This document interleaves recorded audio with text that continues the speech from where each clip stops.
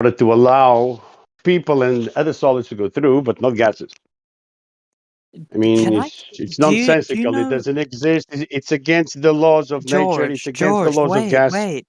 George, the Q&A part of the question ended 10 minutes ago. Like, please.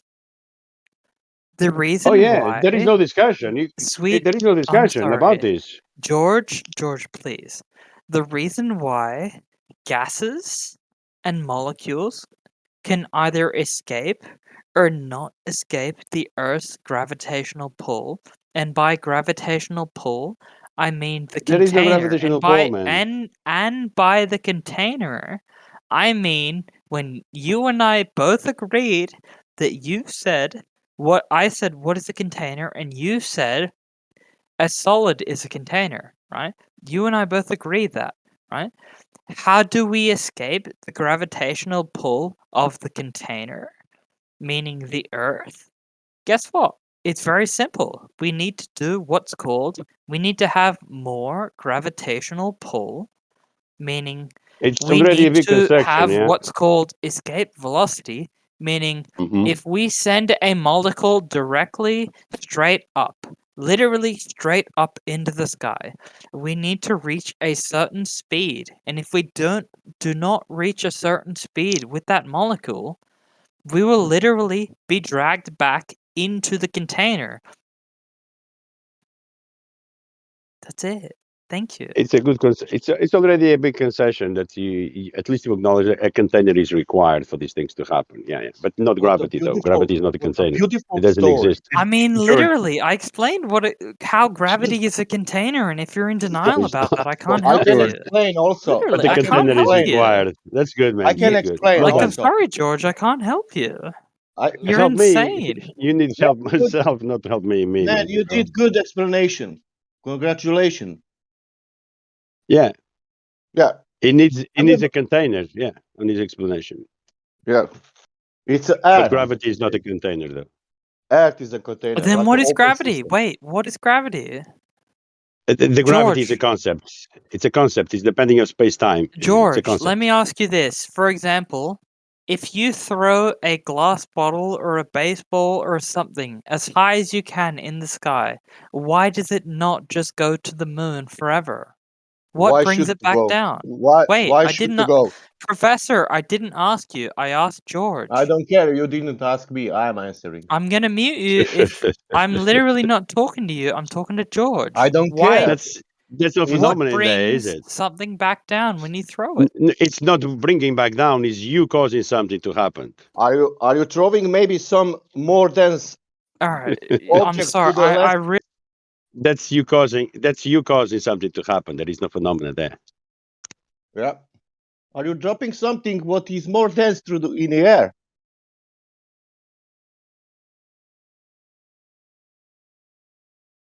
It's nice story, you know.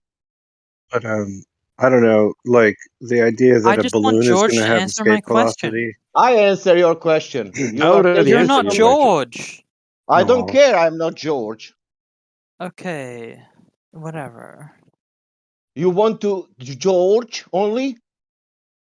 I was having a discussion with George for like 10 minutes. I would like That's them great. to answer it. That's great. You are Already not. answered you, man.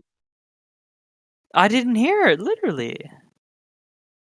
What happens when I throw a beer bottle or a That's you ball causing or something to whatever? happen. What brings it you back causing- down?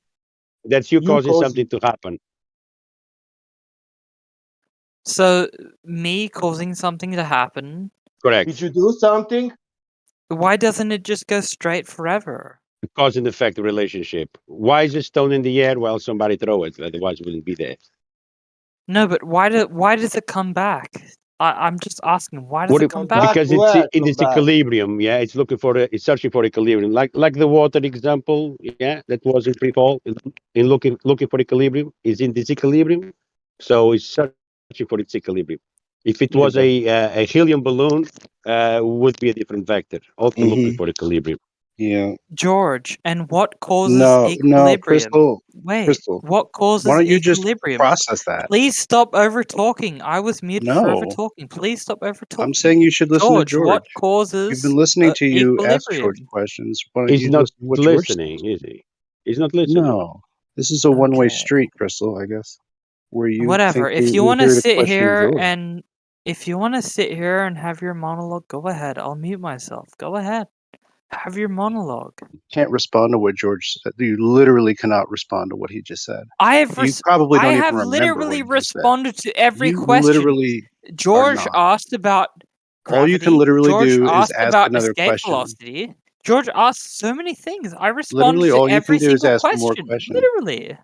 Literally all you're doing is asking more questions. I think I'm wasting time here. All right, I'll tell you this. I will go back through the PowerPoint slide that I basically gave people, right? The reason why, if you throw a ball up, and the reason why is if you eject gas into the atmosphere in the direction of up, the reason why it comes back down is because of escape velocity, meaning the molecules or the ball or whatever is being ejected into the atmosphere, right, doesn't have the force or energy required to leave the atmosphere. And by atmosphere, He's confusing I gases with mean, solids. You have no idea that the difference Earth's between gases Sweetie, and solids. Of course, everyone's if heard I you, talk sweetie, over you, but I'm no gonna one. get muted. Literally, why can you talk over me? But literally, I'm trying to respond to you. The reason when I say atmosphere or container, right? I'm specifically talking about the Earth's gravity. Meaning, when I say that, the Earth is pushing down on things, right? No, And it's when you not throw pushing something anything. up or you eject something into the atmosphere, whether it be a molecule or whatever, right? The energy that is released when whatever it is goes up in the air, right? If it doesn't have what's called escape velocity, eventually it'll go back down. Meaning, What's right, the name of the this energy treaty that that we're the talking to? Earth is pushing down, that's gravity, right, is more so than the energy Gravity than again. whatever it is. For example, the baseball, the weather balloon, or whatever is pushing up. Oh, it's Crystal. I was looking for the name of this. There we go. I answered every question that I've been asked. There we go. Listen, Crystal, let me ask you a question. How can you have a sphere without a curvature? How can I have a sphere without the curvature? Mm-hmm. It's been documented for like decades. Like, what? Can you show us a sphere without a curvature, please? How do you draw a sphere without a curve? Why don't you tell me, since you're the expert? I don't know. I'm asking you because you believe No, we live but on a you're the sphere. expert. Literally, How can you every have a single sphere without a time. curve? Every single Because time you've I've been made begging the any question of argument, I have atmosphere. provided evidence you've for my been claim. You're the you've been expert. begging Please the provide question. me as to how to do that. I'm gonna You've wait. been begging the question of atmosphere throughout, and I've been pointing out you assuming a sphere. Yeah, you assuming that the air will take the shape of a sphere and will stay like that, uncontained. No, Yeah, I'm not around a assuming the sphere. shape of So anything. The only thing for that you I'm to have a assuming, sphere, you need to have curvature, correct? I'm not assuming the shape of the Earth at all. Yes, you did several times. I say that the Earth's You assume center of gravity mass, which is is pushing it's down, completely out of date. I'm No, it's completely out of date. specifically referring to the force required to escape that gravity. Meaning, if you need to No, throw there is no something force of up, gravity. right, No, the like a helium force that's balloon, going down, you need to throw more than that, whatever like a that helium number balloon. is. What You need to chance would a throw helium more balloon than ever that. have of I've breaking never mentioned anything gravitational? about the shape of the Earth. That was you who mentioned You that, said not me. atmosphere. You said atmosphere several times. You begged the question of a Yes, sphere. and when I The said air that, that we I were talking then about said surrounding a gravity. sphere. Yeah. I said clearly. All right, I'm gonna start recording. Okay. And gravity has nothing to do with the shape of the Earth. Is that so? You're clearly That's not correct. listening to anything that I say. So okay. Well, some of it's wrong. Stop being disingenuous, please. I have debated numerous people. I've debated New Perspective. I've debated It, so many it other matters people on not. this Crystal, server, but literally, who and you're cares? just It being matters not. disingenuous. Who I've cares? debated New But who Perspective. cares? I've debated Crack Did Village. somebody say outer never ponders? Did you Like, debate please with stop water? being Did you disingenuous. debate? Someone said new Did you perspective. debate it So with since I've been water? called out, I'm gonna go ahead and talk. When did you debate me? What are you talking about? Are you trying to like claim a win of a debate or something like that with me? Is that what We you're trying had to a do? discussion multiple Discussion's times different about than flat debate. Earth. No, discussions Right. are Did you read? debates. Did you read anything that I sent you? Did you watch I any of did. those I links read that I sent you? everything you sent, and then And I you found still think out it's a ball. that you sent me. You didn't send me any single academic source. The only thing you sent me were I don't know how to pronounce it, but Koorwa, or I don't know what the website's called, but that Or, okay, you sent so me those. You sent me. It was a compilation of those. Academic source. yeah, see, Yeah, I think literally. that's the. You know what? The one thing I did want you, I Oh my want you to take goodness, away. I'm gonna The one wait. thing, I'm gonna can you remember post. the one I'm gonna thing I post. wanted you to take away? It was a verbal thing that I said to you. Remember, I said if there's anything else that you go away with, don't come back in here assuming that we haven't looked into the most basic explanations. Secondly, Well, guess what? I don't had a come debate with secondly, somebody just just a then minute. for You're like not even thinking. 20 You're just minutes, talking. and they Let me say what I'm saying. refused to Let me just listen talk to anything let that me I tell you. said. Like, I know, but literally. if you Listen want with to your come in ears. here, the other important thing is don't come in here just looking stuff up on Google and preaching it to us as if we had never even thought of those arguments before. Like if you declare it, if you say it, all of a sudden it makes And it true. I never did And that. wait, as far as Literally. I never academic did sources that. go, as far as academic sources, you have to understand the other thing I wanted you to make sure of is that if it is actually not a spinning ball, then there's no academic source that's going to be allowed to tell you that it's not a spinning ball. Okay? Do you get that? It's a All right, big I'm just gonna. conspiracy. They're Give me not 2 allowed to seconds. tell you I'm the just truth. gonna The link academic sources what are no you longer sent me. reliable These are the because first 2 if it's things not a that you spinning sent ball, me when I okay, was having a if it's not a conversation with spinning you. ball, can you at least agree with me on that? If it's not a spinning ball, then the academic sources wouldn't be allowed to tell you that.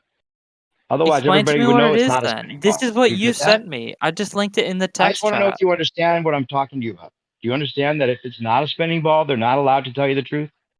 Do you get that And simple concept? why aren't they allowed to tell you the truth? Because we're tricked into thinking it's a spinning ball, and you wouldn't be tricked if they told you the truth. Do you get it?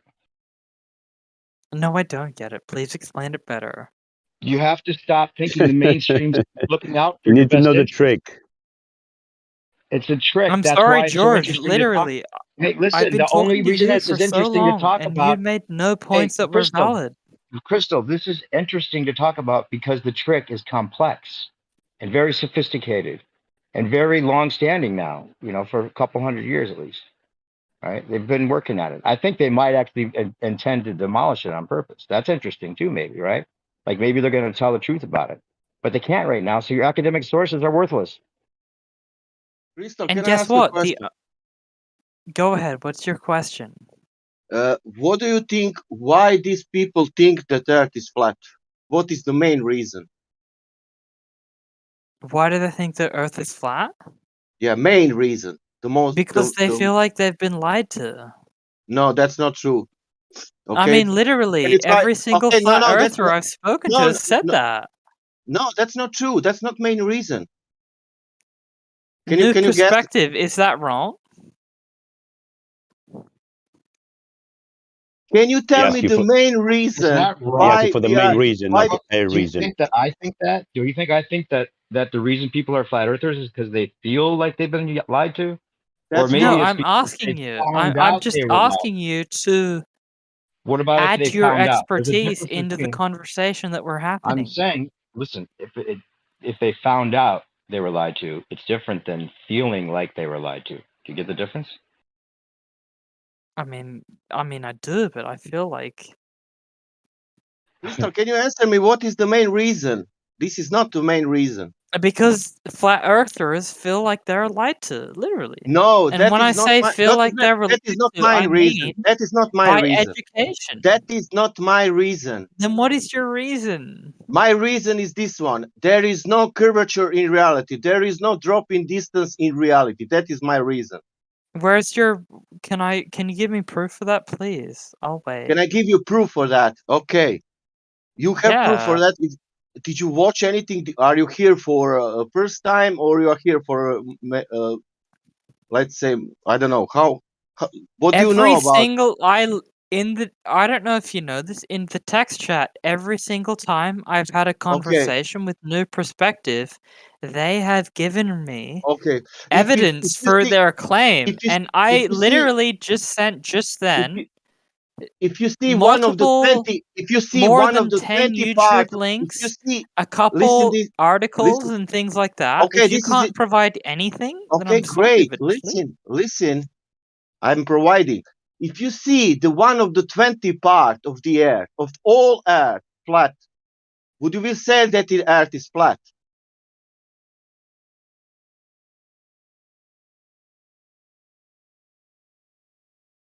If you is see that what you said? 1,200 miles of flatness, do you will believe that there is no curvature there? No, because we have things like cameras Do and you know that telescopes. 1,200 miles is one of the 20 of all earth? It's not a half, it's one of 20 part. That means one of 20 part, it's flat when it's starting to curving. I'm sorry to tell you this, but like literally, we can use things like telescopes, cameras, and things Yeah, like that. And yeah, guess the what? man We used, can enhance. yeah, We can great. Man, enhance our I'm telling vision you to now, see I'm telling further you now about the than the proof. human eye. Like I'm literally, telling what's you your now, point? but I'm telling you now, the guy used the camera with infrared, and he showed the 1,200 miles of flatness. That means that is one of the 20 because Earth is 24,000, blah, blah, blah. That means that one of the 20 is flat when it's starting to curve. You're all right. So now you're transitioning the conversation to talk about the curvature of the Earth. Yeah, that is the main reason why flat earthers think that Earth is flat. Not because there was light. Because we can only see a limited distance. Is that why? Is that something new for No, you, I'm or is it that obvious? I'm trying to Is instead it of that just new for me, you? That's what you sweetie. said. Is it that obvious? Instead of me just Can you talking repeat that sentence non-stop. again? Can you repeat the last Instead sentence? of me trying to talk non-stop, I'm trying to question what you just said so that we can have an actual conversation. Okay, go. Is what you just said, right? Because we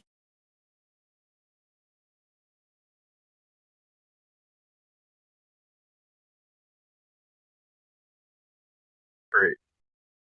Nothing.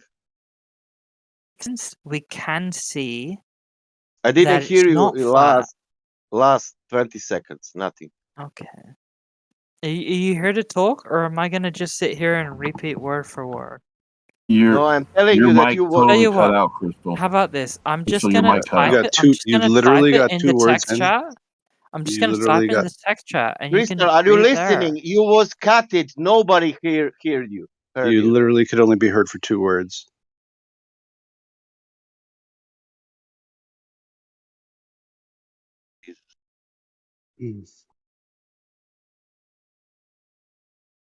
Well, But man, don't let it concede anyway.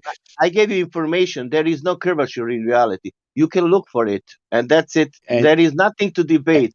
You can debate with, who. And he You agreed can already. debate whoever you can call it VIP flat earther. You can name it. You can call it Nathan Oakley. You can call it quantum. You can call it whatever you want. But on the end, that is nothing to do with that debate because you need to go out and check it for yourself. And you can debate all years. He already But admitted. He nature already is waiting conceded. for you. What do you say to that? Nature, Natural nature is observation, waiting. Crystal. Get your telescope. Get a Yeah. P100. What's up? That's exactly what he said. You Prove know, that can shit. use telescopes and stuff and see further away. That's what he said.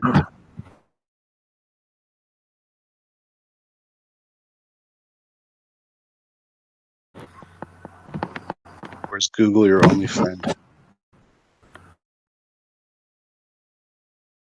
Yeah, hey, is Crystal still here? I am. I'm not going to respond to All right. transfers, but I'm So here. you said something about peer review.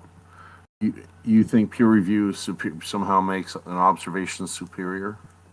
I just I wanted never to read mentioned you something. anything about peer review at all. What did you say? You said it Well, it's wasn't the published. academic papers. Academic. You said Academic. academic sources. Oh, okay. I'm sorry. Anyways, I wanted to read something. I dropped a link in the chat if anybody else wants it. This is off of the National Library of Medicine. It's a .gov website. He did a study on peer review. And this is the conclusion to the article. It says, so peer review is a flawed process, full of easily identified defects with little evidence that it works. Nevertheless, it is likely to remain central to science and journals because there is no obvious alternative, and scientists and editors have a continuing belief in peer review. How odd that science should be rooted in belief. So, I thought that was just interesting. Yeah. For Crystal, for any paper to be considered academic in the way you mean, peer review is usually what that means. You know what peer review is? I know what peer review is, literally. I never mentioned it. You literally The only do. thing I mentioned was specifically about escape velocity, a container, gravity, Right. So, molecules, and the Earth. I never mentioned anything about peer reviewed. Not once. No, you said that the sources I gave you, none of them were from academic sources. That was on a different day. No, you just said that earlier today, just a minute ago. No, 10 minutes. literally. Alright, so what I said earlier about the Well- sources that you gave me, I said I asked for sources. You gave me sources, right? And what I said in response to that was very specific. I said you gave me, and what I said, I don't know how to pronounce it, but Quora, or I don't know what the website's called. It starts with a Quora, Q, and it ends and with aura yeah, or something like that. I don't know how to say that. Quora, but not what? There we go, right? And it's literally, and I linked them earlier. You can scroll up, you will see them. It's a compilation of those It's literally what? posts. Literally, it's a compilation of posts on that website. Right. That's exactly what it is. Like That's what I here told is you it was. here is evidence. No, you never told me that. like, You thought I was You, trying to I send you no. I academic just sources. asked for I told you, I sources, gave you the link to the and you guy's gave me page. stuff like this. I just linked it again. Right, but you were criticizing it for not being academic, correct? Yeah, well, a Quora source is That's not what we're talking academic. about. Peer review means academic. You're so hard to talk to. Listen to what Quora we're source is not saying. academic, though, is it? Exactly. That's what I said you said, and that's what we're saying about peer review. That's not even credible, according to what he just read, gave you that information that peer review and therefore academic are not reliable. I mean, like, literally, I was on this server when I read all of those things that you sent me, right? And I went So, through them word for word, and I but constantly right, but complained about the awful language in which they're written in, like, literally. no, that was the one that wasn't by him that you were reading. I remember when you were criticizing it. There's one that's not by You him, weren't and even, then there's wait, one you that weren't was even by there. him. No, you I weren't was even listening. there. I listened. he literally was. I You literally was weren't, listening. okay. He literally was in your mind. I was on YouTube listening You to it. literally were I in my even mind, recorded it. You want to hear the okay. recording of it? I Go recorded ahead, show that me the whole conversation. recording. You want to hear? Sure, Show it doesn't matter. You know what you said. Show it. No, show it to me. You're not denying anything. According what you to said. your own flat Earth values, unless I hear or I don't care experience about it, your it hasn't opinion happened. of the. I don't care Show it about to your me, opinion of the please. information or your judgment about the information not being academic. Did any of I'm the waiting. information that you read enlighten you whatsoever? I'm waiting, please. Thank you. For what? You said you were gonna show it to me. I'm waiting. No, you don't need to see the Whoa. If you're not going to show it to Conversation. me, then Whoa. I might have it here, but I don't have it Show it uploaded. to I'd have me. it's a Just all long of this recording. is I would have to show it upload to it me, for you to actually. please. I'll wrinkling my wait. face. All of You're it. getting a little thirsty, I think. You It's know, terrible. sounds a little. I just want you to show it to me. Show me exactly I'm what not I gonna show said. you. I'm not Since gonna you show you. This said is I think this you is. have Can a we mute the live recording of stream? what I bit, said, so feeling a show little it bit to me. uncomfortable now.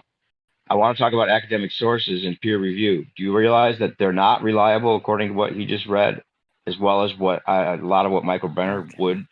would have to say about it? You're gonna It's resort to corrupt. transphobia. The fact is Okay. that academic sources are corrupt, right? What would that mean?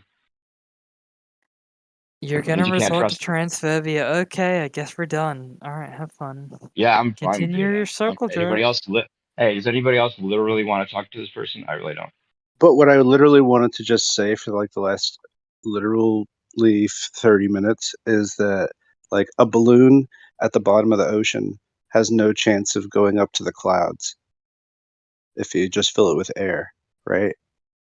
Just we shouldn't expect it's going to do anything more than that because it's going to just reach what is right at sea level. And we shouldn't also then expect that a helium balloon can go past the next buoyancy if it could even get that high up to the helium hydrogen layer. Why would it rise any more out of that? It would just find equilibrium. So escape velocity is moot because it's never going to escape. Just like the atmosphere doesn't escape either. Because it doesn't Yeah, have enough inertia to break that. That's the whole yeah. idea, right? Okay. The gases that don't stay in layers, though. Yeah. Layers. There is no layer of hydrogen, no layer of oxygen. It's a homogeneous combination of gases. Up at the upper atmosphere, it's alleged that it does rarefy out. It's a combination of gases, man. But it's not gases that don't it's not stay in gonna get layers. higher than that. So it's just not gonna break. Yeah, Like, at some point, it needs to reach the even if on container. a planet, it's a balloon is not gonna break gravity. That's on a ball gravity crystal Earth, right? Whatever. In There is- Crystal's example, is all I mean. Yeah. Like that helium balloon doesn't have a chance. No more than a balloon I fill with regular air. If I put it underwater and let it rise up to the surface, am I counting that as velocity? Am I counting velocity like or whatever? If I drop a rock in the water, am I counting that as velocity? Well, at least the rock has got something going for it. It's got weight, But if you're going to count something that is lighter than air, Do fish have as weight?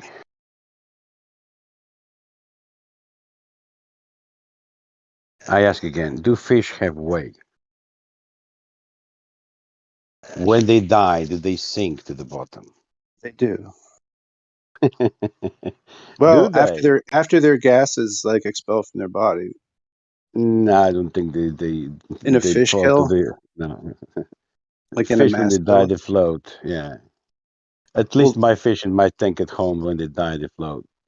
right. After a while, they will sink, though. I don't know how long you leave a dead fish in there. No, I don't know. Well, we don't leave it for long if it happens.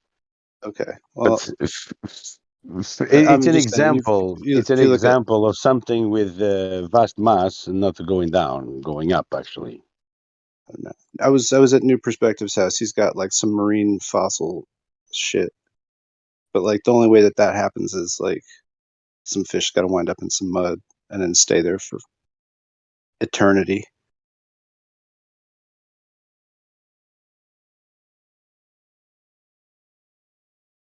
He was literally at my place. Literally. And I literally diagnosed what the rock was. Because I found a spine. He's like, "This is just rock." I'm like, Yeah, "No, no, but I'm it also a has a spine. It's a rock with a vertebra." Yeah, the spine was the catch. We thought it might not be anything but some kind of And you took it, enveloping of layers of mud or whatever. but you took it to like a few different people, and then they had their theories. which didn't make sense. They said it was like from like a mud hole or something that bubbled Has to up be a into fish. a conical scroll or something like that. You know what? If we're going to talk about it, I have to post a picture of this thing. It's like it's mysterious. It's a strange thing to see, I guess. It is a rock. It's like, but if you don't know what it is, if it wasn't in like a museum or a store, like if nobody told you what it was and you just found it, it's like very, very strange thing. Yeah, you could put it probably in a museum and people would think, oh, okay, that makes sense. Like a rock, like a really nice rock shop for like $500 and people might buy it.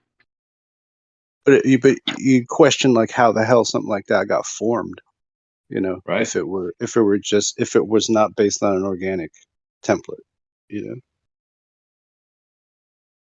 Anybody know anything about fossils in here?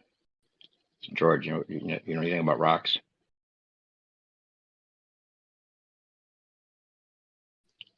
But shit, rocks work, you know, just like everything else. Rocks have, you know, like we don't really think about rocks being buoyant, but they're buoyant like to some degrees. Some things go down and that pushes other stuff up. You know, the more dense material seems to just shake down. And I'm sure you guys are familiar with the pumice stone, yeah? sure. We use it to clean our skin, yeah. Drop one of those in the water, see what happens. And like gold floats on the surface, like a small enough gold particle will float on the surface of water, right? Yeah.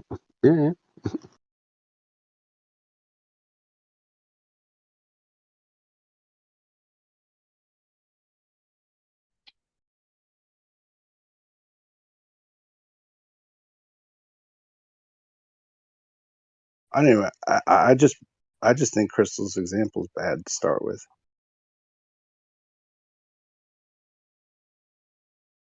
To then like use escape velocity then as like a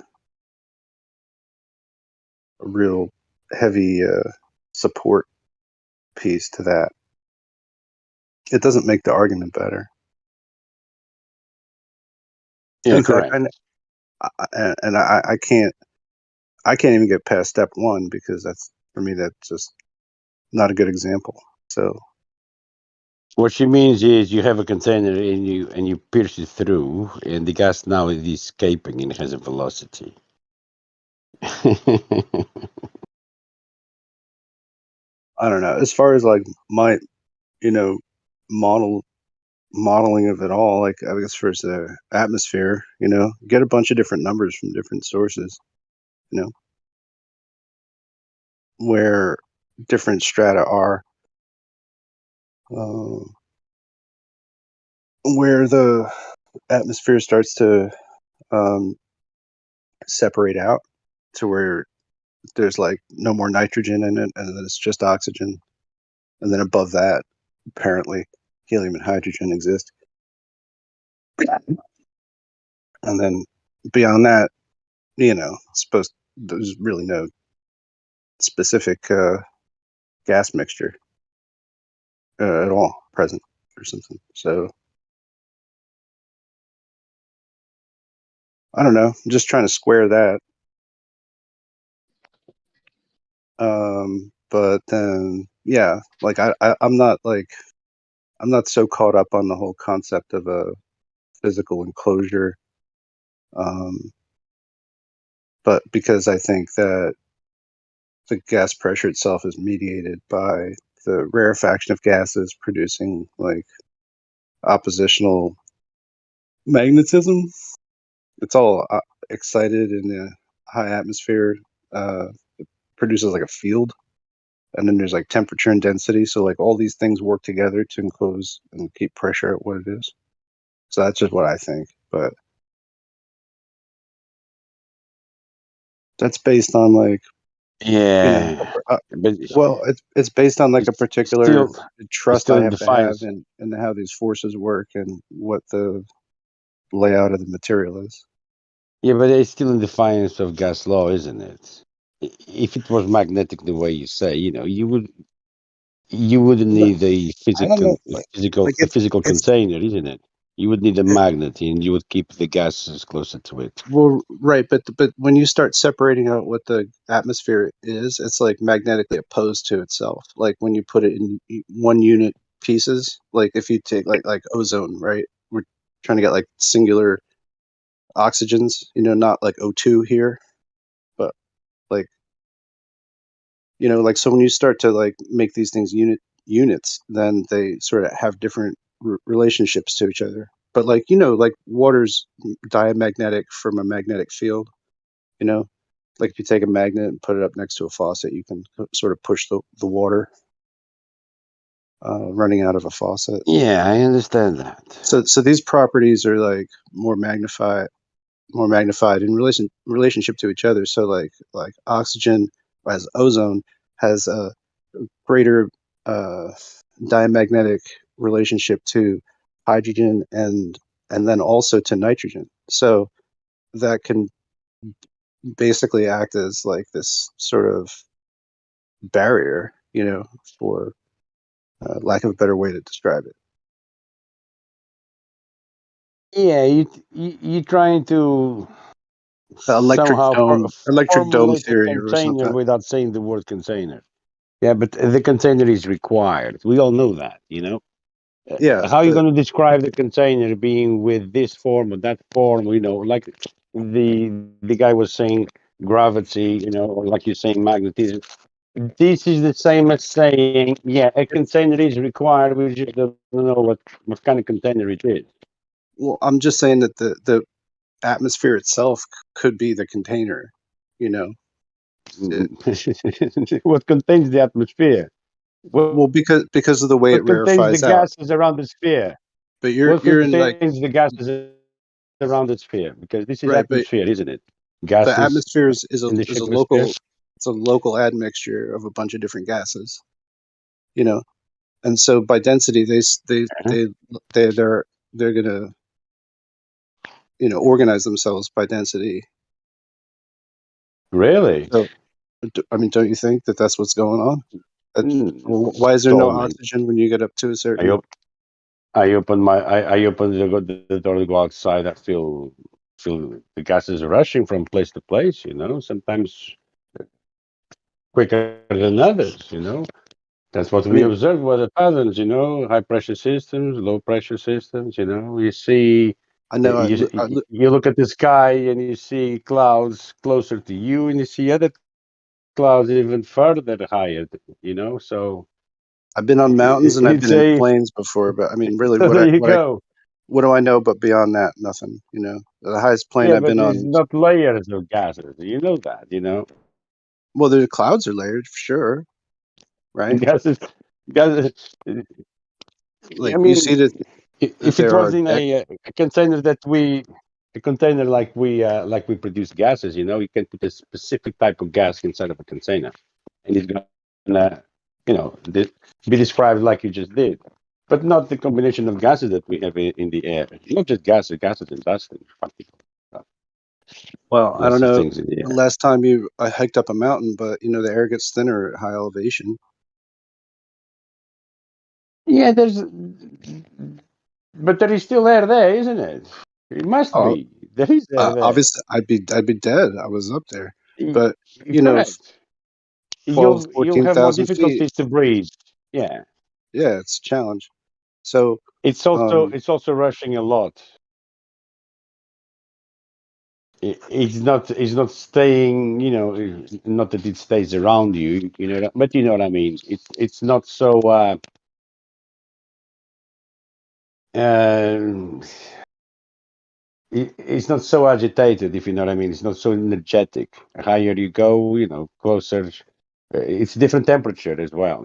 Temperature will dictate the behavior of the gas as well. It's going to rush more or less. right. So temperature is temperature, density. It all kind of factors together. It's not just Yeah. one factor, but it's multiple factors, and then the Yeah, fact for you to have those that things, well, it happens. Like for you to have those things, a container is required, man. To have temperature and pressure. well, I don't know if Something needs to you think contain. about like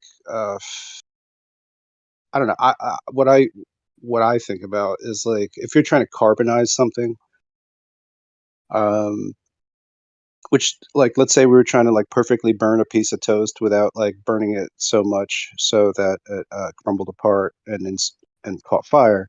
Uh, right, this is the challenge here, right? So we could take like a container without a top, right, and we could put like MAP gas in it because MAP gas is dense. It'll like cover the top of this piece of bread, and then we could like heat the bottom of this shit up with like a propane torch, and we would basically free all the oxygen out of the toast until it was carbonized and black. Don't ask me about how the chemistry, all that shit's happening. But anyway, um, just because of density here, we're able to make this occur. So it rations to me that it's possible on a grander scale that this similar effect is happening. That density is a grand governor of shit, especially with the atmosphere, And so when you have like really, really, you know, lightweight particles, they're just going to like rise to the top of it, just as an effect of Yeah, but buoyancy not happening, comparable. right? Not, I mean, it's a large scale, still not comparable to Earth, man. I mean, you said a container without the top. It The Earth is it not ha- meant to be a container without the it's top. in an It's open meant to be a ball. system. Right? Yeah, I just completely open. Well, Yeah, it's like the same. It's the same thing. But like if I was trying to like, boil a piece of, or cook a piece of chicken in a pot, yeah. like I can't A cook the tank is piece of still a chicken. container, if you know what I mean. I just mean it's better if I fill it with water. If I take a piece of frozen chicken and I just turn the heat on, I'm not gonna get it done here. I'm gonna be eating some raw chicken at the end of it. And some of it's gonna be burnt to the bottom. So if I have something to equalize that, it will do so. Um, Yeah, but but while you're yeah, boiling that chicken, just you see that steam coming out of the pot, and that gas is not going down. but it's the regularity that I know that water will stay in the pot and not fly away. Is Well, it's going to similar go to away. It's going to go. It's turning into gas and it's going up. anyway. But yeah, so in the atmosphere, it's much more complex. Anyway, we've got all kinds of like static forces happening in clouds that cause thunderstorms. Thunderstorms cause splitting of the molecules into their more prime forms, right? So you know, out of a lightning strike, you're going to have ozone and hydrogen released, right? I would argue that also that the sound of it, I think there's something going on with nitrogen too. There's a lot that goes on, I think, with how nitrogen's interacting that we probably don't even really get into much, But I think it's a fundamentally important thing to Yeah, you're like, right. yeah. In that I agree with you. In that I agree with you. Because thundering and lightning and all these things, yeah, it's it, it's pretty much the nature producing what nature produces gases and not only, it's transforming. Things are changing face and so on. It's electrifying. It's radiating. You know what I mean? It's So changing. It's changing gas particles. And by understanding that, yeah. we also do pretty much try to copy in gas production the same using the similar demonstrations.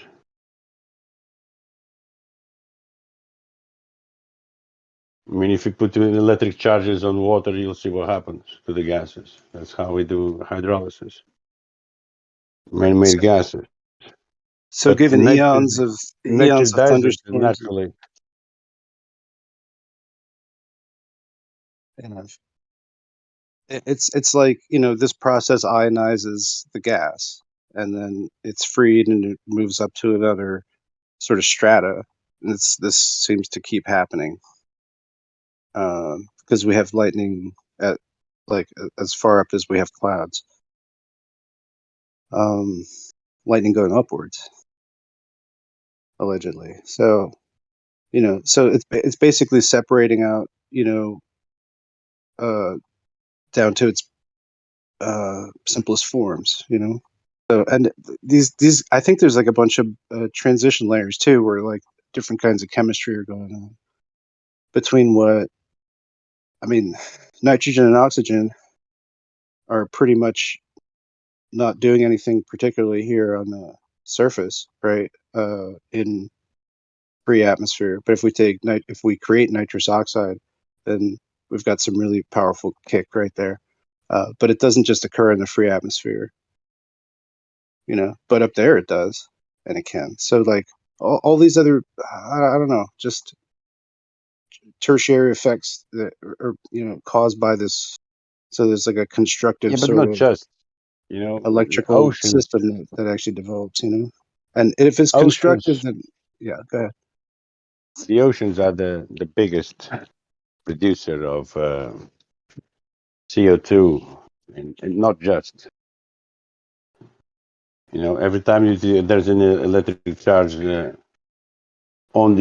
the oceans, you know, there is gases being transformed into the air. So not just when you have thunder in the clouds, but when you have lightning in water. And if it's unsalted water, will have a different behavior as well. Salted and unsalted water will make a difference.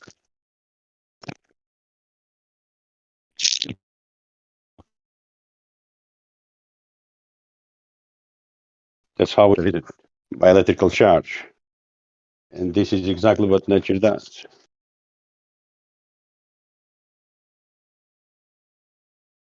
Yeah. So anyway, just given this example of a balloon, it's just gonna like equalize out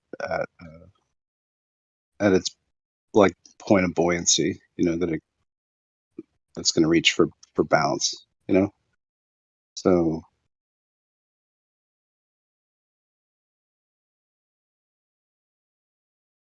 fuck, I don't know. I don't like look at gravity like I don't know. Like what it is. It's a conceptual framework for Yeah. many people. You just how need to look at what it is. right? I mean, yeah.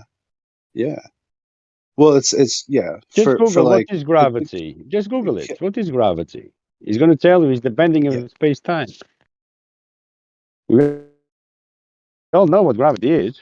We also know what gravity is not. It's not the force. No. It's the bending of space time. It cannot be two things. No. It can only be one thing.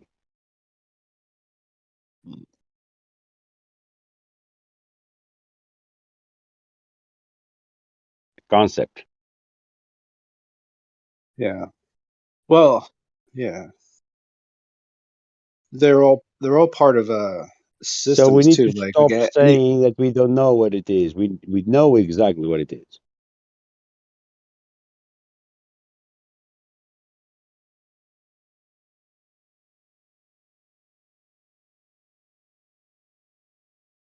If you know what gravity is, draw a picture of it.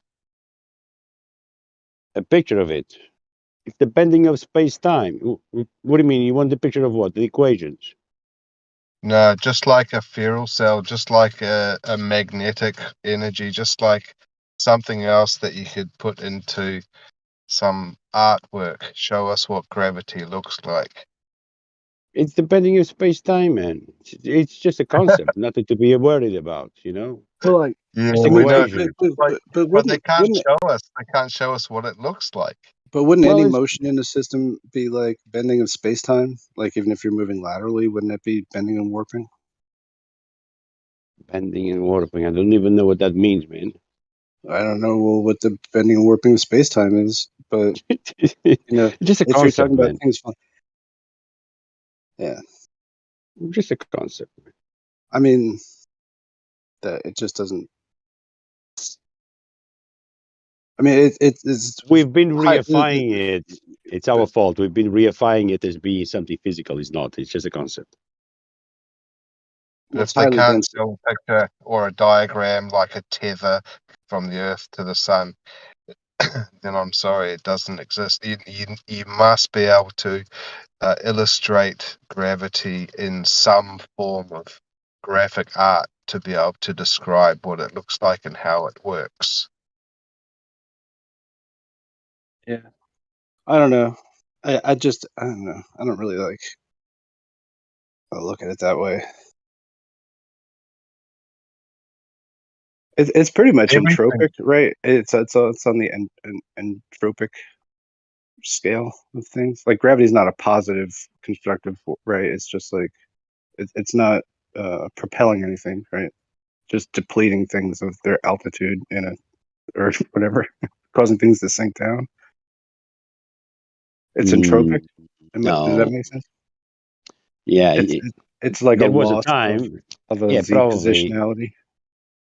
in the time of Newton. Even today, some people use it in equations, but it's not a force.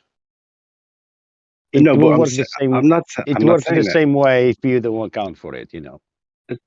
I mean, this just goes back like to the earliest study of what it is. It's just like a rate of fall, So given that you provide kinetic energy to lift something up to drop it, like that, there's this Yeah. How did you it know got there in the first rate. place? So Things that are not falling just for no reason, isn't it? right, but it's just also a structural problem because we're just dropping it. Right? Yeah. So There is no if we there brought is it no closer to the phenomena. ground, Yeah, there is no phenomena. When you we say could say things falling, that's not a phenomenon, is it? we could drop in a tank of water. We could measure that fall. What if we froze the water? Well, we wouldn't have any rate of fall. So this is dependent on a couple different things to make the observation than to say that it's a rule fundamentally. Yeah. Well, if it's always going on in certain situations where we can test it, then something's going on, which is what the rate of something moving through space where it's unsupported, right? Or does that make sense? Yeah, but it's looking for equilibrium. That's the thing, not necessarily going down. It will go down to a degree, but then it might go sideways. What if it falls on the water, for example? What if it's an apple and it falls on the Something could, water? like a soccer You ball know? could Yeah, start it could curling be and many move. Yeah, things. it doesn't have to Yeah, fall quite all the way down. No, it's true. It'd be hard to correct. actually drop a soccer ball all the way down. That's why this has been abandoned, as being a force. There is no force of gravity. Right. Which is why I'm saying, like, I consider it to be more of like the rate of entropy that occurs, like in a position. I don't know, the rate of its reduction to its previous The rate state. of entropy is something else. That's time. I think of it like Proportional to time.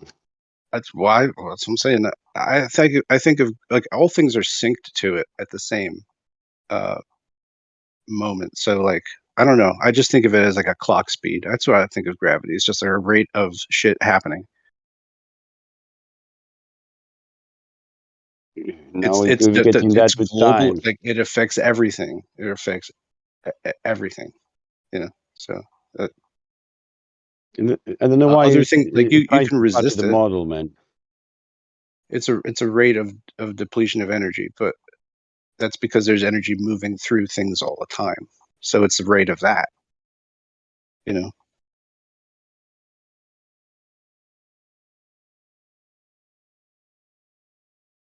Like natural charge is always moving like through the system.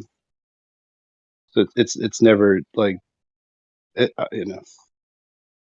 yeah. Unicorns. It could be unicorns. I mean, I'm just saying like something governs reactions as far as like time is concerned. As far as like if it didn't, then it would be really really difficult to have conversations like this.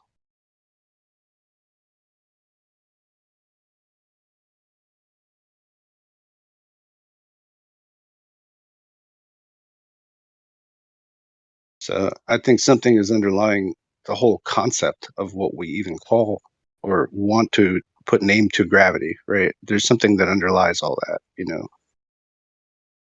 that doesn't have much to do with what they talk about as far as mass attracting mass and that. Again, you're stuck in that. You went back again. Did I? We all know what gravity is. Gravity is the bending of space-time, a concept. It's not. It's not a force. It's not attracting anything. There is no It's masses clearly attracting mass. It's the it's bending something of space-time, a concept. right. Yeah, That's a concept out of a book, but yeah, you could ask that's 100 exactly people on what the it street. is. No, no. You go, a- Hold on a but second. you Don't just yeah, hand wave what you just said. It's exactly what you said. It's no more than that. okay, Yeah. Now, yeah, it's down to you to reify it right. to be something else that is But not. Yeah. right, Go right. ahead. But this is why it's a colloquial understanding, and this is why Neil deGrasse Tyson can get away with dropping a microphone and saying, "I just proved some shit just there," like Yeah, like but he's wrong though. because it's You a need to point it colloquial out that he's understanding. wrong. Because if you No, it's ask not a 100 people, colloquial. that's what I mean. If you ask 100 people on the street, they're not going to say bending and warping space time. They'll be like, "Drop something and fall down." Yeah, but that's out of date though. It's colloquial understanding. It's not. It's lay. It's a lay understanding of what, if if anything. Well, not only is out of date, the understanding of gravity not being a force and being the bending of space-time debunked the whole notion of living on a sphere, center of mass, heliocentric, and even the big attractors. Big Bang, all of these things. Because if gravity is not a force, the whole thing implodes again.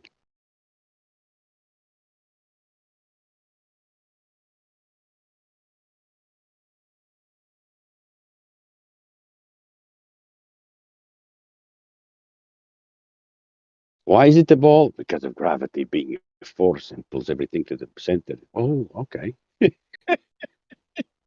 So it's not a force then. So it's not pulling everything to the center. So, all right.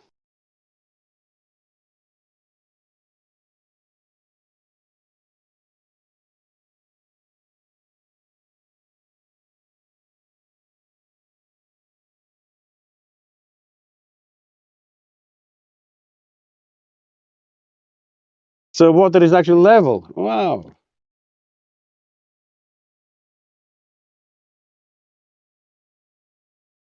Like atmosphere is level. Atmos level is level. Level is level.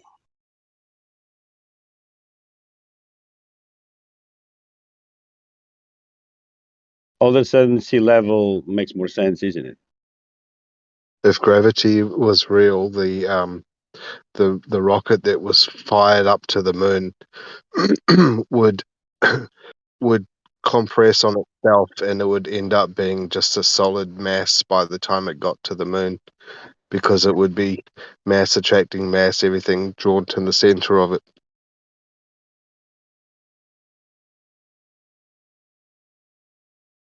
Not just that. It would be pulled towards the sun, a bigger mass, not to the moon.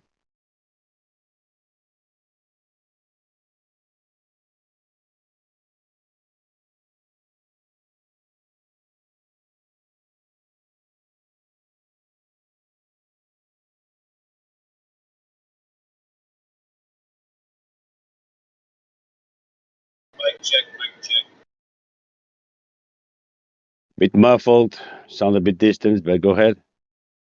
Sound like you're in a cave.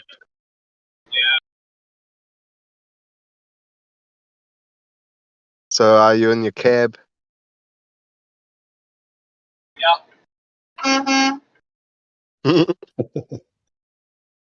That's cool. Can you make it go diddly diddly diddly diddly diddly?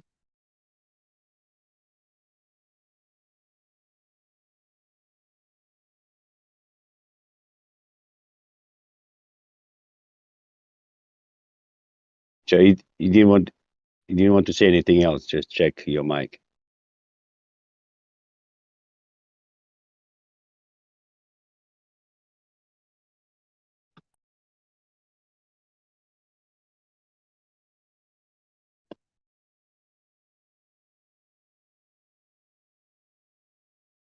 Ah, we have left lane in the house.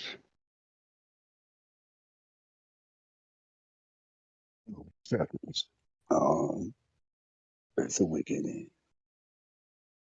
I'm using an alternative mobile because my mobile fell into my cup of coffee while it was on charge, and it charged all night in a cup of coffee, and it still fucking works. But it smells Extra like coffee. caffeine. Extra caffeine on the mobile phone. I like it. It boiled the coffee until it was almost dry.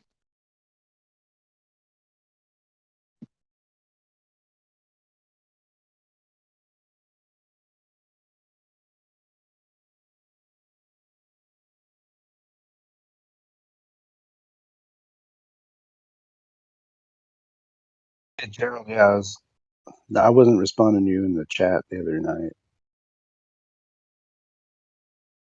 I wasn't disagreeing with that, but I couldn't get with the yin yang as a double toroid. That mystified me.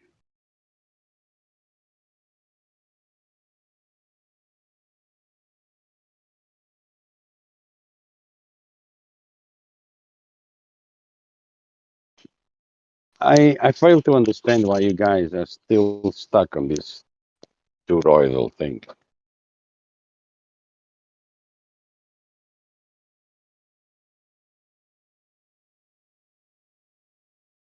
Because that's a globe claim, isn't it?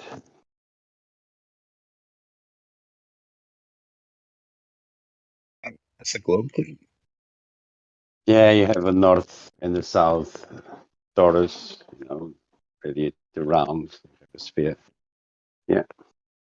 Well, no, it's. And I the think center that of the toroidal field, is the center of mass, the gravity.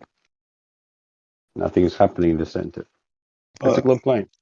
it's a donut. It's magnetic. I guess the idea is that north is like the center, south being the outer edge. Yeah, the geoid, the bullshit that they say. Yeah, I know. That's what I'm saying. It's a globe claim. Well, I mean, I think it has symmetry to the AE projection. Well, not quite, because in the toroid field, north-south is up and down. You need the poles. Again, The pole would be at the it's a out. globe plane. The pole is at the exterior. Nah, the South Pole would actually be inverted underground or something like that. As above, as below, something like that. Yeah, that's not physics. How is it not? I just hate the assertion. I think it's a little too reductive. It can't be applied to every situation. I mean, if you're looking at Rahu, the black sun, that there is an inverted underside with some celestial bodies of some sort. I don't know, man. Like. Yeah, that's right. It's not about having the final answer, I guess. Like some things that is just speculation. Some things we never figure out. Or is it a physical object that or not?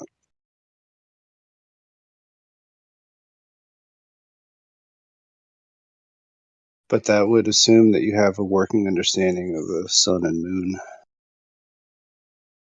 which I don't think anybody's got a grip on that.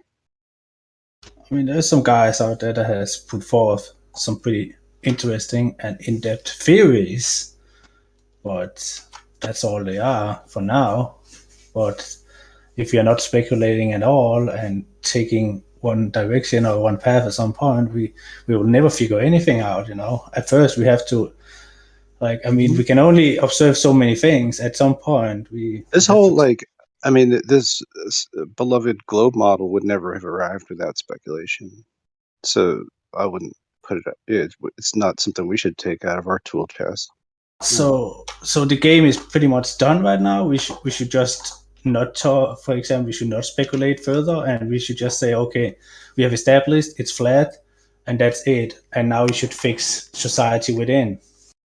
Well, it's like it's so neat and easy, you know. Like George doesn't necessarily want to engage me too much in like speculative theory about the energetic container, because it's like, well, why do all that extra work?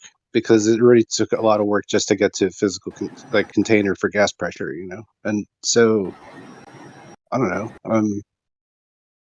I can understand like that it just makes things untidy, I guess, to do speculation, because then you have to track, I don't know, 10 different people's speculation.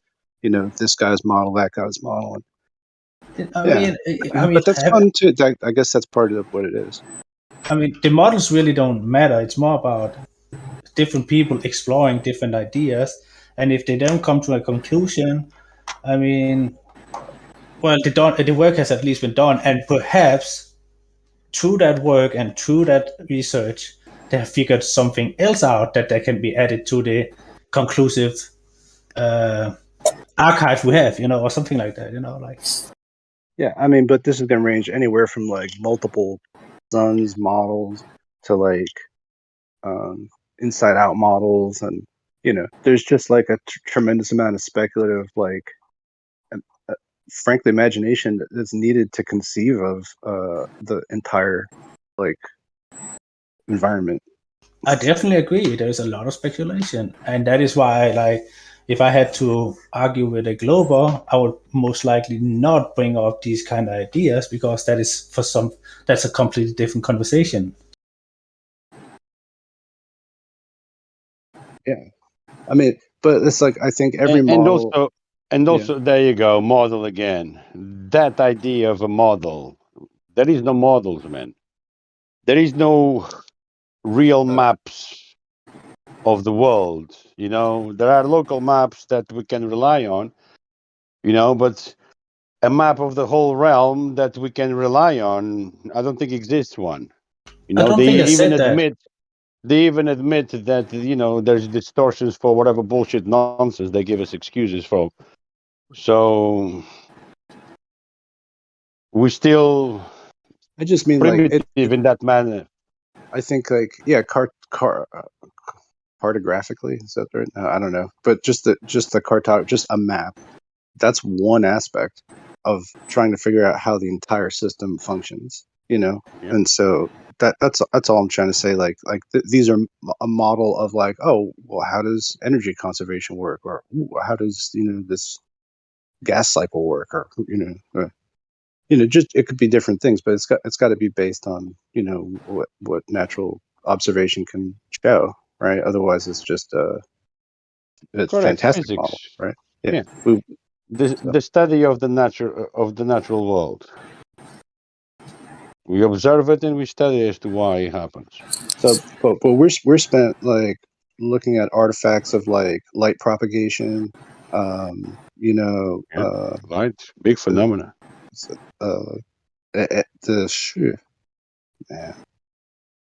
Magnetism, atmospheric electricity. I mean, all these things are just stumbling blocks.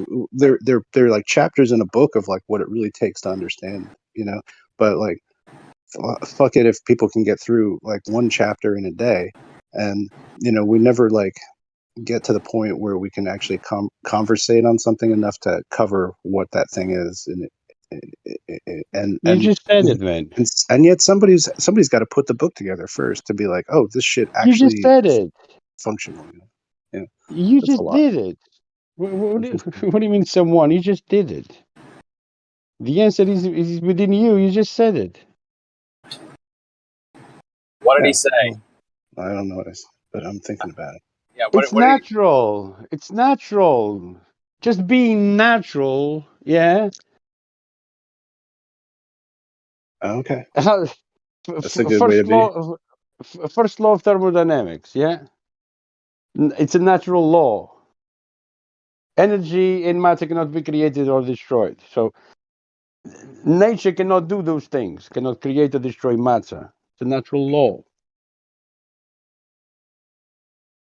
I think you're answering your own question. You have the answer there. It's not. Yeah. No, I understand that. But yeah, It's divine. It's not natural. These things. You know, there are. You cannot create something out of nothing, if you know what I mean. It's yeah. I mean, it gets down to like, well, what is everything's made of something, and There then you how go.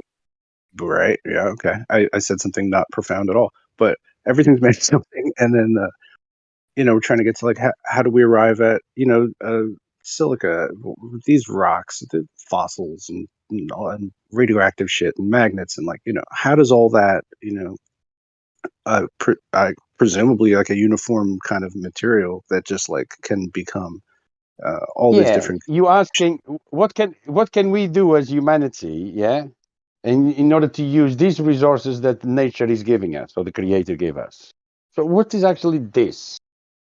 What can we turn this into? You know. So that's what science is trying to do: reverse engineer creation, God's creation. Reverse engineering, understanding as to how things are formed, where they come from, and it takes intelligence to understand intelligence.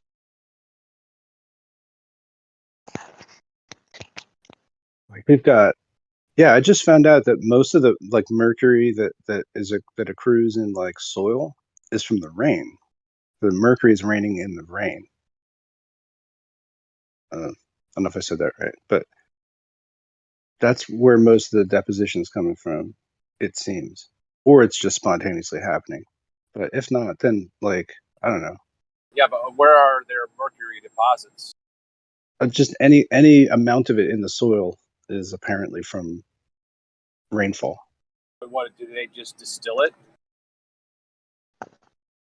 Do they like dig up the ground and then distill it so that they can separate the mercury? Well, it's like the whole thing with the chemtrails and stuff too. Just like the rain is, or acid rain, whatever. It's just any kind of pollutant in the air, any kind of material is going to get absorbed a little bit by a raindrop, and so it's just like it comes down. But I guess it's coming out of the oceanic water. Maybe, I don't know. Like a little piece of mercury is stuck to a little piece of water vapor somehow, and just kind of keeps cycling out through itself. I guess there's some kind of cycle like that. There's all these different types of cycles that go on chemistry. It's like this. The Earth is like some crazy ass multi battery. Just having these like infinite loops of like organic loops, chemistry, just like fucking keep happening.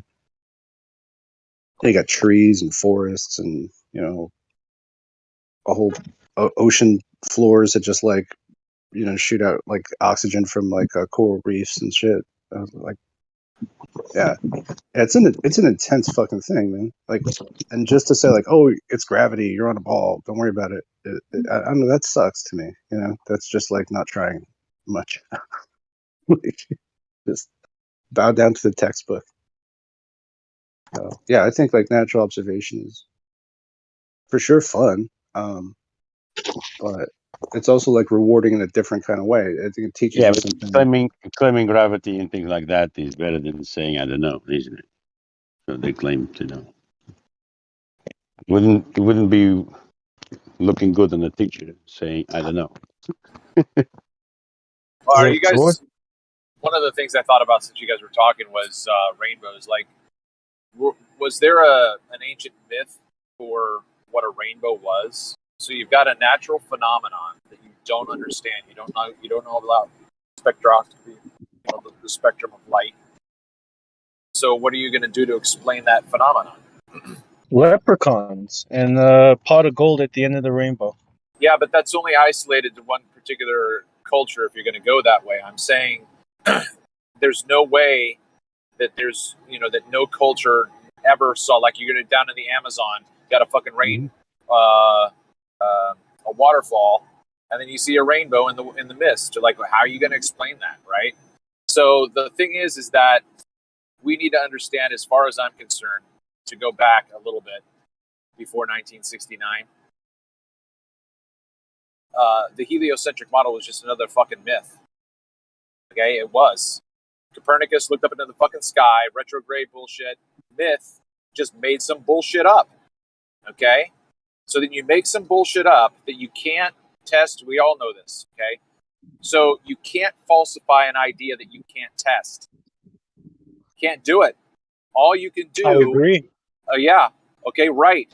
So what's the control? The control is good old terra firma.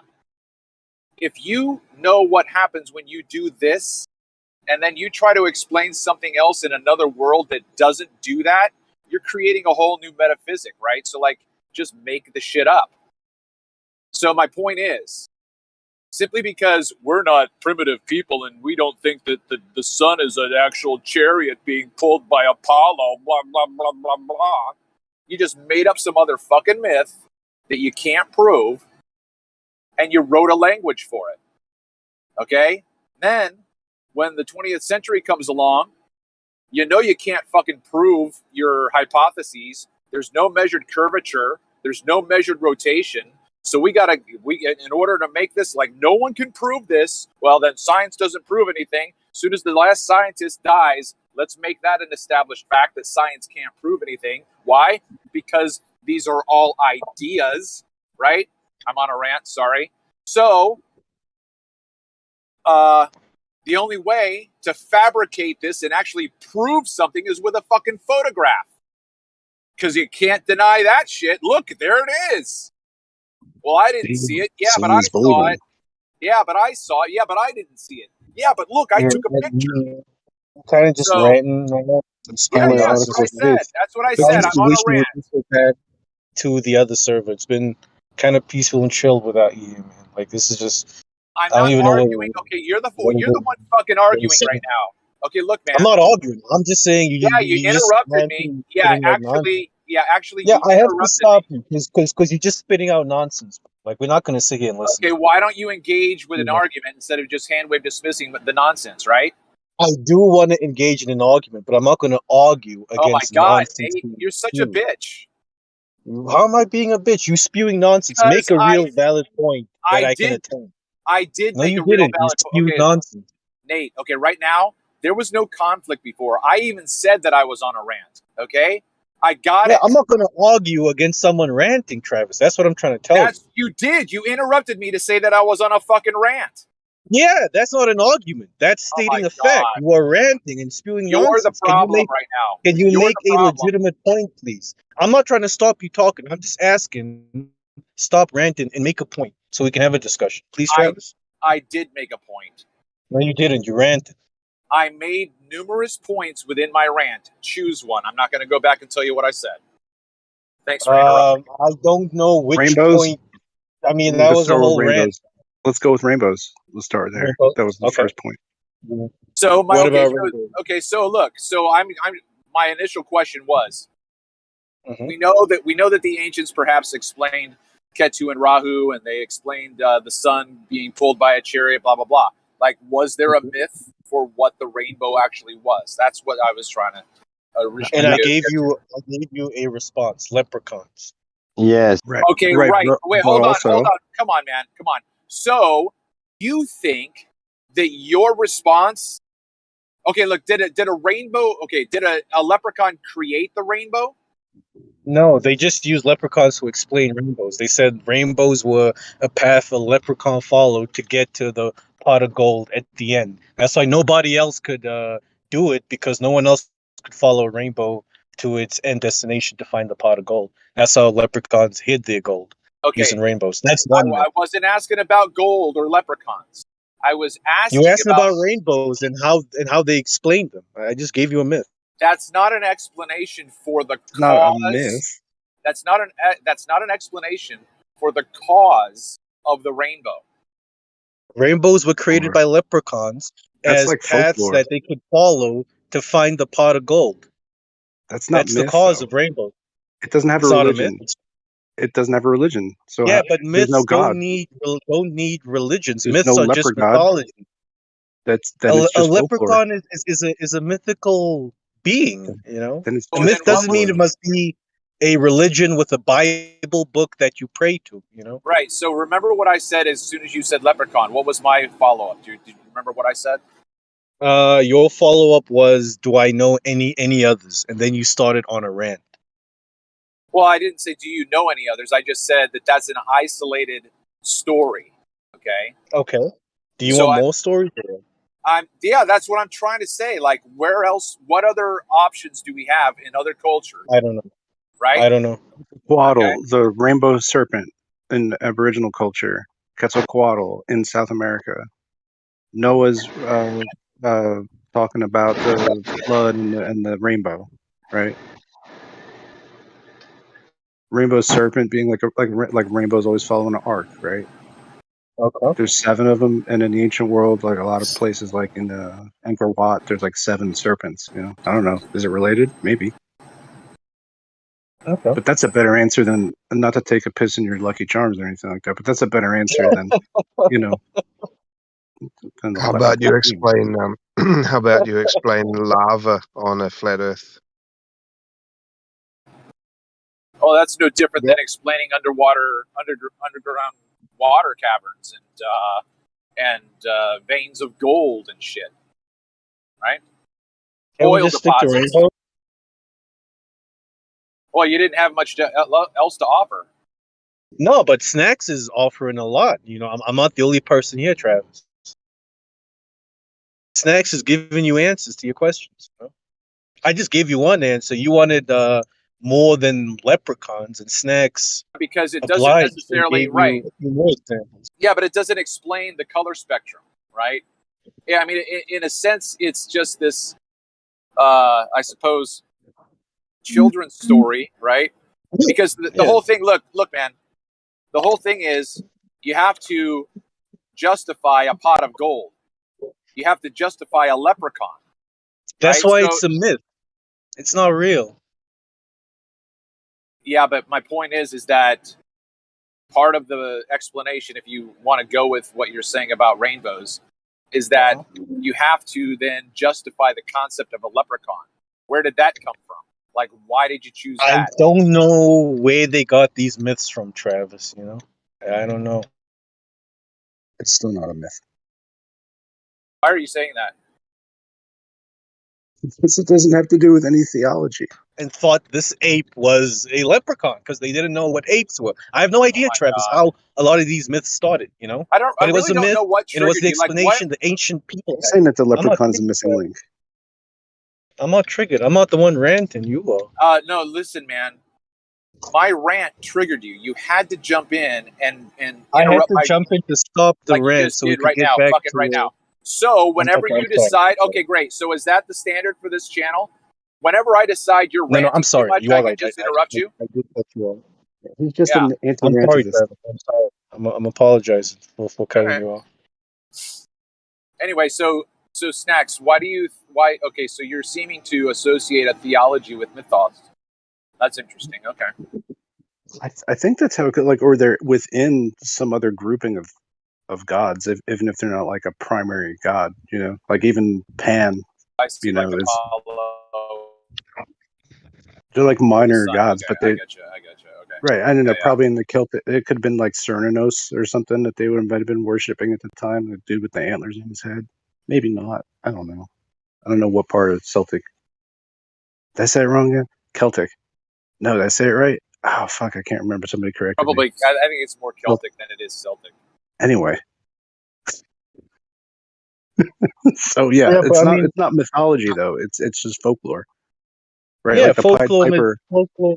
Isn't that the same thing? Isn't a myth just a tale about some ancient hero or something of relevance?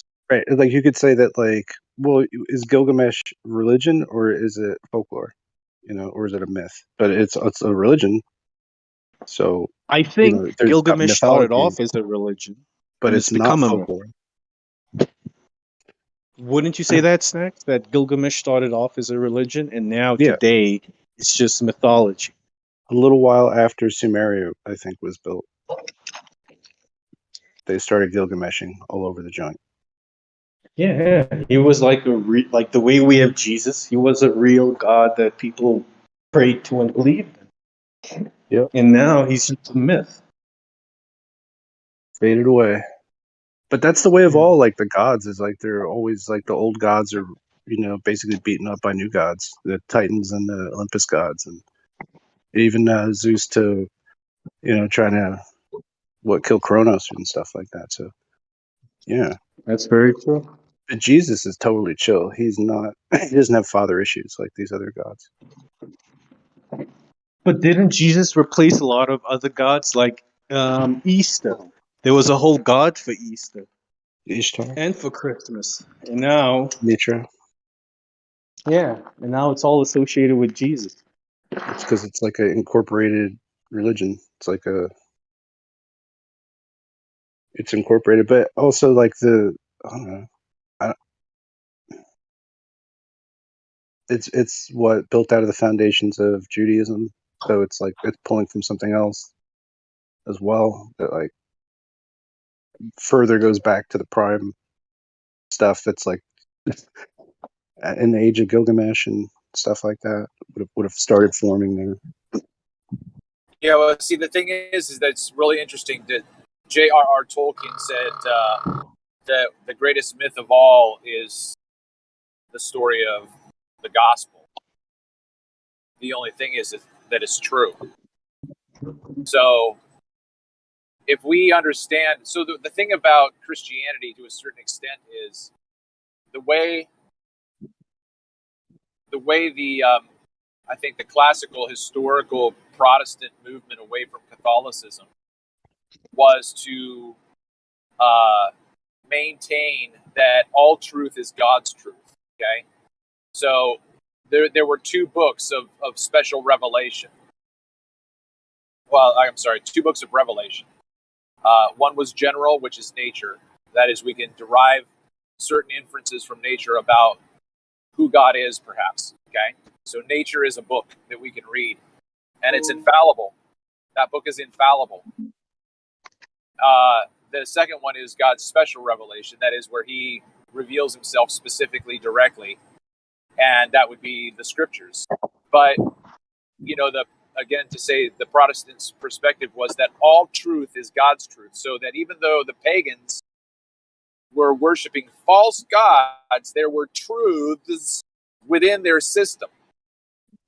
And so then the incorporation or the syncretism to a certain extent is that Christianity is the truer ones, truths. So even though we have all of these people bitching and moaning about Christmas and Easter and Ishtar and blah, blah, blah, Christianity is like, yeah, that stuff's true. It's just that we're telling you what the true is. Get it? True. I don't know. We got true. I think it's a matter of like what's a convenient and expedient way to just establish as complete a framework for a mass, a worshipful group, to follow, and that's got to be accordance with other established religions. So I don't know. It's kind of like what it winds up as. That it like absorbed elements of other religions in order to like gain a populist movement, I think is something to understand. What Travis was saying about it being like, yeah, these are true, but we hold these things as being true, but they're also like there's a higher truth to our religion, which would be Christianity. There, like that. Wow, this is a fucking exhausting topic. My goodness. That it's taking all these different cultural absorbing it into the body of the religion, right? Travis, you want a key in here, man? I'm fucking lost. I'm still thinking it through, man. I'm just, the whole thing is just this. God, I'm looking forward to talking more with my son, my 25-year-old son. He's kind of opening up to hearing my story more and more, and I want to start recording it because I think it'll be an interesting conversation. But just where I came from as a Christian, all of these things that I'm talking about or that I'm listening to with you guys in terms of spirituality and things like that were, those were the no-nos in Christianity. You know what I mean? And it just seems so much more. I don't know. Let me say it this way. I guess the way that we as flat earthers feel more comfortable with the simplicity of flat Earth, and it is simpler. The same thing that I'm coming across in terms of spirituality with religion per se is that it's so much more simple than Christianity, and I'm not trying to use that as a pragmatic argument. I'm just trying to describe it. Because just real quick, I'm sorry. I'm sorry. Let me finish one more thought. So, the one thing that I get lambasted with is especially from like Rakia, like yesterday. He came at me again. He's like, "Well, where's your hope? Where's the hope in your message?" And it's like, well, it's a progressive, glorifying ascension, right? Like I'm learning more and more. Like I think that's hopeful, right? Yeah. As a Christian, as a Christian, I wouldn't have looked at the world this way, right? I wouldn't have been open to this kind of thinking without a transformation in my worldview in terms of flat Earth. Go ahead.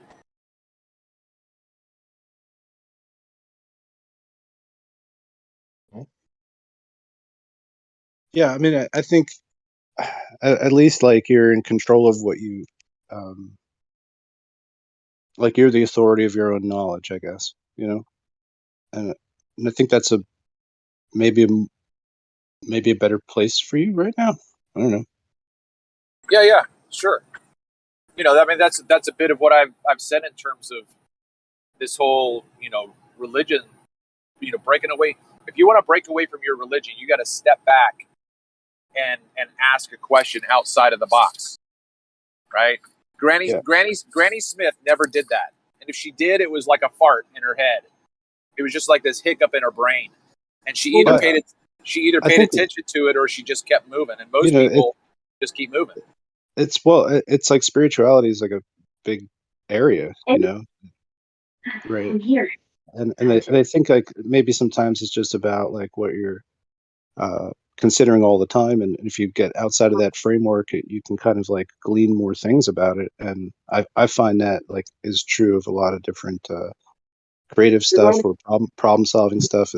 Once you take yourself out of the direct framework of what you've been taught, a lot of times you can reach new conclusions, based on those things. I'm trying to talk. Thanks. Somebody's got an open mic. We hear somebody in the background.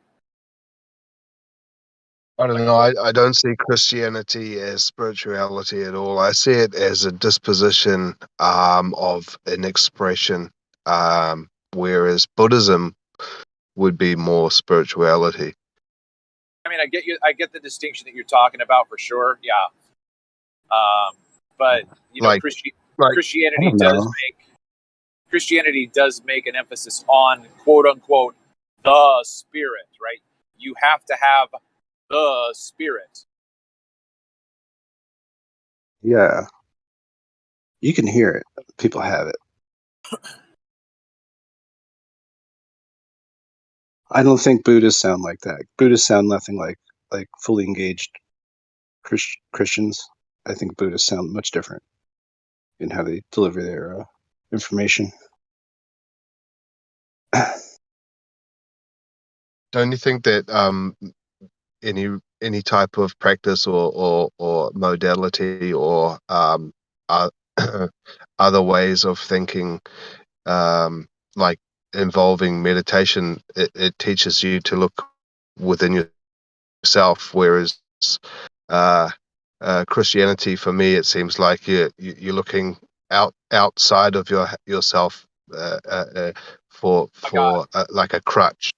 Yeah, and actually, right. So that's exactly it, right? But the trick is, and I wrote an essay on this because I was struggling through this existential crisis, right?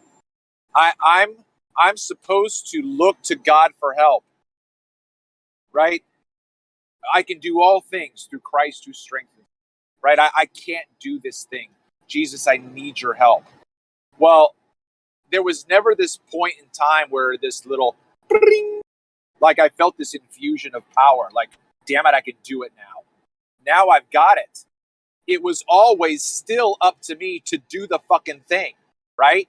I still had to make the choice to do or not to do. So it didn't even matter that God gave me the power, right? Like I said, okay, dear Jesus, please help me to love Snacks because he's just a dick and I hate him. I really need your help, right? So like I never knew that he actually gave it to me. And the next time I saw Snacks, I hated him. I'm like, God, you didn't do it for me. I need you. Like I can't do. Like I hate him. Like it's always still you. So that's the trick of the Christianity thing that you're talking about, right? Spirituality is look within. Christianity is look without, but you still got to go inside to do it. You get what I'm saying?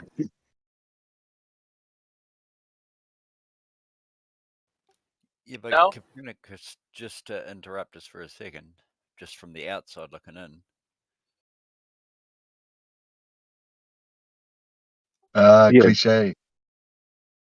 I don't know. Were you going to make a point? I thought you were going to go farther than that. I don't get what you were saying. You know, just from the outside looking in, wouldn't it be to make a point that prove the Earth's flat, and then others will follow to the Talking about spirituality, dude. I don't know. Are you like changing topics? No. What I'm saying is, why wouldn't you make a point? Because the majority of the world, or the flat Earth, if you like, aren't spiritual, which is their prerogative. So wouldn't it be? Turn on the mic, please. So wouldn't it be more of the point to prove what you're saying that is spiritual about the Bible and whatever you're saying? And I don't understand. I'm sorry. I'm really trying to listen to you. I don't hear a concrete. Like Yeah, I don't know know. what you're saying, dude. Yeah, I know you don't, because I don't agree with you. So that's No, that's got nothing to do with it. It might have to do with the comprehension of what you're trying to say to us. Like, yeah, I know. You just said it by what I'm trying to say to us, by what I'm trying to say to you guys. That's why. Was that a question, somewhere? That's good. You used words. I'm just trying to understand what you're saying. I'm not trying to shut you down at all. I'm just saying. No. I never said that. But you just said what I was trying to explain. Where you guys, meaning you said us, don't get what I said. If anybody else understood him, maybe you can respond. I don't think so. He's Anyone got him? He's trying to make a generalization about flat earthers in a nice way. No, not at all. Okay. Right? Okay. See, so you got it. So like now you got two people That's saying what I we don't know thought. what you're saying. Right? Exactly. Yeah. Yeah. So now I've got two people, which are you / us. What you just said. I'm one against Three of you us. guys. Do you understand what you're saying? Exactly. Yeah, right. It's not a fight, bro. You understand. You just pointed out what I just said. Yeah, we don't even know it. So yeah. I know, exactly. You just pointed out what I just said for a second time again. Thank you. Okay, Okay, it's like thanks. a Monty Yeah, let's move Python. on. Okay, Which guess gets I us won. back to Let's move where- on. Yeah, it gets us back to where Jesus is really in the heart. All right, everybody. Carry on. Anyway, yeah. Spirituality, right, is the thing that's within. So yeah, that to me that's part of what I was trying to say before. Like Travis, like if you were just to replace calling out to Jesus, if you just be like like I really want it in my heart to do this thing, like you would do the thing. So like if you have Jesus in your heart, then it's like I don't know. It's like to me it's a similar. Anyway. Well, that's the whole thing. See, the prayer is meditation. Prayer is self-analytical psychology. You're saying your thoughts out loud, right? You're creating your reality. It's just that instead of the inward spirituality transformation, like I know that I've got this anger issue and actually I really don't like it. and I got to figure out how to do it. And so I'm talking to myself as I'm getting ready for work. Okay, I'm going to go see Sally today. And what does she do? Like, what does she do that triggers me? Okay, she does this. Okay, so how am I going to, like, that's how you fucking figure your own shit out, right? But Christianity is pray to God, ask him to help you, tell him that Jesus, I need you to help me. So then you just do this default passive, like, I'm waiting for you, God. And then when I go to work and there's Sally and where's God? Waiting for you, God. He's like, you got to do it still, dude. You still got to do this. Like, it's always still you.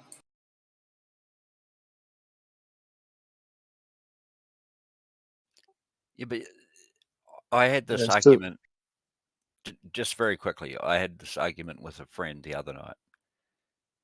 And I'm not Christian in any way, shape, or form. I'm not. I still believe there's a creator of some type. Don't know who, what, where, or when it was, or who it is.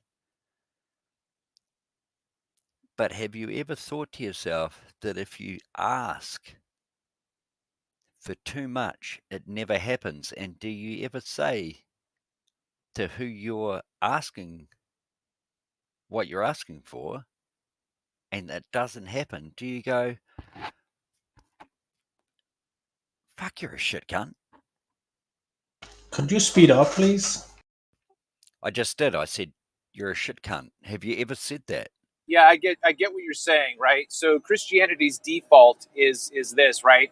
Jesus says, ask and you shall receive, knock and the door shall be open, blah, blah, blah, right? So then you're like, okay, I'm going to ask for a Corvette. Like, they're like, no. That's not what we're talking about. Like, we're talking about, Yeah. good things, right? Positive things, right? So if you ask, so then the default is in Sunday school, well, what if I've been asking God for this and like he hasn't? And they're like, well, guess it's not his will. Oh, so there's a catch? So it doesn't fucking matter how much I ask him. It doesn't fucking matter. If he doesn't wanna, it ain't gonna happen. Exactly. what's wrong with a Corvette? No, exactly. What's wrong with asking God for a Corvette? You're only supposed to ask God for like important shit, or is that important? If it could be important enough to you to where you think that that's going to make you who you are, and you're going to meet the perfect lady in your green Corvette, like wouldn't that be a worthwhile prayer to make, or is that just frivolous? Taught not to do that. See, I get what Copernicus is saying, and what you're just saying is what's good with a Corvette is all I'm saying is that if the creator is true, then he's got a shit ton of people asking him or her or it for a lot of stuff. And how can they get through that? Like, be realistic in what you're asking for. Don't ask to win the lottery. That's not realistic. Ask for tomorrow someone will come and mow my lawns or stack my firewood if you're in Canada somewhere cold. Have you realized how many pilgrims all around the world go and pay their promises because whatever they And ask walk for hundreds of was miles. fulfilled? Yeah.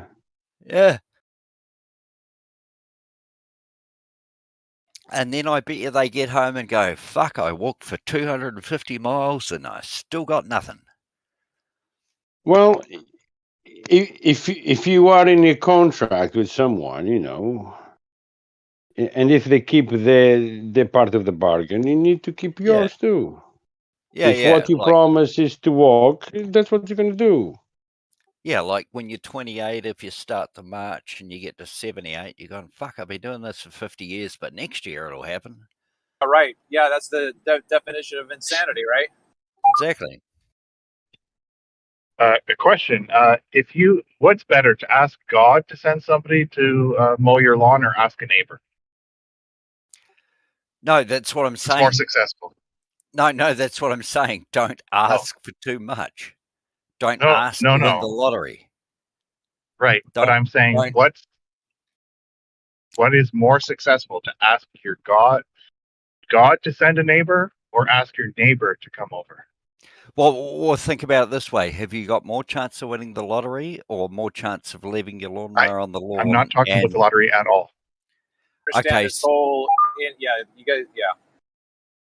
have you Do got you more have a chance better of living? chance if your leg is broken and you can't mow your lawn? Do you have a better chance asking God to send your neighbor, or a better chance to ask your neighbor? No, to come not over? even that. Not even that. Hey, you leave your lawnmower on the That's an front either lawn. or. I don't understand Yes. why you don't just fucking answer his question, man. You're Yeah, it's an either 78 or. years old. You leave your lawnmower on the front lawn God. and pretend you've got a bad back and go inside and see if the neighbor can mow it. Why do you have a better chance of telling God your lawnmower Do is you on the really lawn, think or that? telling your neighbor? Do Let you me really think try that to. God's going to mow your lawn? All right, hold on. Let me do this, right? So when you're in a community, right, a Christian community, okay, and you have a prayer. Okay, it's time for our prayer request time, everybody. Anybody have prayer requests?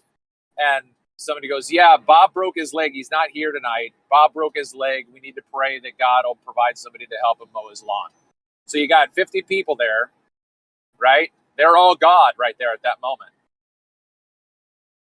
What are they going to do? You're proving my point. Whatever. I don't even know what your fucking point is, but okay, I'm glad I did. I don't think he knows. Okay, Well, so any you're reason, saying, people. so you're saying that one of those 50 people will eventually mow his lawn, but you think it's God? He's not saying that at all. All I was saying Oh my God. was, Hey, I agree with Travis, Okay, mark this okay, on the carry calendar. on, I carry on. understand you Back to more flat than the Earth. globe earther. Thank you. Back to flat Earth. Let's go. It's 6:38. Write that down. Flat Earthers don't even get the flat Earth. Holy fuck! Yeah, but You're not Jesus is helping at really all in the today, heart. Isn't he? helicopter guy. Helicopter guy. You don't even get what you just said. You're just I going do. round and round. Maybe What's to that's understand about being flat? It's flat. So what? maybe because the Earth's not flat. It keeps going round and round and meeting up. How ironic! Doesn't your windshield have a big dome What curvy do thing? you mean the Earth is not flat?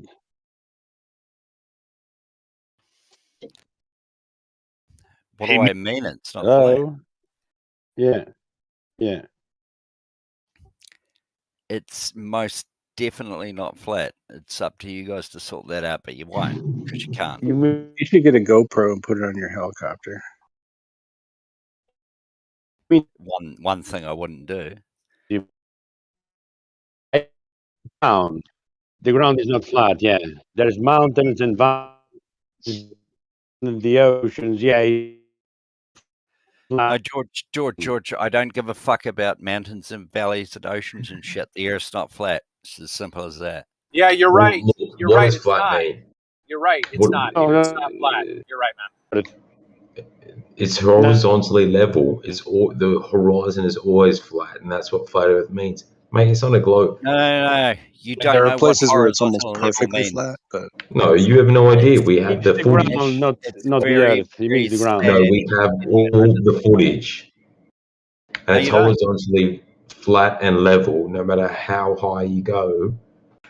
Even on the alleged International Space Station, which some don't fully believe, but there has been, old leaked images, and it's completely flat, even from that height.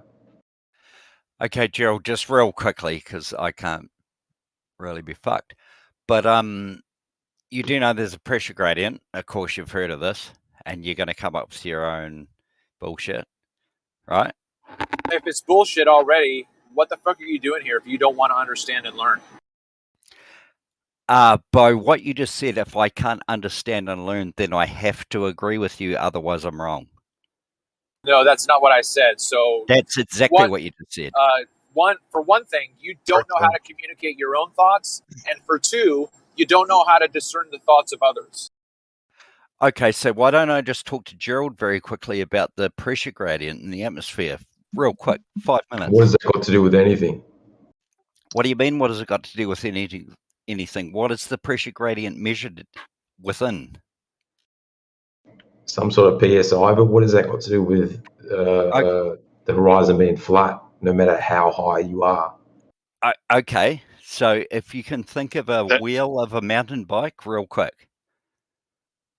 Okay, you're bringing up a different subject than we're talking No, about. no. Yeah, he's Yeah, been you doing are. that this whole time. Yeah, he's been doing that this whole time. No, So the No, we're not. horizon is level on a globe Earth as well. yes. Yeah, so let's deal with the horizon. Okay. Helicopter guy whose name I forget. Okay, so we're talking about the horizon. Let's look at a mountain bike tire. A 2D image, you're looking right at a God. mountain bike tire, right? Can you visualize that? Are you capable of that? Is it vertical or is it horizontal? It's Hold vertically on, guys. What is the standing horizon? up, Come on. looking You can right do at better you. than this. Looking right at you. Are you looking through the spokes or are you looking at the You're, tire? you're looking directly at the hub of the tire and the spokes radiating out in 360 degrees. Got it. Okay, great. Carry on. Okay. Now, before we carry on, Find the horizon into something physical. The horizon is not physical. Hang on, but you've got that image. Now see if you can portray that into a 3D image where you can rotate that around 360 degrees in the same plane. Carry on. It'll form a sphere of a bicycle tire with lots of spokes going everywhere. Conceptually. A hub right at the center. Conceptually. Conceptually, that has been measured, but we won't go there. Oh yeah, we will. Apparatus Yeah, display. no, there's Oh yeah. Oh yeah. Yeah. Oh yeah. Well, we'll go there at the end. Yeah, you don't need to go any farther. You've now declared measurements, so then pick it up from there. Go. Oh yeah, no, we'll definitely go there at the end. Don't worry about It's that. reifying the horizon as to be something physical when it's not. The horizon is the visible boundary where the sky appears to meet the land or the sea. Nowhere I it mentions know. to meet the wheel, to meet the balloon or the ball or I the know. basketball. It doesn't mention any of that. The horizon is the visible boundary where the sky appears to meet the land or the sea. Full stop. Okay, great. And this can change on a globe. It doesn't change. No. No. It doesn't mention anything about globes. The horizon, is the visible boundary where the sky appears to meet the land or the sea. It doesn't mention globes.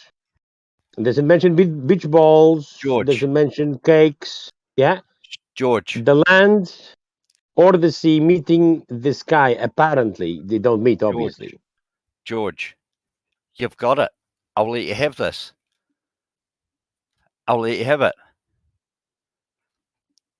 It shouldn't meet the earth or the sea. I'll let you have what you just said. But that would only happen if the earth's flat. And it doesn't happen because the earth's not flat. No, it doesn't matter. Listen. No, it does matter. The horizon is a visible boundary where the sky appears to meet the land or the sea. Is not physical. Yeah, it's not the leading edge of a sphere. It moves with the weather. Yeah, it's George, imaginary place. It moves with you. Just stop.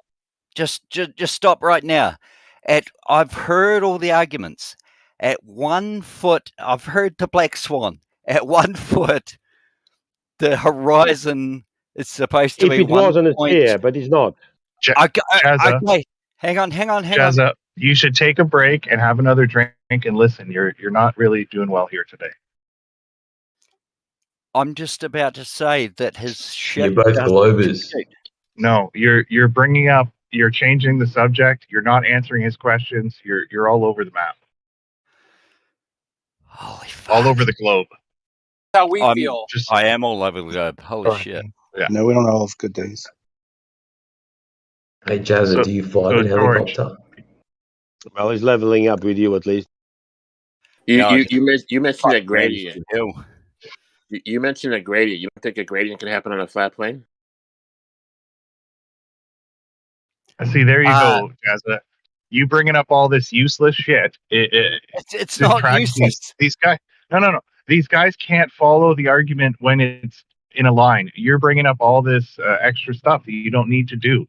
The horizon has very little to do with the gradient, unless you're talking about the refraction of the horizon. So just take a break, dude. Okay, dude. I'll have a quick smoke. Thank you. Sorry. On the globe bench. He's like, So- you're not a starter. Yeah, fuck So him. George, already. Shit. That was he'll good. be back. That was He'll be good, back. Snacks. I like that one.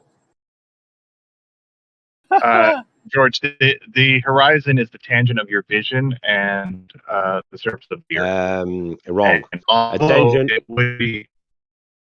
That's not correct. A tangent is a straight line that means a curve. There is no curve in the horizon. I didn't say it was a tangent. Or okay, let me correct. It is tangent to. Your vision is tangent to the earth. Tangent to the earth. Again, tangent is a straight line that means a curve. There is no curve in the horizon. A tangent does mean that. Tangent to means it connects or it intersects at one point. So when your vision is tangent to the earth, it can be a curve, and so can the earth. But that's not what the horizon is, though. That is the exactly horizon, what Euclid said. No, the horizon is the visible boundary. Yeah, it's visible. Yeah, it's a boundary where the sky appears to meet the land. It doesn't bound anything. It is visible, meaning it has to do with vision, and it is the earth, and it is the sky, as you put it, which means it's where your eye sees the earth end and the sky start. So the one point where the earth ends is where your vision is tangent to it, and you take an infinite number of points. Appears to, and it yeah, creates a yeah. circle. Yeah, A circle? it makes a circle. No, it doesn't make a circle. That's what Euclid said. How does it not make a circle in a flat Earth? Because the horizon is all around you. The horizon is all around you on a flat Earth, right? It's solar. The horizon is all around you. Yeah, you have horizon all around you. Yeah, but not all the horizon around you will be on the same vector. Same vector? What the fuck does that mean? It means not. If there's a hill, yeah, the horizon is not horizontal. Okay, you're on the wind has stopped, and you're on Lake Superior, on an island in the middle of Lake Superior. You cannot see any land other than the little tiny rock you're standing on. All around, Lake Superior is flat, or sorry, level. Does the horizon make a circle or not? No. At any one time, you're only seeing if you turn around yourself, yeah, 360 degrees around yourself, yeah. Yeah, it's not physical. It's not a physical. It's not circle. physical, though. Yeah, correct. It doesn't matter then physical or not. You have a circle over a horizontal plane, and arguing that it's a circle, not a circle. You're arguing that it's not physical, which is great. I never brought up physical. No, but you said, is it a circle, right? It's. Okay, does it appear to be a circle? There you go. Yeah. Well, I wouldn't even say it appears to be a circle. Well, yeah, but see, that's not even strictly true as well. Hold on, man. Let me respond. That's not directly analogical, because if I have to draw a circle to see a circle, right? I when you're on that island in Lake Superior and you look around you, you're not seeing a circle. You don't see a circle. You get what I'm saying? But if we have a horizontal, how are we going to measure how high or low that is? Because on different days and different conditions, that changes. So would we not just use the sun as something? But then again, it isn't going to change all the time, no? Well, hey, here, how about you this? just That's said really horizontal, man, not circle. Yeah, but here, think about this, right? Think of it doing this. So when you go out on Monday, that circle has a diameter of 10. When you go out on Tuesday, the diameter is 15. When you go out on Wednesday, the diameter is 7. Think about that. He's talking about the celestial sphere, a horizontal plane that it moves with you in the center, your field of view. The most likely scenario is that the circle has a diameter of 10 on Monday, Tuesday, and Wednesday, but it's slightly higher or lower on those 3 days. Why don't we do it at night and use the moon when we know the moon's going to rise? Why don't we use that? Maybe we got not so close to the end. Why are you changing the subject? It's the same thing. How do you set your horizontal if you can't even measure it? You can't measure how high or low Why your. are you talking about the moon when we're talking about horizons? No, I said doing it at night using Doing your light, what the at light. Because you're trying to measure where your horizon is. You're trying to calibrate your. Talking about We're not Yeah, measuring where the horizon is. Okay. Okay, wait a minute. How can you not take that into consideration when you're talking about the horizon itself? Right? You can't make a claim. Okay, look, Brad, you can't make a claim about the horizon being a representation of curvature without measurement. You can't do it.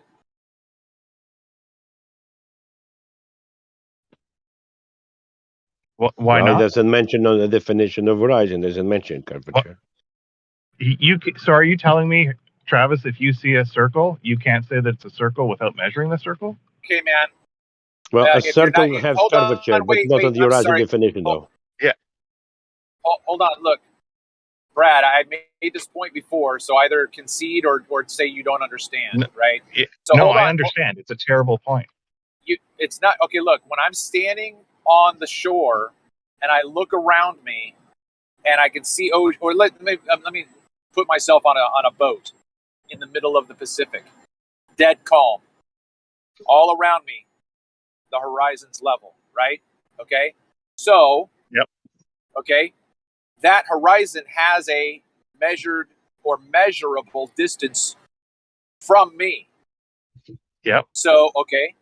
So then 3 days later, if that horizon appears to be closer to me, then that distance is changed, which makes the circumference smaller. Yes. So I'm saying that if you're going to appeal to curvature, it has to have a value for the distance to the horizon. You don't have to give the values of those two diameters to know that it's, you just said the circle of the horizon on day one is X distance, and the circle of the horizon on day two is Y distance. You don't need to give those distances to know they're circles. You just said they were. You don't need to know the diameter of a basketball to know that it's a sphere. Okay, And look. hang on, Travis. Yeah, Travis, go ahead. the thing that Chucky's missing here is that the circle can only exist within a plane. So he's defined the horizon as a circle all the way around you, 360 degrees around you. That circle can only exist within a plane. So yes, thank you, Chunky. And that's irrelevant. Not only that, when you measure the basketball, the radius is always the same.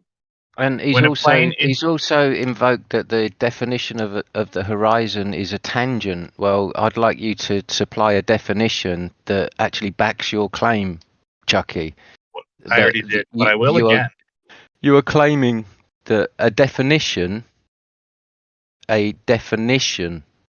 Chunky, Dippy, that backs your claim that the horizon is a tangent to your line of is this another one of those line of times vision? where you mistakenly think I haven't supported my claim? Yeah. Well, you never do, Chunky. You never do. Well, no, you mistakenly believe that. But No. yeah, I will. No. I will again when I have time. I don't right now, but I've provided that before. I've never seen you provide this. So you're going to provide You're going to provide a citation that has the definition of the horizon as being a tangent to something. It will have an explanation that the horizon is a tangent. No, so not a definition. Not a definition. Well, then. it Not won't necessarily defined. be from a. It will tell you what the horizon is. Let's put it that way. So not defined, Chunky. It's just somebody's airing, somebody's I don't musings. memorize sources, Travis, somebody's proposition. Of questions maybe. that DP asked me like 3 weeks ago and was answered, and now he's ignoring it. Yeah, but you're saying that you do have something that speaks to that particular. I don't have it. Issue. I found it and posted the link. I don't save all these things. At least I don't think I did. Okay. Maybe I did. Okay, that's fair enough. But let's go back. So we have an exercise ball Earth, okay? The exercise ball Earth on one day is extra large, on another day is large, and on another day is medium, okay? You can't have your Earth changing size like that. Right, and I don't think we do. Except you do, because because on one day the horizon looks fuck far away. That's the extra large exercise ball. And then on another day, it looks fuck close as, look at that. And that's the medium sized ball. See what I'm saying? And on 363 other days, it's almost exactly the same. That's a So not claim. physical then. Yeah, So that's a not claim physical that then. you would have to, right. That's a claim that you would have to Hold on a provide second. You evidence. just need one day to be bigger, yeah, or smaller to debunk the notion that it's a fixed, that it's a rock with a certain size. You Okay, just need Travis, one. show me, please. You made the claim that the Earth changes sizes. Can you provide citations for that, please? No, that's he, your he claim. never made that claim, Chucky. He never made that claim. He says The it's analogy, all one day. the analogy you are using leads to that conclusion, Chunky. Okay. He never made that claim. So okay. The claim that he made is the horizon appears fuck far away, and then I think fuck close. Is that what you said? Can I see you post a picture of the horizon fuck far and then fuck close? That Watch, wasn't yeah, the it's on claim. my channel, man. I do it all the fucking time. It's on my fucking channel. Yeah. I'll put it. 1 second. The fucking channel shows it fuck close and fuck far. That Yeah. actually does. Yeah. Yeah, it does. Why don't you use the That's measurements good. No, that? I'm agreeing with you. Why don't you use the Why don't you use the measurements that they gave you? They gave you 360 degrees and 40,000 kilometers. You get 360 degrees, you divide by 40,000 kilometers, and you get 0.009. That is your rate of curvature per kilometer. What is your rate of refraction per kilometer? Because it should be 0.009, shouldn't it? But you guys are all arguing a completely different number and blaming refraction for curvature. Whoa. What? No. What? What? Earth is physically curved. Yeah, I'll say Refraction what is as well. Because refraction is a concession that there is no curvature. What you guys talking about? When they say refraction, they're already refraction is a conceding. visual phenomenon. It has fuck all to do. Refraction, with curvature. it's a concession as to why, yeah, it's an excuse as to why you cannot see the geometry of the Earth. Yeah, it's not visible. You cannot have a globe without the curve.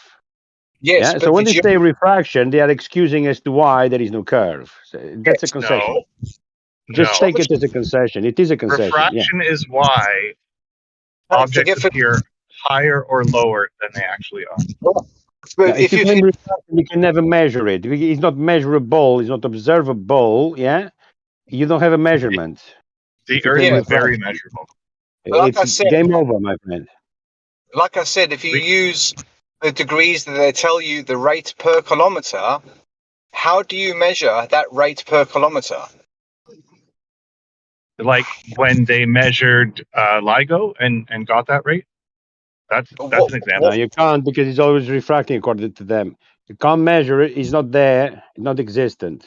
Over. They account for refraction, George.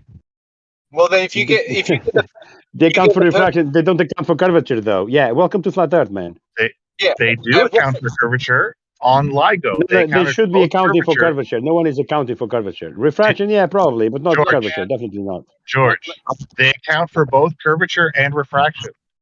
Okay, look, just real quick. There is no curvature, man. Just real quick, Brad. Look. This is how simple it is, and I'm not a smart guy, okay? But this is how simple it is. If I'm gonna travel out, which part? I'm smart, or it's simple. I think you're one of the smarter ones for sure. Okay, well, thanks. I appreciate that. So, if I'm going out to claim a particular homestead, right, and there's uneven ground, I'm going to do something in order to make sure that the house and the barn or wherever I'm going to build isn't built on unlevel ground. So I'm going to grade it, right? I'm taking into account, I'm taking into account at that moment the topography, and I'm going to grade it. I'm either going to build the house higher than the topography. It might be easier for me to do that, and it's going to be on stilts. Or I'm going to plow the fuck out of that land and make sure it's as flat as possible and then build. That's all that's being taken into consideration. No fucking curvature. It's just maintaining a horizontal frame of reference and extending that plane. Yeah, you're all it dealing is. with 20 meters square. It doesn't matter, man. Every Yeah, that's meter right. is every. Don't say that's right because you're conceding to my point. Okay. Yes, it doesn't matter. Every local area that's flat is another local area that's flat. If you just keep extending local areas of flatness, it's always going, can you finish, to be flat.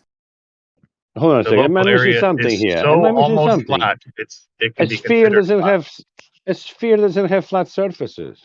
Well, Right. am I missing something here? For some reason, you brought up edges earlier, so that can't happen if you don't have intersection of faces either. So Chucky, you just want to have a bunch of flat surfaces and then make a ball from it. No, I said it's so very close to flat. When you're dealing with such a small area, you can consider it flat. Okay, let me ask you this question. Hold on, let me ask you this question. How small do you need to get so that there's no fucking curve? Infinitely small. On a perfect sphere? Are you On a for perfect real? sphere, it would be What do you infinitely mean small. perfect sphere? On the Earth, there's going to be spots Hold of on a dark. second. A sphere doesn't have flat surfaces. Hello? So That's a right. test- You think the I Earth's a know perfect? I'm right. Yeah. That's right. No, the Earth So is an not a infinitely sphere. small point Perfect or is not, what? it's not a sphere. It's been proven. Yeah, No, 1st of but January Even But 2020. Chucky's saying it's even perfect. on a perfect sphere, you have to get It's it not a sphere. infinitely No, it's small. not. I just want to know what Even Chucky on a lives on. perfect sphere, you have to get to an infinite small point for it to be flat. But that's a ridiculous statement because points don't have dimensions, so they can't Chucky, be do you flat. live on a perfect sphere? No.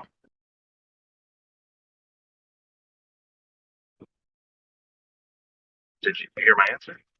Yes. Okay. So, what are you talking about?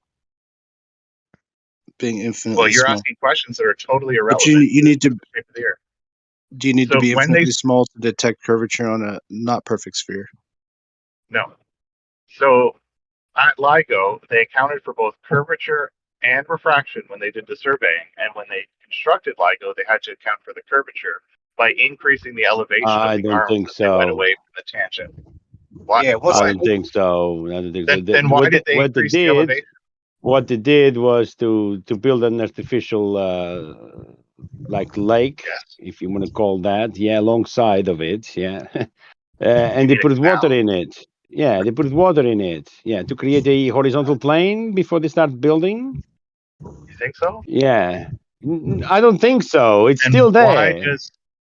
why does the end? I am not talking about the canal. I'm talking about the elevation of the Are you arms saying of it the doesn't tube. work, LIGO? Why does the elevation increase as you go farther away from the center of or the intersection point of the two tubes? You have to prove that. That's your claim now. Okay, so if I post a drawing, are you gonna Drawing? No. What I'm telling you is that it works in LIGO. You know, there is no deviation as such. Right. It's an Perfectly drawing of leveled. LIGO. Yeah. Brad, let me ask a question just real quick. When you say elevation, what's zero for that elevation?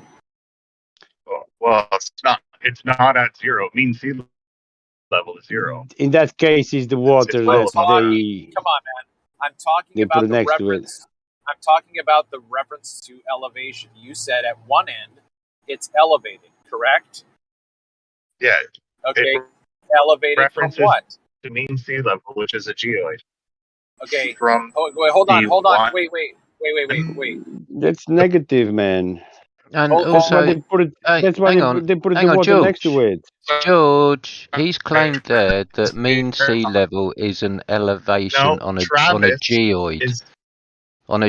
Mean sea level is a datum point. Okay, it's not reference to a geoid at all. It is a singular point, a datum point. Yep. Jesus, Mean sea level is why do the we have to entire go geoid through that you this? referenced Why with do the we have points. to go through this with you all the time, Chunky? The mean sea level is a singular datum point, okay? What you When you choose, join what you all those mean choose sea to level points, reference there's your. an infinite number of those points. To Sorry, be I fair. was talking, Chucky. Right? What you choose to Is there an mathematically infinite model number? your. What you choose to measure your mathematical geoid reference, because it is only a reference. The geoid is a reference system. The datum is a measurement, is the mean sea level, is the average between high tide and low tide. Okay, it is a singular point. What you choose to reference it to afterwards in a mathematical construct does not change the fact that it is a singular point. I'm done now. Thank you, whoever modded him.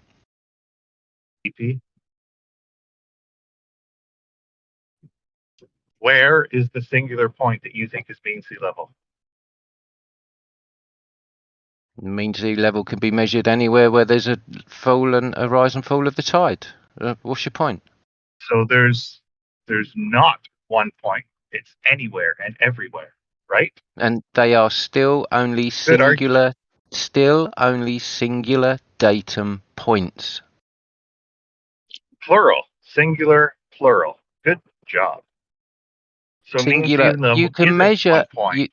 you can measure the mean of the sea level rise and fall in as many places as you want, Chucky. Right. Okay. So there's but infinite number, a potentially each infinite number of point, points. Thank you. each point is still only a singular datum. Yeah. Oh, very good. Yes, a singular point is a single point. Very well done. But mean sea level I'm glad is you're an keeping infinite up. number of points. I'm glad Yeah. you're keeping up, But Chunky. I'm not done. But mean sea level can be plotted to be a geoid because it is an infinite number of points. I'm glad you're keeping up. So, anyways, you interrupted You can Travis. reference. Travis, good follow-up. Let me rebut that. You can have those points referenced. The clue is in the name, the reference system being your geoid. You can mathematically reference those points to whatever you like, Chucky. Whatever you like. You can reference them to a banana if you really want to. And when you set your elevation as 0 on all the points, you're going to form a geoid. Well done. Only Anyways, if done you with you, mathematically reference them to a geoid. That's what they are referenced to. But I'm done with you. You interrupted Travis. Mathematically referenced to a geoid. They are not measured as being the geoid, are they, Chucky? They are measured as singular datum. Yes, everything is measured as a point. As a point, and then mathematically referenced to the geoid model.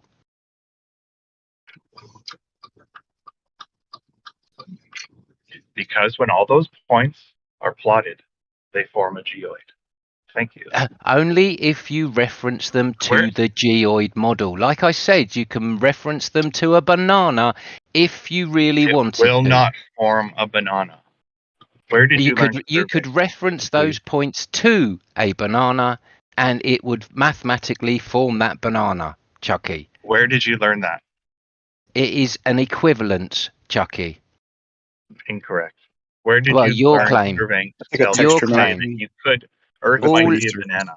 All you are doing is mathematically referencing those points to your reference model, Chucky. That's all you're doing. They are singular points of elevation in the vertical. Singular point. Being the is rise, the stupidest thing I've ever heard. The difference between the high tide and the low tide, the mean being in the middle. And I am using points because there are many mean sea level points. We have one in the UK, you have one in America. They are singular data points. They are singular, but there are many. But there are many of them. There are many of them. Yes, yes. Well done. Anyways, Travis, did you lose well your train done, of thought Chunky. after Yeah, Yeah, I Okay. It did. seems you have caught up to Okay, speed, so Chunky. what were we talking about, Travis? We were talking about LIGO. Okay, so you said elevation. You said one end is elevated. Yes. Wouldn't the other end also be elevated? The end of the other leg is also elevated, yes. Okay, that's what I'm trying to find out, because I understand now what you're talking about, so I'm not going to have to follow through with my questions. That's fine. I'm good. Yeah, they did a number of sections. They did one of each arm, so two sections, and they show the elevations. But it's so long. They had to put many drawings together. So all of them are available online for free. They're as-built drawings, so they're representing reality accurately. And if they didn't, the company that did the work wouldn't have gotten paid. So, anyways, I'm almost at work. Jazza, how you feeling? Is he gone?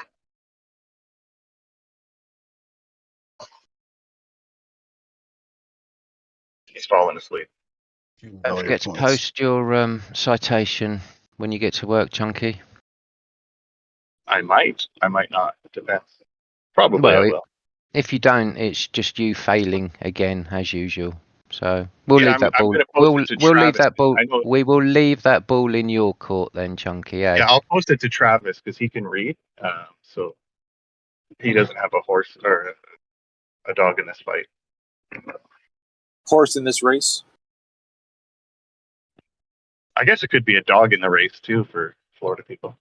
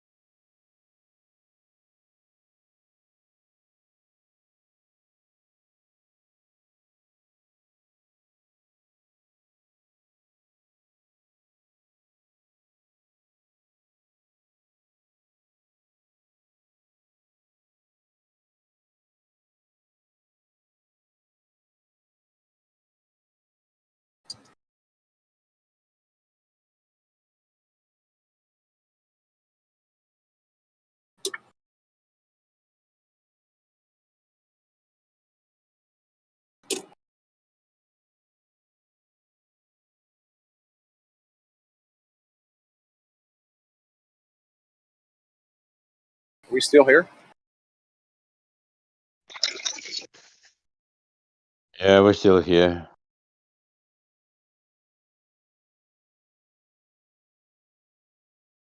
It'll be interesting to see if my son will feel comfortable with me recording our conversation, but I think it would be really, really interesting as a documentary, so to speak, because we're going to start reading King's Dethroned, which I thought would be an easy...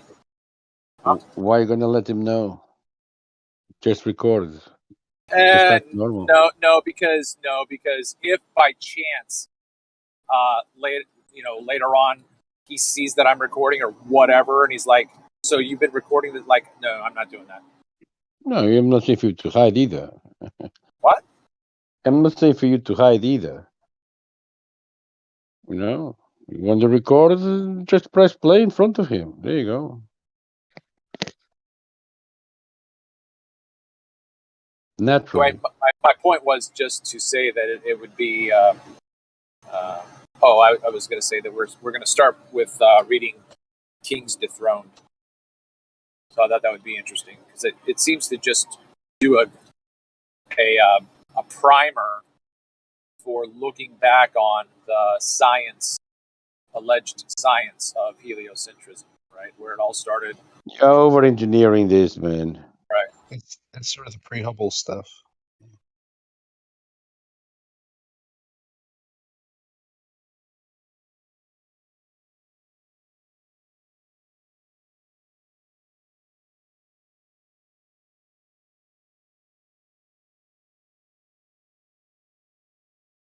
You're trying to predict the sequence of events, man. Just go for it. Just do it.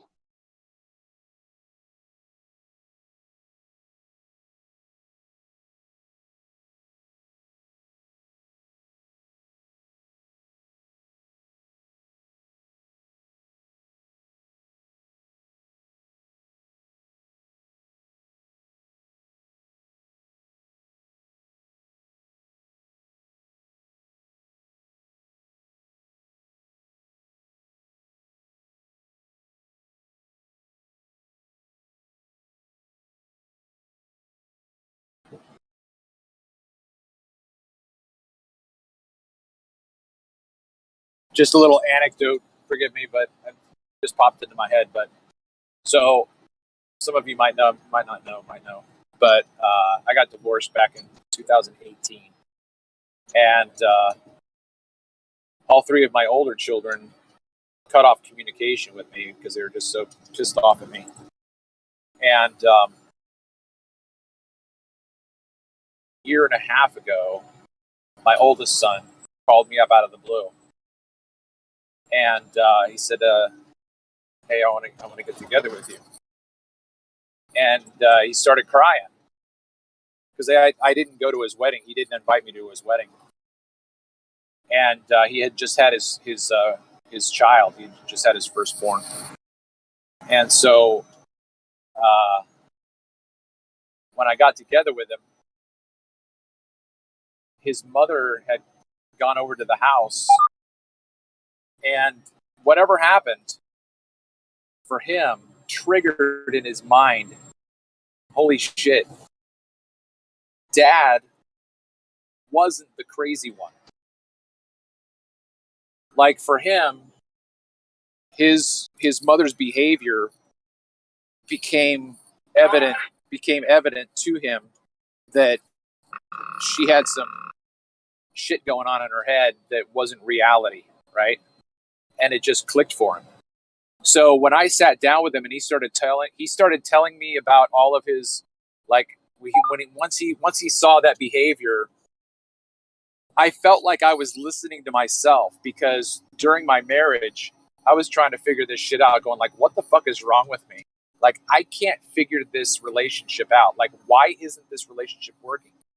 So when he was sitting there telling me about his analysis of his mother, remember, I've never said anything to him about it at all. So this is all his words. I felt like he was in my head. And I was like, holy fuck. Like, I did have some of this at least figured out to a certain extent, that bitch was crazy.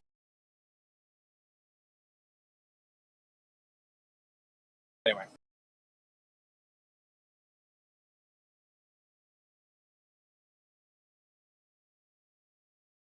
I hear you, man. I hear you.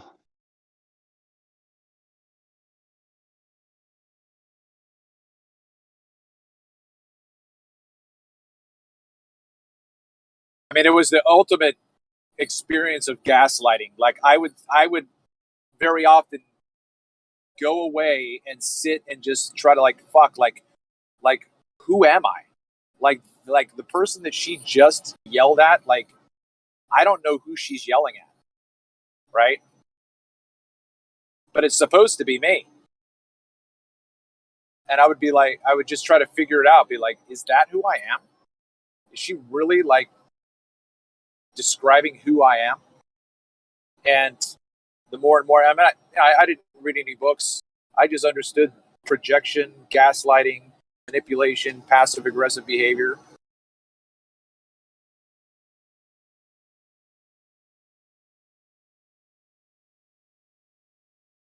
Anyway, sorry. That's all right, man. I don't think you're alone in that boat. Sure as hell felt like it, man.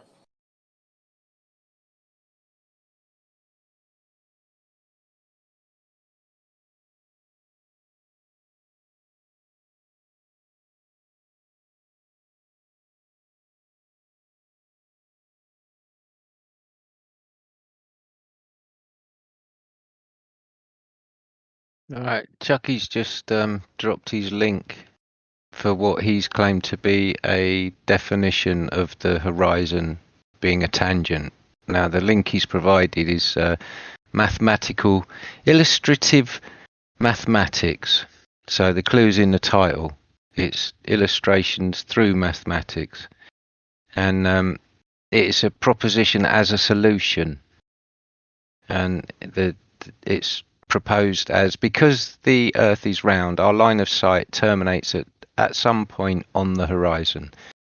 That line of sight is the tangent line to the curve of the Earth. This tangent line touches the circle at a single point There you and is go, right there. perpendicular to the radius at that point. Okay, now this is just mathematical modelling. It's not a definition. It's not a citation in any way. It's just And it's not the horizon either. Yeah, If you find the horizon, that's to be physical. It's just a musing by some website that's trying to produce mathematical models. It's ridiculous. It is not a definition as you were asked for, Chunky. So please, you failed again. Please try harder.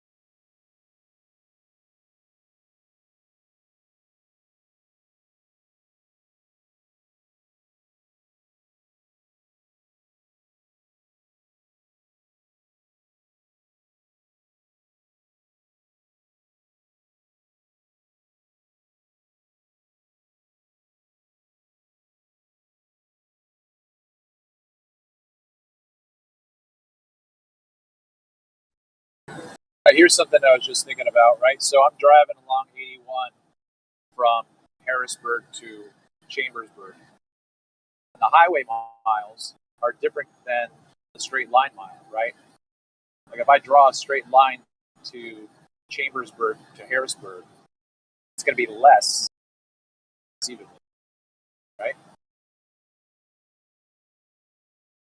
Yes. So then it's not. So then that's not even an accurate measurement per se. The measurement is on the wheels, isn't it? How many times it turns? A wheel turn equivalent to X amount. That's how much you go around. They actually measure with the wheel. Yeah.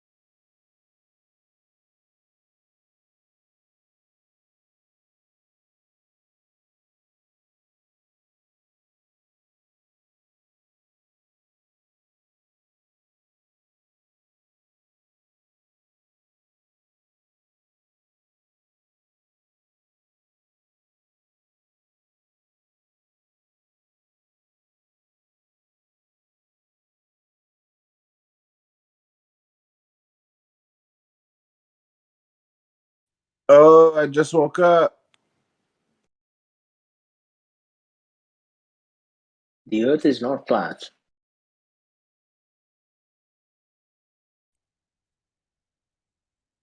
Okay.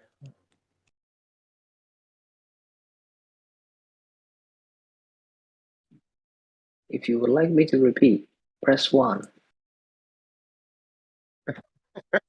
That's funny. You know, it's one thing to come in and repeatedly say something with like a monotone voice, but to literally copy what a voice machine says, you're just on another level.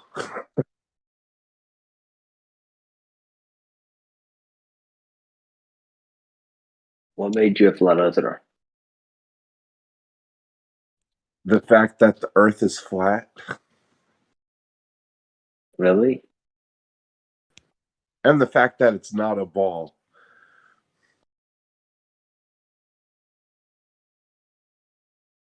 Well, I'm wondering, how do you know what truly made you a glober? But don't you know that there's a contradiction? It's a contradiction to be a flat earther because the way we're communicating right now is because of satellites. No, it's not. It's because of the transcommunication cables underneath the ocean. If anything happens to those, we lose communication. A satellite goes No, down. it's No, the it's not a big satellites, deal. bro. Satellites crash Look, and go down all the time. It doesn't affect communication. it's literally satellites, bro. I'm You're going talking post a to. video for you. If you're really You're interested talking in, to. if you're really interested in learning something, you should know what a Maria cable and the transatlantic cables are. Hey, bro, listen. You're talking to a communications engineer, okay? No, I'm not. I work with satellites day in, day out. Like, literally, we're using satellites for us to communicate right now. So we Why do calibrate you it to lie? orbit. How can you We calibrate it to orbit around the Earth. you were lying and So, saying you were an astronomer, and now you're saying you're a freaking engineer? Why do you have to lie? look, I'm a communications engineer, okay? I work with satellites, and we calibrate the satellites to orbit around the Earth.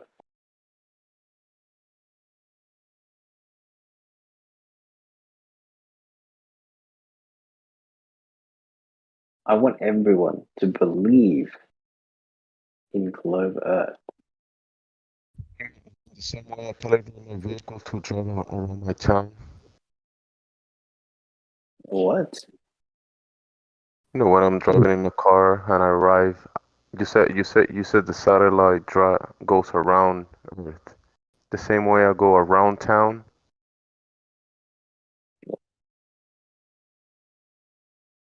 Or when I go around my house. That's what you mean? The Earth is way too big for you to comprehend that it's a sphere. Oh, you comprehend it, but I don't. We comprehend it because we send satellites up there that provide us with the What is the name of the views. satellite that you send up there? XST 393.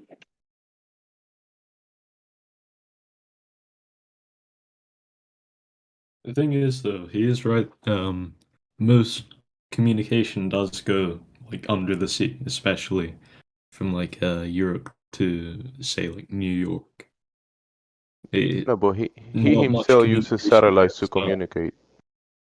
That's not true. Y- If you're referring Sometimes. to internet traffic, yes, underwater cables are being used. But if you're referring to telecommunications, then no, it's satellite.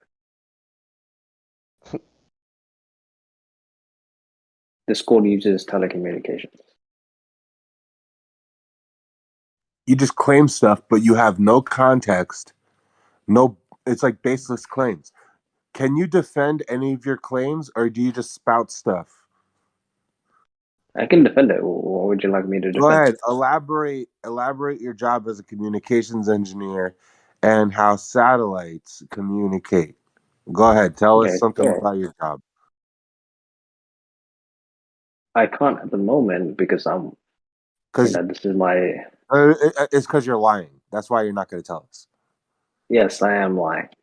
I mean, he's the only engineer in the world that communicates with satellites, and he sends the satellites himself, so it's like a personal thing. No, it's I get paid to do it. Who else communicate with satellites that you know of, besides you? Tesla. Tesla communicates with satellites. Apple. All the major telecommunications services. Dude, that's crazy. You didn't even mention a satellite company. Obviously, like that's a no-brainer. Like, why would I mention them? Oh, I think when he means satellite, he means satellite dishes, right? Like the antennas that you have I in have your a friend house. that And actually, sorry, go ahead. I have a friend that actually, he's a project manager for a company that they licensed their quantum computer technology. It's transferring data on light, and they go to the satellite manufacturers and watch them assemble their technology into the satellites. Right. I'm just a friend of the guy. You can't describe anything, and you supposedly hold the position. Then you know everything about satellites. Then You didn't tell me anything about satellites. what would you like to know? Something that you do, in your profession that you claimed. Oh, well, a satellite essentially orbits Earth, right? Yeah, like a balloon that you send up and goes up and then comes down eventually. Yeah. Basically, to sum that up, we use radio waves to send signals to the receivers, and so the satellite serves as a transmitter. And on the surface of the Earth, there are transmitters, or otherwise known as antennas, and these antennas capture the signals and then process the information that is sent by the satellite. So a really good example is if you wanted to watch international television, you would set up a massive receiver in your backyard. I'm sure you've seen them on people's roofs. They have these transmitters, these antennas, and the satellite above transmits the information that they receive from the international broadcaster, and it broadcasts those messages to the transmitters. It's a really simple concept. So if you find people having satellites on their homes, it means that there's satellites above, okay? Because it doesn't mean that it's underground. It doesn't mean that You're talking about the satellites radio on people's houses. Are you talking about dish networks? dishes. Yeah, you can say a dish network if You're you not will. even It's not talking really about a dish satellites used network. for communication and GPS. You're talking about satellite cable. I'm just talking about satellites in general. Like that's a satellite, right? Watch Like the video I sent you, man. Please, before you misspeak and just say stuff because you want people to believe something that's not true. No, I'm saying like all satellites, they all perform the same thing, bro. They just transmit data from the sky. You need to see what actually is communicating the data. It's the communication cables under the ocean. So you're saying I set up so if I wanted to watch some international television, and I set up an entire massive dish in the back of my yard, are you telling me that Just watch the it's video. useless? Are you You're telling me it's asking me useless? I should have. questions that'll be answered in the Right. 7-minute video. Somebody concisely put it together for anyone to better understand. So it's basically imaginary. I put it up for no reason. I spent all those thousands of dollars for no reason. you're spending your own money as an engineer to put your own satellites into space? How much No, is no, no. how much are you spending on that? I'm saying if I'm a consumer, right, and I put up a massive dish in my backyard because I want to broadcast. I don't want to broadcast. I want to receive international broadcast, right? And I put up a massive dish in my backyard, and I spent thousands and thousands of dollars. I got someone over to come over to install it and everything. Only for you to tell me that everything is run underground through wires. So why did I spend thousands of dollars purchasing an antenna when everything just runs underwater? Communication towers on the ground. Never heard of that. No, You no, it never heard can't of a be. It can't tower. be underground. You've Okay, never okay, seen okay, towers before. It's just I don't know why you I say think crazy okay. stuff. See, he this is hasn't the seen problem with towers you. This is before. this is They this don't is have this they is the don't have problem. towers in Australia. Okay, so this is the problem with you guys, right? You're saying it's towers, right? I'm not sure how familiar you are with radio waves, No, there's nothing but wrong with us. Okay, you said the problem with us. The problem is you right now. You're not even no, willing to no, watch just the video I send you that would I'm correct not everything wrong watching you're saying. videos, bro. You're saying Just hear things me that are out, wrong, okay? dude. Just hear me out, bro. Okay. I want No, you. no, I I want actually you. don't want to. All right. So I guess I'll just Yeah, whatever. Electric, but your video doesn't confirm his confirmation bias that he Okay, believes look, in the globe. it's not a confirmation bias. Okay, look. Personally, I've seen my satellites that I've worked on and my team have worked on, and we put it into space. Okay, we've seen Okay, it stop in lying. space. We can monitor the data. We've seen it in space, right? And then we have these In space, massive bro. dishes. Listen, let me finish. We have these massive dishes, right? That literally just The only reason I interrupt is 90 when I feel like I'm degrees. being lied to. That's the only reason I Dude, let me interrupt you. finish. Let me finish. We literally point these antennas 90 degrees, pointing straight to the sky. Okay, I'm not sure how familiar with how radio waves work, but if there's a radio wave on the surface of the Earth, that satellite that is positioned directly towards the sky is not going to pick up anything. Okay, the fact that we have to position at a certain angle, which is directly above the sky, means that it's receiving information directly above it. Okay? That's what that means. It doesn't mean that I'm receiving it perpendicular to the antenna. It means that I'm receiving it parallel. Okay? So it's not something that runs From a underground. moving It's not satellite something in the that vacuum in lives. space. It From a doesn't mean that moving there's satellite in something. the vacuum of space, you're receiving a Let me signal. finish. Let me finish. It doesn't mean that I'm getting it. There's some broadcaster on a hill. No. That's not how radio waves work. All right. Okay. So you work with radio signals, right? So you send signals out and you hope to bounce them off a transmitter and then back to your receiver. That's what a dish is. What a dish is a. Right. It's funny how the Earth is rotating and you need a straight line to receive that back, don't you? I'm just wondering how do you explain radio signals on a spinning globe? Impossible. Okay, so this is how it works, right? The antenna. Let's say you have an antenna. Let's say you have an antenna, right? And you have a satellite above it, right? Now that satellite and antenna will be in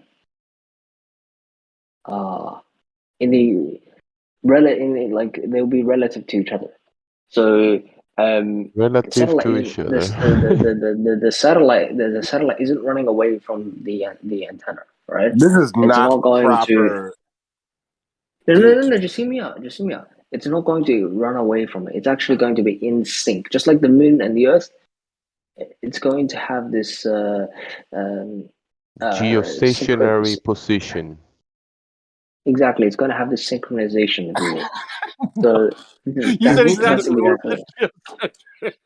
Mango, That's what kind exactly of how it orbit works. are you putting these satellites into? Like, do you know how high the orbit is? Well, there are different heights and different speeds, and and they go on different paths. So it depends on what type of satellite we're putting into orbit. Yeah, they all have different heights, different speeds, different paths. Do you know roughly how high they are, though? Because you have to get satellites. You either have to launch many satellites or put a satellite into a very specific height for it to be So typically they're like between like 160 to 2,000 kilometers,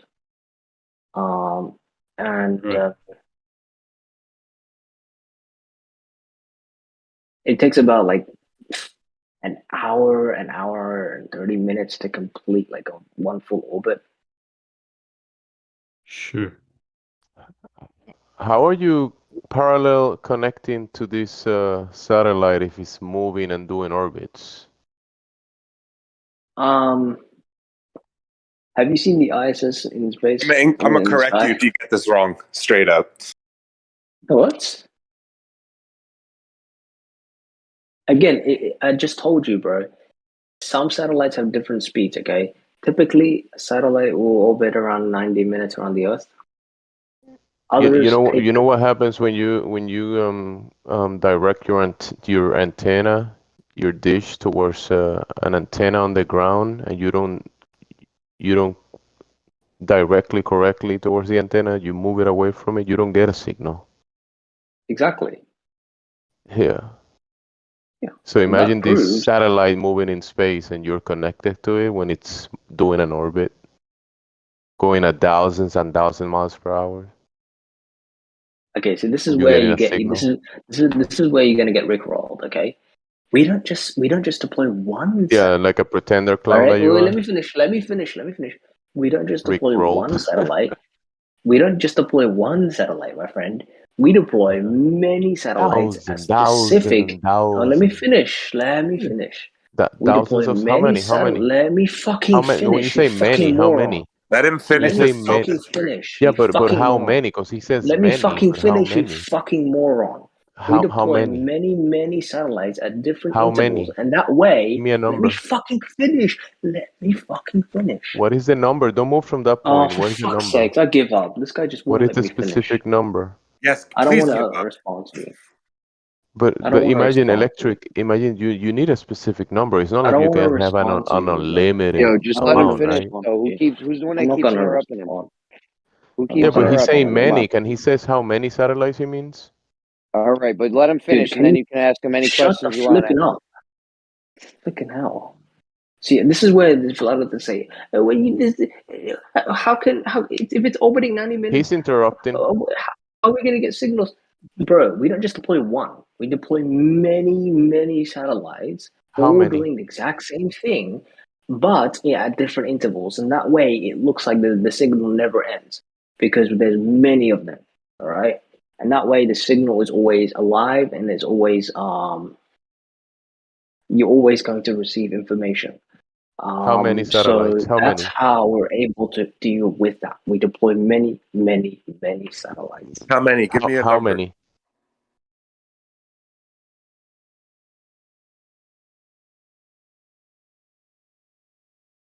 Oh my god, I literally have the number bouncing around in my head, dude. You can't say it? If you have the number, say it. I think it's around 4 to 7 satellites you need to find your positions, and you're measuring the amount of time the signal takes between. It's like you didn't explain that, dude. It's a Okay, completely so different that's idea. actually incorrect. We have about 20 to 30 satellites,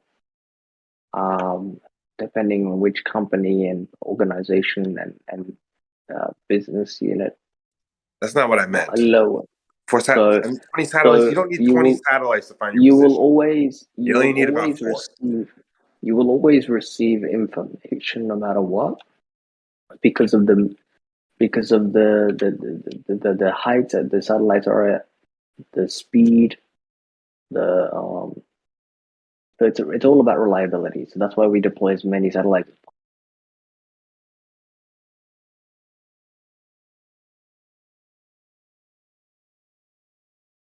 And there you go. Satellites exist.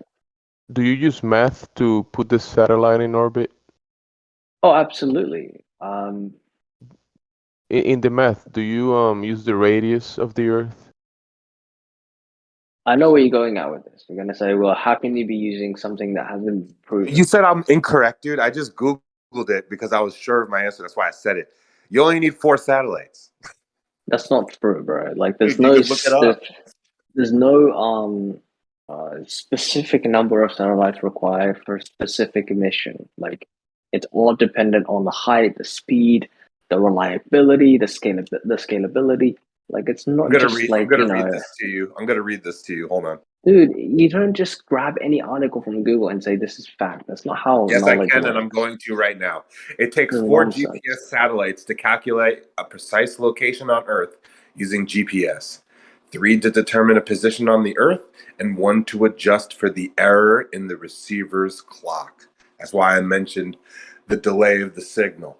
You need 4 satellites, 3 for trilateration and 1 for dilation. I think that's how Okay, it see, goes. that's 'Cause I where spoke to a sailor about it. I'm just surprised somebody that manufactures satellites doesn't I mention give that. up. I give up. I give I up. hope you. Not to be rude, but dude, don't lie. I give up. That It's like talking to brain dead. that's used specifically for GPS. What he's on about is not GPS. It's about receiving data. So it's just a completely different idea.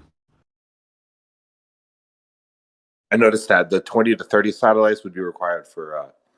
It has nothing to do with finding your position. Yeah.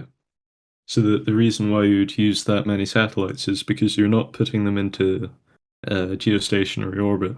You're putting them into a much closer orbit, and eventually you're going to get blind spots if you don't launch enough satellites. So you just launch a lot of them. So then you're getting this like constant stream. But you only need 1 in that case. Yeah, and everything that I've been mentioning is because I actually spoke to a sailor for like 2 hours, and I asked them about satellites. I asked them like, okay, like, you know, when you're out on your boat and you're circumnavigating, how is your satellite finding your position? And he laid it out. You didn't mention any of that, Mango, and you claim to make these satellites.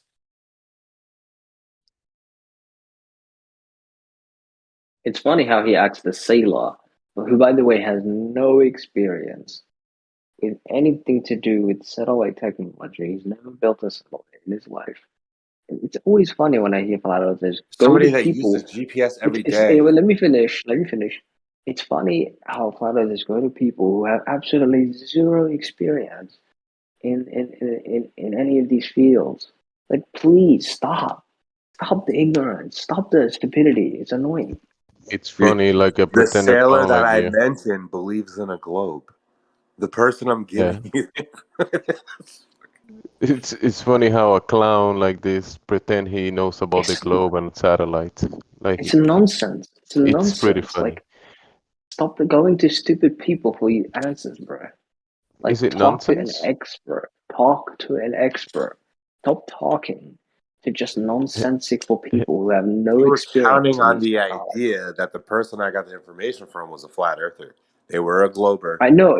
I never said they were flat earth. I'm saying you're going to ordinary people who have never built a satellite in their lives, who have no experience in basic physics or From what I've seen, mate, all crash mechanical satellites, engineering.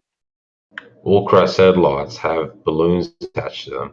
Every crash That's not satellite that's been true. We spotted, never they attach all have balloons. balloons. We never Yeah. attach balloons into any of our satellites. Well, you're That's completely wrong. Then you complete. don't know what the fuck you're talking about because all balloons sent Complete. into orbit, That's complete. So okay, they I can have explain. balloons on them. Put simply, So the reason no. reason why we use balloons in satellite is for testing purposes only. We don't use balloons in production at all. So you're completely BS. No, you're completely wrong. Show me a crash satellite that doesn't have balloons connected to it. You can't.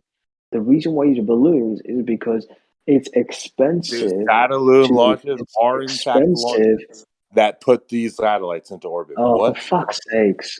Let me finish. It's expensive to send a satellite into space. So we use balloons as a cost-effective method. Shut the flipping up. Nobody denies that. Yes, they use balloons to put satellites into space. Congrats. No, Yeah, but they use that's it what for I'm saying. cost-effective method. It's a cost-effective method that is used for testing purposes only. That's it. It's not testing purposes only. This is how they launch satellites. That's not true. Really? The maths behind that wouldn't work at all. You can't get to, say, a balloon, because we can triangulate balloons and determine and objects in the sky and try and find their height and their speed. You can't get a balloon going at like 18,000 miles an hour through atmosphere. That it just doesn't work. There's no proof of satellites being in orbit. There's no proof. We use No, balloons only for testing purposes. We don't use well, the balloons. point is, regardless, No, mate, no, the no, all crash no, satellites have balloons no. attached to them, and that's a fact. There's no No, they balloon don't. Dude, satellites that's that have been nonsense. spotted crashed on the Earth that don't Yeah, have balloons those are attached to them. tests. It doesn't exist. It's not real. Satellites don't come Those crashing are down. test. I wanted to Those say are the balloon test is for the subjects. launch. For fuck's sakes. Well, all you want to do is be a sophist and insult people. So I'm sorry, I'm trying to interrupt you because you're. No, I'm saying you guys aren't listening. We're using balloons for testing purposes only. Well, I have a close friend of mine that I trust. And when he goes to, the northern part of Europe to launch his satellites, and he stands there and he observes the balloon launch them up, what are you going to tell him? Oh, absolutely he does, because he's testing the So what are you product that arguing? he manufactured. What are you arguing against? I'm saying when we test our satellites, we send them using a balloon because it's cost effective. Okay, we're not going to launch satellites and they happen to not work. That's expensive. Okay, that costs a lot of money. So you're saying the only reason we use balloons is because they're cost effective. Otherwise, we'd just be blasting rockets all day?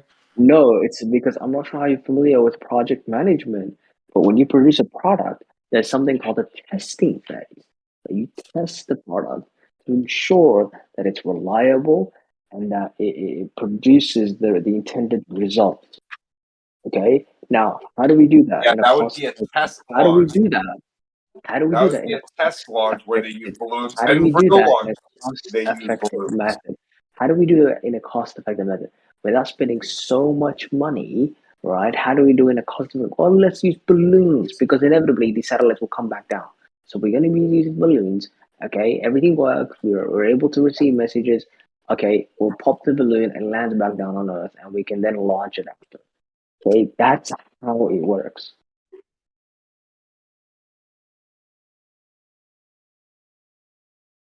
You disregarded my point, and that is all crash balloons that have been spotted around the Earth all have balloons connected to them. So we don't have satellites crashing down on houses and things like this or on the highway without balloons. And why is that? There's how many balloons they say that are in orbit, potentially, hundreds of thousands allegedly. And these things aren't coming crashing down from the sky. Yeah, we've got records Okay, of so there are okay, loads. so There are. there's Sorry to a interrupt you guys. There are a load of videos. Sorry, oh, for sorry to fuck's interrupt you sake. guys. There are a number of videos. Stop for fuck's sake and pay attention. There's a lot of videos out there that are that show you the actual satellite, the nameplate of the owner of that satellite, and the helium balloon is still attached to the thing. Exactly. And if we're talking about I can talking about explain that. communications, I'll make this last 10-second statement that there's a video that I'm going to post shortly. It's called The Scary Job of Repairing $1 Million Cables Underwater. And in that video, it states that 95% of our communications happen via fiber optic cables under the oceans, which are bundled together. And there are 430 of these bundled cables, 430 separate bundled cables covering 700,000 miles of the ocean bed, and that each day 10 trillion international financial communications happen via these cables. 10 trillion each day. That's not including the internet and your emails and your He said data. 10 seconds, by the way. He said 10 seconds. Yeah, sorry. Yeah, that He's was just to lure you in. That was just to keep the door open. Okay. But anyway, Look, you're not wrong. You're not wrong. You're not wrong, Jin. We do use underwater cables to communicate, but that's not the only form of communication. Okay. It's 95% though. Okay, no. It's Let me finish. 95%. Let me finish. Okay, The reason why it's 95%, as you call it, is because of the rise of the internet. Okay. Many people have moved away from radio waves and radio waveform communication to internet-based communication, and that's why there's a high adoption rate for these cables underwater. Now, again, that doesn't mean satellites aren't being used, okay? That doesn't mean that there aren't satellites orbiting the Earth, okay? That's just stupidity. Yeah, but they're not orbiting No. the That globe. begs the question and affirming the consequence fallacy, because you're now alluding to the Earth being a ball that none of you have ever been able to prove. None of us Yeah, in this exactly. server has Jeez, ever oh my proven the God. Earth to be a globe. We can't do that. We can't do that with today's cutting edge. So that begs the Hey, question Jin. there, sir. Jin, he's saying we have communication technology, therefore globe.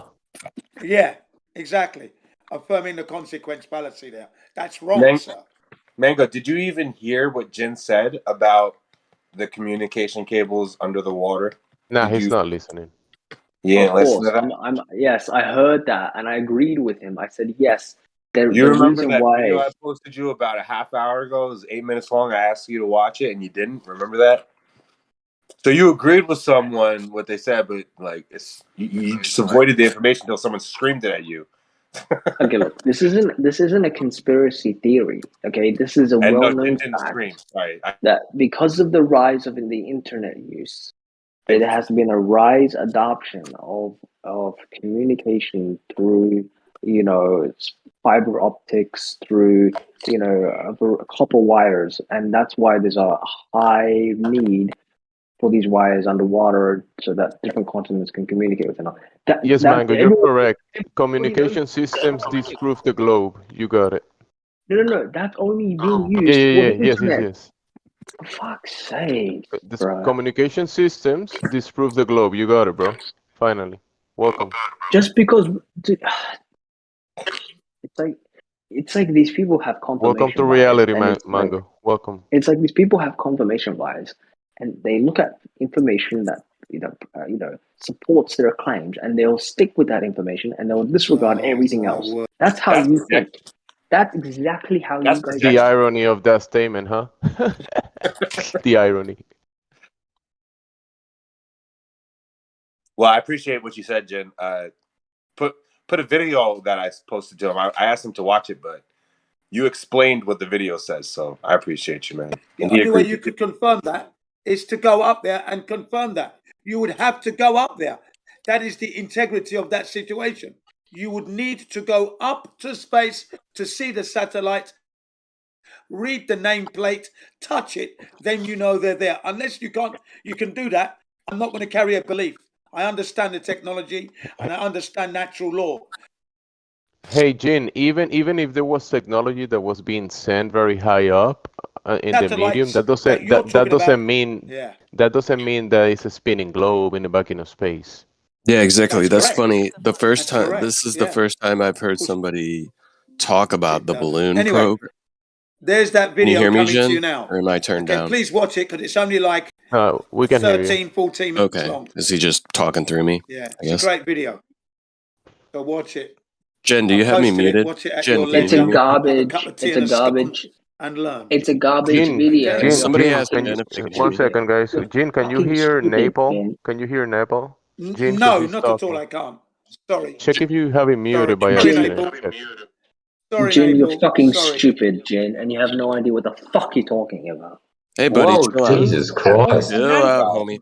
So it's funny. This is the first time I've heard somebody say that balloons can be used to test whether satellites work and the communications work just fine, and then they spend the millions and millions of dollars to put them into orbit on some sort of rocket. That's the first time I've heard somebody say something like that. That's kind of interesting. So you're telling me it's much cheaper to test these communication satellites on balloons that can stay up in the air for months and months and months on end, and then we spend millions and millions of dollars to shoot them into space to do the same job that they were doing for months on end attached to a balloon for a fraction of a fraction of a fraction of the cost? How does that make sense? I have a friend that attends satellite launches, I can and explain they're that. I can official explain that. launches So of the satellite I'm not sure how into familiar you are with the private sector, but the private sector is very stingy. They don't like to spend a lot of money. They want to see, savings across the board, and they don't want to spend millions of dollars launching shit in the air. So they force us to look at cost-effective methods to test our satellites, to test our equipment, and we use balloons as an alternative to a formal rocket launch. And so we that's use exactly it. balloons as an alternative to launching them on rockets, right? So if I because was in the main purpose. business of telecommunications or something like that, right? You say, do I know anything about the private sector? 100% I do, right? It's what I do for a living, private sector. So if I was going to be cost effective and try to save money, why would I ever think to launch these satellites on rockets that cost millions and millions of dollars more than what it costs for me to put them on balloons? What's the most cost effective way to get the job done? It's balloons. Okay, so the difference between a balloon and a launch is that a balloon cannot be used to orbit the Earth. A launch will put the What are you satellite talking about? on a trajectory around the Earth. That's the difference. Balloons can traverse the whole entire surface of the Earth for months on end. Are you familiar with balloons? How far they go, the trajectories of them? Are you familiar with NASA's balloon program at all? Let me explain it to you. I don't need you to explain it to me. I'm asking you if you understand it. You're not here to educate me, homie. I understand. Let me explain it. Oh my God. If you want an object in space to orbit the Earth, right, at a specific height, at a specific speed, along different paths, you need to launch it using a rocket. Because with a rocket, you can control the speed, the height, and the path that the object takes when it's orbiting around the Earth. Whereas with a balloon, there's absolutely zero control over the height, the speed, and the path that the object takes when it goes around the Earth. It's You have no idea what you're talking about. Let me finish. It's very important when you're dealing with satellites, particularly communication satellites. You need to calibrate them on a certain height, at a certain speed, along a certain path. If you get any of those wrong, if you get any of those variables wrong, you're going to cause a lot of disruption. What if you get the radius wrong? What if you get the radius wrong? He's pretty good at acting like he knows what he's talking about. I know, he's a pretender clown. I know. What do you mean? Definitely. I know exactly He's what I'm actually not that good. There's people that do Well, way better. Not good to us because we hear this kind of shit all the time, but maybe a casual listener would be like, oh, this guy definitely knows what he's talking about. Dude, he thinks that we can't control the height of balloons. Like that there's no way to control them. Like they just go up in the air and just, whoo, the wind just takes them. There's no way to move them up and down into different jet streams to control the heights, control position, any of that. Like he obviously hasn't looked into it at all. It's not just the height, it's the speed and as well as the path. When you're dealing with a balloon, you're dealing with wind currents, buddy. You're dealing with a volatile object because the path that a balloon takes is random. It's a random path. We don't want a random path. We want a calculated path, a calculated speed, and a calculated height. That can't be achieved with a balloon. No. That can't be achieved with a balloon. So we can't predict how a balloon would rise? Is that what you're saying? No, look, I'm sure you can predict how a balloon will rise. You can't predict how fast it will go, and you can't predict which path you want it to take. Those are the variables that are most important when you're 100% easier you think it's easier to detect the path of a rocket than it is a balloon? But electric, the thing is we can do that with balloons. That's the thing, electric. We can do what he's claiming we can't do with balloons. I have a friend, I hardcore tried to get him to be a flat earther. He works for a satellite manufacturing, they license their technology to satellite manufacturers. So he attends the balloon launches, and they're the official launches to put the satellites into orbit. But still people don't get it. They're like, oh, it's just a test. They're not. So again, what your friend was invited to was a test launch. Okay?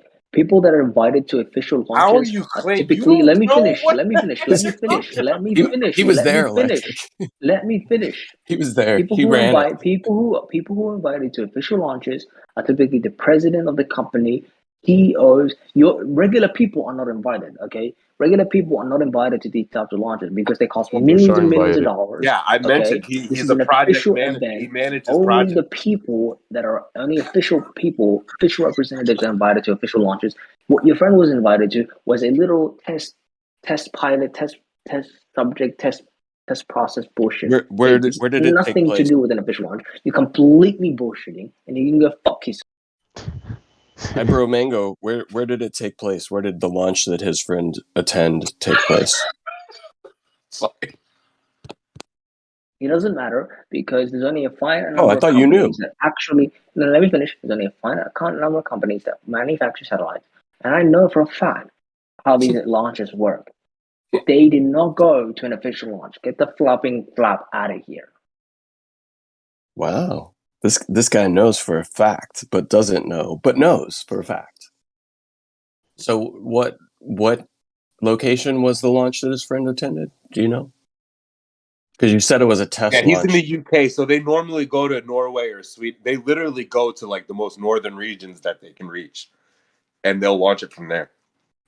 It's interesting. Yeah, he'll take trains to northern Europe, like around this area, Norway, Sweden.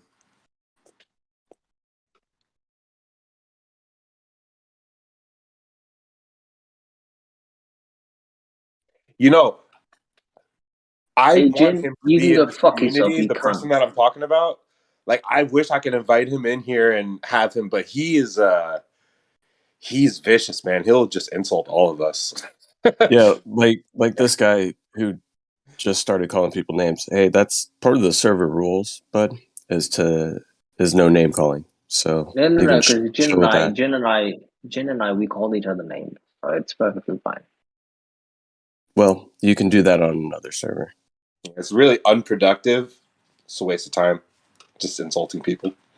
But Jin literally called me a fucking fat cunt the other day. Yep. Well, I didn't hear it. If I did, I would have told Jen the same thing. So you can chill on that behavior.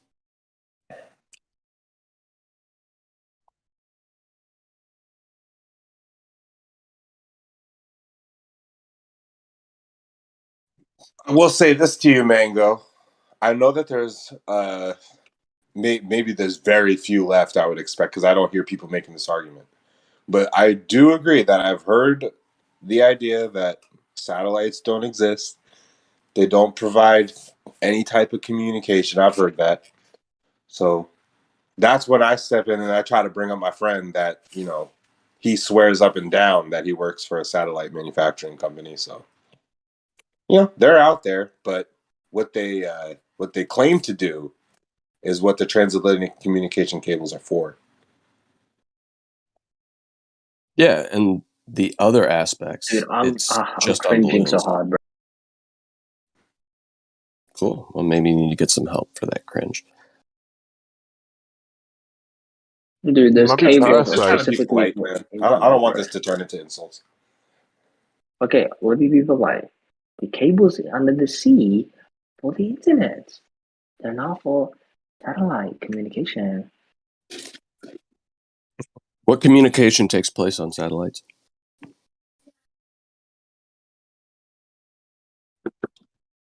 The If there were no exchange of satellites in the ideas. sky, if there were no satellites orbiting the Earth, planes would crash. Death, fire, and destruction. Death, fire, destruction. Exactly. Ships won't know where they are. You won't be able to get your food because ships are in the middle of the sea, don't know where they are. All navigation systems rely on satellites. So, hey, look, That's you not can make true. fun of it. You can say it doesn't You just said exist. You can say this, that, and so on. But hey, the fact that we're communicating right now is because of a satellite. What? What? So hold Yeah, on. You haven't been here the past 45 minutes. Guy.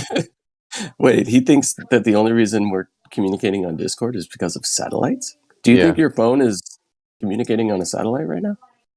Absolutely, yes. Discord actually, if you look at their technical review, they specifically mentioned that they have a contract with a satellite provider, and they use satellites for their communication. Oh, so I can turn off my cell service and use this app?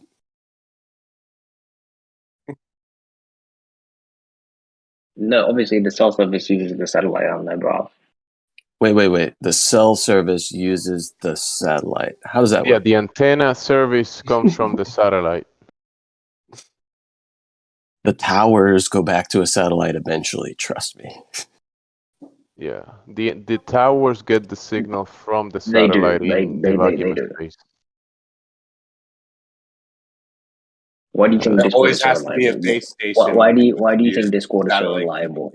You honestly think this is using underwater cables? Complete nonsense.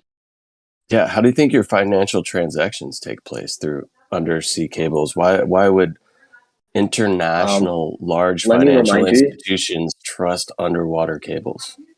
Let me remind you. It takes 3 to 5 days. That's all I have to say. For what? For For what? bank settlements, for his paycheck to kick into his bank account. Just because bank settlements take 3 days. Yeah, for my NASA paycheck, my NASA show paycheck to come in, absolutely. Do you think it takes Yes. 3 to 5 days for communications to travel between countries on undersea cables? Okay.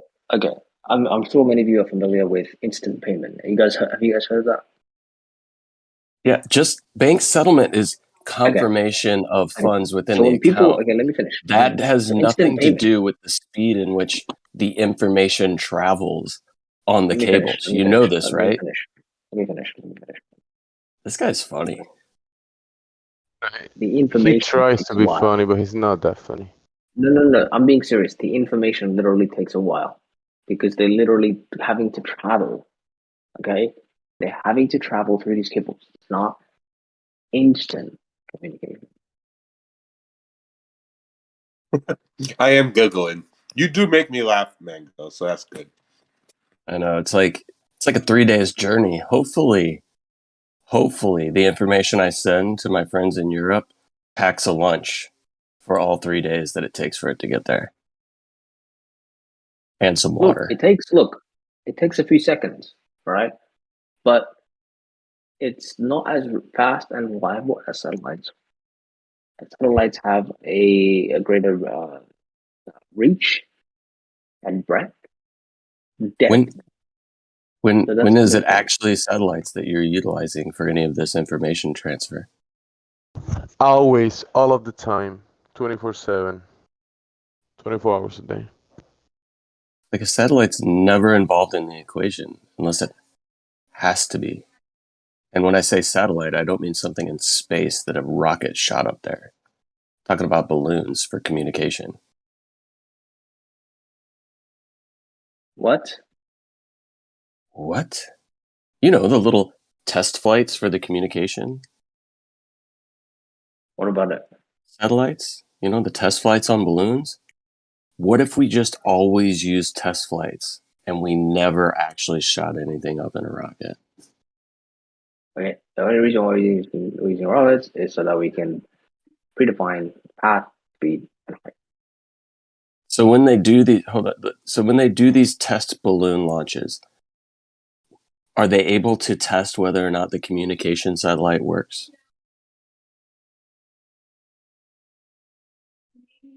Yeah. You said it's for testing, right? Yep. So they test to make sure that their satellite will work on a balloon. So what you're saying is it's 100% possible for satellite communication to be solely on balloons and work. It's just a normal test procedure. You know, just like how if you worked at Apple and you develop software, I didn't ask you if it was normal or not, right? You Yeah. test the software to make sure that your consumers are able to effectively use your product. It's just a normal procedure. Yeah, so you usually test it in an environment that is going to be the same as the average user, right? So I've been involved in testing various softwares, right? I've done that for work. And what we do is we create an environment in which the average user of the software would be utilizing the software. And typically we try to break it. We try to put it through a bunch of different roles and processes to see if we can come up with errors, if we have any issues, if we have any hiccups. We notate that, we figure out how to either build workarounds or eliminate the process altogether. With engineering, it's completely different. With software engineering, they did one of the This was the example you gave me, but not one of the benefits, but one of the this was the example you gave. One of the beauties about software engineering is that you have no ceiling. You know, you have no glass ceiling. You know, you can just create environments, nitty witty. You could run 1,000 tests. But with engineering, mechanical engineering, you don't get that privilege. I don't get to set up a whole planet and, you know, test my satellite with the thousands of rocket launchers. Like, no, that's not how fucking mechanical. So what portion of the satellite is being tested on the I don't balloon? have the privilege of setting up an entire environment specifically for my satellite. That's not how it works.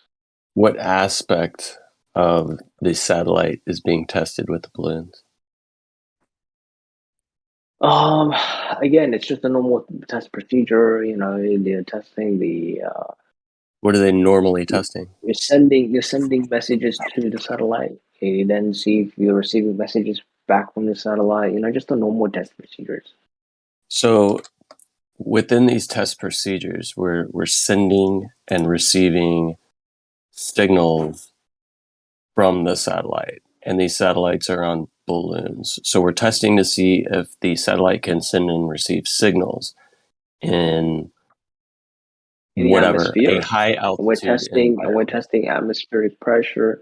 We're testing atmospheric interference, and we're testing for a variety of conditions.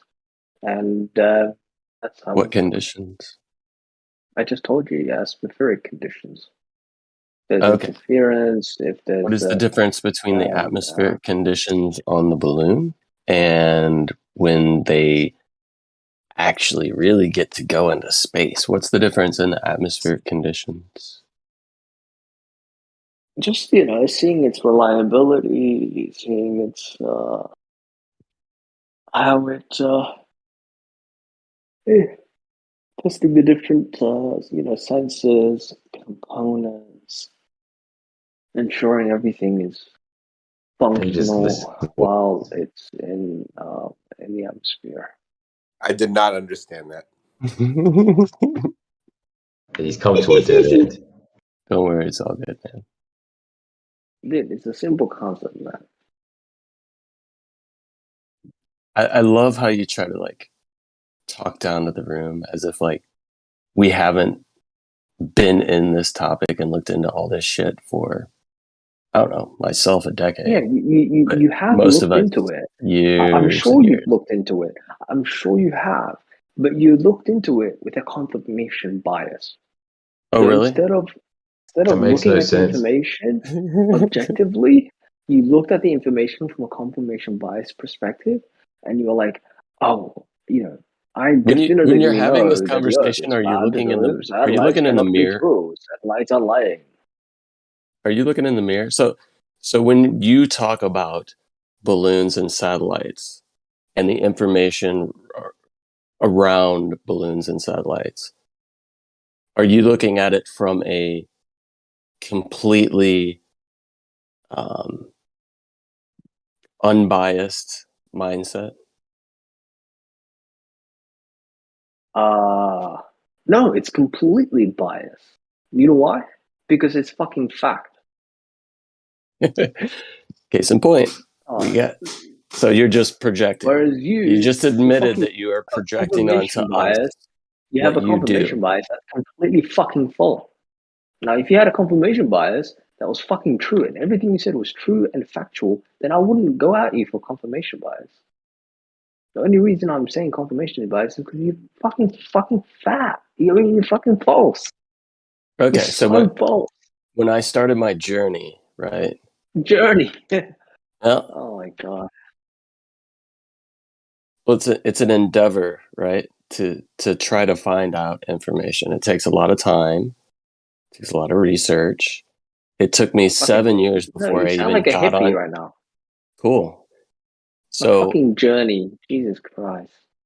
yeah, it's a lot of reading. It took me 7 years before I even got onto Discord to discuss this with anybody. Right. So it was 7 years of study. So what would you call that? You could have used that time to study how satellites actually fucking work. Maybe take a physics class. Maybe Oh my learn God. a little bit about calculus. Well, Maybe learn a little bit Mango about. was born knowing about satellites already. He was already programmed when he was a Maybe baby. learn to build a satellite yourself, a miniature satellite, and launch it. See how it works. See how it functions. Understand the mathematical models behind how satellites orbit the Earth. If you Have you actually done did all of this? that, if Have you you used the launched? 7 years to do that, I think Have you would not be a I'm flat earther. sorry. Trust me. Have you Well, launched a satellite yourself? I Yes. started, and Yes, then I he has realized done it himself.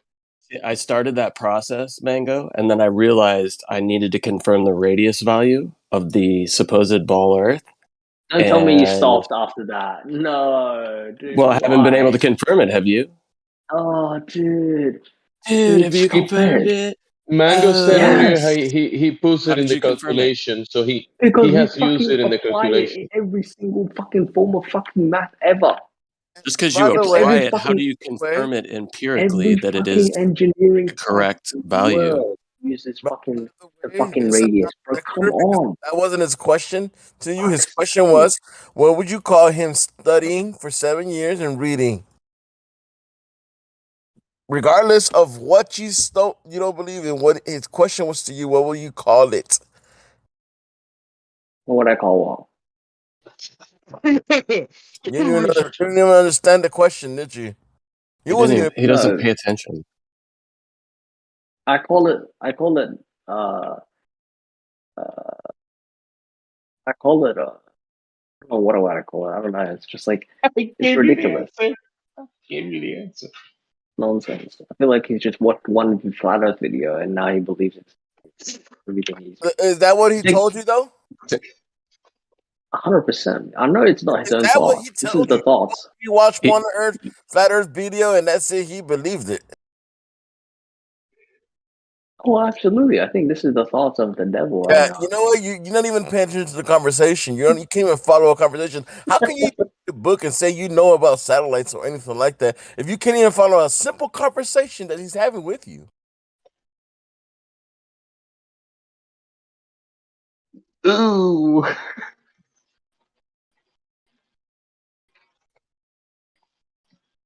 Yeah, I think Jin. I I think know we Jin can take. refrain from. I think Jin can take over now. Hey Jin, are you there?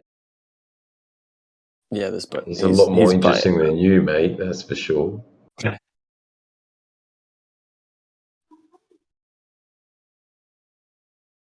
Hey Jin, can you ramble on about your flat Earth craziness, please, for a bit?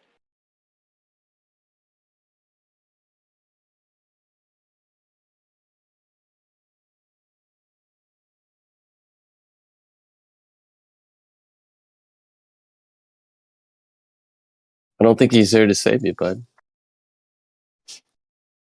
I mean, it's kind of obvious that Mango is a pretender, right? He's just Yes. Yes, I was You gonna already admitted read. I'm not a pretender. I can send you an image You of my admitted he's here to qualifications. feed his own ego. You're here to feed your own ego. You already admitted that. And that's all that people like you do. You're not here to learn. You're not here to grow. But you're not learning. You're literally going backwards. You're not going forward. You're completely wrong, actually. Backwards with your nonsense. You're going back to the dark ages. You need to Yeah, snap out of it. Come to reality. you're doing it Believe in again. Globe Earth. All you have is pride, Believe in friend. what we have to offer. And stop this nonsense. All you have is pride. What do you think that we didn't know what you know? What you thought you think you know? Even have that. It doesn't have that. It doesn't have pride. It doesn't have anything. It's assumptions, presumptions, and suppositions only is his standpoint. There's nothing factual. There's no evidence. He doesn't have anything. Come on, man. Where's your proof? There's no proof. The thing is, it's pride. Nothing. You don't have any evidence. It's pride. We're going backwards. That's pride. It's ignorance. It's ignorant. Willful ignorance is what's being displayed here. Classic case of extreme cognitive dissonance and classic willful ignorance. He's just deliberately not wanting to tell the truth. And the truth is, he has no case. End of story. That's it. Is that true, Mango? Begs the question. Mango, is that true? Question, and it's affirming the consequence fallacies. Okay, Jin, where is the evidence? Where is the evidence for flat Earth? Give me, hold on. Give me definitive evidence. Give me definitive evidence of flat Earth. Well, the claim isn't flat Earth. The claim is it is a ball, right? That's what you believe. So therefore, you should be able to present this information, wouldn't you? Yeah. The very fact that today's modern technology cannot replicate what a Greek 500 BC was able to do with two sticks 500 miles apart using the sun, today's cutting edge technologies is unable to do that, speaks volumes. We cannot replicate what that Greek did with today's cutting edge technologies. You know the technology that they've said, the current. Is he roboting for else? Yeah, he's you're cutting out, Jim. Gene, I think your satellite connection is messing up. Yeah, I would have to change satellite companies. Yeah, point the dish to the right direction, please. Tell him, Mango. Mango, tell him to sign up to your satellite system. Yeah, Mango satellite connection is better than Jin's. So, and you guys are around the same region, like in this Japan, Australia region. Australia. So Yeah. yeah, you should be able to get the same service provider. It's called the from the same satellite. Ha ha ha. Yeah, yeah. The mango dish. Mango dish. Yeah, we know. Yeah. You can laugh all you want, okay? But look, ignorance is bliss, and I'm sure you're bliss and you're happy and you're amazed and you're with your living truths and your weird truth and your fantasies. Just and admit your that. delusion. You know, there was a story of a woman. All you have to do is admit that. Yes, I'm in a fantasy world. That's all you need to say. Because you're delusional. You're completely delusional, and you're completely out of your freaking mind, and you need assistance and intervention instantly. No, all right, Mango. That's called projecting. Mango. That's so clear. Yeah, it's quite obvious that nothing. You can't prove anything that you've stated. It's all affirming the consequence fallacies all the way. And as I've stated earlier, the very fact that today's cutting-edge technologies are not able to replicate what a Greek did 2,500 years ago in a loincloth and a battered pair of sandals, okay? Two sticks with the sun, 500 miles, we were not able to do this. Hey, Mango, just real quick. Cutting-edge technology. Travis, you're hot biking. Yeah, you're a hot mic. Hey, just real quick, Mango. Your question or your requirement for proof of flat Earth is, in the best case scenario, extremely naive, and here's why. If I were to have a conversation with an honest person, they say, "Well, okay, I hear the discussion. Like, what's your best evidence?" It's distance and elevation. That's it. Okay. If you don't, that's been disproven. That's been debunked. That's been debunked. If you do not understand the simplicity of that, then you don't belong in this conversation. That's been debunked. Okay, what has been debunked? The globe. No. Hold on. Give me definitive evidence of flat Earth. If you don't have definitive Mango. evidence, Okay, you Mango, need this to is where... shut the fuck up. Okay, Mango, this is where you either need to show up or shut the fuck up, okay? You said it's been debunked. What has been debunked? I will give flat earthers $50,000. Okay, again, you're Mango, not... answer his Shut up, question. man. You're not answering the question. Evidence. This is why Give you me don't belong here. definitive evidence for flat Earth. I'm done. Thank you. You guys are welcome. Thank you. Yeah, I don't even think the ball earthers would take him. Prove you So- even have 50 grand. Send us a photo of your bank account. Yeah, you're on your phone right now. Just log in, take a screenshot, send it to us.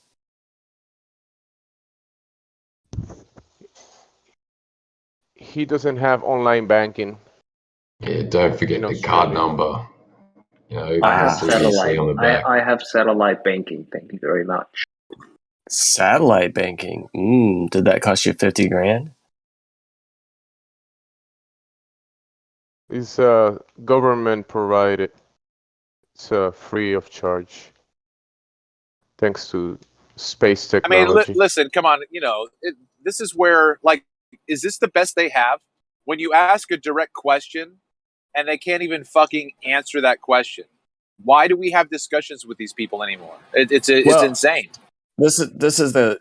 I mean, he sounds familiar to me, and I think he's probably been at 24/7, and 24/7 deals with a lot of people like this. I feel like most people that are kind of either relatively new or don't have a lot of, let's just say, ability to have an in-depth conversation with actual citations of what their claims are, they tend to funnel straight through 24/7. I think it's the easiest server when it comes to searching. So you deal with characters like this on 24/7 quite often.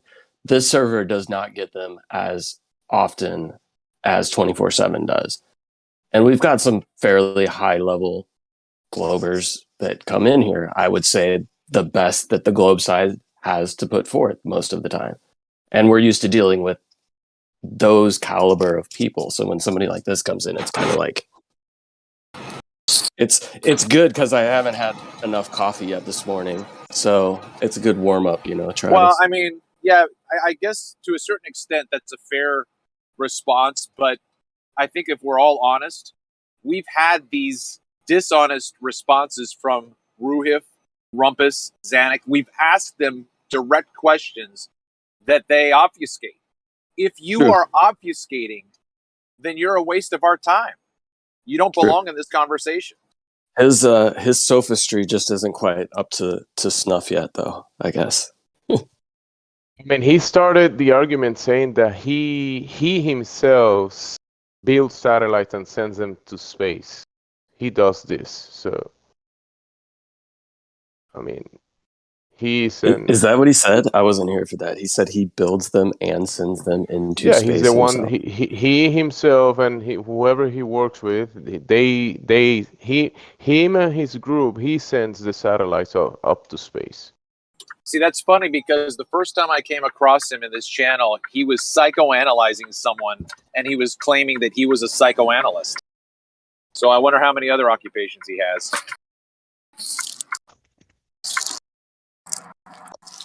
He's like a chameleon.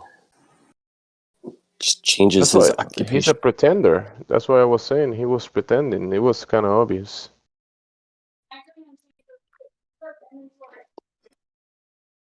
Oh, yeah.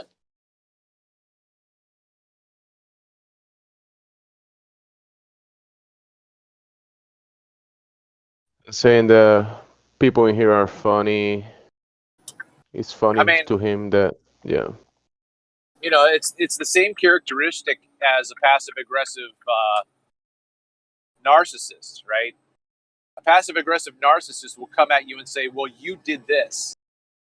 And you say, when did I do that? And they say, oh, you just want to start an argument right now. You just want to, no, listen, you said something. You said X. And that had an accusation against me. So where's your evidence? And just watch what that passive-aggressive narcissist will do. They'll do the exact same thing. They will obfuscate, they will hem and haw, they will then turn it around on you that you're actually the one that started the argument because you're asking them to answer your question. Oh, I'm here to answer your questions. Well, if you didn't fucking open your mouth and accuse me, we wouldn't be having an argument. Right? So then what did I do? So Mango said, oh, that's been debunked. Oh, really? When?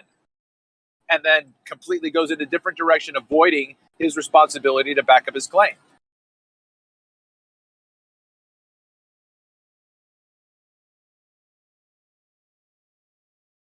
He stands on the shoulder of giants, Travis.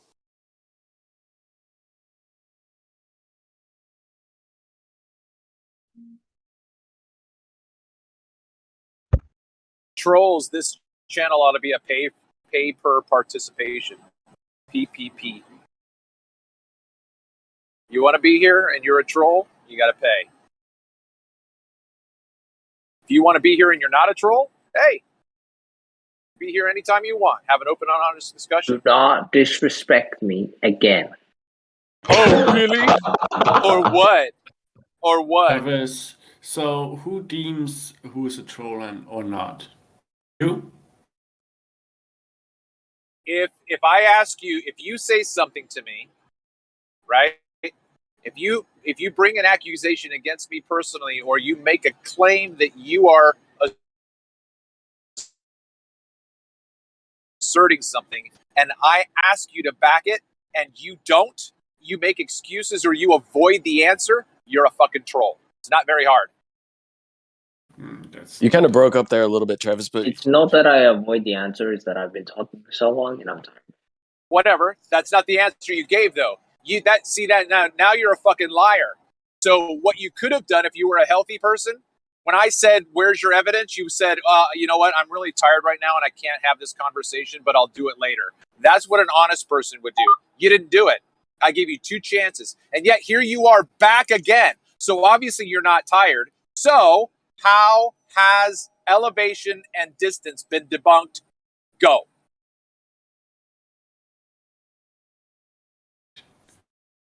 Imagine if you have a dot.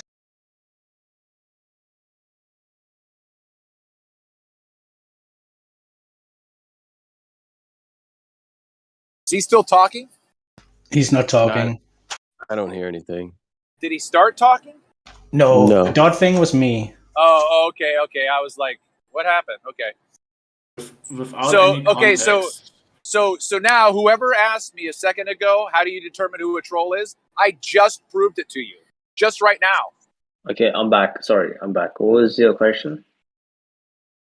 You said, where's your evidence for flat Earth? I said distance and elevation. You said that's been debunked. I said when?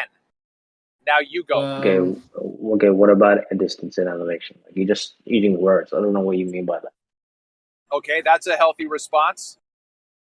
We measure from one point to another, that's distance, and the deviation from that plane of reference is elevation. Do I need to go any further? No, that's not how elevation is defined. Elevation is not deviation from a point of reference? That's not what you just described. You said deviation, you measure a distance, and the deviation from distance is elevation, and that's neither accurate nor precise. Not what I said. That's not what I said. Would you like me to restate what I said? Okay, Thanks, buddy. Would you like me to restate what I said? Okay, restate it then. Distance is the measurement from one point to another across a horizontal reference frame. Right. No. Okay, no, you're not good with that? Well, you can also have distances across non-flat surfaces. Okay, hold on. Possible. Sorry, Yeah, hold on. I had a phone call come in. Non-flat surfaces are not what I'm talking about right now. Right now I'm talking about distance, which is across a horizontal reference point. Are we good with that so far? Hold on. No, not in general. Okay, okay, hold on. I am going to plot out 1 acre of land. Okay. I'm gonna plot out from corner to corner to corner to corner. That distance, right? From one corner from one corner A to another corner B is 300 meters. That's distance. Okay? Yeah. Okay. But Now, you can also okay, measure wait, hold on, bro.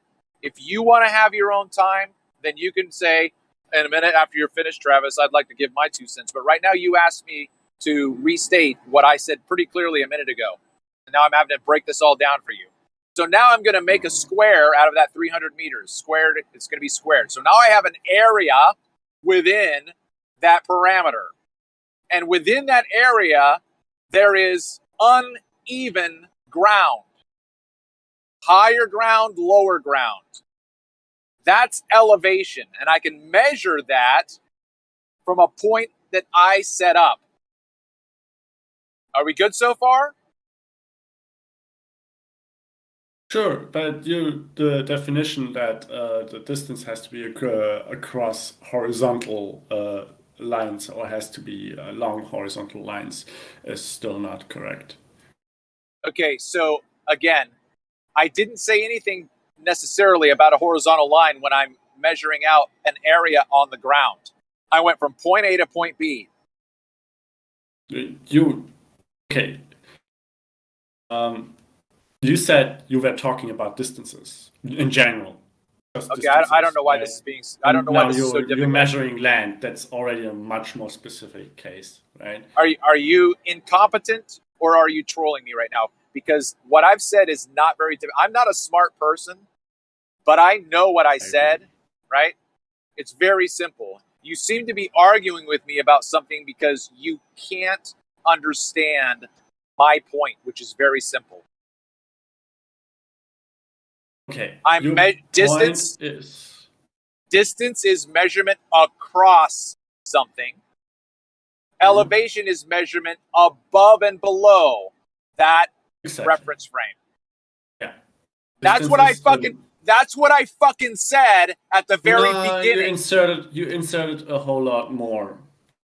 Okay. Well, do you disagree? For example, hold on just that a second, the guys. distance has to be across something flat, and that I did not use the word flat. I did not use the word flat. So either it was implied by saying that the distance No, I is didn't across imply. No. horizontal reference. Don't blame it is. me. Yes, it is, because horizontal lines are straight by definition. Don't blame me that you inferred something I did not imply. No, I did not infer it. You did imply it with How? with the additional statement that you made. Okay, great. Here we go. Here we go. Distances are across are between horizontal references, between horizontal lines. Horizontal lines are straight. Yes, you did state that in one of your explanations. Yeah, I described the reference between points as a horizontal plane. Yeah, that's what you do. Yeah, you establish. The horizontal plane is flat by definition, and you don't have the distances across something. You can also measure distances across things that are not flat. If you want to understand them as distances. Yeah, you're making a distinction without qualification. You don't need to make that qualification.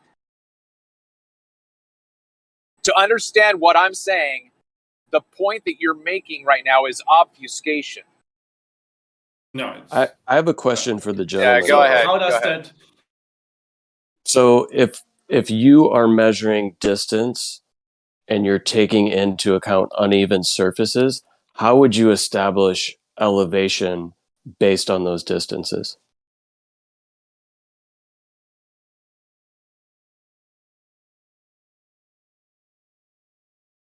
I think this is Travis's point, right?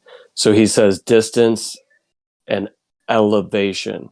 So he's establishing distance not related to the surface and then checking elevation, which would deal with variations or deviations from his distance measurement. Would you agree or disagree with that, Travis?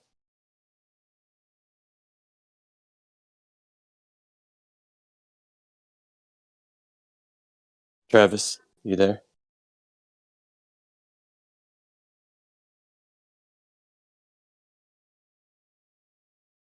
Apparently, he left to go measure some distance. I guess so. So, I mean, I don't even disagree. I think. Then why did you have contention with him when he was talking to the other gentleman and he said what he did was establish distance and then elevation or deviation? What I understood him to say is that an elevation that in one of the sentences, what I understood him to say is that elevation is deviation from distance, and that's not true. But that was a misunderstanding. I misunderstood the structure of his sentences. He never actually meant to say that at all. That's what the whole disagreement was about, or where the whole disagreement came from. Now, I agree with with the sentiment that via distance measurements, you can absolutely differentiate between a globe and a flat Earth. You can absolutely find evidence which of either of them or which one of them is true. Because when you have distances between, I think, 4 or 5 different places, and you measure them, and then you're trying you measure them, for example, from or over the surface of a globe or a sphere, then you're trying to make the same combinations of this distance and orientations on a flat plane. It won't work, and the other way around, it won't work as well. So by finding guys, wait. Is this? Are they really talking about angular elevation right now? Is that their proof of flat Earth? Angular elevation? Nobody said anything about angular elevation. Yeah, the point about about elevation angles is that they do not they do not engage the line of thought of what an elevation angle actually is. They're like, it's an angle. Angles need 2 straight lines, and then they for some reason think that one of those straight lines has to be the ground. Therefore, the Earth must be flat. This is the thing about flat Earth, is that every single argument can be debunked easily. Nobody said anything about elevation angles. You brought that in, right? So Travis never said anything about elevation angles. Would you agree? Said elevation, and he said elevation and distance. Do you think elevation can only be garnered from elevation and distance? Yes. He literally said angular. He said elevation and distance, which is essentially angular elevation, and that's been debunked. That has been debunked. So you can measure elevation off of a established horizontal without using elevation angles. You can do direct measurement. Okay, explain the phenomena responsible for dropping the apparent location of the sun by at least 9.53 degrees. What? Exactly. No, I didn't understand what you said. It was like exactly that's what I garbled. Exactly what? Give me the formulas, give me the derivations, give me the calculations to account for this particular angular declination regarding the location of the sun by at least 9.53 degrees. Mango, you're not talking with any flat earthers right now. That's what I thought. They can't. This is the problem with flat earthers, that they have these ridiculous ideas and they can't even. What are you talking about? Yeah, Mango. So what Travis probably was trying or was getting at is that he claims that there is no elevation drop between horizontal. That there is no drop between a horizontal and a constant elevation, but he needs to substantiate that nonetheless. Like, he can't just say like, yeah, distance and elevation proves it. He needs to like show how so actually. That's where I would have gone with this conversation with him. Sorry, what was that again? Can you repeat that? What I think Travis was getting at with elevation and distance is that he would want to point out, or he would want to make the case that he does not find a drop between a horizontal and a constant elevation. that he finds elevation planes of equal elevation to be flat, just like horizontal planes. But he needs to that's complete substantiate that. nonsense. Even, That's been anyway. debunked. Yeah. Yeah. It's In any complete case, he can't just like say elevation and distance, which is like two fundamental properties or observables, and then claim that this is a proof. He needs to explain how so. In any case.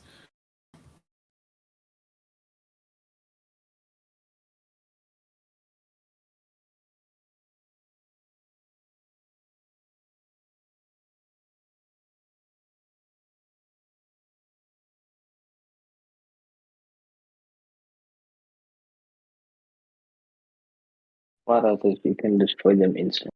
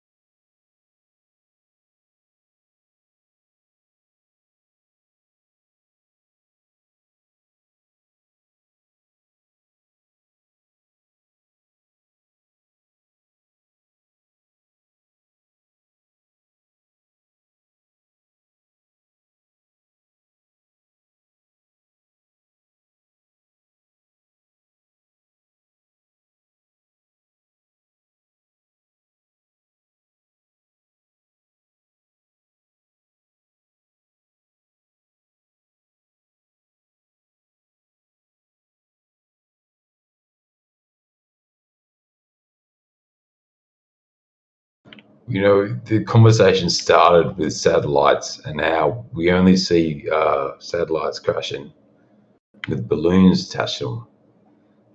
You know, regardless of that, has anyone seen satellites crash into the ground or a meteor, you know, for an added bonus and just an extra kicker? Has anyone seen a meteor or a satellite crash into the Earth? No, it doesn't exist. These things don't fucking happen. We don't have meteors and shit crashing down on the people, right? Why is that? If what they propose to be real, this should be a daily occurrence. Why should it be a daily occurrence? How did you? Why should it not? There should be at least one, right? At least one meteor coming down. What do you mean, why? Like, the only evidence they have of meteors, right, is some footage in Russia. You know, who knows what that was? They probably just pushed it off as a meteor. Something dodgy that they were doing over there. Well, the thing is that people identify the phenomena that we call sporadic meteors, and when a glober is thinking about it, they're thinking about, you know, these rocks coming from far away regions from space or whatever. But the phenomena that we observe in the sky, when you look up and observe sporadic meteors, that is a very specific phenomena that happens, and we can't throw the baby with the bathwater, right? We see kind of like an electric or some type of light that crosses the sky.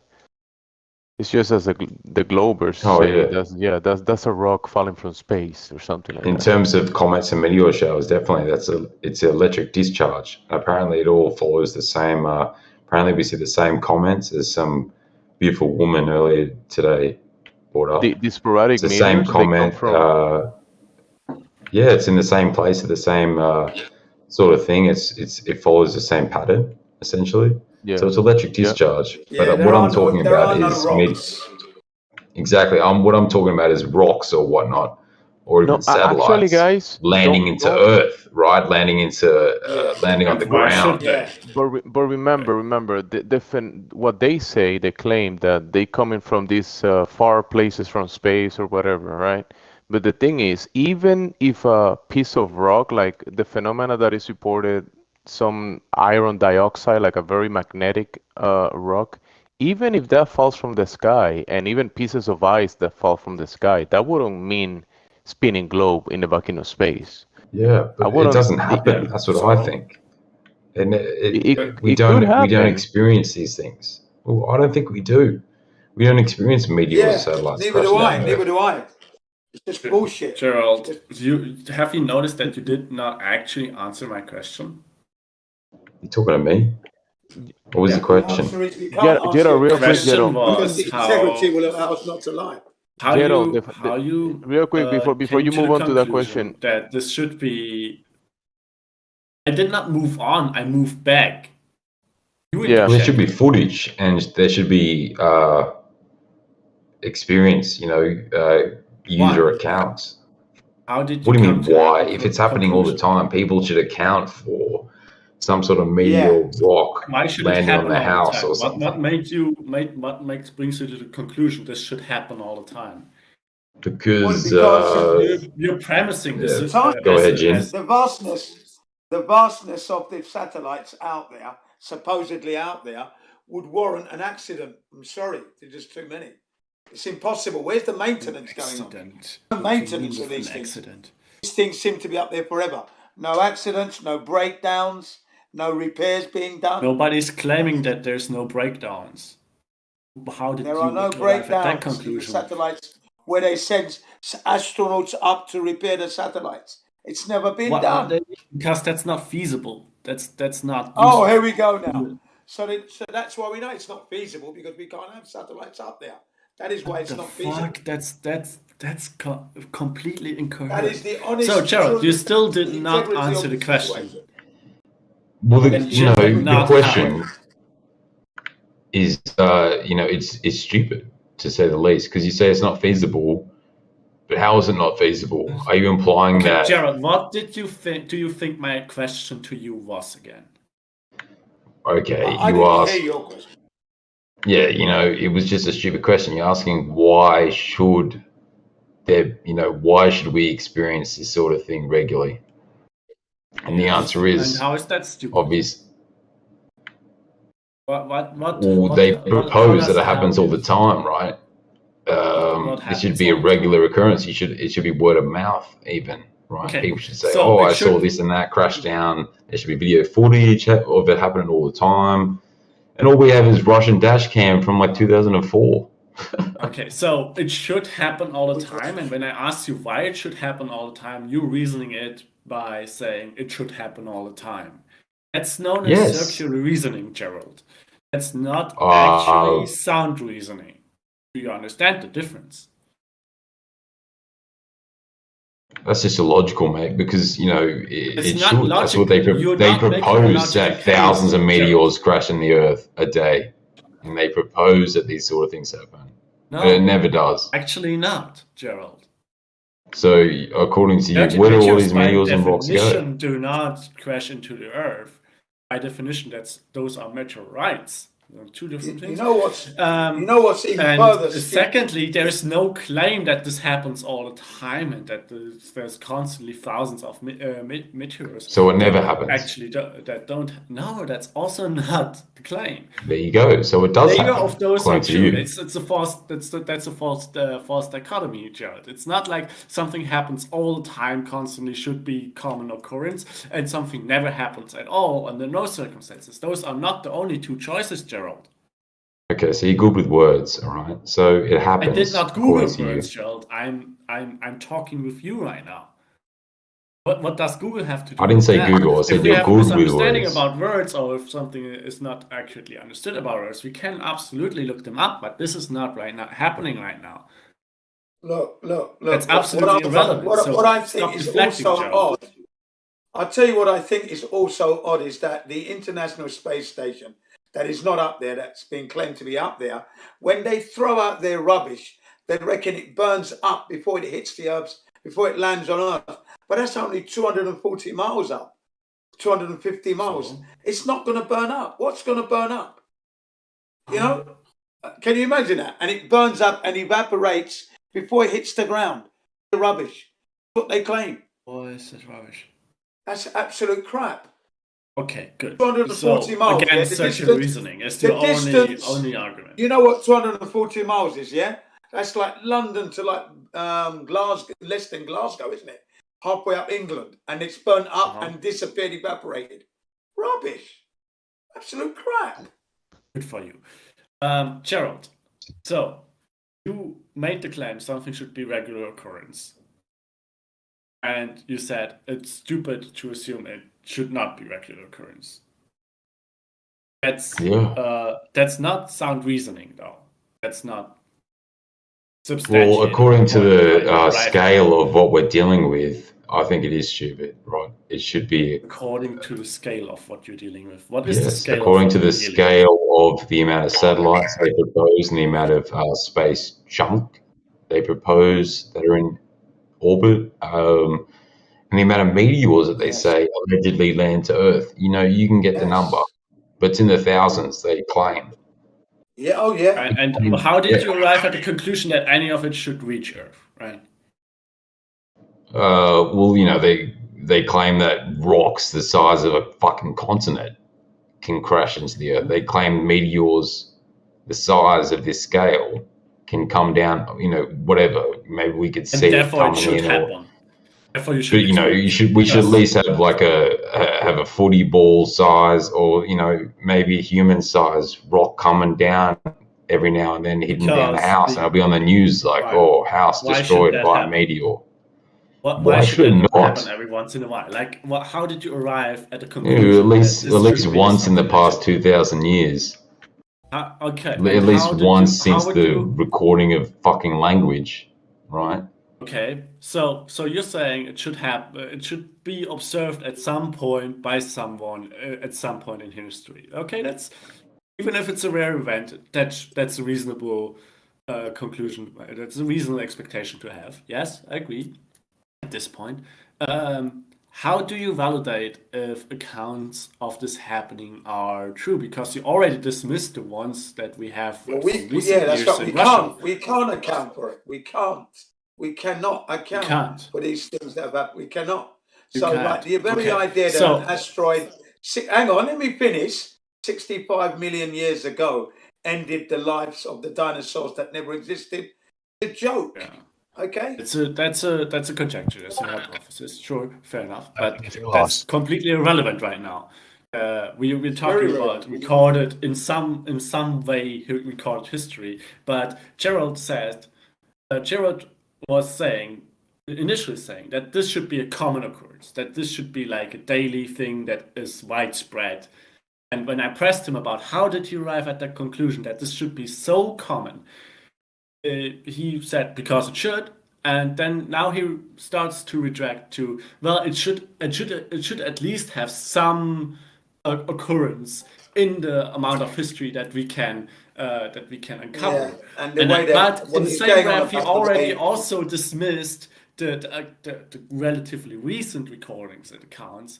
And like what? Do you have an example? In Russia. So I don't really Dashcam footage. How now that he retracted from saying, well, it should be widespread and commonly observed by everyone, to it should have happened at some point in history, observed by some people. Yeah, ever since the recording of language. How do you verify the validity of those observations? How do you conclude that, okay, this is a correct account of that, and the dashcams that you have from Russia, they are incorrect? All right, not only, the dashcam from Russia, you know, obviously the take is, we know Russia is full of shit, so obviously there was some dodgy thing they were doing in the sky. That's already, Russia is full of shit. Well, okay, every you get what I mean. Shady, so they push it off as a meteor. That's not valid in itself. No, it is valid. Everyone knows that the action is shady. It's not soundly reasoned at On all. Wikipedia, just check it out. It's just on Wikipedia. Conclusion. This guy a Russian? That appears to be not even Can y'all speak one at a time, please? This is temporary mute. I'm about to unmute I can't y'all. believe that guy trusts a Russian, bro. He's like putting all this faith in the Russians. Oh my god. That's again a completely No, derailment, the point was derailment the of Russian what we're government is talking shitting, about. and everyone knows this. Look, what I was fucking saying before I got server muted for some reason. That obviously I don't know it.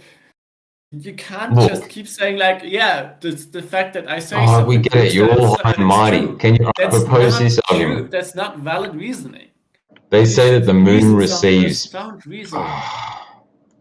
They say Dude, that the that guy moon is just receives mad, meteors bro. and shit. Okay, and I've asked in the past, do we have footage of meteors and that hitting the moon? And there's no footage. There's only I've received one shitty pixelated video. We don't see shit hitting the moon. Okay, so any footage that you receive because a shitty pixelated video is still footage. No, it's not. Look, you try and find one, you'll probably find the same video. Footage, like you need to be a little more precise with what you're asking for, and you need to be a little more strict with yourself, with your own reasoning. You can't just you're saying like, this. well, something's full of more shit because clearly. because everyone knows it's full of shit, and something is ridiculous or stupid because the idea is ridiculous or stupid. That's not a good way to reason things. You're the one who's saying the shit is ridiculous. Gerald, talk about the shit. Look, you're talking all this smack, but you have no cigar, right? You're saying some sort of expert on the matter. Look, give me one proof of shred of evidence of any of this happening. You have nothing to say, and your only proof is that it never claim that happens. something is ridiculous or something should happen, and the fact that it didn't happen proves that it's not true. Well, I'm asking you to substantiate the premises of what you're claiming in order of what you're using in order to make your point and your conclusion. This guy's It does not mean that I have to provide you evidence that it does actually happen. Or that it's not actually ridiculous. Because I'm not telling you like, oh, you reasoned this inaccurately, or you haven't substantiated the premise of your conclusion. Therefore you're wrong, and your conclusion is not true. That's at no point have I said that. Therefore, there's nothing for me to provide evidence for. I'm just asking you if you have actually any soundly reasoned or any evidence whatsoever for the conclusions that you're making. And so far, you've presented nothing. No, why don't you fucking prove otherwise? What I'm saying is these things don't happen, and you're carrying on this and that. Why don't you're the one defending, right? No, I'm not. You're conflating criticism with opposing you. That's not the same thing.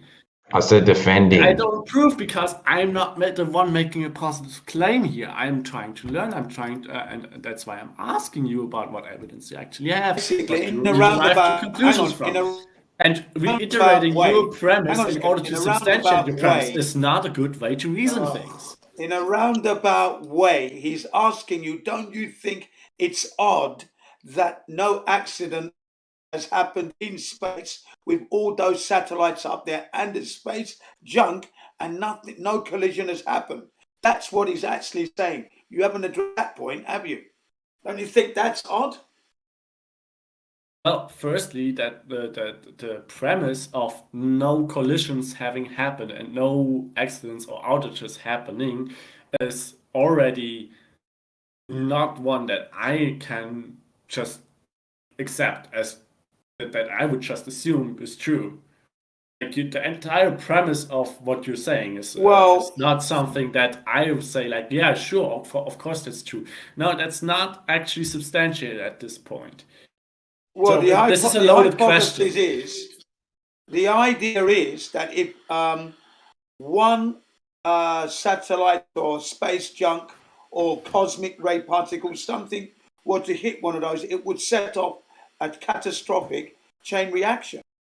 That would be a disaster up there. Yeah, well, that's what's been claimed. Yeah, again, that's also a premise that I cannot support. I do not see as substantiated in any way right now. Well, I mean, I've never seen the satellites up there anyway.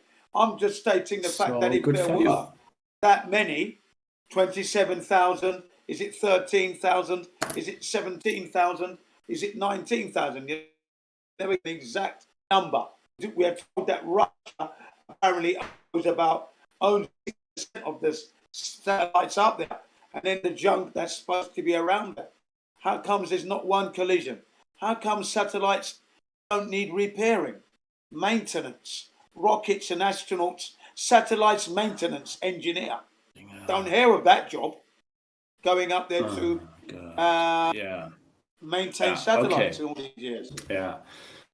Okay, these are just valid You questions. know what you could do? Whoever's valid defending questions, this. but you're not willing to listen to any reasoning. Or No. Sorry, mate. You know what you could do? You could present something that proves what you're defending. You could present. I'm not defending again, Gerald. I'm not defending anything.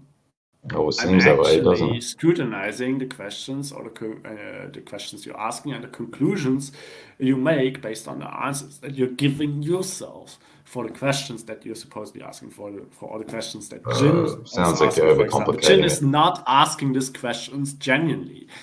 He's already Yes, having he is. answers and preconceived conclusions and answers I in think what mind he's for them. saying is- And when you actually try to explain the misconceptions he has in this preconceived answers he's having to the questions he's not asking genuinely, then he's shutting down. This He's guy not is a willing to fucking pursue any sophist. thought into this at all. This guy is a fucking sophist. He's saying so much and meaning so little. You're not saying That's what I anything, was buddy. saying, man. And I got muted for bringing that up. He's just fucking saying words. You got muted for calling No, I'm not a him out on being a sophist? Wow. Sorry, but Well, I was probably talking over him a bit, but like, yeah, that's obviously the point. Like, you know, I've you been should listening prove for like some sort of instance of this sort of thing happening. I started Sorry, mate. listening about 15 minutes ago, maybe even earlier than that, maybe 20 minutes ago. And between then and now, this guy really hasn't said much. This is full on sophistry. No, it's not. Yes, it is, bro. And now you're just going to No, it's argue not. with me and contradict me. You're All trying you're to- doing is people are contradicting trying me. to shift the burden All of you're doing is proof on me, and contradicting people me are and trying going to ask back me onto your loaded monologue questions. And sophistry, both sir. actually You have no need to be substance to any diffused of and your explained arguments. why they All are it not is valid. circular And reasoning. doing Look, so does anyone looks want like to hear this? sophistry to you, and that's Does anyone not want to hear that's this, not the dude? correct You're just impression. rambling. You're not saying anything. AK, please shut up. You're just talking. Don't talk over each other. Go one at a time, guys. Come on. So I'm being asked questions in reply to my questions, and I'm being asked questions that Straight are back to the loaded. sophistry. And neighbor is valid, and that looks like explaining how it's not valid. It looks like sophistry to you. I acknowledge Yo, that Jun, you were you think guys I'm a talking about sophist, but that satellites does or not what? make it true. So you can have your opinion whatsoever, but you Bro, don't you have to literally stand just me. spent 30 seconds not saying anything. So we got what No, was the I fucking combo topic? explained to you why Satellites? you have the You're a impression that sophist, I'm a bro. sophist, which is You're a not true. sophist. I'll say And a the constant conversation. Okay, you monologuer. can try to You're a insult me as constant long as you want. That monologuer doesn't and make a it true sophist. or And valid everyone to keep talking can about see my it. person. You've been called out. The conversation was about Good meteors job. or satellites crashing into Right, Earth, so and we don't should those be observing this. I was thinking this when you guys brought up the meteorites earlier, like with witnesses or no witnesses, but wasn't there that in like Muslim or Islamic religion, they have that cube, like the Kaaba, and then like in the southeast corner or something, it has like a meteorite in it or something. I mean, that's supposed to fall from the sky, right? The thing is that there's different phenomena, and some people want to kind of extrapolate to is the same phenomena that is happening. There is the sporadic meteor phenomena, there is the asteroids, there is other life phenomena in the sky, and some people just want to put everything together in the same basket, like it's all the same. But it's multiple phenomena that is happening. It's different. Exactly, phenomena. like I said, what we see in the sky is electric discharge, right? And it has nothing to do with these physical entities being these rocks that they claim they are. How did you arrive at that conclusion? did you validate that? Well, it's quite an extensive. Yeah, I can't put it simply to you, but You know what? Like lightning has a lot of nitrogen in there, so we have more nitrogen inputs on the Earth when we have rain and lightning. I wasn't expecting lightning, so maybe this energy just charges because things to do with lightning and electricity, but it's not just electricity alone. So it's just all wild conjecture then, or with is there some any sort of evidence discharge of whatsoever? energy, the meteor showers that we see in the sky and things like this, and Some yeah, sort of discharge of energy. You did already like classify that energy as electric discharge, right? It's more Well, specific than just they call them some radiant energy, right? sources. The sporadic meteors come from 6 specific regions of the sky. They call them radiant sources. So it looks like an electric phenomena. That's what, and also the research that has been done about this. Listen, the research that has been done about. Shut up, dude. The research has been done to determine this. The radiant source is done with electro-optical equipment, electro-optical cameras. So yeah, electro-optical. Get it? Okay. It is electrical. So a camera operates based on electricity. On the So electro-optical therefore, the spectrum and phenomenon is see an electric start. electrical phenomena. Yeah, it looks electrical. okay. Yes. Yeah. Okay. Right. So we have these guys looking at the meteorites with electroomino fucking whatever the fuck, and then on the other side, what exactly are they doing? Just mathematics and making fake fucking cartoons, like.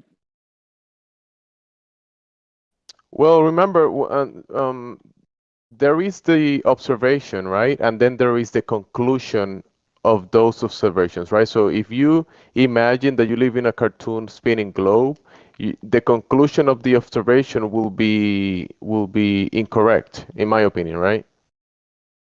Oh, I live in a globe. Therefore, the phenomena that I see in the sky, it means that I live in a ball. Yeah, that's naive. Yeah, that's It is pretty it's naive, an absurd right? line of Yeah, reasoning, obviously. I like how we But have. that's also not reasoned that way by anyone ever. So I don't is really understand contradicts. why you're That's bringing all he that does. up. He sits in the background and contradicts everything that's said. It's kind of funny. And then I'm when not he's contradicting. asked I'm to pointing out problems when with the he's reasoning that's asked to defend his presented. And globe, numptiness, I when would he's asked appreciate to defend his if you globe, would not when keep he's asked to talking over defend me. his globe, he says he doesn't want to do it, and Yeah, says, because "Why I'm do I not defending anything. I do why not do I have have any to answer my these globe. questions?" There's no Yeah, this such guy's thing. Okay, so crazy. keep. This guy's a sophist. Oh my This god. guy's a sophist over here. No, I'm not. And even Yes, if I am, I called it's you out. All not you do is relevant to the contradict what people conversation. say. Like The my problem is person that is not I was relevant. talking about the Yes, people. of we're Jersey is having a not relevant. The conversation. person of Gerald is We're not relevant. The people Everybody's in talking at itself once. are I'm gonna start not muting relevant to people. this conversation. AJK, everybody, let people say what they're gonna say. Don't talk over each other. You can't hear what anybody's saying. I'm gonna start muting Nabal, people. I was talking about the research done by about the sporadic meteors and the equipment that is used about it, and they might had some type of a globe conclusion, and he thought I was speaking about him. Like, I'm not talking about you, dude. I'm talking about the research, and maybe there might be some flaws in the conclusions when they say globe is the cause of this kind of stuff. Right, We so observing the there's no phenomena evidence. that is happening in the sky. That doesn't mean globe. Right. Exactly. So But nobody's AJK, are you reasoning that familiar? line. AJK, are you familiar with the information that Jimsy is talking about? With the research, no, Mhm. he has not specified what he's talking about actually. You want to clarify, Jimsy? I was mostly talking to the other gentleman that was talking to AK. He was. Okay. They mentioned the satellites and also the meteors, like almost Gerald? in the same sentence. But I'm saying that those are different phenomena, and a lot of people put asteroids, meteors, and a lot of sky phenomena. They put it in the same bucket, and there's different phenomena that is happening in the sky. good. So it's not all the same. So originally, I asked for evidence that they are electric discharges rather than other discharges, or like how this conclusion was derived.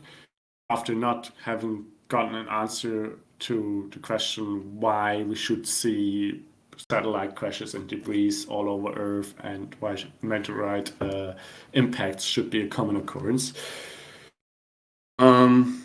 The research indicates that specifically the sporadic meteors come from 6 specific areas of the sky. So that if you were in a globe spinning through the vacuum of space, receiving rocks falling from all random directions, it wouldn't be as specific as it shows in the research. And what the electro-optical equipment shows, that it looks like an electrical phenomena. How does it look And like? they call the sources of this phenomena radiant sources. So yeah. So and when you look at it when you look at it in the sky, when you look at it in the imagery in the scan, yeah, it does. When you look at it in the scans, in the cameras, it does looks in the like an electrical phenomena. And to be able to see, to look at it, and to be able to see it, you need electro-optical spectrum visibility. No, we see it with our naked eyes. Like meteors, by definition, expert we see on the that stuff article. with He our hasn't naked read eyes. yet. So you don't need an electro-optical device to see the sources. You need to see the sources, the causes from where all a sporadic meteor comes from. To see the 6 sources, the radiant sources, you do need the electro-optical, because it is not visible with regular equipment. You just need to put overlay a lot of all the traces that you're from one location, for example, of observed meteors, and you're overlaying their path, and then you're gonna see they are intersecting on one point. They actually Radiant build source. this electro-optical equipment to be able to look at it, because they couldn't see it with regular equipment. So they actually specifically build it for this purpose. Can you post where you got this from? The source material for that? Yeah, I got the documents. Be awesome.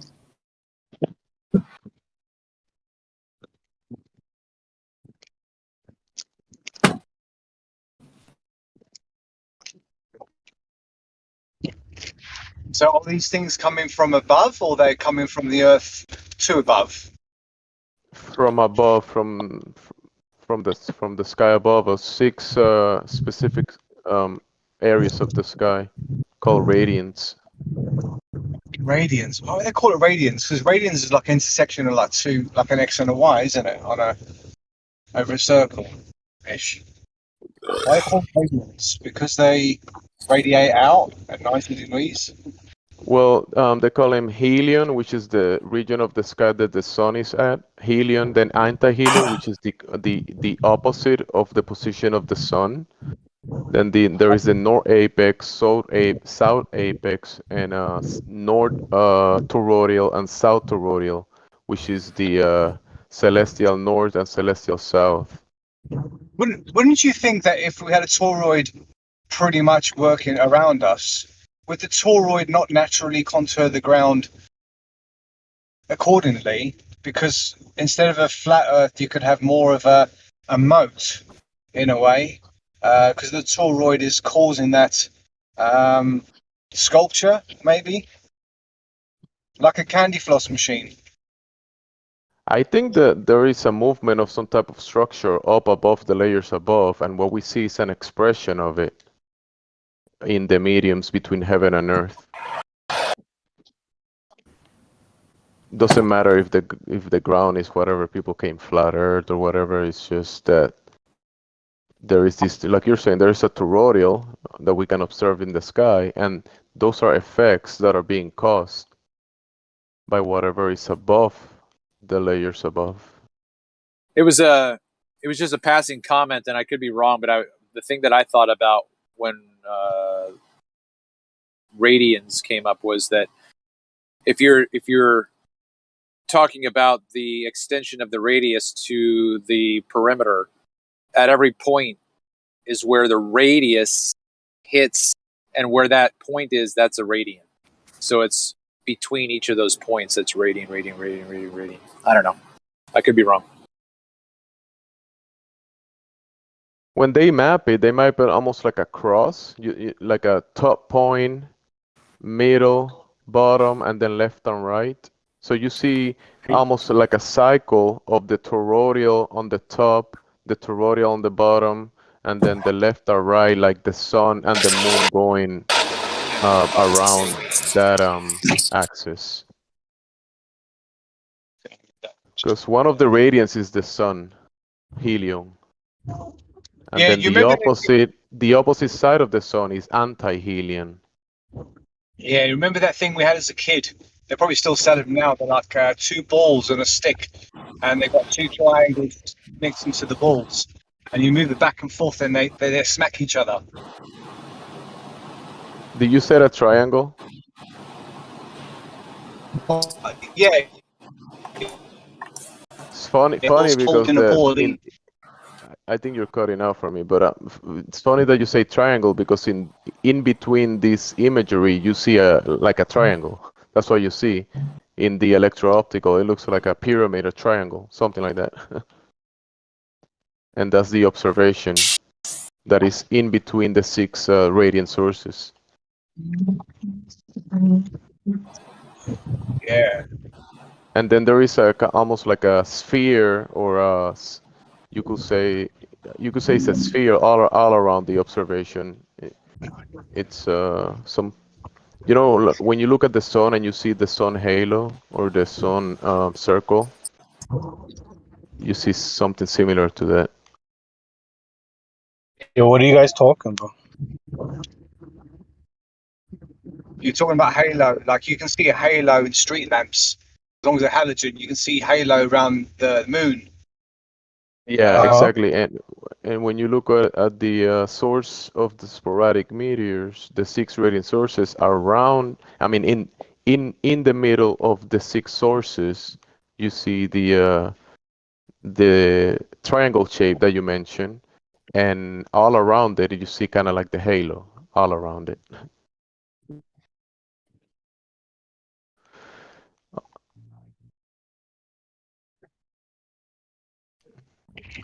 I believe these called they're called halo waves. There's a guy called Scientific Lee speaking. He's got a channel and he fucking goes into stuff that he reckons he inherited from God. But he anyway. So that was the halo thing. Sorry. Well, I think what we observe, like the sun, the sun solar halo, the lunar halo, are actually expressions of this thing that is basically the cause of it, the source of what we call the sun and the moon, and it's probably coming from there because they look so similar, but it's not.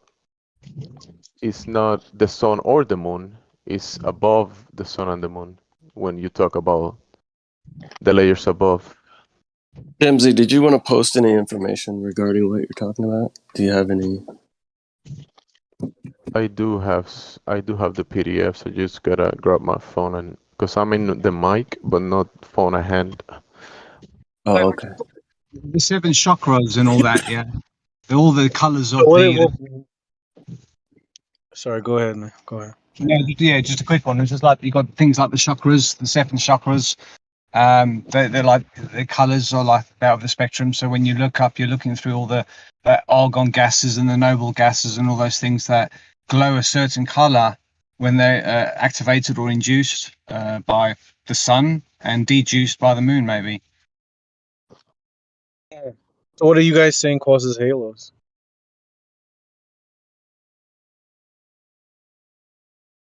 Well, I'm not. It could be. I don't know exactly, but it could be some type of focal image that we're looking at. Like you see how the light might be coming through layers above, and when it's a certain position, the focal, you can see the the phenomena from the sun and the moon. Like halos around street lamps or car lights, you know. Especially when it's foggy. Yeah. Yeah, Are but I would those say also something to do with the sun, or? I would say those things that we see artificially of the quality of the bulb, because you got xenon bulbs, and all different bulbs have different mixtures of gases in the bulb. So when we're seeing this domestically and artificially, it's because they're using the same gases, which are and probably aligned, organized when the sun is near, and therefore we're seeing the spectrum only when the sun is near. How the moon does it, luminosity. So you feel like halo from the moon and the sun is different from halo caused by like a bulb? But it could be kind of similar because you have the bulb, which is, I will say, let's say the roof above us or something, and then you have the gases in between. There might be multiple layers above, and there's gases involved between the layers. You guys also know that not all people see halos. You know, some people when they look at light, they don't see halos. No, you don't see the halo all the time. You see it sometimes when depending on the angle. Yeah, no, but some people never see them. Some people never see them at all. Can those people not see rainbows? They can see rainbows, but rainbows and halos, it's not the same phenomena happening. So I would say it was, but interesting that I would agree with you, because there is one proof that it's not the same thing. These people with vision impairments use polarized glasses, do they not? Mm-hmm. So a deficiency of polarization in their eyes, possibly. But if they can see rainbows, then yes, there's one that's controlled. These bulbs and stuff are in a vacuum, whereas a rainbow is not necessarily it's not in a vacuum. And the rainbow tends to happen if the sun's behind you, in the west, and you're looking east, and you'll see the rainbow, and it's the rays of the light coming through like a torch, in a cylindrical sort of torch.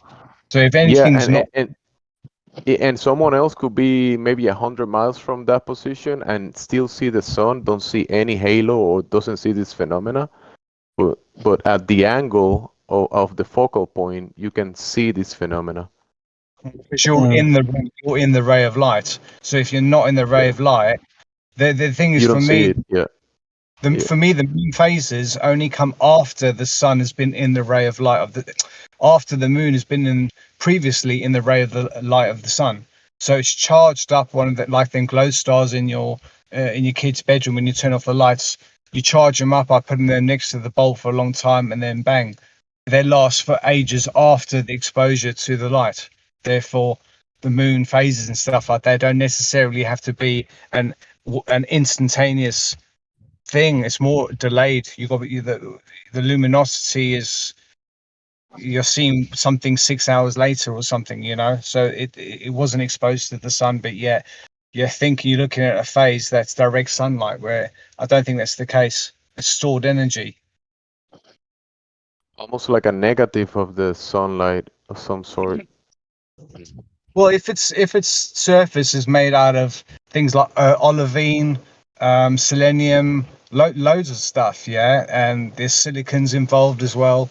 So these sort of things that could easily illuminate the any part of the moon. It doesn't, just like I said, like one of them luminous sort of things I was talking about. So you're only going to see the luminosity on one side, and it's probably going to get less because it's further away from that thing. But yeah, charging makes more sense, like anode and cathode. The moon is the moon goes round and vacuums upper space of all the shit, the dust you get in your house. All that shit is up there, and it collects any type of it collects anything. So it's probably taking on stuff, and then drops it down when it gets too much. Probably just stops, explodes, maybe out a bit, like cracks a little bit, and then just everything falls down to Earth or something. Libyan glass. Yeah, sorry. The moon is like an expression of that exchange because it's not the source. Just like the sun is not the source of the light, it's an expression of it. Yeah, definitely. Because there's not light itself; it's just how it's expressed. The sun is not a source of what light? Well, the light is what we see, but some things don't always see what we see. If life was in infrared, What light are you talking about? Sunlight?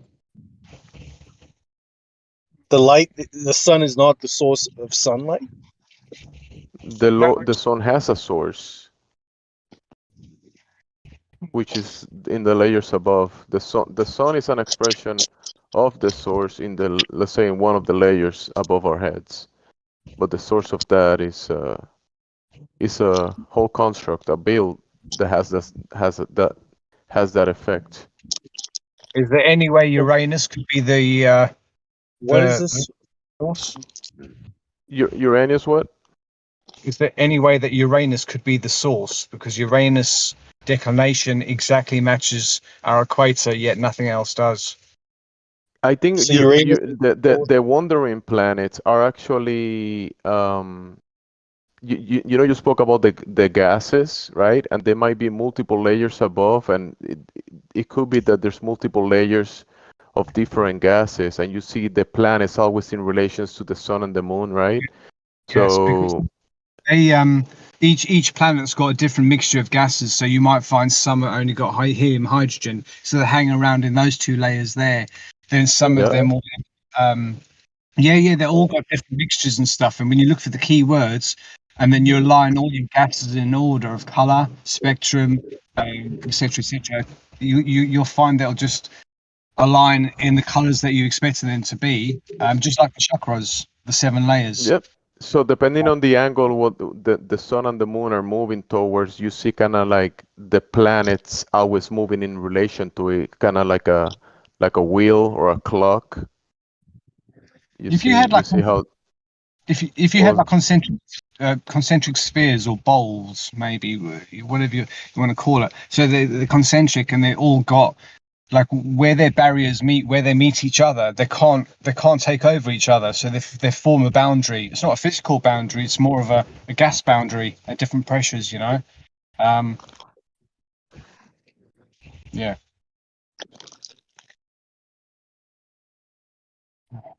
Yeah, so like we tend to look at an angle and we see white, but we see these halos above us. So that's where I'm thinking, if you're looking at something that's bowl shaped or V shaped or something like that. Did he cut out? No, he sees talking. You know what? You were talking about the moon, right? And the cycles. Have you seen Venus in relation to the moon and how similar they look and how close they look? Almost like you looking like through some type of cylinder, but you looking at 2 layers of the light going through the cylinder. I haven't personally, but I would put forward that I see Venus and Mercury going around the sun only. Mars is a binary star of the sun, so I think everything is interconnected. I think the moon is leading the pack, and it's tethered from the center. I would say is Uranus, because Uranus's revolution is 90 degrees tilted to everything else. Interesting, that observation, 90 degrees tilted to everything else, huh? Yeah, that's interesting. Yeah, I think, loads of stuff to consider. But the thing is, like I'm telling you, like those expressions that we see, even Uranus and the other planet in relation to the sun and the moon, like you see Venus doing an exchange between the region of the sky towards the sun. Like you said, you see Venus near the sun sky, right? And sometimes you can see like a black spot in front of the sun that people say that's Venus, right? And then you see, when you see Venus near the moon doing the moon phases, you see Venus looking extremely similar to the moon, as like it's doing the moon phases similar to the moon. So that's an interesting phenomenon. I'm going to consider that. I'm going to consider that and look into that actually, because I kind of like that. It's almost two sides to every story.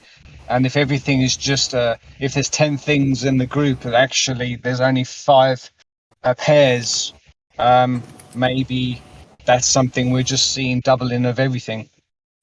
Cool, man. Yeah. Layers, mate. Layers. Yeah, the layers above, definitely. Yeah. I'm But saying then there is a source to that. That's what I'm trying to tell you. There is an actual source from where all that is being, in a sense, introduced into the system that we're standing on. And then when we look up, we see an expression of that on the layers above our head, on the ceiling, or the multiple layers of the ceilings above.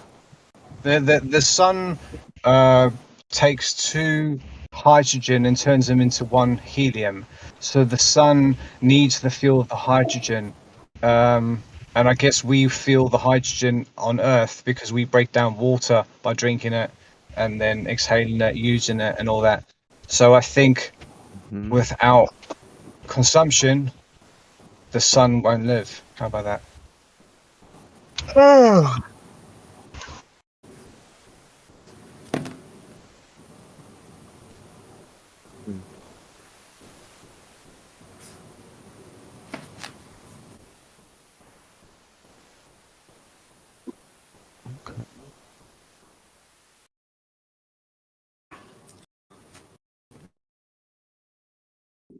So I had a call. I wasn't following the conversation for the past 10 minutes, I guess.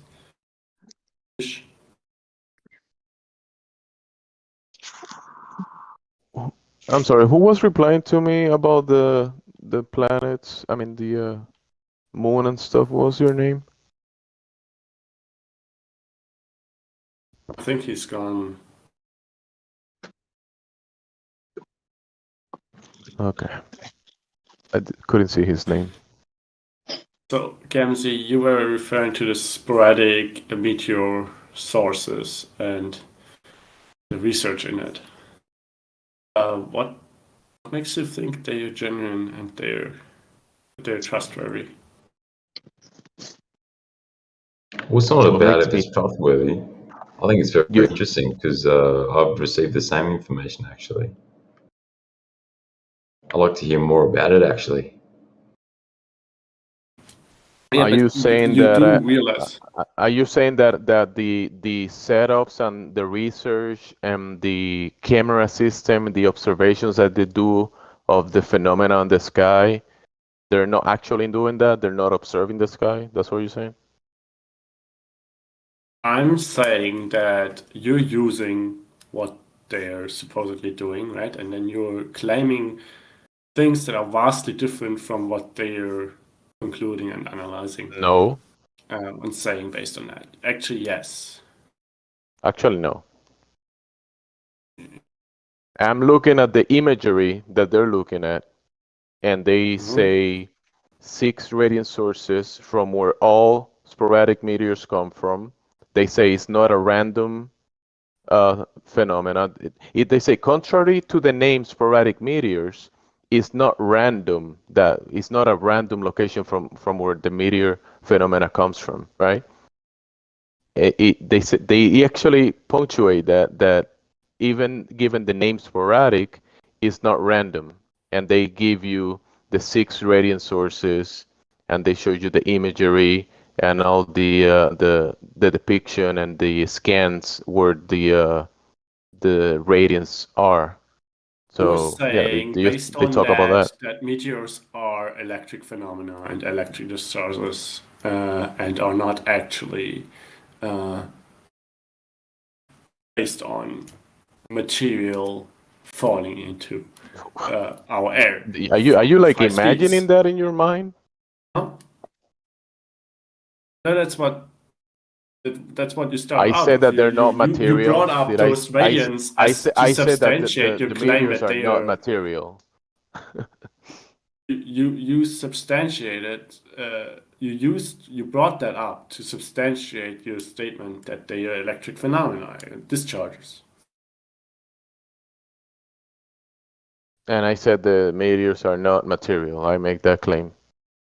That's 100% correct. That's what I understand you to mean when you differentiate from what meteors are commonly taught to be. The phenomena that we observe, it's the phenomena that we observe, and they use electro-optical equipment to be able to see the sources, the radiant sources from where the sporadic meteors come from, the sources of those things, and yeah, that's what we see. What is it? What it is? What is the taste of it? What is it made of? How big it is? I don't know. Okay. Interesting. But the what phenomena was is your there. point It's in it's observable, and was your it point? repeats in cycles yearly. Like it's a thing that it works in cycles. Like I told you, it works with the helion, anti-helion, north vortex, south vortex, north apex, south Awesome. apex. So Okay. yeah, Great. that's what is being observed. Okay. And so why did you bring it up? What for? What to what end? Because Someone you else did bring besides it up you to were substantiate talking the point. about meteors and putting it like say meteor, asteroids and I guess what was it, satellites? And I said those are different phenomena. When you see something falling from the sky, doesn't mean meteors, right? If you see something, a phenomena in the sky, like let's say a rock falling from the sky or whatever falling from the sky or some type of light in the sky, that doesn't necessarily mean it is a meteor, the phenomena that is identified as meteors.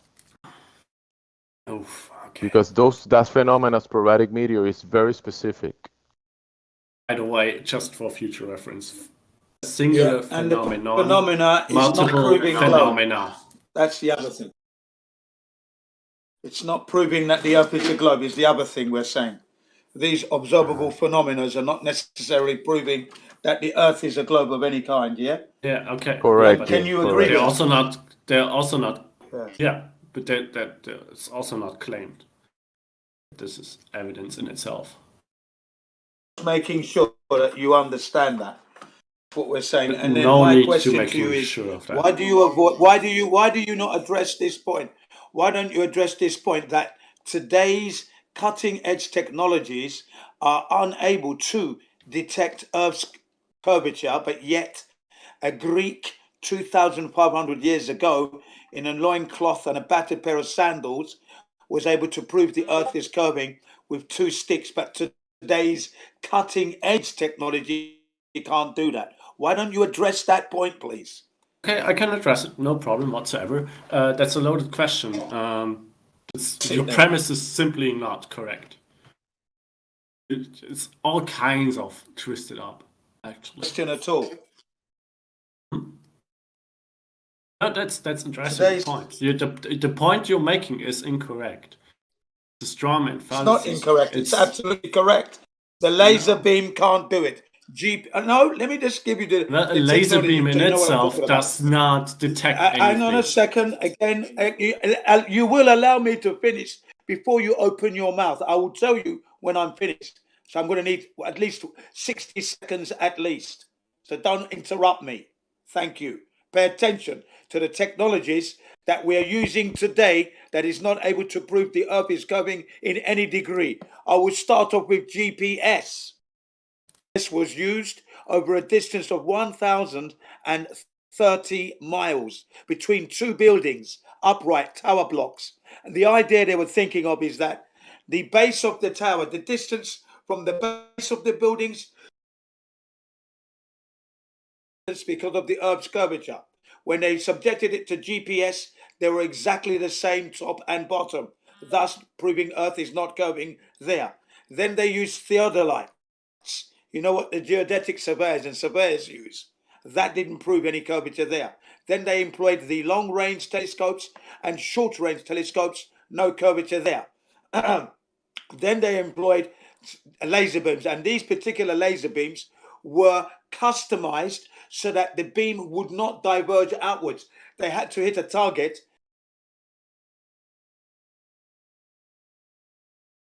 And it did that, okay? That's a distance there, no curvature there. Okay, I'm not finished, right? Hang on. Then they used sound waves, radio signals over a distance of 40 miles. There should have been a curvature there of a two-story building. It wasn't there.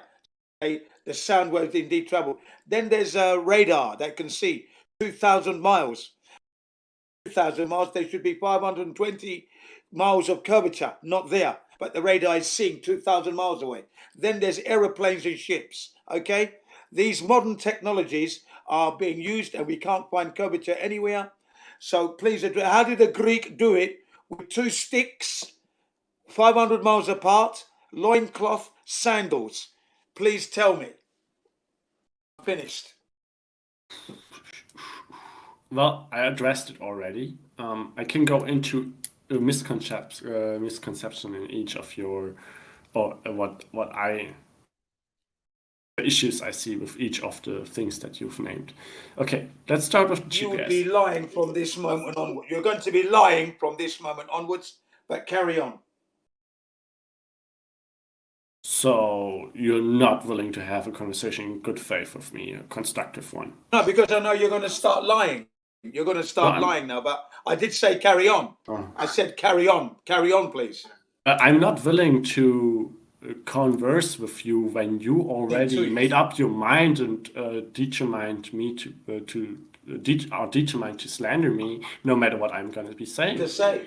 I don't understand. Okay, then I'm going to answer your original question. I'm not going to address anything you're saying as long as you're going to say, like, as long as you're going to preconceive the notion that I'm going to be lying just because I'm going to be addressing what you're saying. Well, what's a fair way That's for not a you to reasonable way to have a conversation. And that's why I'm not going to enter this conversation with you. Because you can't. I've stopped you. What I've done is I've stopped you from lying because that's all you can offer No, up. you haven't stopped me from lying. You have stopped me from responding by I have stopped you from lying is what I've done. preconceiving, by making a predetermined decision that I'm going to be lying no matter what I'm going to be saying in response to you. And that's not valid. Technology which is user-friendly. It is precision. It is more precise than a Greek and two sticks with a loincloth and a pair of sandals. It is more accurate and more precise. So I stopped you from lying there.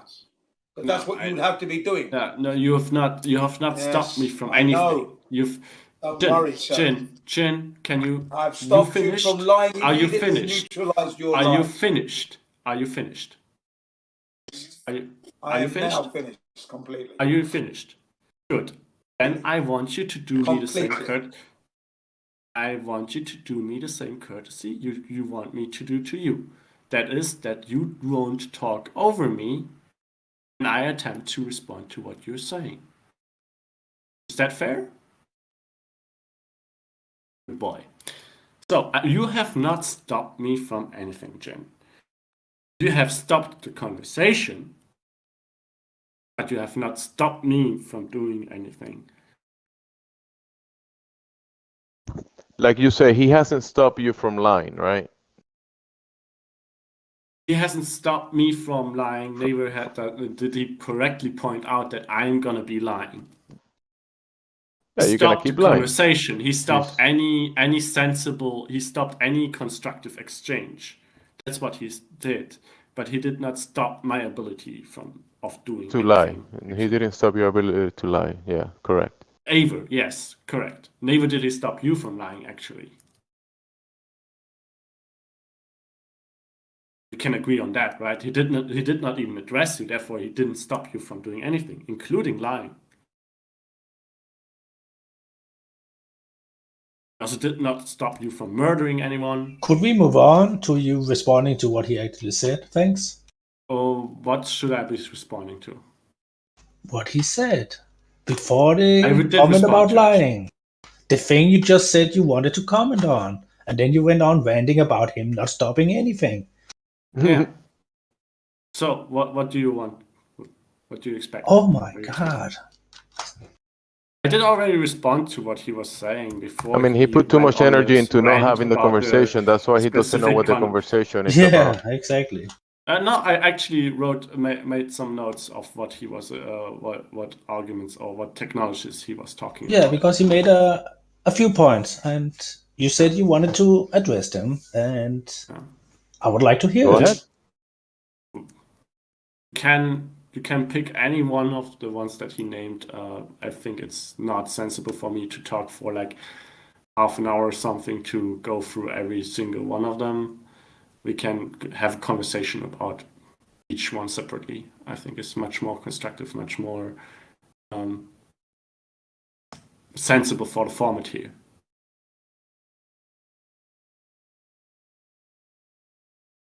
Rather than me monologuing. I think that's boring.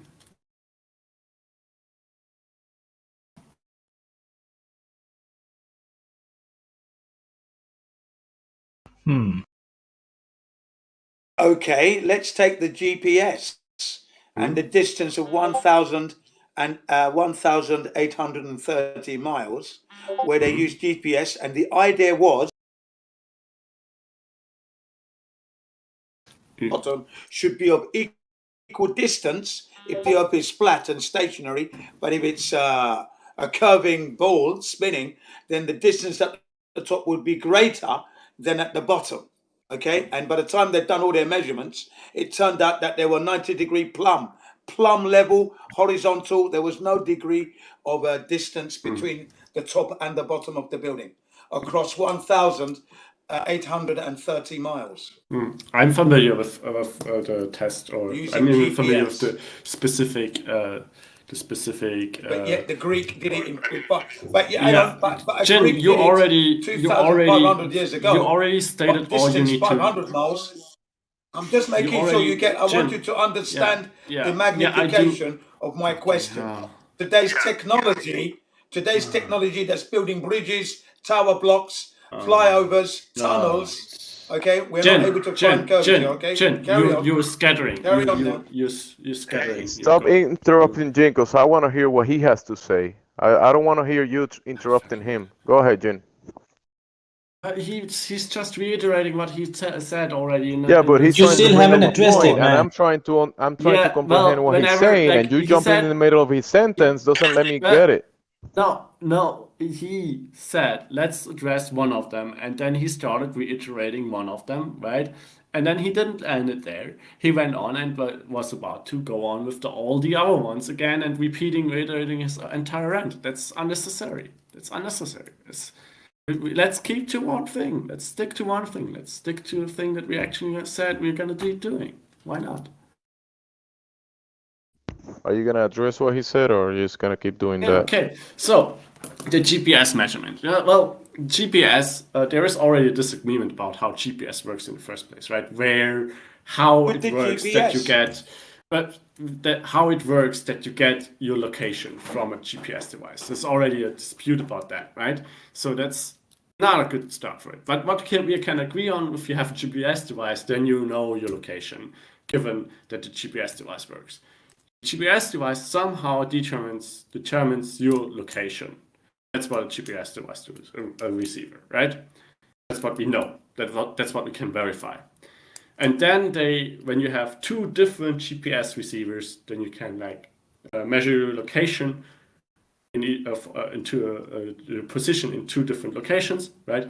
And then you use a map to calculate the difference, the distance between those two locations. That's what they actually did in that measurement. They did not actually physically measure a distance or anything like that. They determined their location, their position in one location. Then they went to a different building in a different city and measured their location, their position in that location, and then the device or the entire setup they used spit out the distance calculated from those two positions as a result. That's what actually happened physically. So they did that at the bottom of the towers and at the top of the towers. The problem is that they used GPS. You lie. You're lying. You're lying. No. I'm not lying. They did not. They used GPS. They used GPS to. Two teams communicating. Two teams. You're not listening. You're not listening. You're lying. Two separate teams communicating over a distance of 1,830 miles. They were communicating over that distance. Okay, They were communicating via GPS. How were they communicating? Via GPS. Yeah. GPS is and they a measured positioning the distance system. from the It foot, literally from the it's foot not of communication the center. buildings to the They were not top, communicating with each other. ground They were positioning not system. communicating Ground. via GPS with each other. GPS does not have the capability to positioning communicate system. with each other. It doesn't matter. They were still communicating. Yeah, they were communicating, but not via GPS. Two separate teams. Yeah, okay, two separate teams used from the top of the buildings. Jen, But I'm you're not listening. lying. You're still not listening. You're not. No, don't gin me. Just listen. Hell. Just listen to what's being said. They measured the distance. They measured the distance from the And how did bottoms they do of the that? buildings and the tops of the buildings. And measured. how did they measure Measured. them? How did Yes, they measure them? And how did they measure them? I was They making used the statement. GPS and coordinates. What they said they used. Exactly. That's what I was saying. GPS is a system that we can verify that what it does. We cannot verify how it works or how it's claimed. We cannot verify if the claim how it works is true at this point, right? But what we cannot all do right now and work out is that we turn on GPS on our phone, and it will relatively accurately give us our position. It will give us where we are, right? That's what GPS does, right? And the coordinates, what they did, they used this information that GPS gives you, and they determined the distance between the two locations. That they and the two locations they measured with GPS, and that's how they measured the distance, right? Good. The problem is that You said basically you broke up. Okay, so GPS gives us our position, our location, our position in the location that we are, that the receiver is. That's what GPS does. That's what we can verify that GPS does. If we don't know where we are, or if we know where we are and we turn on GPS, then we can verify like, yeah, okay, the GPS system, that gives me my position where I'm at when it works. That's what it does. And they use this information that GPS gives you in order. They used that in order to determine the distance between the two teams. Right? At the top of the building and at the bottom of the building. Exactly. Top That's and what bottom. they did. And the Yeah, top but they and did- the they- top. Hang Yeah, on a second. Jen, the top of the. yeah, You're fucking asking hell. for confirmation. Let me help you. Yeah, the no. top of I'm the buildings I'm asking. should be a greater distance. Fucking God. There should be a greater distance between the top of the building and the bottom of the building. There should be a greater distance at the top. Okay, so Okay. the thing is, Jim, the GPS in itself does not measure a distance. It returns your position.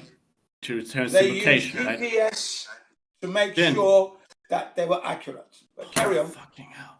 Jin, one step at a listening. time. One step at a time, okay? You're taking a long time with that one step of No, yours. Carry on. yeah, because Carry you on. keep gish galloping. You keep gish galloping. No one's gish galloping at all. We are right on point. I am right on point. I'm just highlighting the fact that stop talking over me, please. No, I'm not going to stop talking because you're talking shit all the time. Stop Hurry talking up. over me, please. Stop talking over me, please. Thank you. So, GPS gives you your position. It does not measure distance in itself.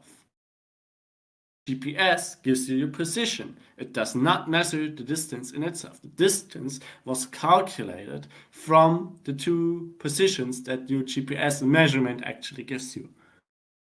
And now the thing is that the GPS that they used only gives you your position without elevation. It does not give you a height above the ground.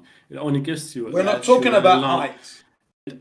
Yes, we are. We are. Yeah, It we only are. gives Yes, you- we are. It only gives Yes, you. we it are. We are only- talking it- about it- height. It, Yes, it only gives you your longitude and latitude. Now, when you raise above that point, a kilometer, for example, or when you're in a plane above that point, it's still, the GPS is still going to return you the same position.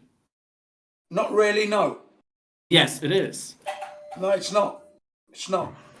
I'm out. Because if you move the GPS a certain degree off from your local position, it's going to register Jin, he less. left. Yeah. You of course raped he him. will. Of course. That's He right, got I know. destroyed. Yeah, thank you very much. And that was just one point. I was going to go on to the radar next. I want to see how I was going to handle the radar.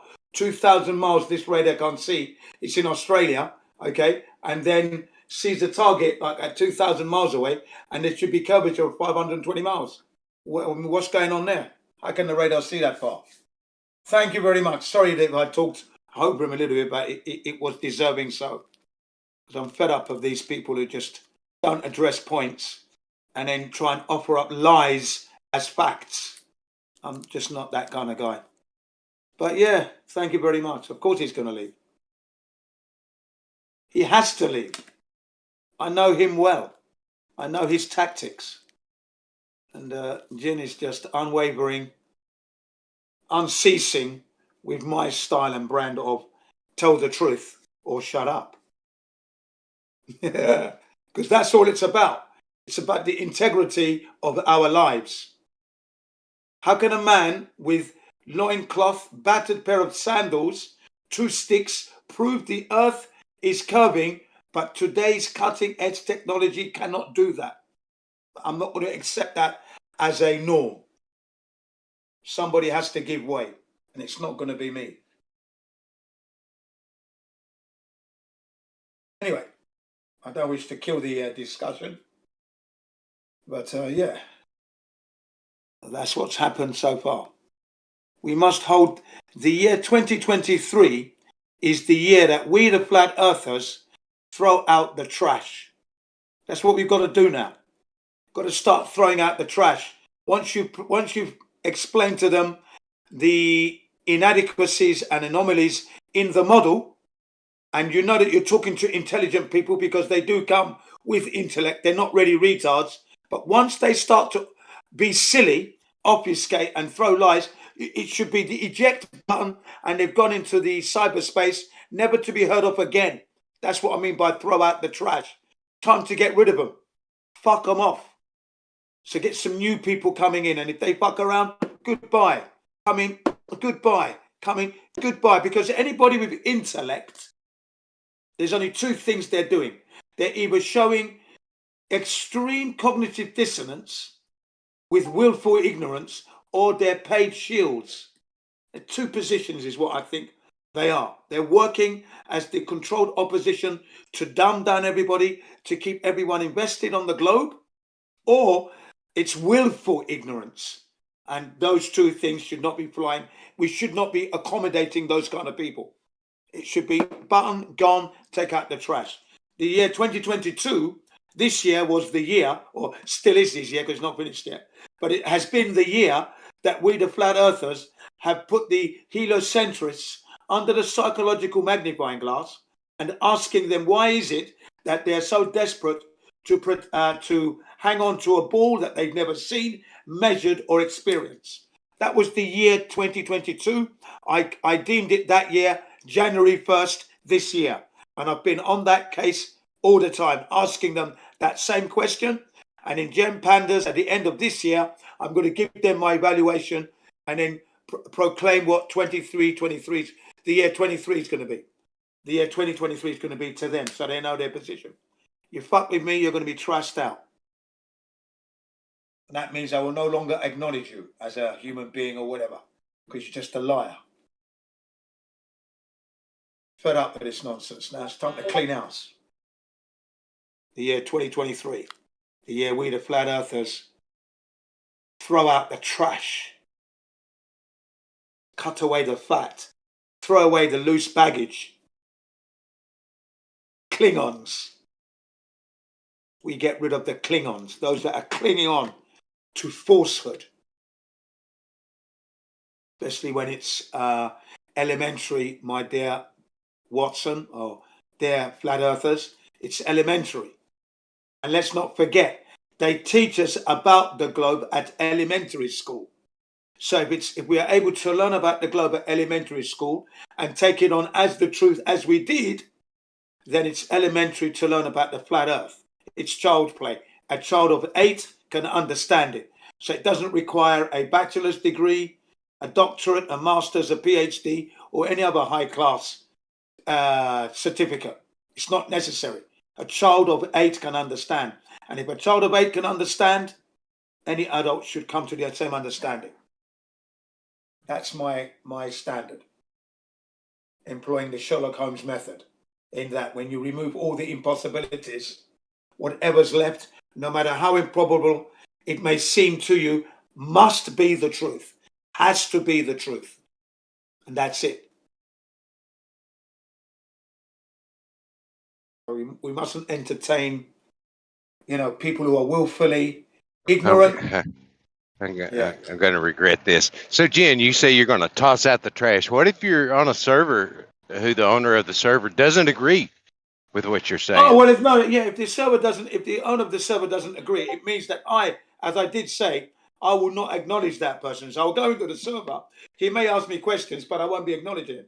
I'd see him as trash. So there's no communication going on there. No, I mean, just doesn't agree with you throwing out the trash point of view.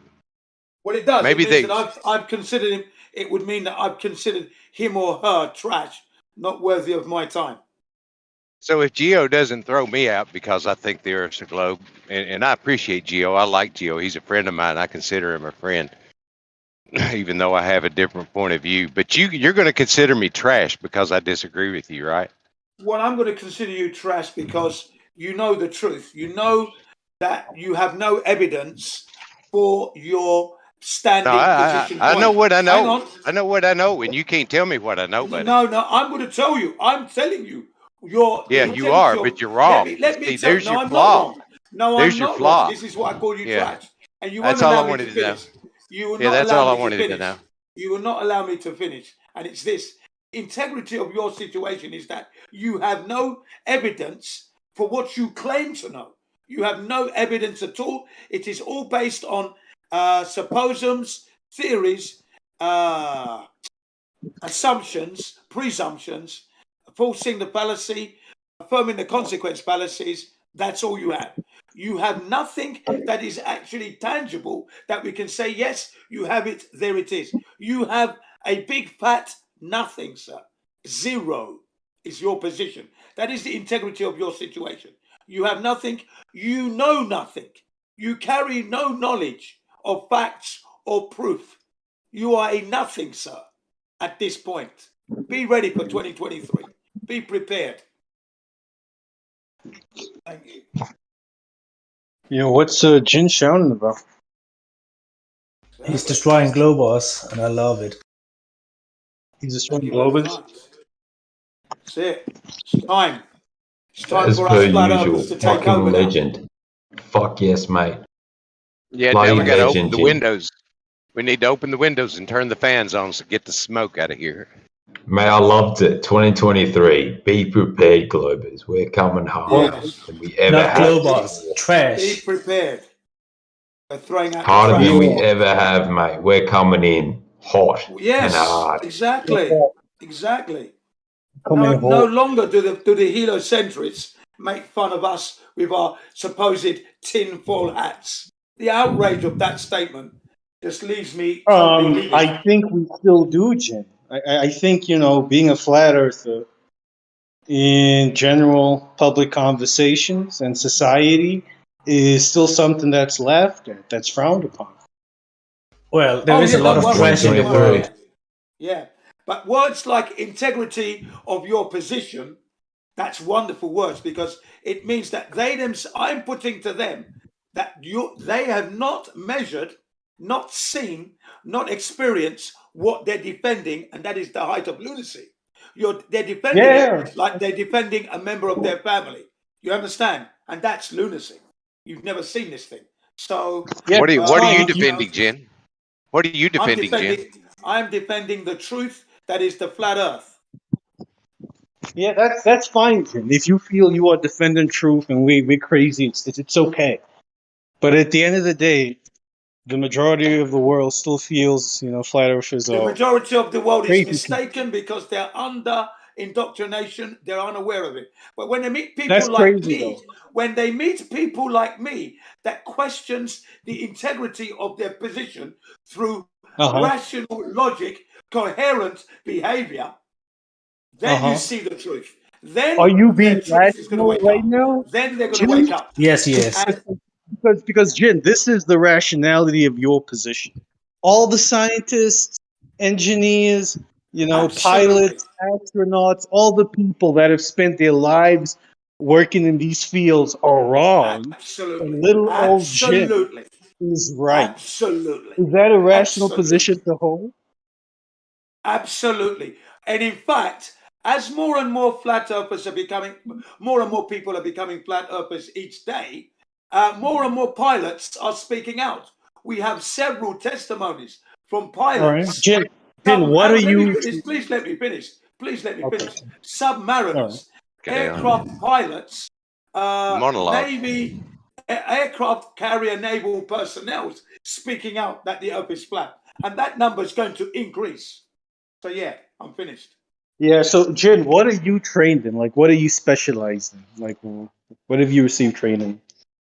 I specialize in human health. That's fitness and training. Okay. Engineering engineering in mechanical and Okay. electrical. Okay, hang on, I'm not finished. Cooking, maintenance. What else can I Nice. say? Hiking, swimming, diving, No, but cycling, what do mountaineering. you? Okay, so you have all of these disciplines and whatnot, but what is the Yeah, main one 60. you've used to make most of your income? The I'm one a you've jack of been all trained trades. in? Yeah, but Let what me do you have explain. some sort of What would you career? accreditation in? Yeah, like what Okay, is your here we career? go. Well, Here what we do you go. have certificates in? Here we go. Here we go. I'm a Hmm. master. Sorry, I'm a jack of all trade, master of some. So I'm a qualified welder. That's the engineering Oh, side. Qualified in welding. Qualified in mechanical engineering. Okay, oh, and I have electrical engineering. I didn't finish the course, but I have that as something that no, I that's actually fine. That's fine. That's fine. dabbled in. So, But like so I let's say said earlier, welding. hang on a second. You still don't let me finish. You can hear me talking. Certificates don't prove shit at the That's end of fine. the That's day. fine. It's not a Okay. requirement. It is not a Yeah, requirement to you're right. understand any topic matter or any discipline to the highest Yeah, degree. You do not need Only to if that you do go that. get a anything. job. Yeah. I'm So working. you as I a welder was. or an electrical engineer, right? I'm sure Yeah, there's a mechanical. basic standard you adhere to. You don't disagree with how most other welders and electrical engineers perform their work, right? I think you all Absolutely basically. not. Okay, that's good. So you all agree, you all on the same page, you all have the same methods and procedures when Well, performing the work.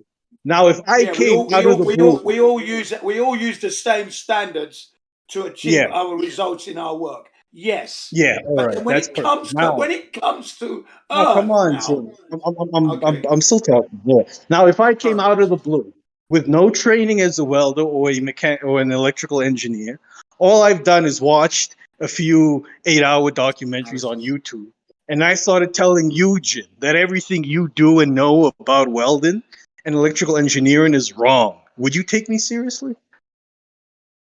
I would have to take you seriously because I'd want to know what you know. What? That would be the integrity. If I have integrity, I'm going to have to listen to what you've got to say Okay. because that's what's required.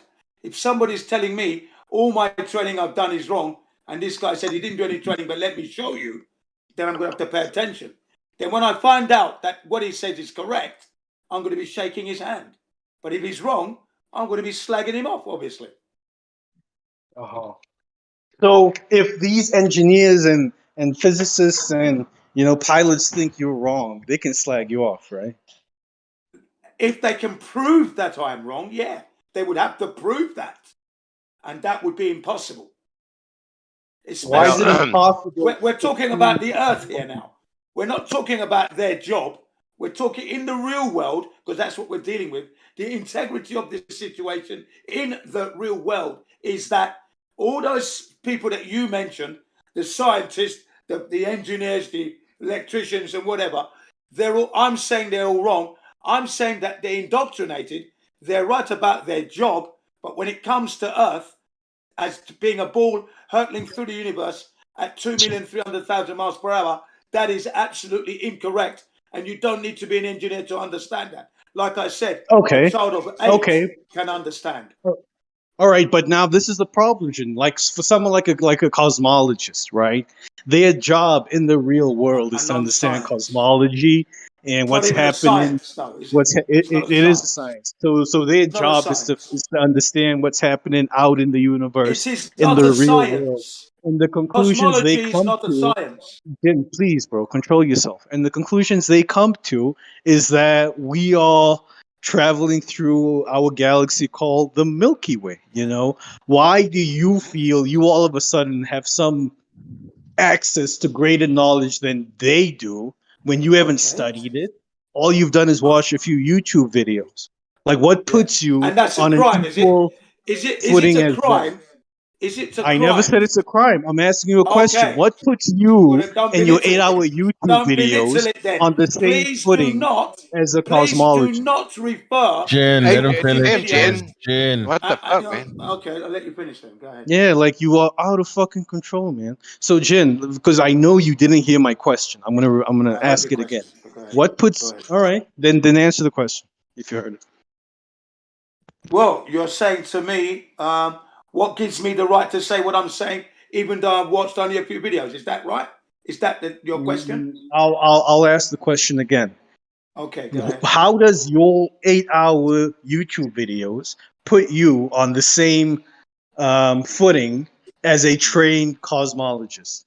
Right. First of all, I do not like the tone there where you said 8 hours. Where do you get that number from? All right, 2-hour YouTube videos. Where do you get that from? How do you know it's not 30 years, minute thousands of hours? 30-minute YouTube How do you know videos. it's not thousands of hours, by the way? You watched the 1,000-hour YouTube video? I've watched a lot of YouTube, which covers in the last 7 years cosmology, astrology, theoretical physics, theoretical science. I've watched a lot, and because it's theoretical, it is not a science as such. It's all theory. There is no tangible truth in what they tell us in cosmology. Okay. All right. So how do these thousands of hours of YouTube watching, how does this put you on the same footing as a cosmologist? How do you have access all of a sudden to the same information they have access to? Well, basically, the information that the cosmologist gives us, as I've said, are mostly theories, and we can't confirm or affirm what they tell us without actually going to space to confirm What kind what of they said is information? true. What kind of it's all information are you getting from these well, we're talking cosmologists? about cosmology, and all that is involved with cosmology, as you put it up, as you actually offered it up as something that we should all So do you have believe. access? Hang on. You put it up as something that we should all trust, that they're telling us the truth. I say no, because it's all theories. What proof have they proven? That's Through? Can you straw tell man. me? No, you're not listening to me now. What proof does cosmology prove in our life regarding the Earth and Cosmology its shape? is a science. It doesn't prove anything. It just adds evidence to a body of work. What Now, evidence? basically, the question What evidence? I'm No, trying. I'm going to hold you there. I'm sorry. I'm going to hold you there. Does the evidence lead to the shape of the Earth, confirming that Earth is a globe spinning through the universe at 2.3 million miles an hour? Does that evidence, does it prove that? It doesn't prove it. No, evidence doesn't prove anything.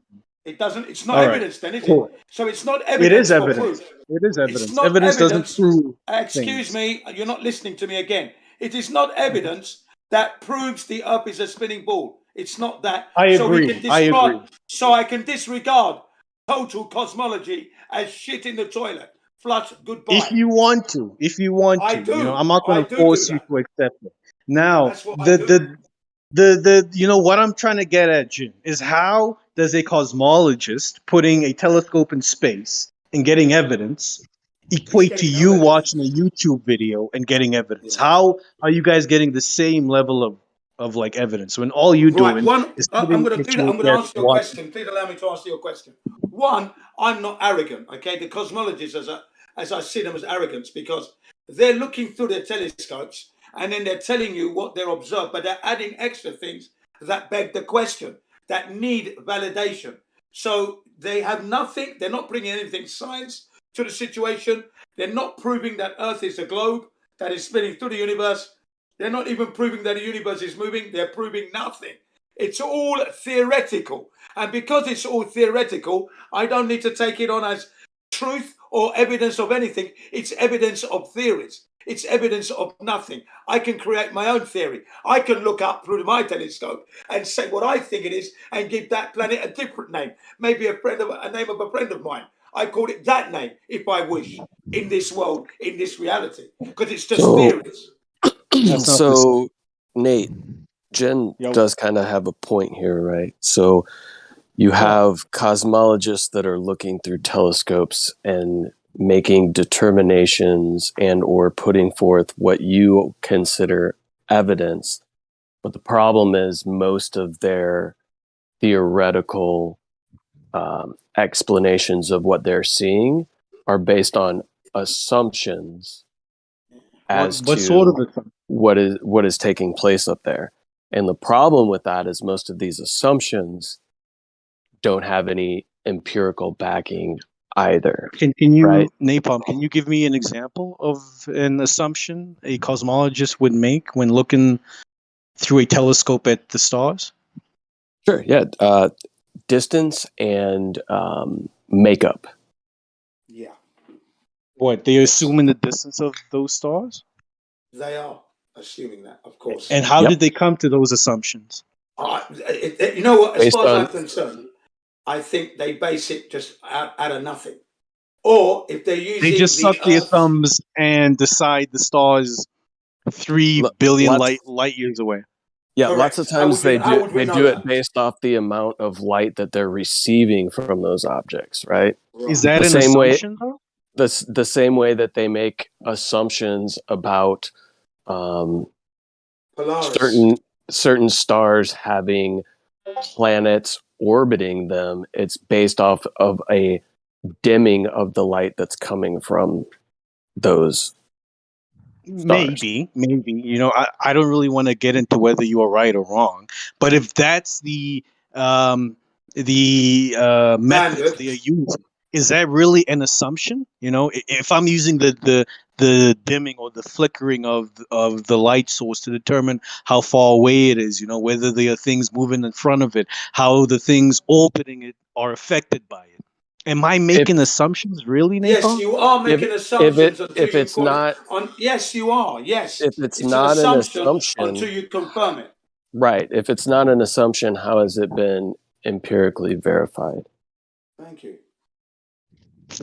Through experimentation, right? No. How are you hasn't been done. experimenting with something trillions of light years away? How would you start to experiment with that? You formulate some sort of hypothesis, and you use that hypothesis to then formulate a prediction, and your experiment should then prove that prediction, prove the prediction to be true or false, so that you know you have a valid hypothesis. With some type of manipulation, right? So I could say that I can make a hypothesis that any distant stars, when they dim, if there is a dimming of distant stars, it is showing that the electrical background energy within that region of space is being utilized by some sort of nearby black hole, and that black hole is pulsating at a specific rate. Even though I can't see the black hole, I know that the black hole is there due to the dimming of a star in a nearby region. Now, That's not a hypothesis. Sure, like it is. formulated in the wording of a hypothesis. Well, a here's the hypothesis thing. should generally Here's the be thing, Nate. You a can't one-word statement.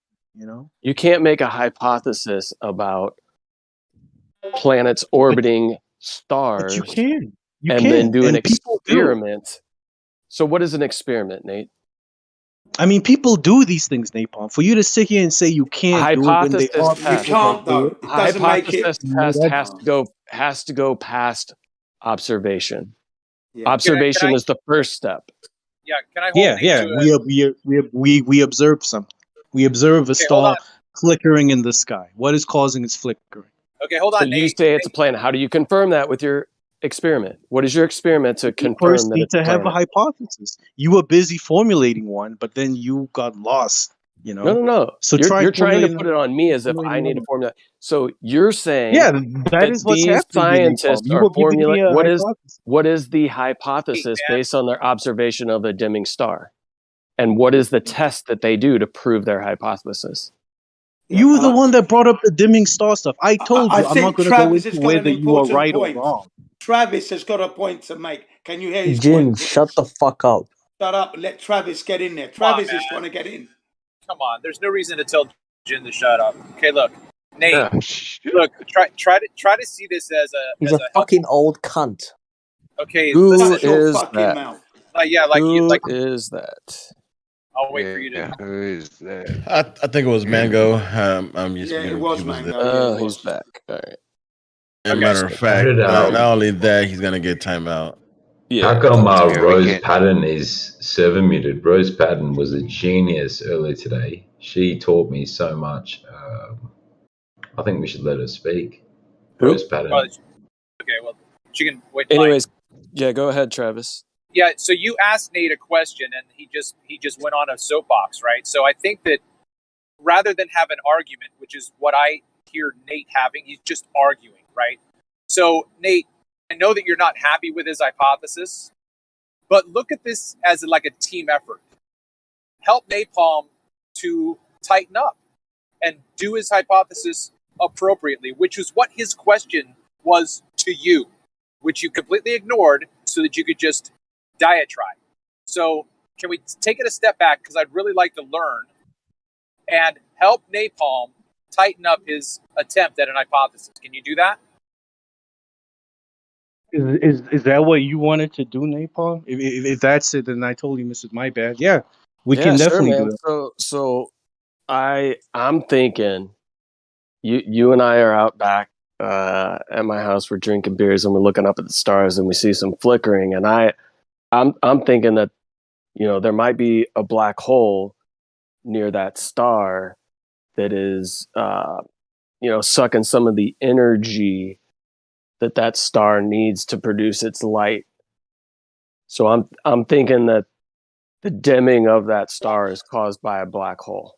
How would we Okay. go about figuring this out? So we need to now formulate a hypothesis. So we would say the rate at which a star flickers is dependent on the proximity of a black hole around it, for example, right? How do we test this? We need to detect black holes around that flickering star within a proximity we feel is close enough to cause it to start dimming. Flickering. But we can't actually detect black holes, right? We can. Then we can't say it's there if we can't detect it. We Okay. can't 100% detect it. We can't go there and touch it, but we can see things happen that let us know it's there. It's the same way Napalm. You and I can Okay, be so in a the dark star, room. bro. Why are you Just going hang on. past This is key. This is key. No, you're going past This it. is key, Stop. and then I'll take a break from the mic. But this is key, bro. It's the same way you and I can be in a dark room. I can't see you, but I can do other types of things to detect where you are in that room. Yeah, but you can do that here. You Okay. can't do that from Earth in space. How would you Right. be able to do that in space So when it comes from to Earth? distant stars and exoplanets, right? All we have is the dimming of the star.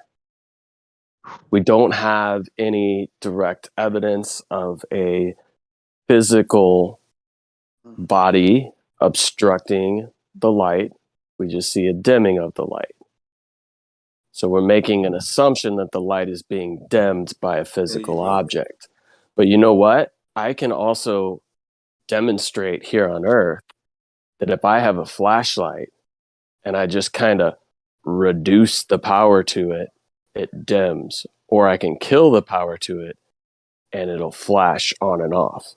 Now, if I see something in the sky doing the same thing, I can either assume that something is coming across it and blocking my view physically, or there is a reduction in the source of power that is generating that light. Mm-hmm. Yeah. A pulsating power, perhaps. And you've gone with the second option, right? There's a black hole close by that's stealing, power from. Yeah, fine. And we have our hypothesis. We have our or some source that's draining there's the energy. there's something around, but we've decided it's a black hole, right?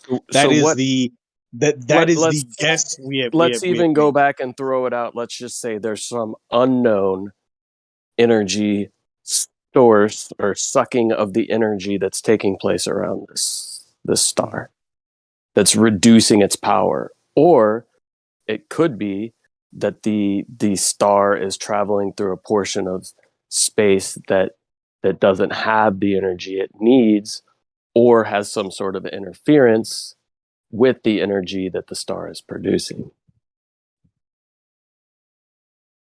Okay. What would give us an indication that any of these four things that I put out there are less viable than this idea that there is a physical object obstructing that light that's causing it to dim? By gathering evidence, Napalm. We have to. What other evidence have we gathered? You went on for a while, bro. Let me just answer you. All right. So you have all of these different scenarios, and there are a billion more. It could literally be anything going on. Correct. But what we got to do is now be brave and start making guesses. Start testing some of these, wild hypotheticals. It could be something moving in front of it. It could be. So we got to now decide which ones do we think are most likely. Which ones are we gonna dedicate resources to testing it. So let's say we went with the idea that it could be black holes close to it, right? We have our hypothesis, we have our prediction. Now what we need to do let's say exoplanet. We think it's a planet. Come on.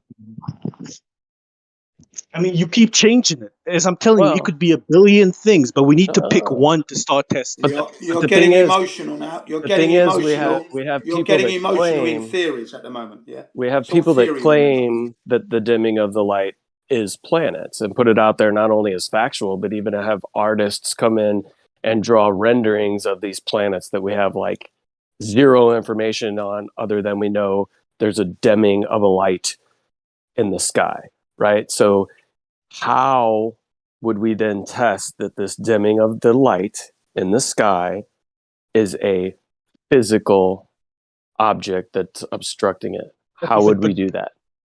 All right, but now, Napalm, you got to make up your mind. Are we testing black holes or dimming due to physical obstruction? You're going to need to test them all, don't you? You have to test them all, I would imagine. But we can't test them all. How would we do that? That's why science doesn't prove things, because it's impossible to test everything. Let's test every single That's why there's no idea facts. you That's have. why there's no proof then. That's why there's no evidence. Yeah, there's definitely no proof. But there is no... Right. All right, That's why we so just throw it in the our toilet. hypothesis is the dimming of the star is a physical planet that's coming across it, obstructing it. How would we test this? Okay. Our hypothesis is the dimming of a star is caused by a planet moving across it.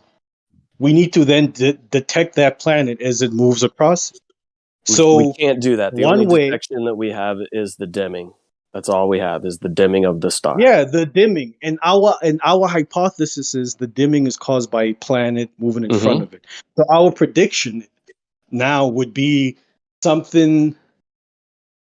Okay, let's say we know there's dimming happening, and this dimming seems to be repetitive, periodical. It seems to happen every year, right? Or because it has a frequency. There's a frequency to it. It has a frequency to it. It seems to happen, periodically. So we would then say the dimming of the light is caused by a planet with such and such orbit, you know? And at this time of the year, the planet should be in front of the star to cause it to dim, right? Mm-hmm. So with that sort of information, we can now start trying to, we have our prediction. We now need to create some sort of experiment to now test this. How would you Mm-hmm. test this? You would try and predict other places this planet is going to be. You would try to determine the orbit of this planet, so you can now make, you know, absolute predictions as to where it's going to be the 1st of January or the 1st of July or the 1st of September. Where in the sky is it going to be, so that we can then say that October the 18th, it's going to be right in front of the star. You know. Yeah. All we have is the And dimming.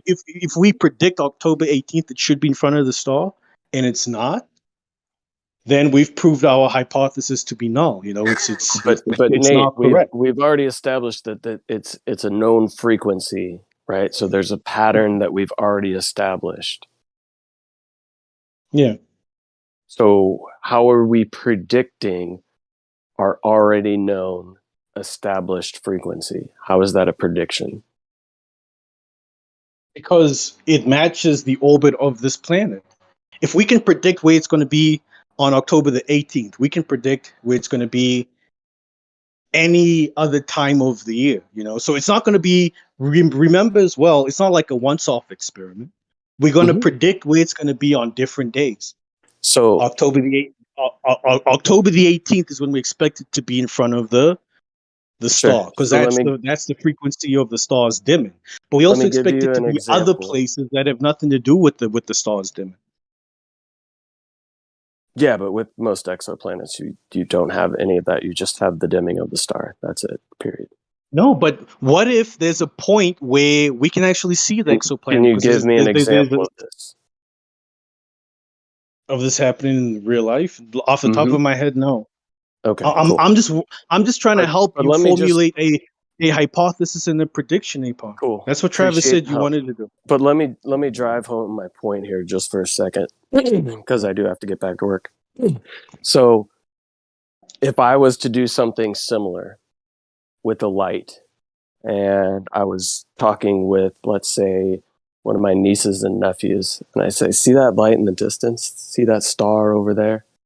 You see how it dims, it becomes bright and it becomes darker? That's because there's a planet going around it.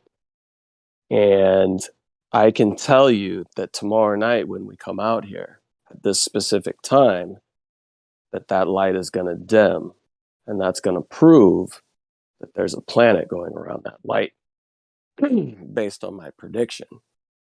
And we go out the next night and we look at our watch and we look at the light, and the light dims at that exact time. Have I proven that there's a planet going around that light? No. All I've proven is that light in the distance, which I know is a lighthouse, and I know that the light has a frequency in which that light turns. So it is visible and then becomes non-visible, visible, non-visible. And I know the frequency in which that takes place. I can extrapolate that out into the future, and then I can take some unsuspecting individual and I can act as if I have some predictive powers that allow me to put forth any idea that I propose to them, because I can confirm it with a prediction. Yeah, that's a bit unfair, Napalm, because I told you that you do this experiment more than once. Just doing it once, I It's agree not an with you. experiment. It's an It's not observation. gonna. Come on, bro. And You spoke for a while. we even established that we know the frequency. So we're not making a Yeah. prediction. But we don't know its entire frequency. All we know is that on a specific date, the star is always dimmed. We know the frequency of the stars dimming. But now this planet that we hypothesize could be causing this eclipse and that leads to the sun's dimming. What we need to do is we need to create a model that's going to tell us other places the planet's going to be that have nothing to do with the stars dimming. So we need to say that we feel on the 17th of July, it should be here in the sky. On the 1st of September, it should be here in the sky, you know. But October 18th, it should be causing the eclipse. But we And have if no detection of the planet other than the dimming of the star. That's the point, Nate. that's not the point, though, because you need to use these other sources of information in order to build your hypothesis. So if we feel it's a planet, then there should be other places in the sky where we end up seeing it. That's how we know it's the planet. That's what gives us evidence for it. Can you give me an example of how this has taken place within cosmology? It hasn't, but it doesn't matter whether this is done in real life or not. Remember, this was your hypothesis, right? What matters is there is a way to formulate a valid experiment to test this hypothesis. It's not a direct experiment, but it gives you inferences. It helps you build evidence.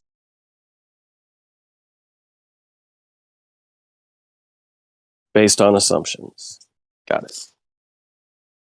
Based on a guess. A hypothesis is a guess. It's not an assumption. You guessed something. Because there are a billion guesses you could have made, but we can't test all of them. So we pick which are the most viable to test. Which ones do we feel are going to give us the best information, whether it's a positive or negative result. Yeah, but when it comes to cosmology, right, like Jen was alluding to earlier, there is no real empirical testing that takes place. It's simply observation, pattern recognition, and assertion based on assumption. Yeah, but it's not a. When you say empirical, right? You mean information obtained through the senses, or do you mean firsthand, direct contact experience? Like, what do you mean by empirical? Because observation is a sense, right? You are seeing this happen. You aren't there where the planet is in the sky touching it, but you've seen this planet in 3 different locations that corroborate with the model you've drawn up. Well, I It's would not to say say it proves anything, but it's evidence. Yeah, I would say empirical as in you have observation backed up by experimentation. And when I say experimentation, I'm talking about scientific experimentation, right? So IVDV type situation where you're actually, yeah, you can't do that with the sky. Exactly. But That's I kind of just my gave point. you a IVDV in a controlled environment No, you didn't. experiment. I did. How, like, what about my experiment, that I gave didn't fit that? Your experiment had no independent variable. It did. Well, that's like doing an experiment on a clock. It did. It did have an independent variable, which was time. The time I choose. Time. So how did you? Where Time is not by your independent variable. it is. I time decided is the on cause. my calendar. So it's not a. Come on, So a calm planet down, is bro. not Bro, the bro, cause bro, of the bro, dimming. bro. It's time. I know you're a mod and stuff, but you can't, just do that, man. So my independent variable is time. I decided which days on the calendar I'm going to perform my observation. The dependent variable is the location of the planet.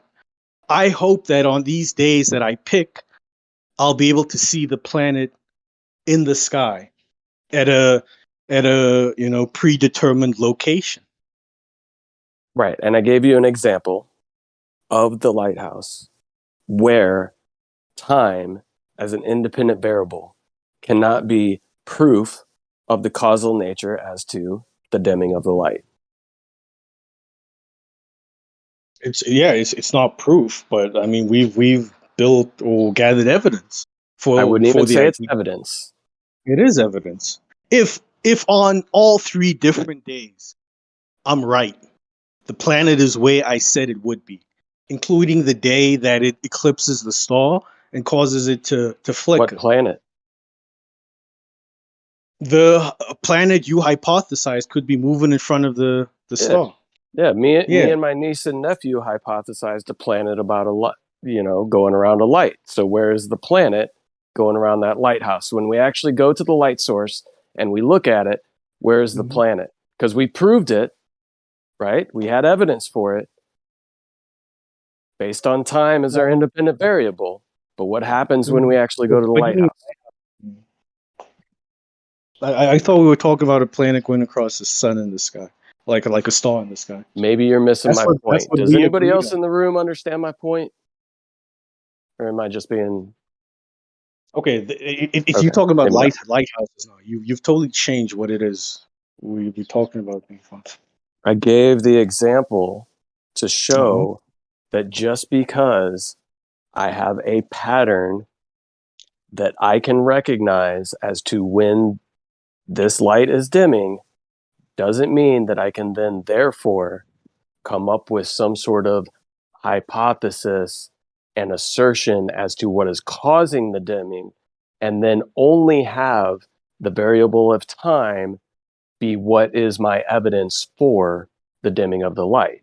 That's not enough proof or But evidence the for that claim. variable of time, like what you said, is nonsensical. The variable of time isn't your evidence, and it's not proving Then anything. why is it? It's just a Why is it yours, variable. Nate? You are come on, stop it. It's just a variable you are free to manipulate. That is what an independent variable is. It's not dependent on something else happening. You know, you are free to choose how, where, when, and why with this variable. Yeah, I'm not so sure you can use time as a variable. Why not? As a matter of fact, I know you can't. You can Why? use time within experiments, right? You can vary time within experiments. You can do Yeah, that. people do it But all you the, all can't the use time. it as an independent variable, meaning that it is Exactly. the cause of the effect that you see. Exactly. Exactly that. Why not? You can, for example, you can vary how long your experiment's gonna take, shorter or longer, but you can't pull back time. You can't eliminate time to see if that was your variable. I mean, come on, Nate. To manipulate a variable doesn't mean you should have full 100% control over it. You know, I it just think means you should be able to manipulate it, and I can Yeah, manipulate it by deciding which days on the calendar I'm going to perform my observation. Bro, you Yeah, could I even agree with you. look. I can't rewind time or tear it apart or anything, but that isn't what manipulation means. You could be Yeah, right, if bro. you're We're not yeah, knocking if you're gonna pseudoscience. no, he's It's not got right. You can't use time as an independent variable. no, I yes, know he can't. Apologize. No, as I a know he can't. wait, Howard, hold on, man. You stepping all over me. This is the first thing I've said. But yeah. you pseudoscience is like sounds like a bad thing, but I mean it's still no. I ain't saying that he can use time as an independent variable, but a supporting variable. Yeah, but there's always going to be a cause, and time is never going to be it. You know what I'm saying? Exactly that. Well said. Anytime your question in an observation or experiment is how long does this take or when is this going to happen, you apply the time on the x-axis and you Yeah, will but call it left your lane, independent variable.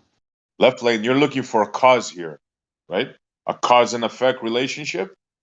And That's time, what Well, I I I'm mean, meant. sorry, it's not like, cannot. yeah, Yeah. but I mean, it's not like flipping the switch and the light comes on, kind of cause and effect.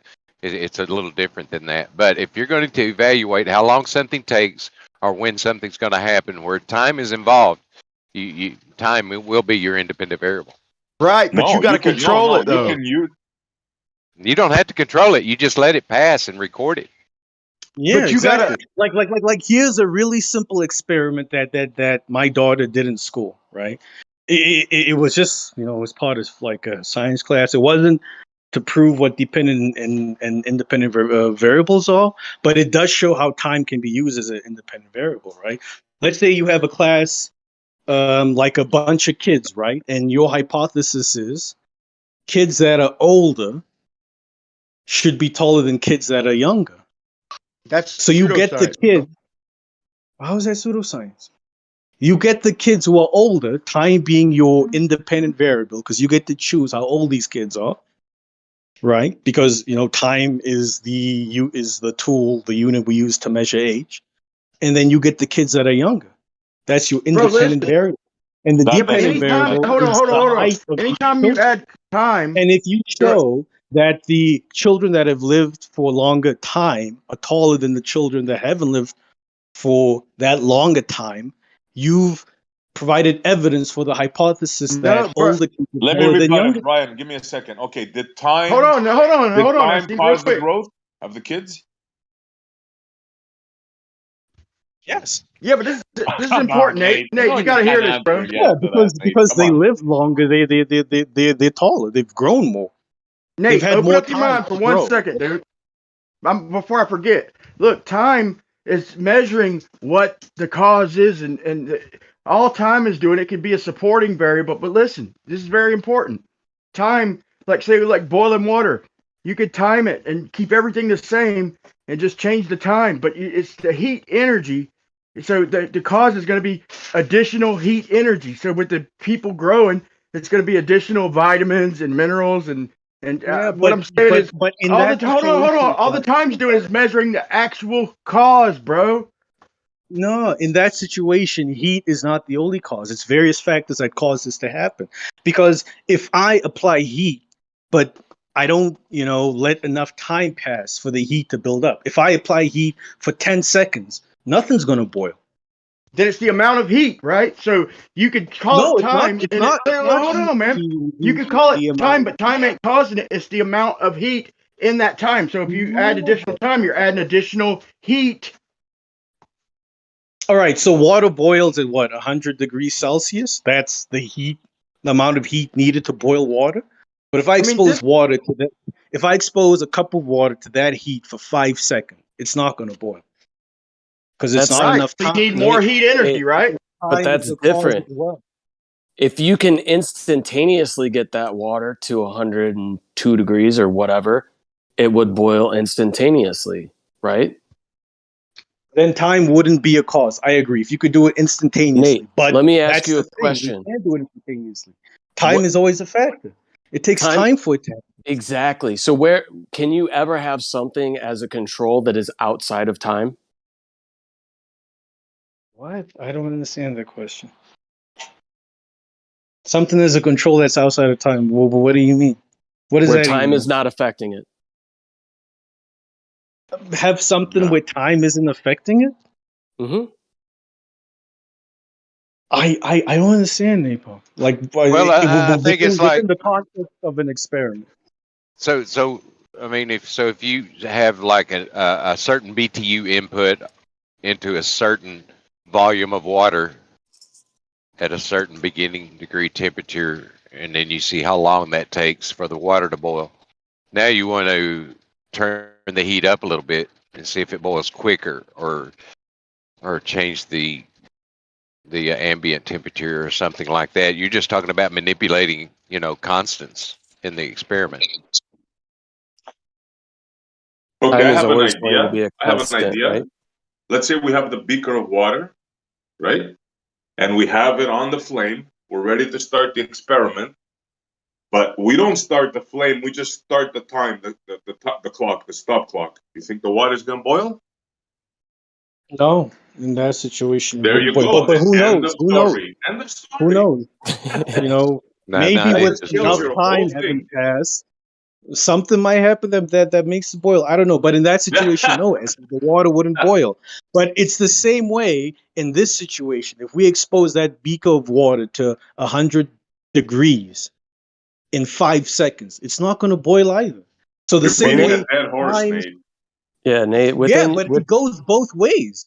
The If I same were saying way. that, you won't know for sure, Nate. You won't know, within like, you won't know nothing for certain if you're just using time I as an independent agree. variable. It's That's a why. supporting variable. Okay.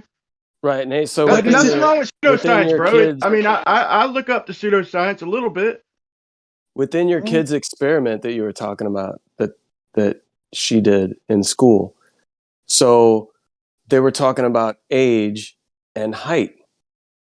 So my question to you, Nate, is if I took a random group of my friends, could we determine that the older my friends are, that there is some determination as to their height compared to mine with age? Well, the point is this: is if you're going to use time as an independent variable, you got to stop everything else. Like, Exactly. you can't add any more No, heat, you no more don't. absorption, no more No, you combining. don't. That's not No, true. When that's not true, bro. When you are doing an experiment at home, or when you boiling water to see whether temperature makes water boil, you don't all of a sudden stop the atmospheric temperature. You know this, that, and the third happening. Come on, man. To call it the cause, though, you do. Why To am call I it the taller cause. than my father, Nate? Why am I taller than my father? Time. It could be due to you being healthier than your father. You know, maybe we could correlate your health with your height in this situation. But he's Well, I older mean, than me, right? So there's I more mean, time. but after Time is after you Yeah, get but we all know you stop growing at some point, though.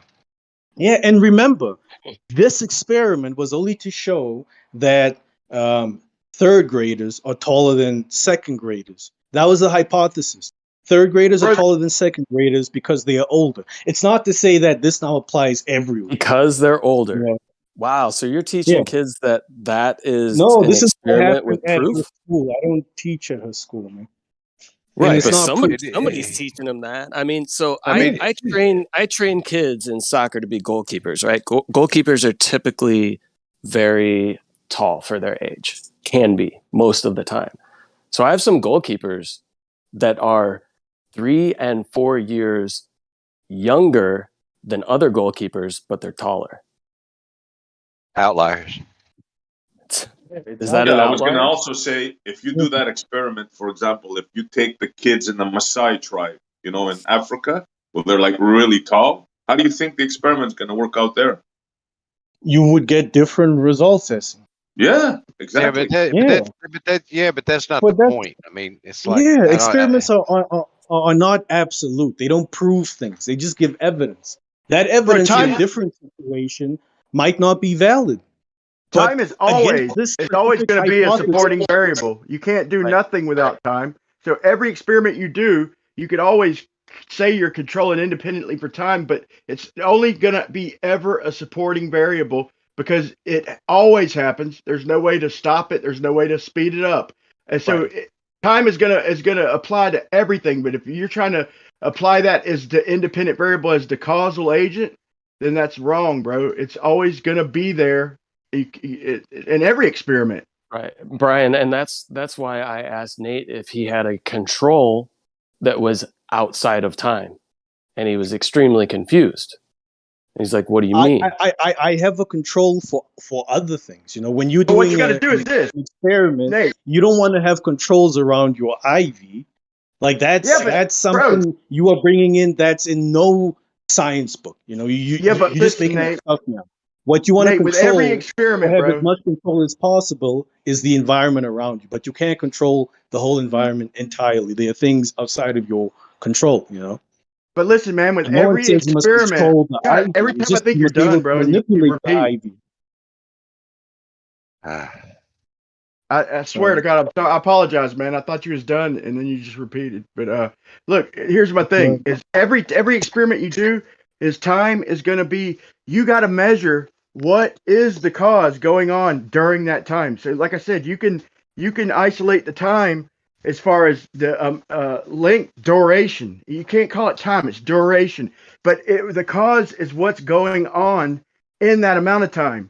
The time is never going to be the cause. It's always going to be. So All you're Brian, doing is measuring the cause. All you're doing is measuring the cause. So length, like but length listen, Brian. can't be a cause, right? Length can length be a cause? No, but you can use length as a supporting variable, but length will never be the cause. It's But Brian, the question you got it depends on your question. Like, how much BTU does it take to boil this amount of water in 5 minutes? Another question would be, how long does it take to get water to boil with this BTU input over time?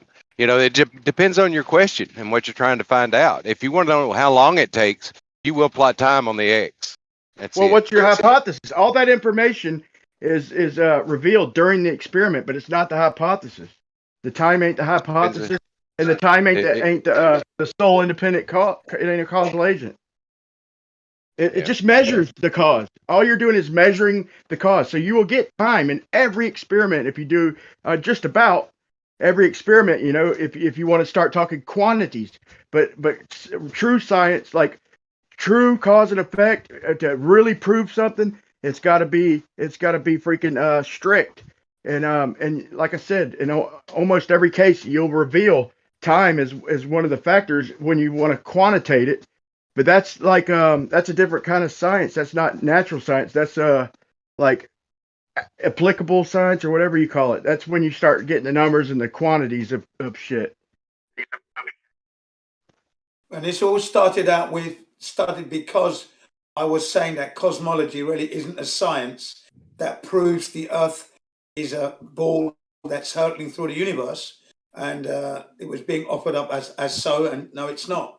Okay, so cosmology is not anything that we should adhere to, follow, or believe, because it's not leading us anywhere with integrity. It's all theories. Nothing is real. It's not. I don't see it as a serious anything to take seriously. To be quite honest, my car is more serious than listening to the cosmologists. Okay, I wouldn't go that far. I mean, they could model things and stuff like that. But yeah, as far as strict science, I agree. As far as strict science, but as far as proving anything, Nate, I gotta agree with Jim, man. Proving nothing. Yeah, that's fine, man. If you don't agree with me, cool, bro. Did you guys ever hear? There was a YouTuber, Wakey. Did you ever hear when Wakey interviewed Dr. I think it was Bergigina? Yeah, the Russian. Yeah, that was brilliant. About exoplanets. It was hilarious. Yeah, bro. She was spilling the beans, bro, until he revealed himself. Yeah, and then she got angry in the end. She got angry. In the like, end. well, we don't really know. She's like, we don't really know. We're kind of just that's our best guess and shit. like she's literally. Well, I mean, it is, but that's what's being called being honest, Brian. There's like dark matter. Don't know what it is, but there's something there causing this effect. But they don't know what it is, and they're honest about that. But then y'all want to pick at the part where they say we don't know what it is when they're being honest about it. I don't understand that. Bro, I can't believe you brought up dark matter. And they're seeing an effect that has a period in it, and they call those exoplanets. I mean, it's all just experimental science. It's all observational science. Or yeah, and then they put it out on the internet. They put it out on the internet. Why do you condemn them for making observations? Wait, a new exoplanet. Hold on. Why you condemn them for making observations, seeing things with periods, and then making a theory about what could be causing it? Yeah, I condemn them because they put it out on the internet with these huge titles as if they've discovered some new exoplanet, and then they have some artist rendering of it, and children come along and they read these articles online and they think, oh wow, we've discovered this planet, look at it, it looks beautiful and it's out there, this is what these people are doing. And then when you interview them, they're like, yeah, we have no idea, we're just kind of making a guess. There is a name for it. It's called observational science or pseudoscience. Call it either one you want. No, observational science and I'm not saying it ain't helpful. Get your shit straight, Brian. Observational science is a science. It's not pseudoscience at all. It's not a science. Hey, hold on. Is pseudoscience? Yes, it is. Of course it is. Is pseudoscience a science, bro? Simple question. Is pseudoscience a science? No. Is it worthless? It's not based on any. Is pseudoscience worthless, Zanuck? Pseudoscience is worthless, yes. Okay, define pseudoscience for me. Hold on, Jen. Define pseudoscience so I know what's worthless. Define it. When you have zero factual or statistical data or information to base any kind of opinion on your conclusions of what causes a No, that's effect. wrong. It's studies. The definition is it studies. Okay, it's studies or knowledge acquired without using scientific method, without going through the scientific method. It's not worthless. That's it. Right. That's worthless. So observational science is not based on that.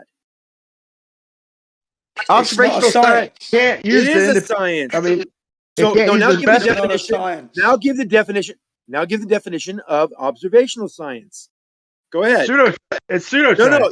You think you know one, but you don't know the other.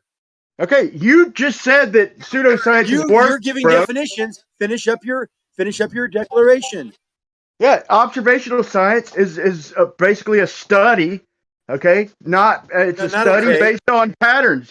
It's a study based on patterns or behavior. No. Yes. No. But it doesn't involve scientific method, bro. You just look it up, idiot. Come on. I'm sorry. I didn't mean to call you an idiot. No, just You look should it have up. looked up pseudoscience, idiot. No, you Sorry, I didn't mean to call you an idiot. You gave a decent explanation of pseudoscience. Now give an explanation of a observational science. The definition right It's here. not You hard want to me read do. it? Come on. You want me You're to just being read it? unfair. You're being like that guy. Yeah, read it. You're Shut being up, like the Zan. guy. You're being like the guy with the Not exoplanets. science. You just Allow Rocky to read it. Fuck. You're accusing. something, Zanuck. Yeah, you It's don't a have to term. keep on blabbing, Zanuck. I have the definition right here. Observational science definition. What is observational science? Observational science is theoretical, experimental, and applied research related to oceanic, atmospheric, and terrestrial sciences. The ultimate goal of observational science is the better description of the world around us. That's the true definition. Okay. Just like I said, patterns. Just like I said, patterns to me. Just like I said, thank you, Rakia. Thank you, Rakia, for pattern, that. but no scientific method, though, right, Zanuck? How you do experiment with observation? For example, you could have time being an independent variable. You could have an effect. You started with the wrong foot. Wrong. Should I get definitions?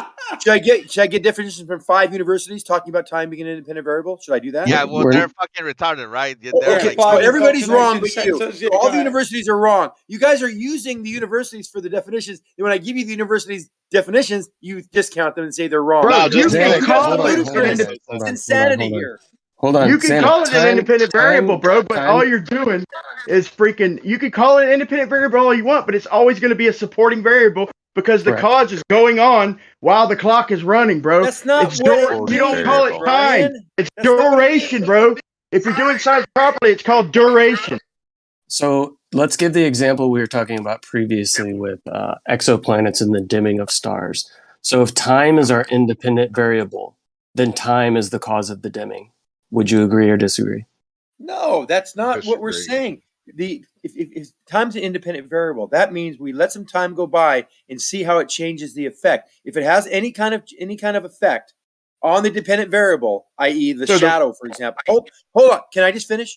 If it has any kind of effect on this observation, which we're saying, hey, we see this thing around a star, and the star dims every period, and this time is the independent variable, then we say, okay, every time we wait for that period to go by, it dims. So that particular independent variable in the experiment is causing the dimming. In that that's experiment. quantitative, bro. So That's quantitative. Hold on. So time is the cause of the dimming. Hold on. Do you agree that science is? You agree that? My God, science, you're just not getting it, are you? It's simple. It's Zanuck, just like let me with ask you plants. this. Let me You ask let you, time go Zanuck. by. Zanuck, let somebody Time to cause respond, the growth. Zanuck. In that particular experiment, it is. I'm gonna mute you, Zanuck. Sam, may I ask you a question? Please, guys. All right. Do you Go. agree that science is to figure out the cause of effects that we observe in life? It helps us get a better understanding of things we see around us. Yes. No. You're not answering the question. Is science specifically made to figure out the cause of effects that we observe in real life? No. The experiment is to find the cause of certain effects. Yep. Then what is science? What is science? Through the scientific method. Through the scientific. Yes, the cause and effect relationship in the stage of science. But the whole point, my whole point is that experimentation it is only a stage. to figure My out God, the cause. why can't you let anybody Zanuck. speak? Why can't you let What are anybody you speak? talking Well, you didn't about, let him Danny? finish. You're the one that doesn't Why do we let this guy follow You asked his me a script question, every I tried to day and answer it, interrupt you a talk all over me. conversation we've been having for hours? Zanuck, did you just get here? Yeah, I did. Yeah, he just got here. I So would. you're- Yeah. I mean, come on now. We go ahead, Ricky. What happened to Nate? Did you guys switch shifts or something? Where's Nate? Yeah, I mean, come on. He I gave mean, me a handoff. Zanuck comes in, he's all of a sudden got to dominate every point of the conversation No, and I dominate don't every like mic and then interrupt me. Oh, here he goes. Yeah, mods, get on it. I mean, this is Zanuck. ridiculous. Yeah. I mean, Zanuck. come on, Yeah, guys. I'm Isn't gonna that what mute Zanuck Left I'm gonna Wing just give said? you a Come on, soft guys. warning now, Not Zanuck. Zanuck. Shut the Yeah. hell up sometimes. Come on, guys. Let Yeah. Zanuck do his thing, Shut right? Zanuck right down. Shut him down. No, We were having a good convo. What's and up, it can Zanuck? stay good. It can Now, stay good. fucking control yourselves, Zanik. Not with you here. Oh, yes, Go it ahead, can. Rakia. No, Hold you on. can't Shut up, Zanik. Instead of everybody Shut up. piling on him, all it's going to do is encourage him to talk more. So go ahead with your point, Rakia. So we shouldn't babysit the guy. He either needs to be muted or he needs to learn that there's 20 people Thanks. here I and get 10 it, of us man. want to talk and he can't dominate the mic on every point. I just gave him a soft warning, man. I Right. don't need you to Right. tell me That's what it. needs to be done, man. I'm giving you the floor to speak. You asked me to make my point. That's what I was speaking about. All right. So I don't have, we can So he doesn't carry have a on. point. That was my point. Which is As an my point. audience member, you want me to make it more clear? As an audience member, when He's gonna Zanik keep is on here, going. see, he's still talking over me. Why Because isn't he you being muted Napalm, you see what he's right doing, right? now?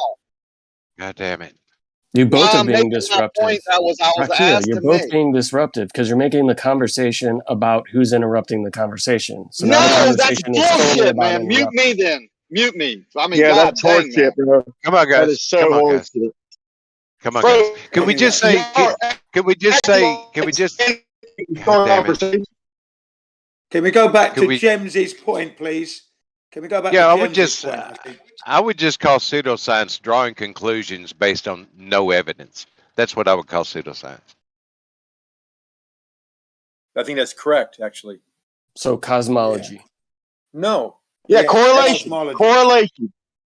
Pseudoscience is They see correlation. observation. One word. They wait some period of time. They see a shadow happen again, and they make some guesses, and they do some other observations. They maybe do a measurement of how far away that star is, and then all these things that could be another star shining on that star, or interacting with it because of its movement. So talk over me the entire time. I can't even make a fucking sentence. Crazy. Zanik, you're So correlating. all stuff I'm at saying, that so point. you're still talking, and I know I've been talking because I'm doing this on purpose to show that you're interrupting me. Just let me stop. Let me finish my sentence. So those things that we see in observational science do have a cause and effect relationship. We can have an independent variable. It could be time. We could wait a period of time and see something happen. That is science. Pseudoscience. Hold on. I'm still doing it. I'm almost done. I'm almost done. I'm almost. See why is silent allowed to do that and everyone else can? Why What do you can mean silent you do that? stop? Why? I didn't stop at all. So pseudoscience has none of that. There's none of this observation. All it is guesswork. No, like you said, like what someone said, all guesswork. No evidence. Didn't That wasn't that hard. All It you're wasn't silent. doing is correlating what you observe, Zanik. You're not doing experiments. You're not doing absolutely nothing. Man. That is the experiment. You observe something move or something, and you are correlating you're assuming things. That's all you're doing. That's not science, man. I'm sorry. So but here's it's not. So here's one idea. If you had looking at a light bulb and you put something even smaller than the light bulb, if you put something in front of that light bulb, do you think that light would dim a little bit? Possibly. So that could be what causes the star to dim is something passing in front of it, right? Could be. That's What if possible. you reduce the power input to that light? Well, if you're varying the electricity, but then we would need to see how that's happening, and that doesn't make sense to me. You know what that transit? I'm guessing you guys are talking about the transit method of finding exoplanet. Yes. Yeah. Well, it's a lot more. It's a lot more strenuous than simply seeing the dimming, because the dimming is an indicator to look closer at it, but it's very important that dimming is happening at a regular interval. If there's no, we already went through this, Kosha. Okay. We said that, but he's onto something though. So then the next test might be what types of frequencies of light are we seeing when it dims, as it dims. I mean, these precise measurements along the way give us more information about the dimming. And suddenly you realize that, well, that can't be a light bulb that's being turned on by some electricity. It has to be due to something else. It has to be due by this certain interaction of a light and these certain materials in the atmosphere. You'll never know. Hold on. We'll never really absolutely know, but this is still science. Now, is it weak? It could be weak science in your mind, but it's not pseudoscience by any stretch. We are doing something. We're seeing an observation. We're making measurements and tests, and we're doing it repeatedly at different times, different types of filters, different types of frequencies. All these things we're analyzing is science. Just because we can't touch it doesn't mean it's not science. Pseudoscience is like, this is God. Well, give us proof. We don't know. We just think it is. Slight must have made dimming the of world. the pixel. Slight dimming of the pixel but then plastering on the internet with articles, artists' rendition of fantastical planets that you're deducing is literally just the dimming, a slight dimming of a single pixel. Do you think that that's... Oh, it's not? it. No, it's not. So there's a logical fallacy that is, I forget the name of it, when you start kind of taking a diverted path and then make it sensationalized, like, oh, and then you're saying that it's this beautiful picture of a blue ocean-filled, cloud-covered, ball, trillions and trillions and trillions of light years away. No, we're not saying that. We're saying that we think there's a star out there and it's dimming, and not only beyond dimming, we're measuring certain really accurate changes of frequencies along the dim. It's not just one pixel getting brighter and dimmer. That's not what's happening. Can you provide me a citation or example for what you're speaking about? Yes, I would be more than happy to do that for you. Cool. Drop that in the chat. It's important, though, the point that you started to make, Zanuck, about the logical fallacy, because, and I'm not saying that you're doing this on purpose or anything, Napalm. I'm just saying that that's not what anyone's demonstrating as science. That it is honestly, like you said, an artist's rendition, and it may be that people interpret it as that's what's been found or something like that. But it is true that as far as like the researchers and stuff, they do describe what they can best estimate the planet must behave like, and then somebody else is going to prepare that for the public or whatever, or for there's no actual empirical evidence for a planet to begin with. We're just talking about a dimming of light. Well, and the oscillation of the body itself, and the dimming happens. So there's a lot more that goes into than just a dimming.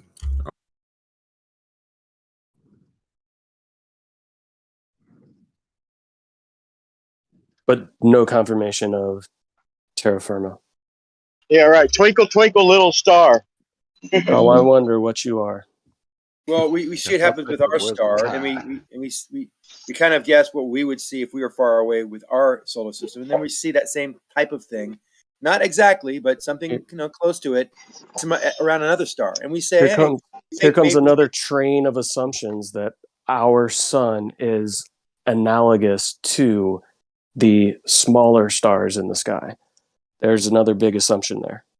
Well, we do some tests on that as well to make sure that they are. There you go. That's another assumption, Zanuck, and you will never admit that. It's not an assumption. We oh can my God, Zanuck! Why do you do that, Simon? What do you? What? No, okay. you think you're in 20. You think you're in what 24. Do you think you're in do? Hold on, you think you're in what do Nathan's you channel. do to tell you think you're in difference? Nathan's channel, don't you? Zanuck. You don't have to yell at me. You can just talk like normal human all beings. Right. Tell me, what do you do to know the difference between one and the other? It's not a matter of the difference; it's a matter of the similarity. Zanuck. Okay, so is that the time to jump in when he asked me a question and I start talking? So we don't really come on, the difference. Zanuck. Okay, there it is twice. So come on, guys, man. So there we have it's more about similarity. So we look at our star, we look at some of the frequencies of light that comes off of our star, called the sun, and then we look at other stars and see some similarities with those frequencies of light, just in simple terms, something like that. It's not like just a guess. We do see some similarities. And you can also use what Hubble, like when Hubble realized that our galaxy is an island of stars and all the other galaxies are islands. It's sort of that same realization. Once like you can do parallax and see that the stars in the sky are a realization because this we haven't distance proven and this it. distance. Way to go, Jim! Jump right in. It's fine. But you can interpret them as being just another, like the sun's just like another star. But it's not a realization. That's the fact. Nothing's been realized. Nothing's been confirmed. It is not a realization. It's another assumption you've just said there. Okay. There are some assumptions, yes. Presumed realization. I don't think anyone's arguing with you, Jen, about it being we don't have an accurate picture or can go out and touch it and visit it. We're making assumptions and we're making some measurements and we're drawing some conclusions based on those measurements. That is science. Yeah, it may be weak. It may be weak in your mind. I have a question, but it's better. It's better that why? Yeah. Why? It's because so you cool don't in need here. to keep It can be talking. so cool in here. Look, If you just you everyone said just let everyone something. talk. It'd be quicker and it'd be less frustrating. When So- you put water to Hey. boil, do you make assumptions, Wait, Zanik, or do wait. you know? I wanted to ask something. Well, you could have waited your turn. You could have waited your turn, Travis. Zanik, there is no turn right now, man. You were talking. You said something. I wanted to ask about something you just said. When does an assumption get disqualified? That's a good question. When it's contradicted by observation or test. Okay, that's one way. Okay, that's fine. I don't have all of the answers, so I'm asking: is there another way that we can disqualify an assumption? That's basically generally that'd be the topic. You see an assumption, Okay, and then hold on, and then you invalidate it. That's how science works: invalidation of assumptions and theories to prove that or to show that is not, or there's evidence for that not being true.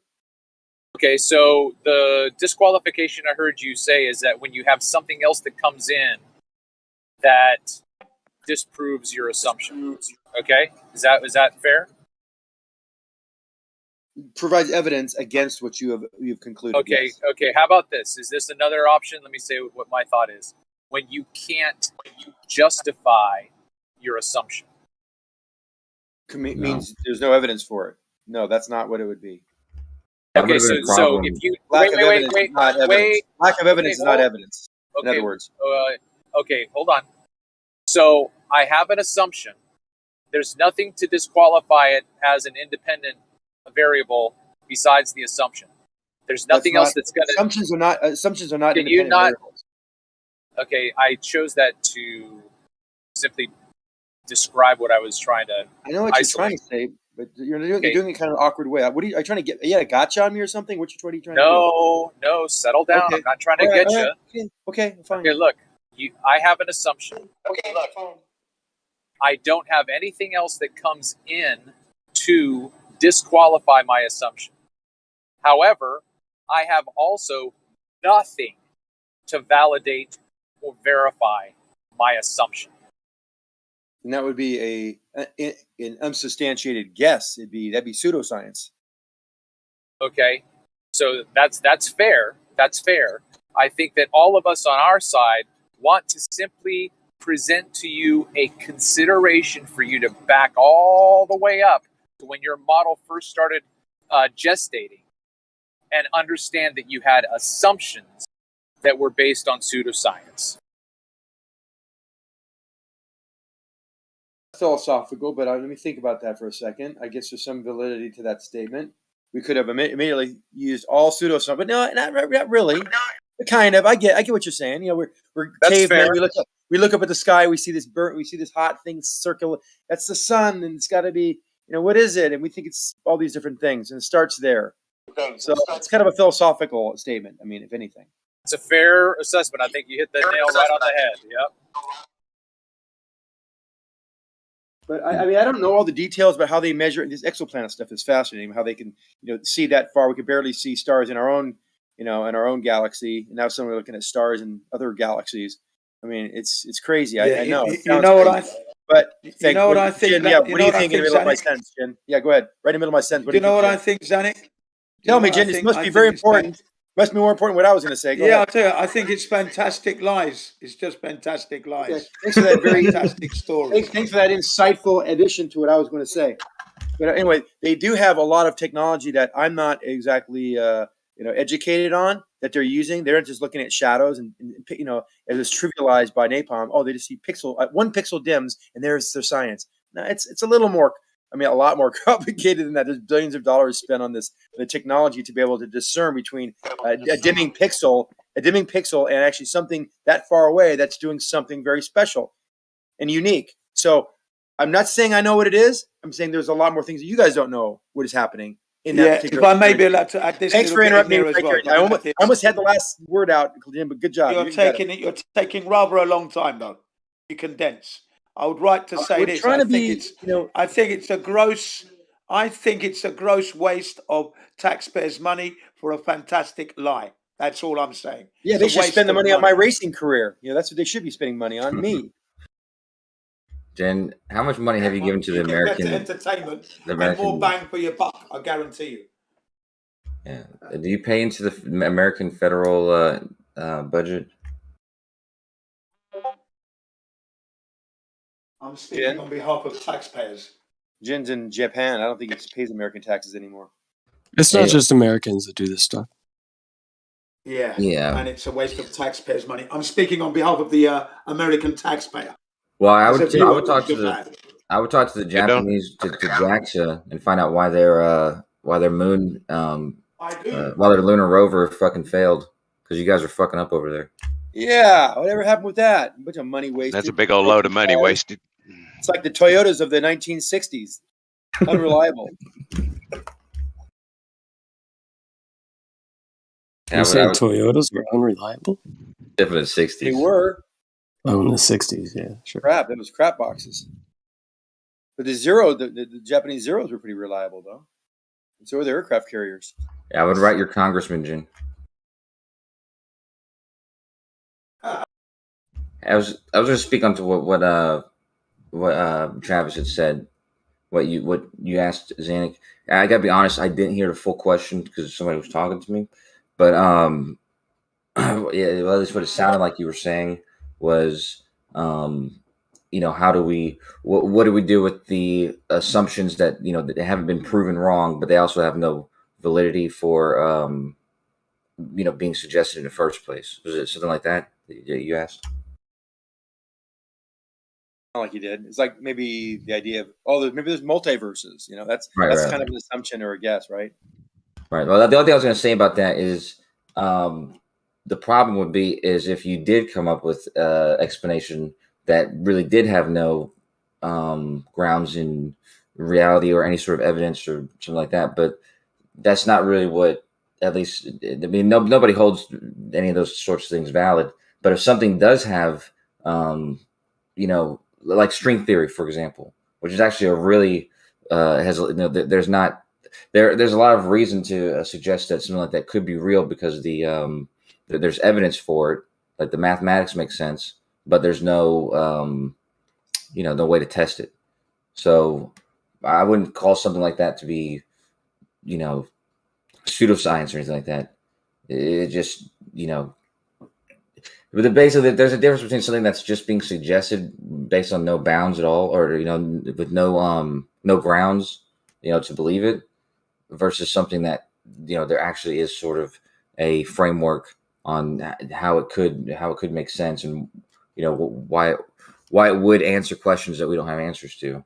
We just don't know how to test it. Yeah, you just can't be a catch-all for everything.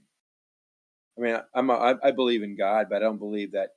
I mean, I think that it's pseudoscience when you say, you know what, everything we can't explain, God just did it. It makes how could all this stuff be so wonderful and magical? Have to be a higher entity that did it. God did it. That's pseudoscience, but it's a belief. It's a faith-based belief system. Yeah. Where string theory actually has like you kind of hit the nail on the head. It has a structure. It has a framework which describes how the universe could work. Which is you said string theory? Yeah, I thought that was discarded. It is. It's absolute nonsense. They have one-dimensional objects, 1D objects. Okay, yeah, it hasn't been discarded. It's currently in the area of unfalsifiability.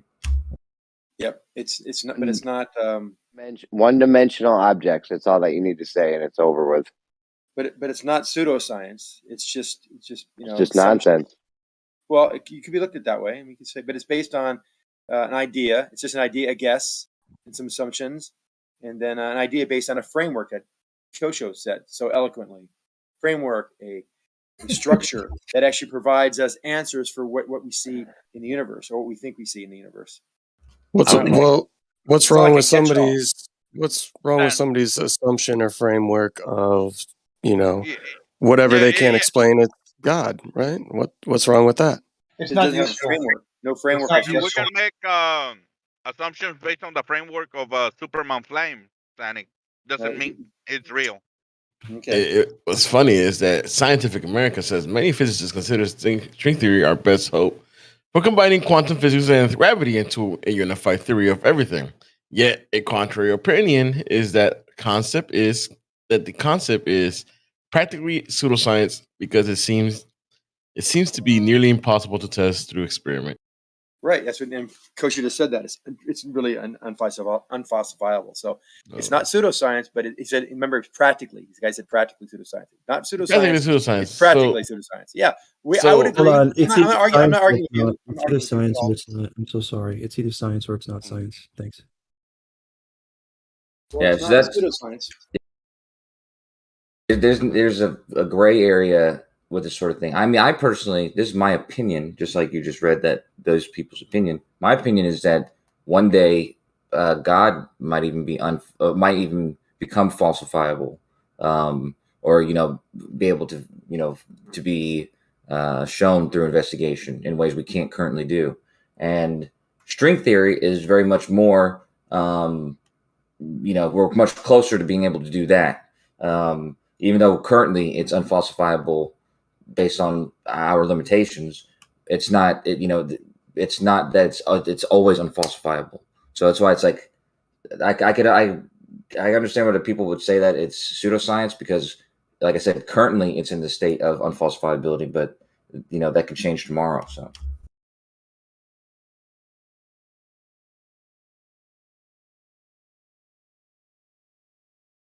Yeah, fact is though, if it doesn't change tomorrow, it's still not science. It's either science. Pretty soon we'll be tying our shoes with string theory. We'll be wrapping up newspapers with string theory. You never know. It could be very real very soon. It could be very real very soon. We could be hanging ourselves with string theory. Yeah. Isn't that appeal to the future? It all depends on how many people agree with it. It's gonna make it real or not, right, Sanic? No, if you hang yourself with I would string even theory, say you'll that. know whether you're hanging or not. I would even say that. It's either pseudoscience or not pseudoscience, or it's either science or not pseudoscience. I don't know if that really covers all the options really well. All right. So you guys haven't seen the video with Penrose and what's her name, the one we make fun of, Hassan Pfeffer, whatever her name is. They did a debate with the 11 Michikaku, with the 11 string theory there, and they demolished him. I'll post it. It was they were making fun of him basically. So there was a time when the search for the Higgs boson was considered unfalsifiable because we didn't have the technology to test it. And eventually, we developed the technology and we proved its existence, and it was no longer pseudoscience. Yeah, I was going to say. I missed the first part. What was it? The Higgs boson was initially proposed in the 60s, I want to say, but the energy, the technology and energy levels needed to test it didn't exist. So it literally, basically, the theory existed. It was a theory on paper for 50 years until we had the technology and the capability to test it and prove whether it existed or not. And that has somebody proved whether or not this Higgs boson exists? And then don't forget when we were looking at Show me that. I think you saw that on the Big Bang Theory, but my man, that thing that when they have the technology, it's no different. But now it's considered a successful prediction. Yeah, it was a TV show, bro. I predicted the future. I predicted the future that people are going to waste more money than ever on something called the Higgs boson. We're going to steal a lot of money from people. It's no different than what we thought the universe looked like and how big it was. And suddenly, we put Hubble up there and we focus it in a little small area. Is that the cue to talk silent when I start talking? Really, it seems like but you're wrong about that. Oh, what do you know what he's saying? Let me finish the sentence, and then you can tell me how wrong I am. Okay, how about that? So we didn't know how large the universe was. We thought the universe anyway. And we put this. And then we put this telescope up into orbit, and we focus it on one little small black area of the sky. Let it sit there for 10 days, and boom, blew our minds. Way more stars and galaxies than we ever imagined because the technology got better. So suddenly, space exists. We theorized how large the universe was. We didn't really know, and then we validated it times 10, times a million. I was going to say who was the one that validated this? I was going to ask you why you believe that, Zanuck. Believe that the telescope gave rise to the observation of millions and millions of more not just stars, galaxies. Yeah, I wonder why you believe that. Who told you those words? And then you were like, "Yeah, that sounds cool. I'll buy it." Well, I saw the picture and I saw the process which they actually. That's all it took. Wow, you are gullible. Thanks. Okay, I'm gullible. Then. Jeez. Do you think that picture was just CGI? Someone just drew it up and put it up for us? Yes. I mean, people would think about when they say, "Oh, geez, that's just fake." Think about the support and all the people that were involved in the construction and development of the telescope itself. I mean, A bunch what of were all fucking these liars, people? gullible people like Yeah, you. a bunch of All of fucking them? liars. Millions of people? Yeah. Man. Yeah, all of them. Yeah, it's not hard to imagine there's a Unfucking bunch real. of gullible people. I think out there like you're that. right that I'm trusting. You're right. I'm trusting all these people. So these thousands of people that worked at NASA and any support companies that built these parts for the thing, people that launched the it's rocket. devastating. Hold on. People monitor the rocket, communicate with the rocket, set up the thing. Had the problem. Remember, they had a huge problem. They had a spacewalk with the Sky. Was it Skylab or was it ISS? That actually fixed the lens on it Something underwater. because it was a total bust. It didn't work. It was out of focus. It was giving like glasses to someone who's blind and the glasses should work and they didn't work right. And then they go back and fix it, and then suddenly it worked and it was a complete success. Now I am believing everything hook, line, and sinker of what I've been told and shown because I don't think thousands of people over 10 years could all be in cahoots and not one person would freaking rat on anybody about for this. That's being not bullshit. what we're saying at all. But thanks for strawmanning us. No, it's not a straw man, really. You're so what are you saying? Who said that? Who said that? Who said that every single person, tens of thousands of people, is involved in the lie? That's not a straw man. I'm saying that I don't think that could be a lie because 10,000 people couldn't keep that secret. That's what I'm saying. It's not saying you're saying that. No, I'm it's saying because people are so stupid and willing to believe. It's not how good someone is at keeping a secret. It's how badly someone wants to believe it, like you do. all these people supporting and working on the project. Nobody knows what they're doing because everyone's been told they're doing something else by somebody else who knows what's going on. No one said that, dude. Does anybody Yes, know? they did. Does Yes, they anybody know did. that? Silent hold on. said they're all liars, just like me. Is what Silent said. Yeah. Who's I in did charge? say it. I Is did there say one? it. Hold on. Is there one guy in charge that knows that this is a lie, or is it like a team of people? It's every man for themselves. Every single person that How makes many a nut people know or a this is a bolt. lie? Every single person that makes a nut or a bolt for a rocket knows exactly the lie, Zanuck. You know what's funny is that Shines, the flat earther, her father-in-law was one of the lead scientists to develop the Hubble telescope, and she said, I don't know, because he passed away, and she said like on his deathbed, he did say something like, "Trust your girlfriend, she's right," or something like that. But I think that was like a general statement. It had nothing to do with. Strange that you even brought it up, then, partner. Strange you even brought it up. Well, no, but I'm saying is that she even admits though that her husband and Gosh, it sounds like you're talking for someone right now. His father, they do believe that's called libel. They do believe and they libel do is share that they did send. He said, she Hubble said. telescope. Let him finish. Oh, yeah. Let him finish. But he'd have to be lying too. Well, Okay, I mean, that's what he said. many geologists and archaeologists were they lying when they all believed that the Piltdown Man was actually real, and everybody was studying it, and it was looking into the link, the missing link. That's a horrible analogy because that was one How is person's that? deception. That was a person's Well, deception, and people so- believe people who fell for his deception. They Right. weren't So working with him. one person is the one that knows the truth. The Yes, other, how long were they able to just keep Piltdown calm Man down. It was about 60 years, man. So, sorry. so one person was the one that was the deceiver. The other pretty much went on with, they believed the guy, Charles Donaldson, that is, and they were all studying and looking for information, but they were not the liars. They were just gullible. And actually did the studying for some thing that wasn't real. My cousin works doing some stuff for rockets, and like he believes he's doing a job. He measures screws and things, and they're building things. Doesn't mean like he believes those rockets go to space.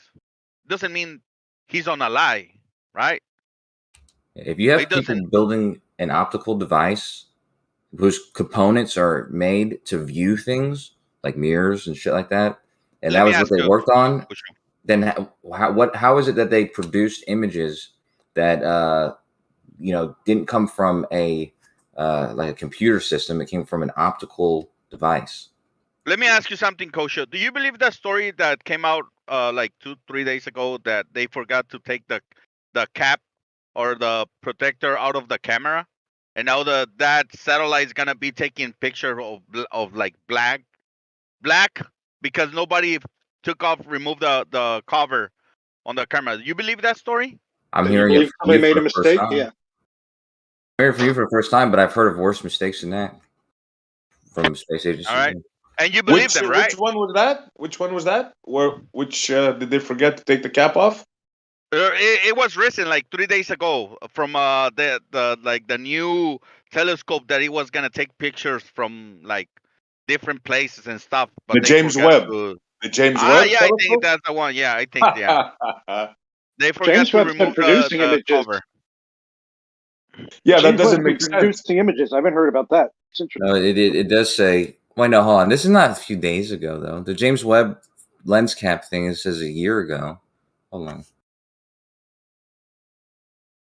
Then I may be wrong on the time, but I didn't hear that. I heard I that saw it on the meteor news struck. recently. Like maybe the news they got it wrong too, but I saw it recently on the news. There was another story where a meteor, of course, hit one of the mirrors, but that's not a problem because they can realign the other ones. Okay. Is that a problem? Could they not realign the others? Yeah, that one mirror that got damaged, it's no big deal. They could, they can work around that. $56 million a day, dude. Yeah. But now a lens cap, I don't see how you're gonna work around that one. I'm sorry, Mark. Mark, you were trying to say something. I had a question. Are there any images from Artemis? Wasn't there the Artemis launch? That's the Moon on the question moon. of the day, bro. There's a bunch of them. Yeah, Don't they all worry, look we got real. 16 I'm convinced. As soon as they get back, we're gonna have high def 360 cam footage from many cameras. I'm sure. 8K, bro. 8K. It's just a bandwidth issue. They're gonna have 16, maybe 32K cams come with all the film. Don't even worry about it. I found out yesterday they were live streaming. Oh, really? Yeah, apparently, yeah. Were you guys here yesterday when Bacon? Not Kosho. Bacon. Damn, my head is blocked. His name's Bacon. Zanuck. You hear when Zanuck got fooled of the one showing the CGI of the moon? He thought it was real. Not only him, a lot of people got fooled on that one. Why are you making fun of Zanuck, man? Well, because he came in shotguns, like double barrels. What do you mean there's no video? We have live video right now. Like when I first saw that video, like last week or whatever, I thought that I was like, "Oh man, this is cool." And then I started thinking about, like, well, that's way too close, and this and that. I think I was with you when that happened. Yeah, you were there. Yeah, you picked it up right away. But Zanuck was like, I mean, at first, it did seem convincing. I mean, I had no reason other than those. Yeah, I was fooled too for 30 seconds, and then I said, "Wait a minute, it's on its way to the moon, but yet they're showing us something orbiting the moon. That doesn't check out." Then I looked into it, and it's fake. It's a rendering. Right, it says it right on the screen, doesn't it? No, it says live. Live video. Yeah, but if you look at that live video, there's lots of live streams that say that are interlaced with sections where they say, what is it, a telemetry-based image or something like that. That's usually when they lose communication with the satellite, and they show telemetry for a while. Do we have images from Artemis at all? Shitloads. Yeah, if you want to call them that, yeah. Really crap, low-res shit. Well, also, you have to remember that this is the stream you're talking about is not NASA, and also anybody can live stream anything, and it will look confusing to somebody who's looking for an actual live footage or something. But yes, Kosher, when that's it my says whole. when it says live, that just means the person is streaming it live. Live was Yeah, that's written on what the we were talking original about video, yesterday. so It's so when you look at it easy. on the original video, it's going to say live forever. Yes, Moyak, but the point is, it fooled a lot of people, Zanuck amongst them. A lot of ballers, when I talk about this subject and I say there's no video, they come in, haha, look, you fool, there's one right there. You know how many of you guys got fooled by that? Well, which one were you Many. specifically talking about? Are you talking about the one with the Earth in the background? And Yeah, the Lux guy. He has two of them going live right now, probably. He had them from the beginning. Yeah, because I mean, there's been a couple of them where I've seen that were usually front on and from the back of the spacecraft. That are usually they show them, but they frequently only show the animation portion of it, where they're saying that it's animation. That flashes on screen for like 5 seconds, then it disappears, and they continue the animation after They go that. on the logo. Yeah. No, but It's a yesterday, joke, bro. I mean, come on, guys. Even you guys, you gotta be suspicious. But of this. SC is right, and if you didn't see it, every no matter what you did looking at it, it had time, where it is, distance from the moon, distance from the Earth. There was nothing that showed that it was a rendering, that it was a pausing, a screensaver, or something. They said actual live video, NASA. It got me. He's right. He fooled me because I trusted. Yeah, that at least he's NASA on it. Yeah, and it would be So there's nothing. So imagine how many people around the world think that was real. It's highly deceptive.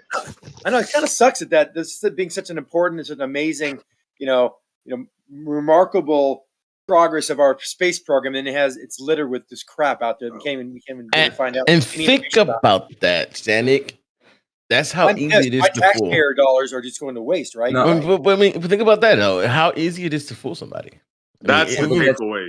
Exactly. That is exactly the takeaway. Look how easy it is to fool even seasoned guys like Zanuck and a lot of other ballers. I don't want to mention names and embarrass them because I'll be honest, it fooled me for the first 30 seconds. And then I said, wait a minute. I love it. I said, hold on. I said, wait a minute, man. The spaceship is on its way.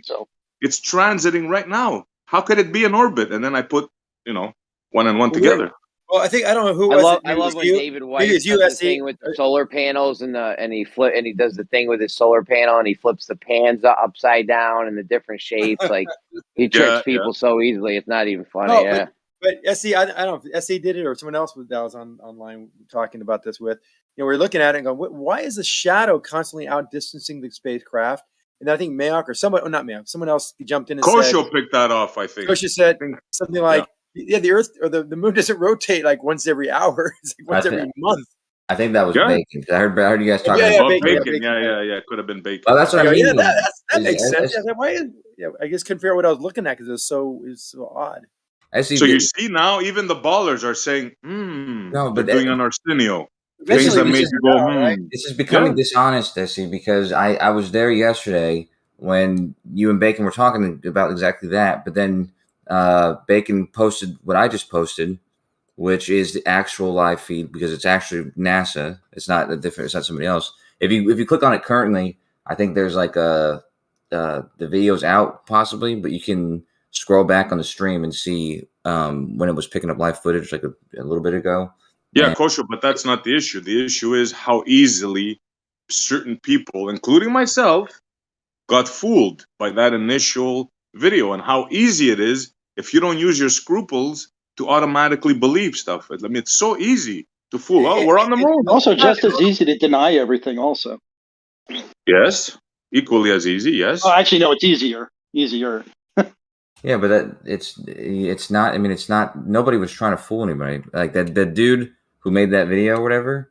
I guess you could say that he's fooling a little bit, but he's not claiming to be NASA. But regardless of his intentions. Kosho. Forget about his intentions, right? Irregardless isn't a word. Irregardless is not a word? It's regardless. Yeah. Oh, okay, my bad. Thank you. I think they might have added it. I do that too, SC. I do it all the time.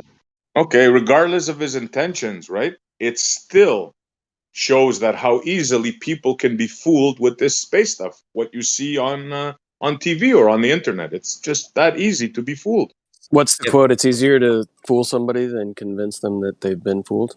Yes.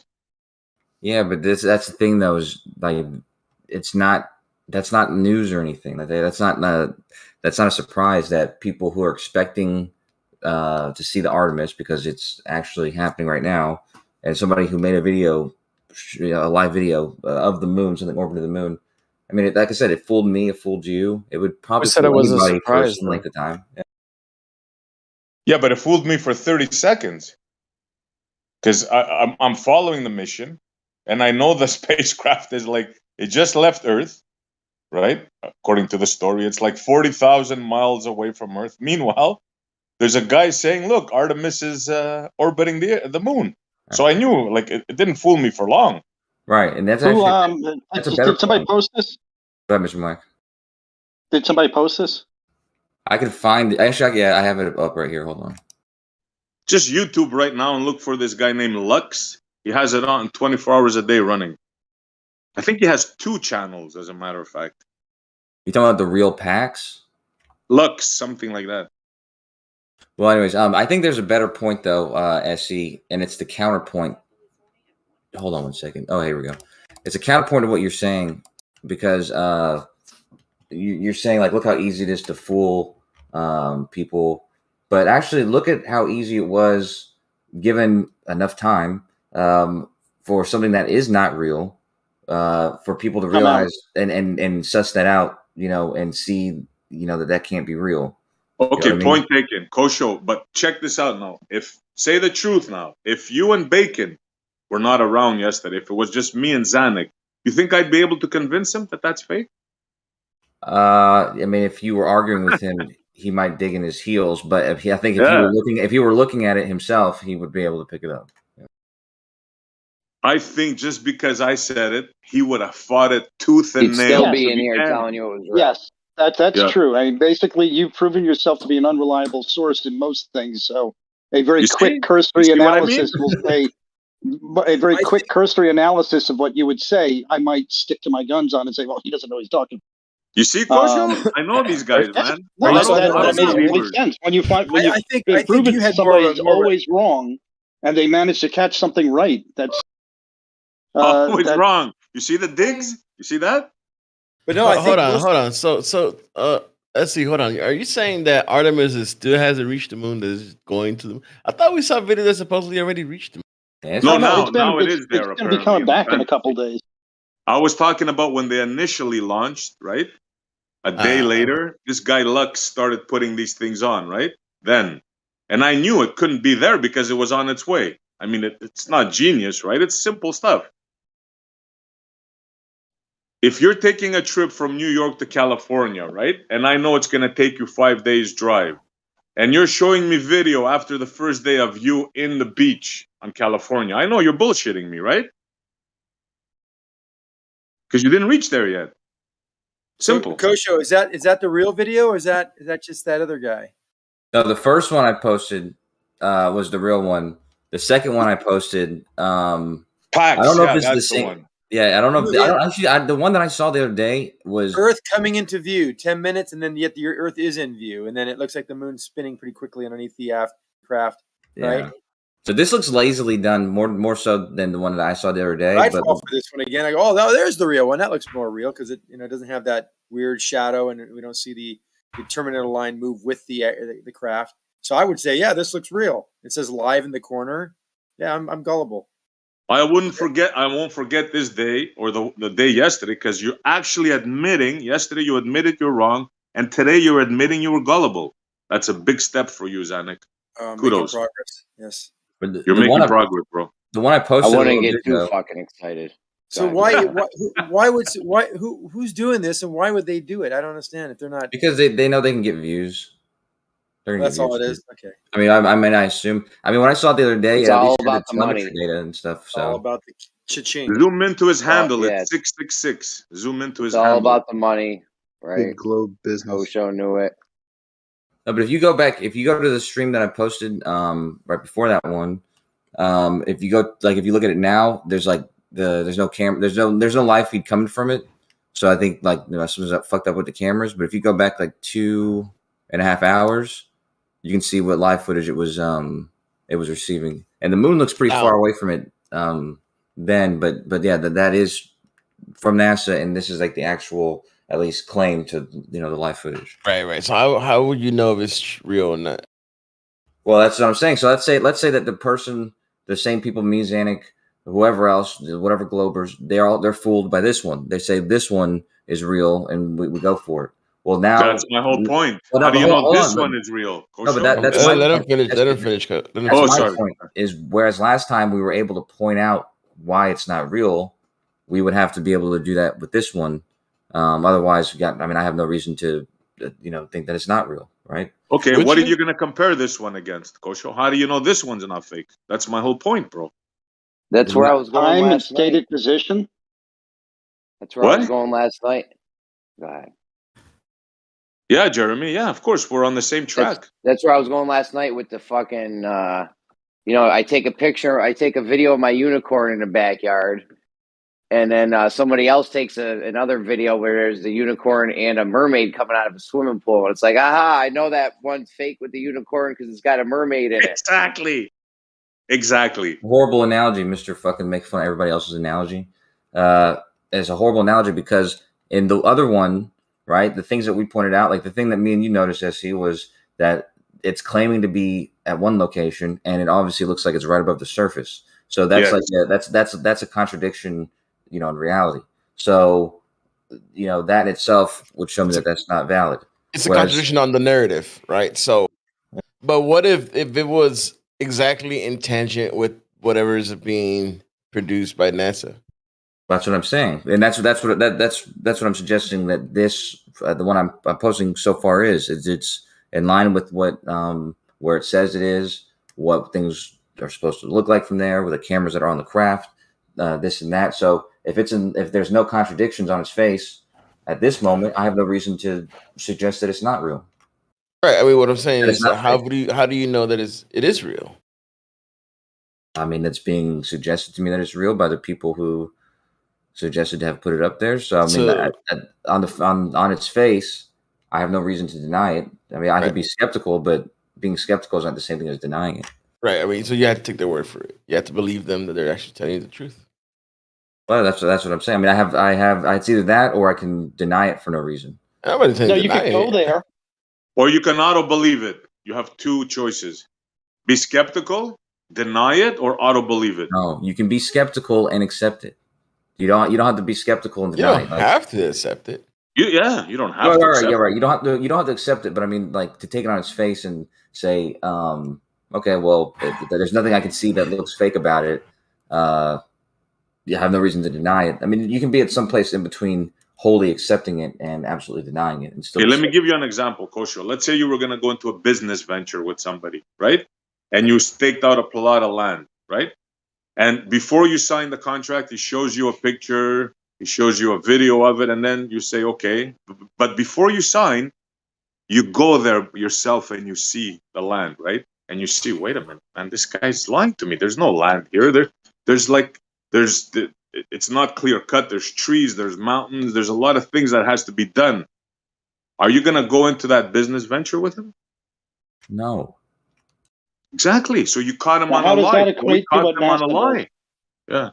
Yeah. You haven't caught NASA on any lies, so. You're kidding me, right? They're not trying to sell us space.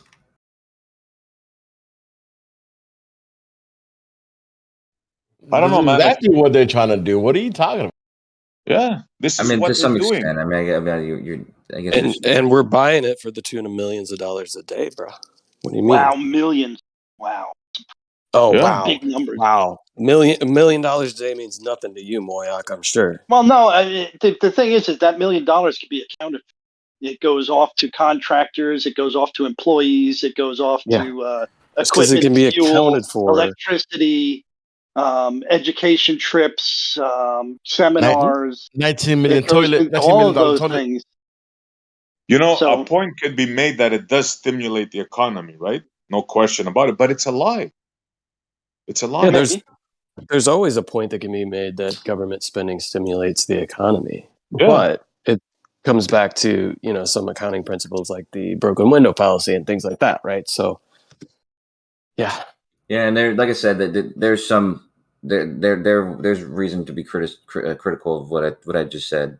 I mean, I'll take it back that sure there is incentive to sell us space, because it's the same with any government administration or any organization as part of government. They want to show that they need to exist because they want to keep. Yeah, like any military or defense spending, NASA's, I think, falls kind of in that same category. Just because the money can be accounted for doesn't mean that it's something that we necessarily need to be spending the money on, or that we are necessarily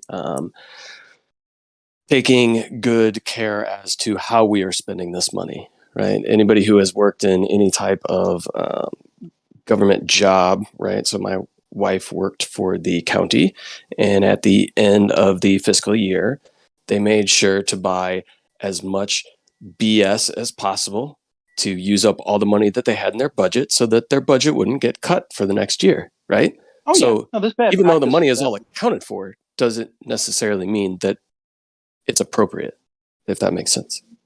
Yeah, absolutely. That's a different problem. I think the responsibility, that responsibility would be on the people spending that money rather than the people providing it. Or Who was saying that? Well, this is happening. Branches throw out all the equipment every year, good desks, good stuff, no matter what it is, so they can keep the budget up. Somebody was saying that. You and they have have to warehouses full. That happens in all businesses.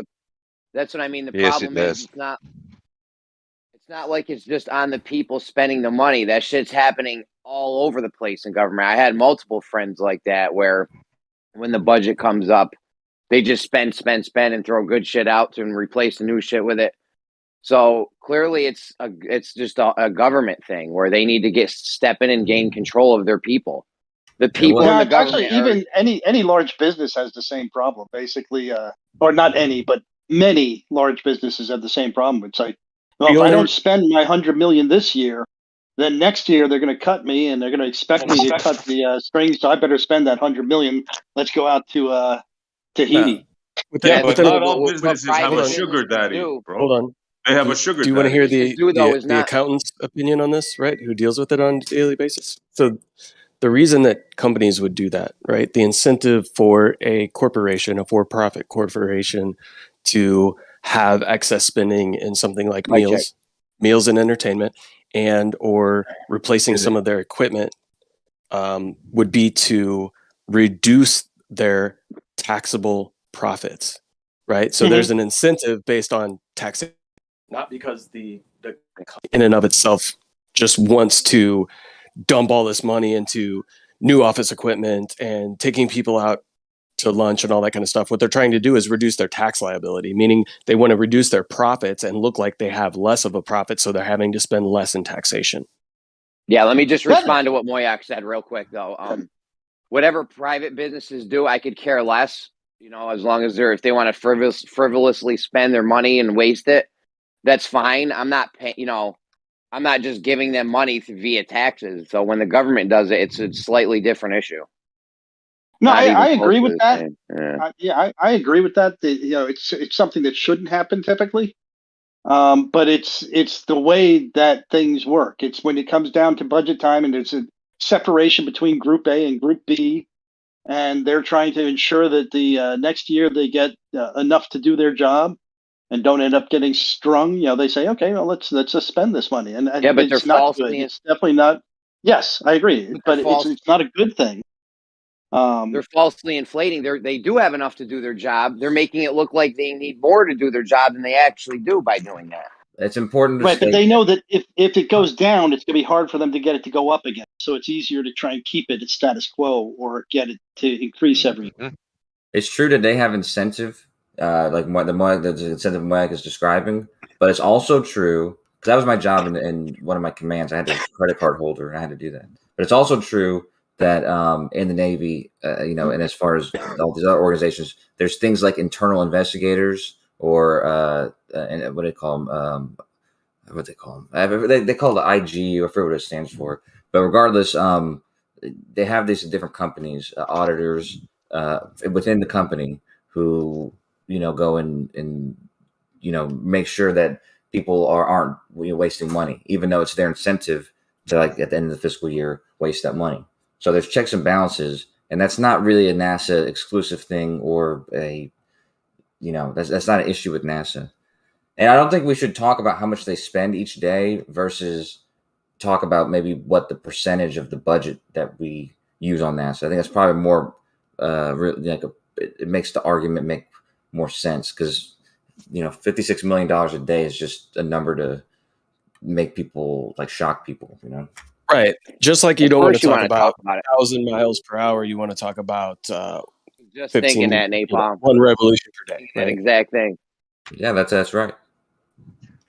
That's a good example. That's exactly one of the other things that that's the same kind of thing, where that number doesn't really it doesn't make contextual sense to describe it that way. It's just a number used to shock people. Sensationalize. Yeah, but you act like they're not spending that much money, or the Earth's not rotating at 1,000 miles an hour. You guys used to go, no, that's not 1,000 miles an hour. No one says, like, it doesn't. No, all you got to do is look up. All you got to do is look up and watch how slowly the stars move across the sky. That's how fast it's rotating. Twice as slow as the hour hand on a clock. That's right. Wait, Left Lane, you said the stars are moving? Yeah, they appear to be. Sure do. Okay, cool. So the stars are moving. The Earth is not. Got it. I don't mind that. That's a good one. I'm sitting here still kind of Hey, is my mic working?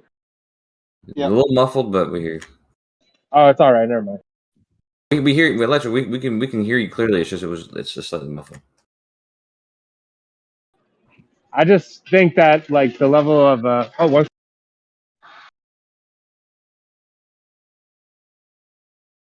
Uh-oh. I was saying that with the Artemis pictures and the images and how deceptive they are, how do we just allow that? That shouldn't be a thing. If they really are going up there, all that information should be verifiable, photographic evidence. We don't have that. Okay. Well, that what you've said, I'm not sure. I'm not going to call you ignorant of the topic, but nothing that you said was true. So I'm not sure where that's coming from, because there's images that, there's images from Artemis, and maybe you heard part of what we said before, but they're not sharing like fraudulent pictures or whatever. Like somebody else who's not from NASA is streaming a video claiming to be Artemis, but Artemis itself is not sharing fraudulent images. Osho, tell me for a second you believe that's the moon, bro. Tell me for a second. Okay, for a second I believe that's the moon. How about for 2 seconds? Can we match are they showing us pictures of the backside of the moon? Its ass, you mean? Yeah, we're seeing the pictures of the moon's ass. The dark side of the moon. You said the backside. Okay. I meant to say the dark side, because then you get people say, well, it's not always dark. The ass end, yeah, the ass end. Hey, Kosho, did you by any chance? You could bleach that ass end. Hey, Kosho, did you by any chance see the footage? And I can show it in a second, but where the moon turned into almost like an egg shape. No, I haven't seen that. All right, let me post that for you. I'd really love to hear what you guys think that is. Yeah, I've seen it. I told you guys a while ago. Shadow of the moon. No, I told you guys a while ago we need to take all these dark side. A while ago we need to take all these dark side shots of the moon, because the Chinese showed us one, and the NASA showed us one, and that shit, to me, just on a first glance, did not look like it matched at all. Well, like, we need to take screenshots out of it, try to match it up, because it has to match. It's the dark side of the moon. Like, the craters have to match and shit. Yeah, it does. But what's your first glance worth, dude? Be honest. Don't say absolutely nothing. Say it again. I mess with you, Jeremy, but I didn't hear you. I had a mic. Okay, never mind then. What'd you say? There you go. I said, how much is your first glance worth, anyways, dude? There you go, Kosho. So Zanuck, when you watch that video, right? So you're saying that's an artifact of the video? Yeah, the artifact of either a lens or some glass protective container that the camera's in. I'm not sure, but it definitely a distortion caused by, as you like to say, optics. Okay, I think see that was a fair. Right now, what you're hearing right now is assumptions from Zanuck, myself, and whoever else. Just to be clear, because I don't want you to think that what I'm saying is some assessment that's been Don't take anything longer you than a say minute. at face value. Right. Well, okay. So there's two things I noticed. I don't see any stars, right? So that tells me something about the exposure, and it looks like the shadow of the set of the what do you call it? The solar panels on Artemis. Okay, I'm not talking about the sun. star. Look, man, I know. I'm not talking about the stars. I'm not talking about the light exposure. I'm talking about the oblong shape that the moon all of a sudden just gets silly puttied into, man. I know, and that's why my point is that I'm justifying what I'm about to say, because what I'm about to say is that it looks like what you're seeing of the moon is where the sun is obviously hitting, because it's not basically from this angle. You're not seeing a perfectly top down view of the moon. You're seeing it at some. Oh my God, this angle. is so much obfuscation. Hold on. So the part that you're not seeing is very dimly lit. I'm not talking about that. There's no reason to fucking talk about what you're talking about, Kosho. Well, everything that has come out of your mouth has nothing to do with my question. I didn't ask you for an analysis of the entire fucking video. I'm asking you what your opinion of the cause of the oblongation of that fucking image. I know. I was justifying it before I give you No, you're not reason. justifying anything. This is obfuscation. I know, dude. I know. I'm justifying the reasoning that I haven't fully said to you yet. I'll give you the reasoning. I'll give you the reasoning first, and if you ask for justification, I'll just do that. Yeah, there you go. Okay. That's a way to have a conversation. Okay, so the reasoning. Hey, Travis, real quick. Is there any doubt in your mind? Real quick, I just want to ask Travis. Is there any doubt in your mind that this could possibly be real? Man. I mean, it's so fake, right? There's zero doubt. Zero possibility, right? No reason to get upset. Question, I mean, his answer is going to be his answer. Why get upset? It's obviously fake, right? I know you wanted a date last week, Zanuck. How was that, man? I'm just about to answer Travis's question, but I'm going to ask you this question in the middle of it because it's a perfect time to do that. But right. So I'm not going to justify the reasoning. I'm just going to tell you it looks like it's an exposure, an exposure type of deal where the parts of the moon that you're not seeing are probably dimly lit by the sun. And like I said, you're doing it again, man. Just stop talking. Just stop talking. That's the reason. What are you talking about, dude? That's the reasoning. That's not justification. That's the reasoning. Exposure. You're talking about light exposure is causing the oblongation of the object. Are you serious? The camera's exposure settings. Yeah. That's fucking ridiculous. And the angle of the sun onto the moon. That's right. You can't see the light of the sun on that moon. There's no way. I was trying to justify that, buddy, but you yelled at me for that, and it really hurt my feelings. But actually, that's what I was trying to do, was justify the direction that I thought the sun was coming in from, and I was right. I didn't ask you about the direction, but now that you brought that up, when you look at the distant object of the alleged Earth, you can clearly see that there's light reflecting off of it. If that moon is closer to Artemis and the light of the sun is allegedly shining off of that, there's no fucking way you would even see what you're looking at right now. Why do you say that? Because it would be washed out by the fucking light of the moon. Well, I mean, there's the light from the Earth is still going to have a high luminosity. Yeah, just like the moon. The moon's keep talking. Right. The moon's luminosity is much greater than any star. Yeah, of course it is. Like a full moon is a full moon. If you can capture any star, and the full moon happens to be in that image, the full moon is obviously going to also be it's going to be picked up because it's much brighter than the star. Yeah. So you've got 3 different images at 3 different distances with 3 different exposures. You've got Artemis, you've got the moon, and then you've got the sun. Now, the thing is that in other images where I can't produce one right now, but it was clear to me. Like, look, I shot the eclipse a month ago, right? I shot the eclipse, I had to up the levels to pick up the light of the moon. And when I did that, I picked up stars that I couldn't see before. Okay? Right. So when they're taking a distant photograph of the Earth and you don't see any fucking stars, you ought to be scratching the hell out of your head, right? Because first of all, they had to up the exposure level to get that light from the Earth. If you up the exposure level, you're going to increase it in the entire field of view. You should have at least some stars. So don't fool yourself into thinking that the Earth shine that you think is happening is washing out those stars. Fucking no way. So just to be clear, because I think what you just said was not logically valid, and I don't want to say that. I don't care. You're not going to hurt my feelings. You're wrong. But no, I'm saying I didn't want to say that because I didn't want you to interrupt yet, so I should have said that at the end.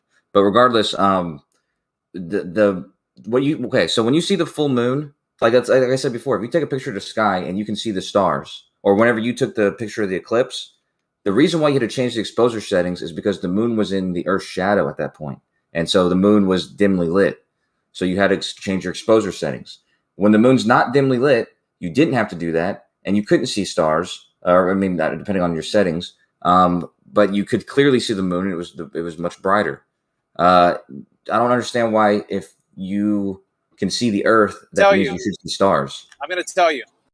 When I'm taking photographs of the moon and I zoom in as far as I can, the field of view is taken up primarily from the moon. Now, if I zoom out, that field of view is going to increase in the space that it covers. So you've got a picture from Artemis, from their camera, trying to take a picture of the moon, of the Earth, that it's allegedly 240,000 miles away. So the field of view is going to be immenser, right? That little dot of the Earth might wash out, maybe a couple of Earth diameters around it, but not the entire field of view. You've got 0 stars. That is impossible. Yeah, I don't think it's the Earth that's washing it out. I think that it's the exposure of the camera. And the Earth is going to be much bigger. So whatever capabilities you have to see the moon from Earth, it's going to be much easier to see the Earth from the moon. It's much bigger. So I just don't understand the assumption of being able to see stars based on the exposure of needing to, that you would need to see the Earth. So talking about the size of the moon, right? Or the size of the Earth. So Artemis is very close to the moon in those images. I can't remember how far away it was, but let's just add maybe another 10,000 miles. I don't even think it was that far. Okay. So then you have to think about the angular size of the Earth, right? So the angular size of the Earth is relatively the same distance that the moon is from the Earth. And yet the moon never looks that small for us. I mean, it does. That all depends on what sort of image you took. Like if you took a zoomed in image, and it's gonna look different. If you have a zoomed out image, it could look really small. I'm taking the images. Yeah, they always blame that on the zoom. They always blame that on my bad, Coach. Anyway, I was gonna say the moon landing one when they landed on the moon, and they had the picture of Earth in it, and it's so super tiny. Remember that the Earth is super little, and they look. I want to know then. How about this?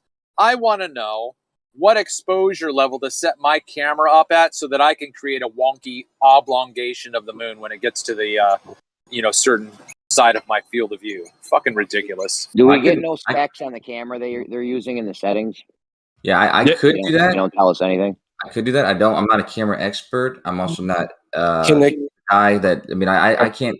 I don't have the capabilities that you guys don't have, so you guys could find. I don't think it's an exposure thing at all. I think it's actually the lens, or like I said, the glass enclosure is showing a complete distortion of the moon. As accurately noticed. Everyone, I think, has noticed it, and is making it look like an egg. It's not the exposure. It's actually the lens and the optical glass that's enclosing the camera. Yeah, but another reason that I would think it was just the exposure is if you like look at the color of the moon, and also think about how bright it would how bright the moon would be from that distance, from being right above it and stuff like that, and how low you would have to change the exposure settings to not, get the entire image washed out. Yeah, listen to yourself. Right. It doesn't change the shape of it, Kosho. That Right, wouldn't but do anything to the shape. Yeah, but listen to yourself again, Kosho, man. Look, if Artemis is between the camera and the moon is in direct sunlight, the Artemis image would be in shadow, man. What are you talking about? If Artemis is between the camera and the moon is reflecting direct sunlight, that would wash out Artemis. You wouldn't fucking see anything, man. That's my point. That's the point I'm making. You can see the direction the sun's coming, right? And depending on the exposure settings, you're right. Yeah, you probably would not be able to see anything. So you have to set them extremely low just to get this image. That's my point. Okay. Yeah, that makes sense too. That's it makes sense, Travis. It makes sense to hear it, but you could never reproduce a scenario where you get this. Like, you wouldn't be able to produce this in reality. Like, I understand your explanation. Sure you could. Okay, great. So there's a claim. Yeah. I'd love for you to go away and prove it. Thank you. Come back when you do. But if you can't reproduce it, then how is it fake? We had it on the phone as well, though. If you can't reproduce it, if you can't, no. So what we're being told is that this is a natural. Somebody got an open mic? Yeah, Flatty. What we're saying is that the effects that we're looking at are the product of setting your exposure in a certain way. Okay, then that should be able to be reproduced. I don't believe it for 1 minute. I don't believe that you would be able. Well, do you think that the light reflecting off this light surface of the Artemis would be brighter than the moon in the background? No. Why do you think that? Because the moon is giganticer and much brighter. Even in our own sky, man, when there's a full moon, you can see pages on a piece of paper or words on a piece of paper. It's so bright, and you're looking up at it, and it's like an incandescent. Think about it for 1 second. Now, if you look at a satellite that's traveling above the head, don't tell me unless you can show me what you're talking about. I won't understand. Hold on, I'm just saying what looks brighter. I think the satellite per unit area in the sky is brighter than the moon. Unless you can. Can I finish? You're going to say the same. You already said something that I can respond to. The reason that the moon is so bright is because it's reflecting sunlight. We're on the dark side. We're not seeing the sunlight. We're only seeing a reflection off the moon. However, if something is a better, hold on. If something is a better, I'm just trying to talk logic to you. You won't even listen. If something is a better reflector, listen to yourself, Zanuck. If I can I finish a sentence, Travis? Is it possible? Keep note. Something is a better reflector of what you wanted to respond to, and then address it after. I think I'm being very clear. He's just interrupting me for being gaslighting for some reason. Just finish it up, no, Zanuck. I am gaslighting. So yes. So the reason that things will appear brighter, like the Artemis, because it is a better reflector than the sun. You're using the sun, the moon, as we see it, saying it's real bright. Yeah, it's real bright, but you have nothing to compare it to. If you were to compare it to something that in the sky, like a satellite, you would realize that the satellite is actually brighter than the moon. If you can pick the satellite, you don't have to keep talking. You already said this. You would get a brighter image than the moon. You already said this. Let him respond, Zanuck, please. Fuck, man. You waste so much time, Zanuck. You said the same thing because you interrupt. Well, you do it too, Travis. You do it too, Travis. Okay, well then call me out when I do it. Don't passive aggressively call me out right now. You start shouting if you try. Okay, Zanuck, before you even started to spew your bullshit, I said, don't tell me I won't be able to understand it. Show it to me.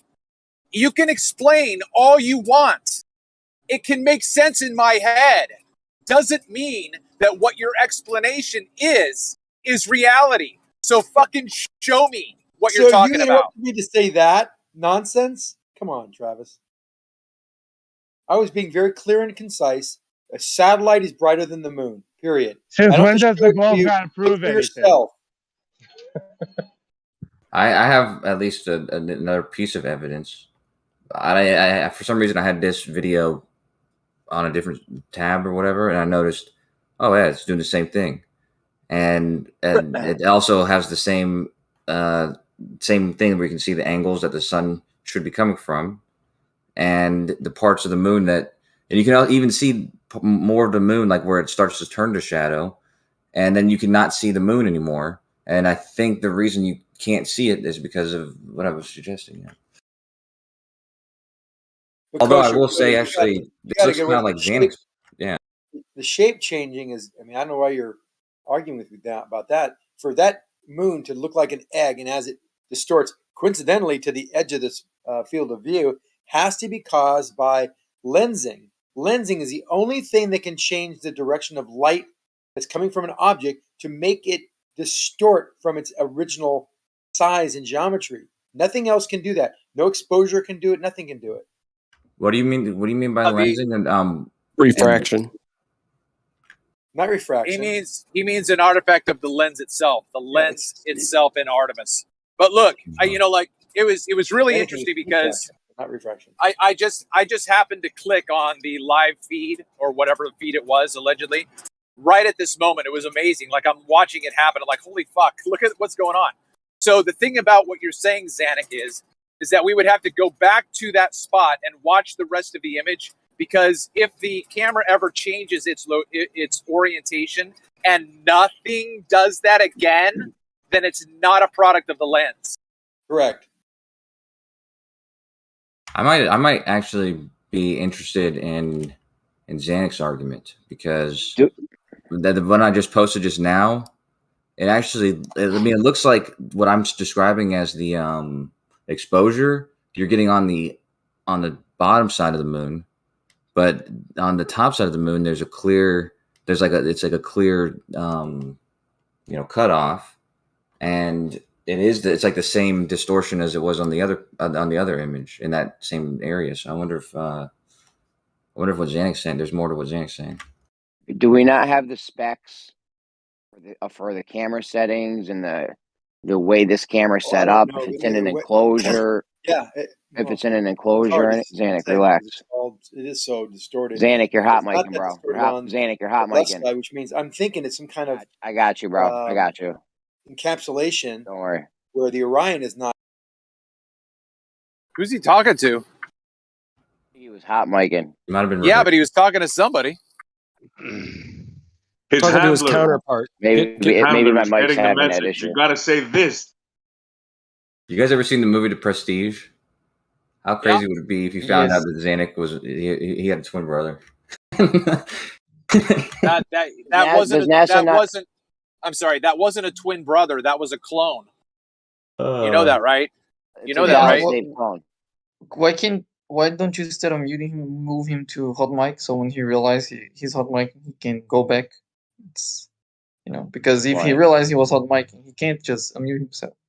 Hey, Kosho. He's gonna have to wait until someone realizes. Because I'm on his cell phone, and I got it. I was just modding quick before he started giving out like personal information or anything like that, or exposed himself anymore. So we got it. Yeah. Hey, Kosho. You do realize that guy, they weren't brothers; they were clones. You realize that, right? I don't want to spoil the movie, but I know if Scott Vitra's here, he would say you already spoiled it. It's cool. But yeah, I know I kind of did. It's one of the worst things to do. But regardless, no, there's two instances though. There's one character where that's true, and there's the other character where it's what I said.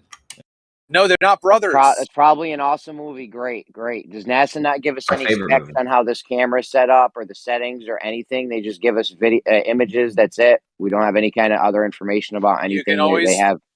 You can always fill out a FOIA. Well, we've seen how that works out. Well, yeah, information. Hey, look, Chronic. No, he's not in here, but okay. I bet you if we would have listened in, he would have been saying, it would have been Rumpus saying, "No, you bloody fool! You got to say this."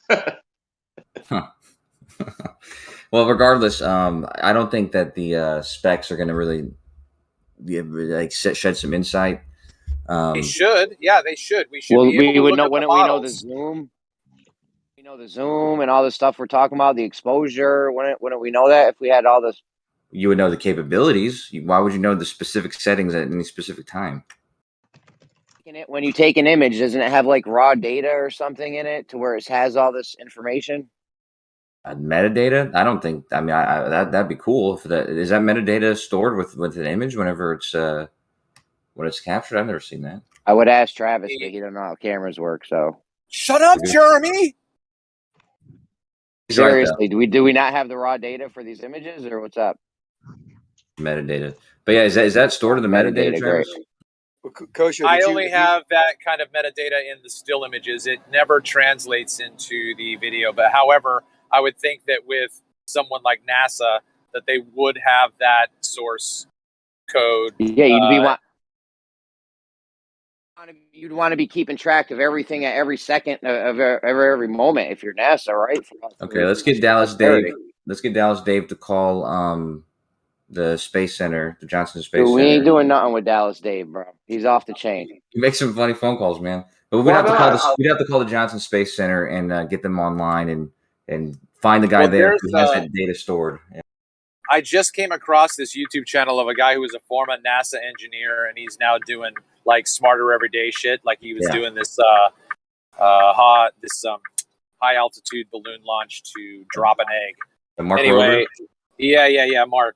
And I sent him an email, which reminds me, I've got to check my shit to make sure he replied or not. But oh no, you know what? They did. Mark's too busy with projects right now. He can't address your question. But he would be one that you would be able to. He would probably be interested in that, right? Because that was his back door.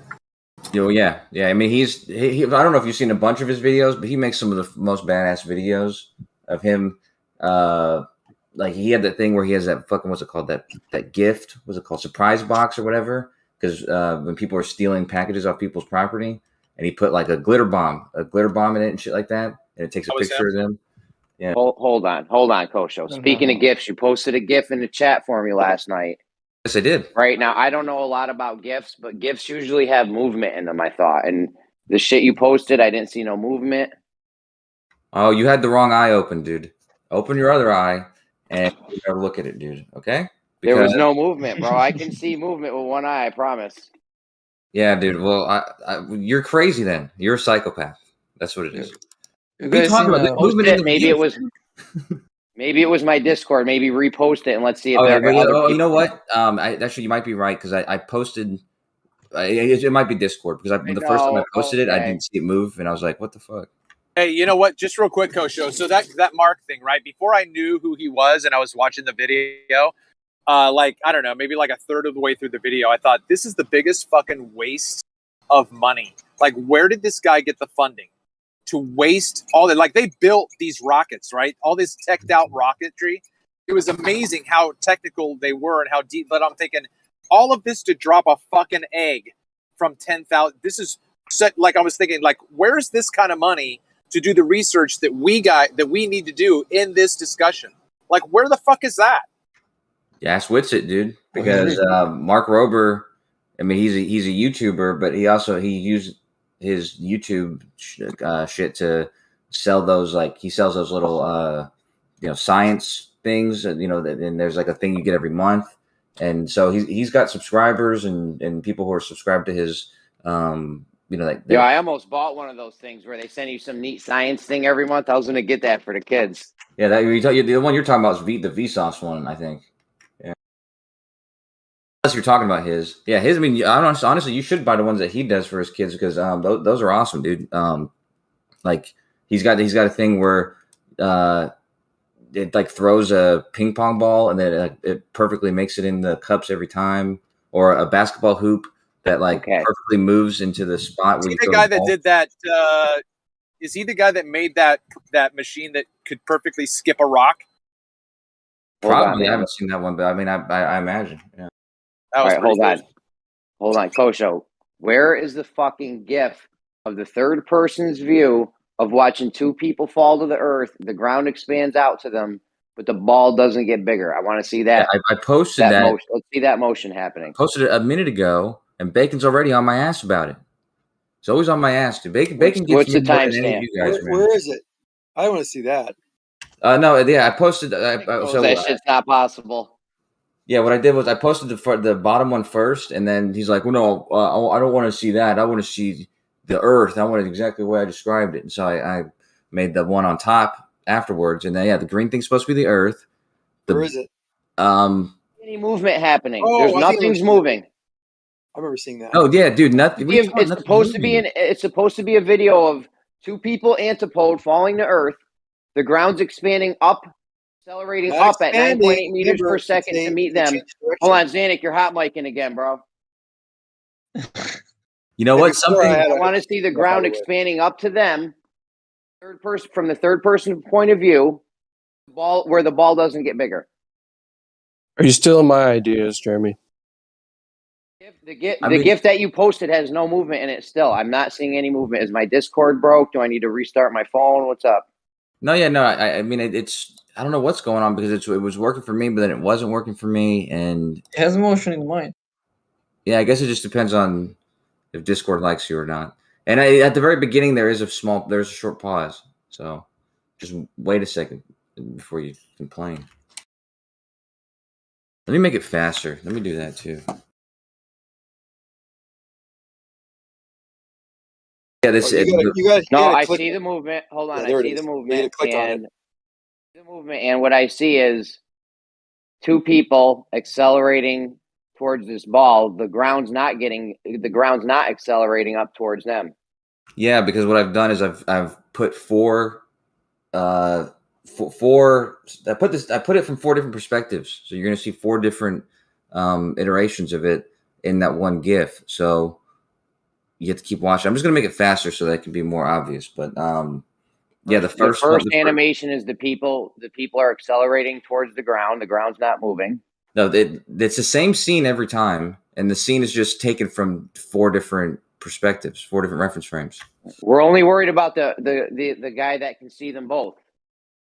That way we can see if the ball's getting bigger or not. And from what I'm seeing, you showed us from a third person perspective, and the ball's not getting bigger. The ground's not accelerating up. It's just the 2 dots are just falling towards the ground. That's because you're looking at it from the reference frame of the accelerated reference frame. Well, yeah, you're looking from the Earth's reference frame, and which is the accelerated reference frame. Yeah. So from like I said, there's one from the Earth's reference frame. There's one from the yellow and if you're blue on the reference Earth, frames. everything attached to the Earth, everything on the Earth, everything in the Earth is accelerating. Everything is accelerating at 9.8 meters per second squared.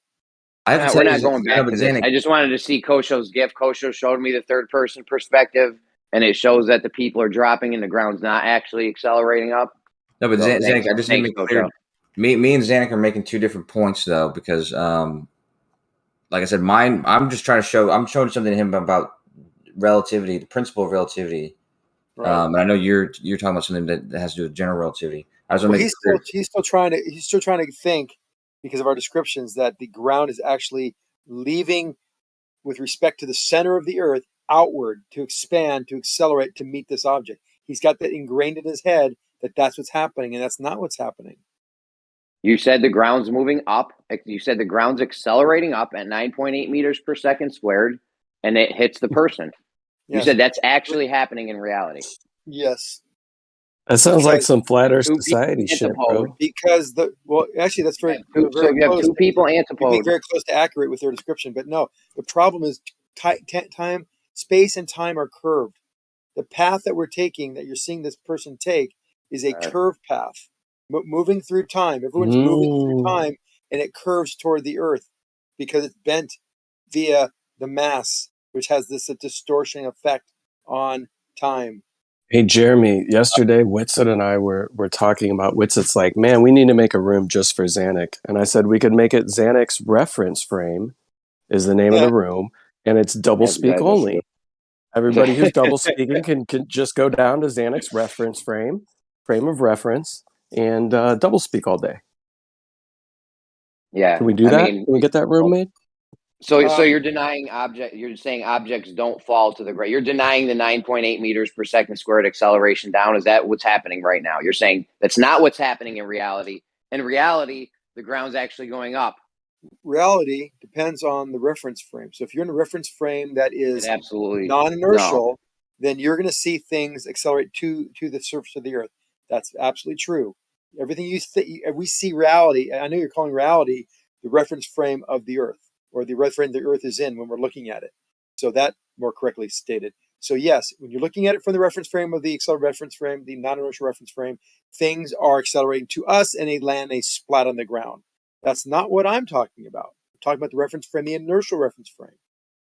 The inertial reference frame The inertial reference frame shows that the Earth is accelerating into us because of our curved path through space-time. Reality is not reference frame dependent. Yeah. Reality is reality. Only your interpretation of reality is reference frame dependent. That's true. That's true. The that we can get a third-person perspective. The view is reference frame dependent. The reality is reality. I agree. All these things happen. We all know they happen. But how they happen depends on the reference frame. Is that fair enough, or is that understandable? No, that's not fair enough.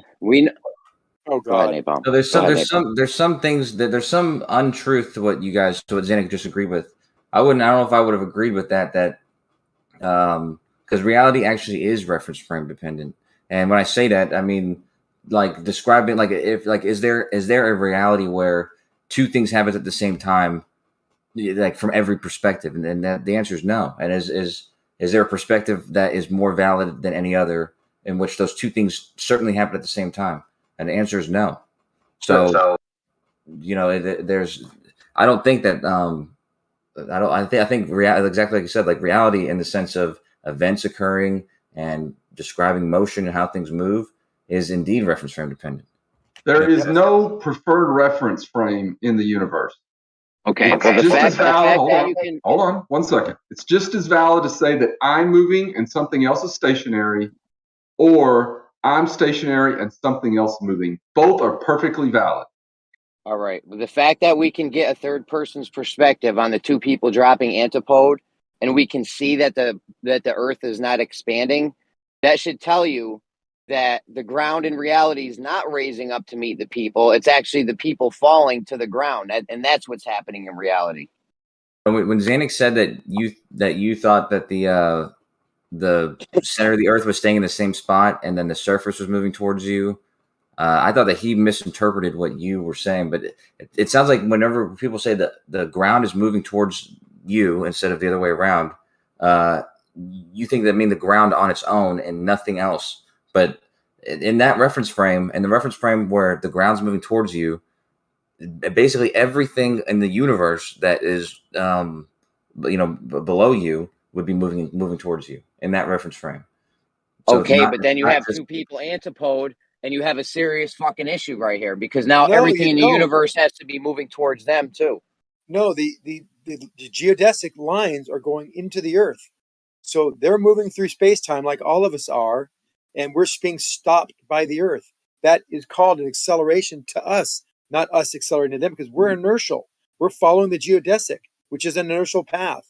I know, but that's just what I mean. We have to be careful, because I won't try to co-sign what you're saying or follow up on what you're saying, because we're talking about two different aspects of relativity, and it might be confused, because I'm strictly only talking about relative motion and that kind of thing. And actually, Jeremy, I am showing that in the GIF.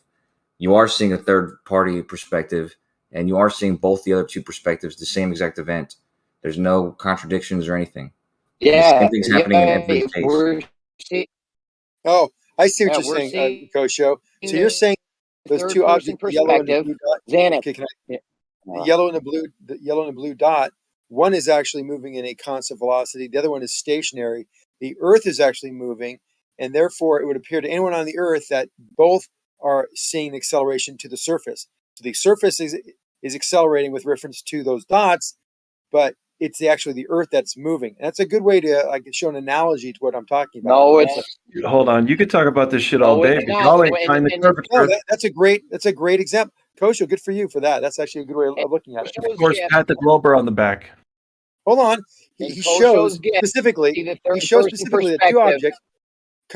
Jeremy, can I stay for 1 second? Jeremy, please. Thank you. I don't know. You went, and then someone else went. Now Well, you're I don't gonna know. go Just let again. me Can I talk for get a in? second. Then everyone can go. Hold on. So what Kosho showed is that I it's don't blame possible you. to show. Really, it's possible to show two objects that are moving toward the Earth with respect to the surface, antipolar to each other, that view those objects encroaching to or progressing to the surface at a rate of 9.8 meters per second squared in both instances without the surface expanding toward them. Right, Kosho? Kosho's gift showed the third person perspective, and we clearly can see that the ground's not going up towards the people. It's the people going down towards the ground. Because if the ground was going up towards the people, there would have to be a bigger distance in between the two different grounds where the people are going to hit. That would have to increase that length. It's not increasing. Okay, I get it. The ground's I not. get it, but one thing, but the Earth being moving in one direction is accelerating toward a stationary object, and then there's also an object accelerating to the Earth on the antipodal side. So both would appear from the ground that they are both accelerating to the object. But in actuality, that's not what's really happening, right? One is stationary, the Earth is accelerating into that, and the other one is actually accelerating to the ground. It's an analogy to what we were talking about. I mean, it's kind of just a way to understand that the ground doesn't have to be expanding with respect to the radius or the center, but this kind of phenomena can happen. Now, if you couple this with the bending of space-time, then it makes sense how this happens without the surface of the Earth moving up, where the expansion happens. I mean, the surface going toward the object is accelerating, but the surface is not expanding. You could try for this shit all day, but listen, you're never going to find that curvature, so I don't even know why you're talking about this. So that is a good point. So you're saying that the observers, right, the two people that are antipodal from one another, those are the inertial reference frames, right? Listen, I have to be honest. I gotta say this again. Me and Zanik are making an argument for two different things. You said what again? That was a question for Zanik. Mm-hmm. Yeah, right. Okay. The objects are inertial. Yes, the objects are inertial in this video. Both the observers are inertial, meaning, right. So inertial can either mean that they are at rest or in uniform motion. Correct.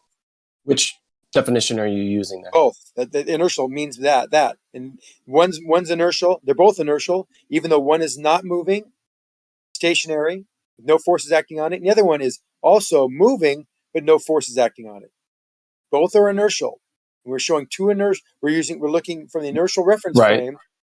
We're looking at the inertial reference, showing these objects doing what they do, and showing that there is an acceleration to the surface with respect to the surface of the green ball. So can those objects that are in an inertial reference frame be both at rest and in uniform motion at the same time? Of course. No, it's a either or. No, right? It's so not the either or. body That's is where either you don't understand. It's not rest or in motion. Doesn't mean rest. It means no forces acting on it. It can still be uniform motion.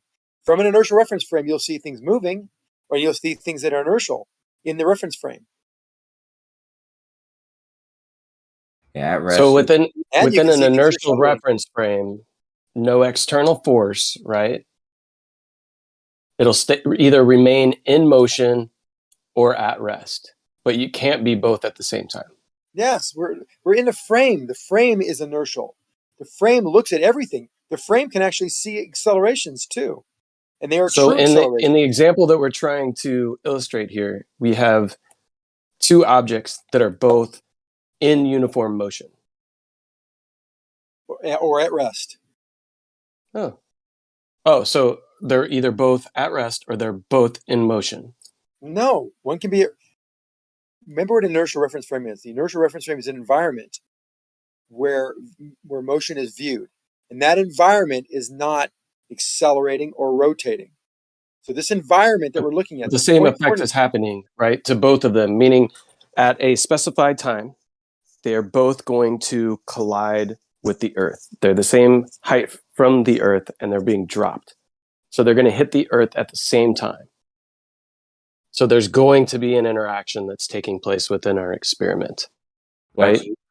in Xanax, and because like Xanax no points forces different in acting on mind. those objects. There will be a force when they collide They with hit the because Earth. they all have a change of yes, because that'll Right. be a proper force. They will have So- they will definitely be changing direction. Correct. At that So, point, the mass so within our scenario, hold on. So within our scenario, right, you're trying to draw a image. Kosha's trying to provide an image of what's taking place within this scenario, but he can't really do it. That's not what because that's not what he did.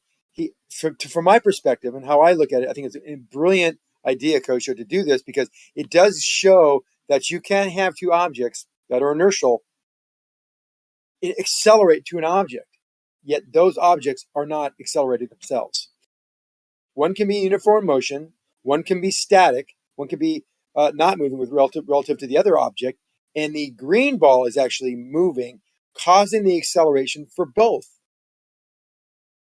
Causing the acceleration for both, yet it doesn't expand. Any of the Hold images. On. Well, yes, that's what we see here. It's only a kind of a way to align your logic. Now, the next step, it's kind of a big leap. You're not going to listen to me. Forgetting. Well, I'm not forgetting anything because you're I'm forgetting not within our scenario that we're dropping. We have come from the surface of the Earth, and we are now dropping objects antipodal from one another on different sides of the Earth. Right. Hold on. If you're dropping something and it is when you drop it, it is now stationary. That means the Earth is moving toward it.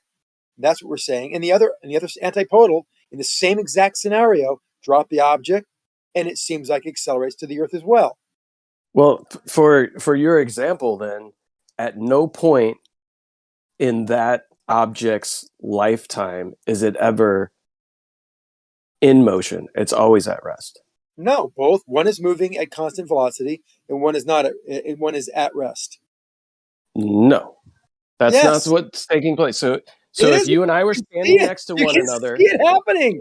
If you and I are standing next to one another and we each drop a that's not rock, what we're talking about. Look at the picture. One is stationary.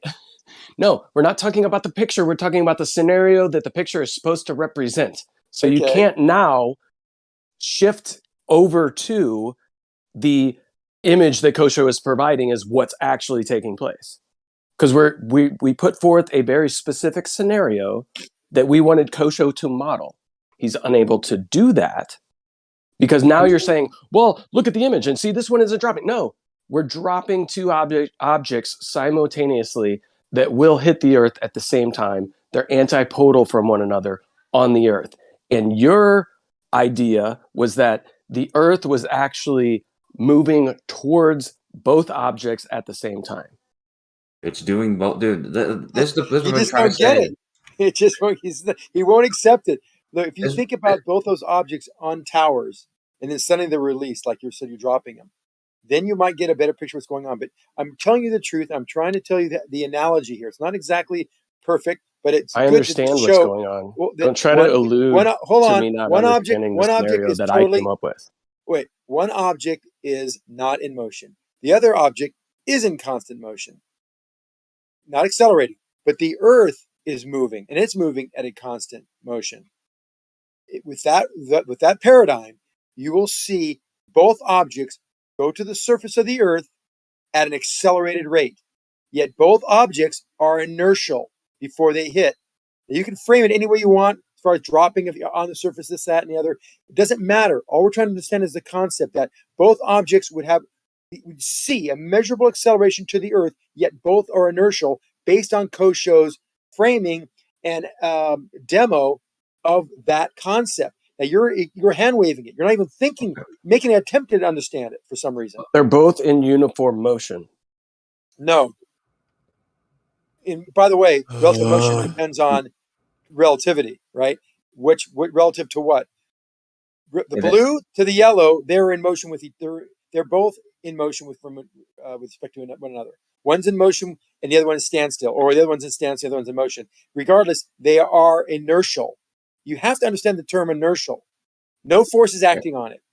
Nothing's acting on those objects. Why are you fighting it so hard? I got something to say after Renee Palm responds. Yeah. I'm not finding it so hard. So Seems like can something be in uniform motion and not have any forces acting on it? Yes, of course. Okay, then why are you saying no when I said both objects are in uniform motion? Because when you're not moving, you're not in motion. Okay, so there's never mind, dude. Jesus fucking Christ. No, it means if you're at rest, you're at rest. You're not in motion, right?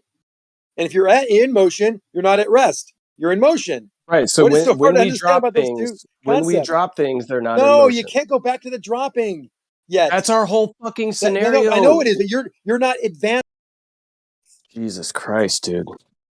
I'm done with I this immediately guy, regret. I immediately regret even bringing this topic back up. Before you regret. Let's. What do you want? I go back. I've been trying to say something for a while. Again, I mean, I've said stars or the moon. No, it's too late. I already regret it. Yeah. Okay. Anyways, fuck. Okay. So there's a couple things. Again, I have to say this again that, like I said, Zanuck's talking about general relativity, just fine. It also applies to that. I'm trying to bring it back to principle relativity because none of the other stuff's going to make sense. And the point of this GIF was actually showing the principle of relativity. And again, I'm going to describe the four perspectives because the blue and yellow are supposed to be the two people antipode falling towards the earth.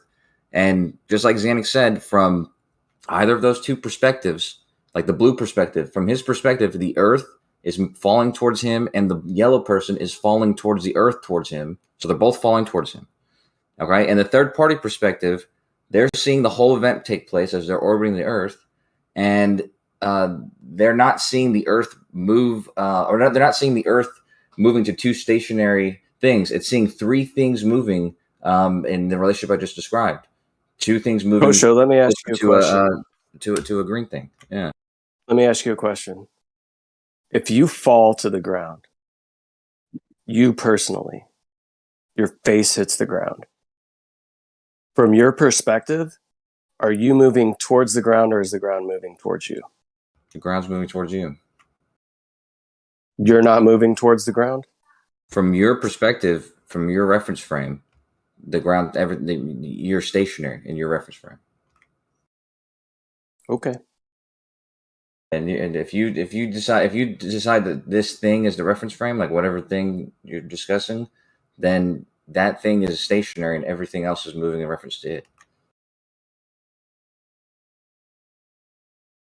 That's the principle of relativity, and you have to start there before, because when you start getting into special relativity and general relativity, and special relativity events, there's no agreement that simultaneous events will right, which is why relativity is such a mindfuck, and it is not reality. Yeah, you can say when you're falling that the ground comes up to hit you from your reference frame, but in reality, we know that's not actually happening. Yeah, why are you saying that? Like in reality, whose reference frame is reality? Well, reality would be if that was reality and the ground was actually lifting up at 9.8 meters per second squared to hit you, and you have two people antipode, you'd have to have the Earth getting bigger. I'm showing what that looks like. From the one with the blue reference frame, as the Earth's moving towards him, from his reference frame, the yellow is also moving towards him. From his reference frame, the Earth is not moving towards the yellow. The yellow is moving towards him. If the ground of the Earth goes up on either side of the Earth, is there going to be more distance between those 2 points? No. So I'm going to start using this argument, right? What do you mean no? I took a high stick to the cage, to the face last night in my hockey game. So when I take that high stick to the face, did I run into his stick or did his stick hit my face? What actually took place? How is the referee? How is the referee going to make a determination there? Well, I mean, the referee's going to go ahead, Jeremy. I was going to say, Kosho can relate. You took a stick to the face last night. He took a dick to the face last night. This is what I'm saying. Then when it just sounds like Jeremy's getting muffled and talked over, and I got to fucking stand up for him because he's a fucking little. And I'm not going to say anything else. Okay, listen to me. The stick, right? So any description of anything occurring it's quite clear which reference frame is needed to describe that event. And in some cases, it's more relevant to describe, this reference frame versus that one. And the example that you're giving about who hit who, the reference frame that the dude's going to use is obviously the reference frame of the ice skating rink, right? He's not going to use the stick's reference frame or your face's reference frame, right? Like he's going to use the reference frame of the ice skating rink, and he's going to see that you were stationary in that frame, and the dude was moving towards you in that frame because he was fucking hitting you, right? So, but that's not reality, though. Well, it's the reference frame that makes sense to describe it in. There's no preferred reference frame in universally, but there is, like I said, relevant reference frames. You're going to describe things in the relevant reference frame. Wait, Kosho, there is something that you might be missing. There is an acceleration created, so there was a force created to accelerate whatever object is in the reference frame. Now, if you look at it from the perspective of the hockey player, if he was accelerated into the hockey stick, there'd be a pseudo force that would have done that. But the hockey stick itself, hold on, the hockey stick itself was accelerated because the guy's muscles in his arms, based on his anchoring to the ice, was able to accelerate that stick. So that's a proper force. So you could look at it from two different reference frames, but the one that's more appropriate, because there's an acceleration, which is the clue to what really happened, is based on the stick accelerating, because we accelerated that stick, and there was nothing showing that we accelerated the guy. No forces were actually applied. No system actually was involved to accelerate the guy into the hockey stick. So that's also pretty critical. I just thought of that. I was accelerating. I was skating. Well, yeah, you have a certain responsibility for the collision, but that's so a certain portion of that force is due to you, but then you're in constant motion, or you could have been accelerated too. But that's a small fraction of the force that hit your face, which was generated by the acceleration of the stick. That's my point. Is that that's why in that scenario, the reference frame that you would choose as a relevant one is the reference frame of the ice skating rink, in which the ice skating rink is stationary and everything's moving, in reference to that frame. Now, in our scenario, the reference frame that is preferable is the reference frame that can view both objects at the same time, where most of the proper forces are generated from. For example, if that guy held out a stick and you ran into it, then you would have run into the stick. You could say the stick ran into you, but then you look where the forces came from, where the motion was derived from. The preferred reference frame, like Kosho mentioned. Both were motions. Everything. It's you have to open your mind and think about it in many different ways, and then figure out which one makes the most sense. Yeah, and the one that makes the most sense in our previous scenario is that two objects are moving towards the surface of the Earth. The problem is they're both inertial. No forces are acting on them. It provides a conundrum, a paradox that you need to think about. No paradox if you view it from the reference frame of the observer viewing both objects moving towards the surface of the Earth. Okay. There's no conundrum there. There's a conundrum because of the only, and this is what Kosho's thing doesn't show. Kosho doesn't show an acceleration of those dots. It only shows uniform motion in a collision, which just gets us thinking about what's happening. But the conundrum is because the object is falling, we say it's accelerating when we splat on the ground, but along its path, it was inertial. That's the conundrum, because it should feel and show signs of being accelerated, yet it does not. And that is because of the warping and bending of space-time. There's acceleration in this GIF, and there's also the perspective that Napalm's asking about, the third-party perspective, seeing both.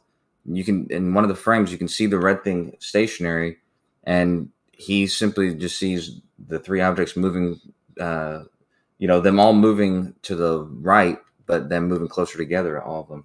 Is the blue, so those, you programmed it so that actually there's acceleration there? Yeah, there's acceleration there. Yeah, it's just, it's very fast. When the green dot is, then from the other reference frame, when the green dot is moving to the left, is it accelerating to the yellow dot? Yeah. Okay. Then you're showing it. I mean, it's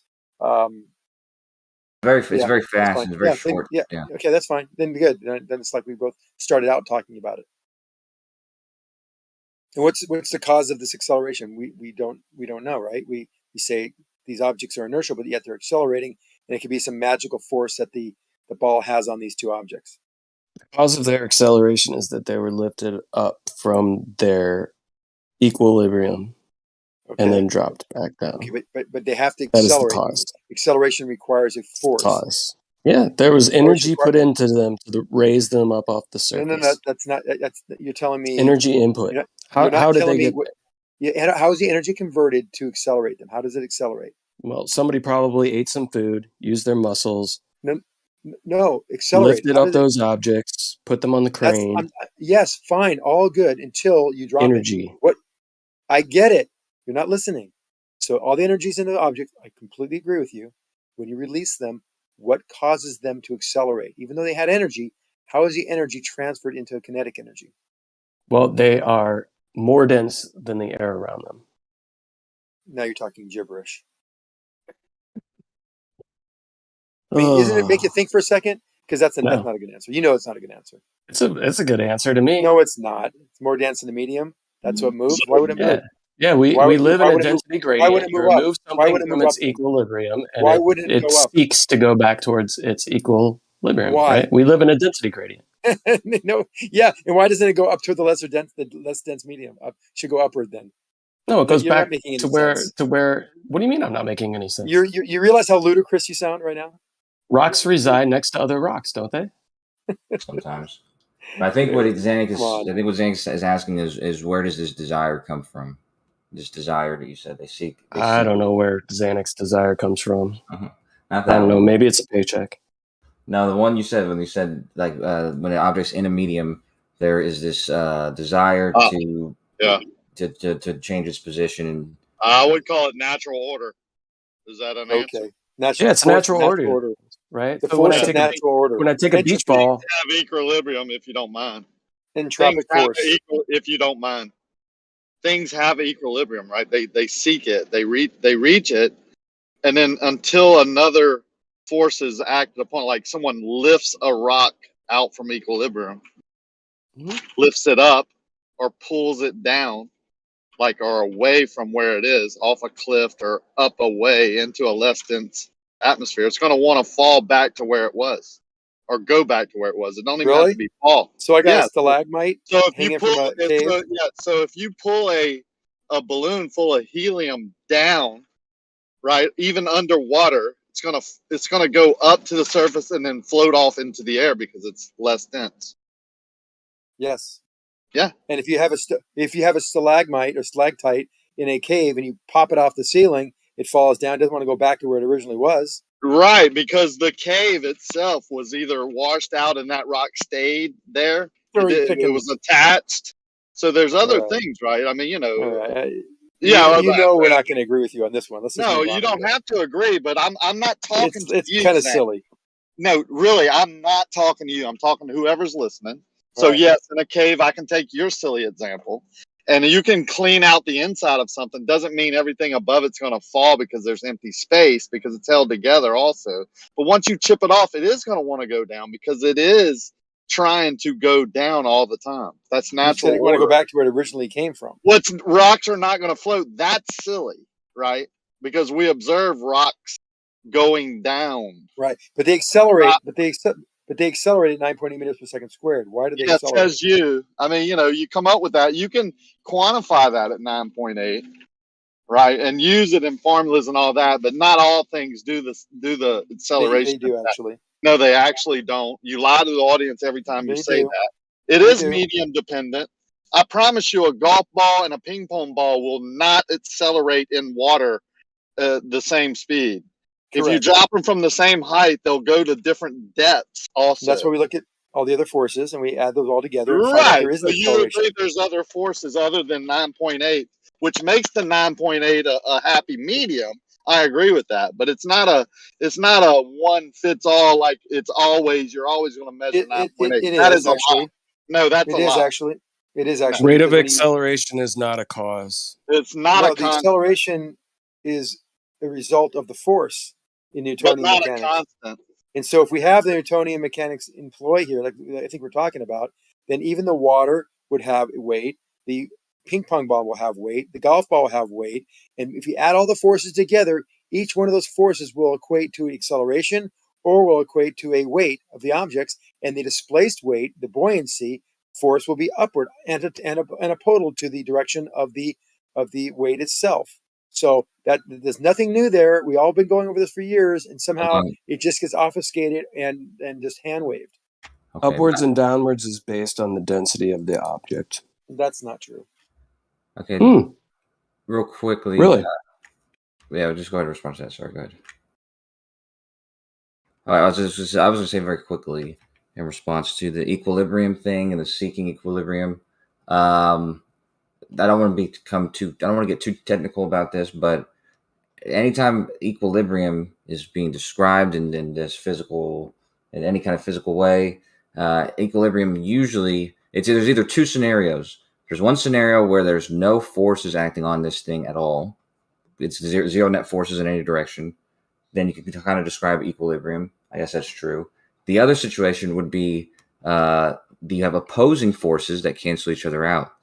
And so you have to have you can never have just one force. You'll have to have multiple forces canceling each other out.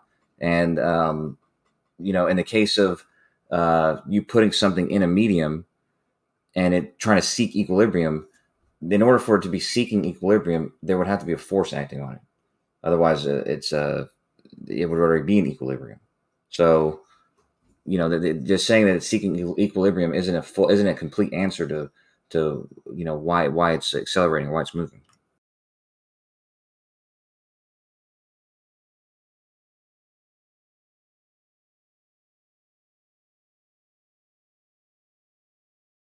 Yeah, I hope that made sense or was clear. So we have both movement and stationary object at the same time. Am I understanding this correctly?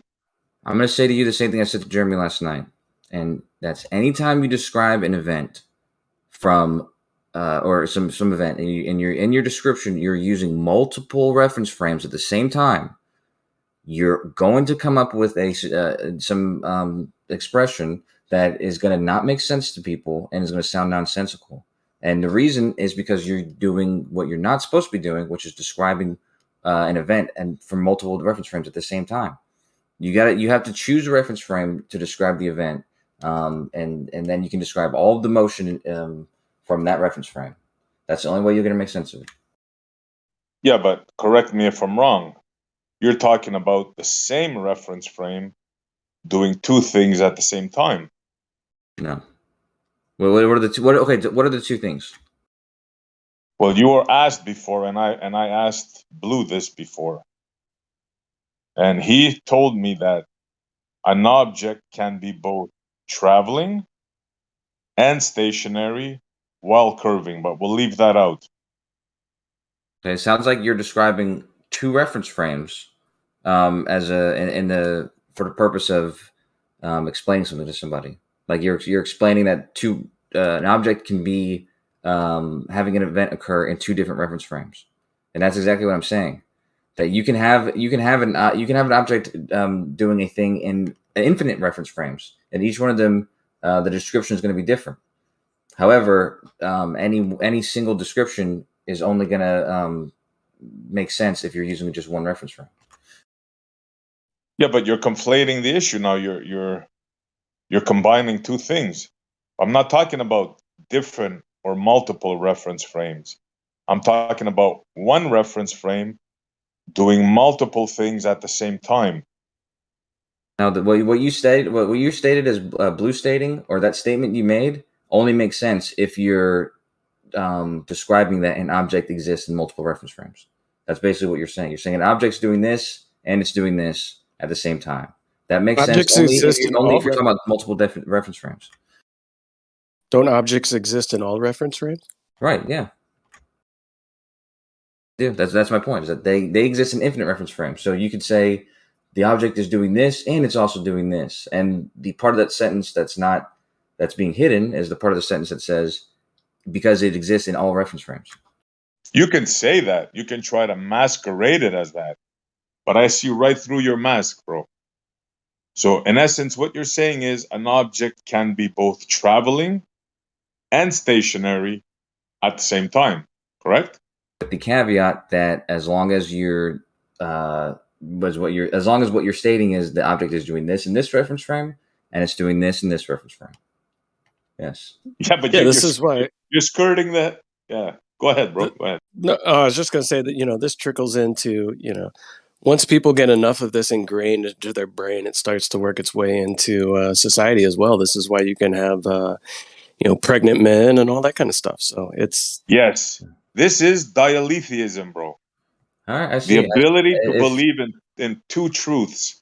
Dialetheism. It's crazy stuff, man. I can describe to you an event that you're going to have to be forced to agree with, and then you're going to have disagree. to, and then you're going to have to somehow keep the same attitude you just had. And if you can describe an event like a speed pitch competition is what I use. So if you're doing a speed pitch competition, you can describe that event from the surface of a cruise ship where the speed pitch competition is taking place.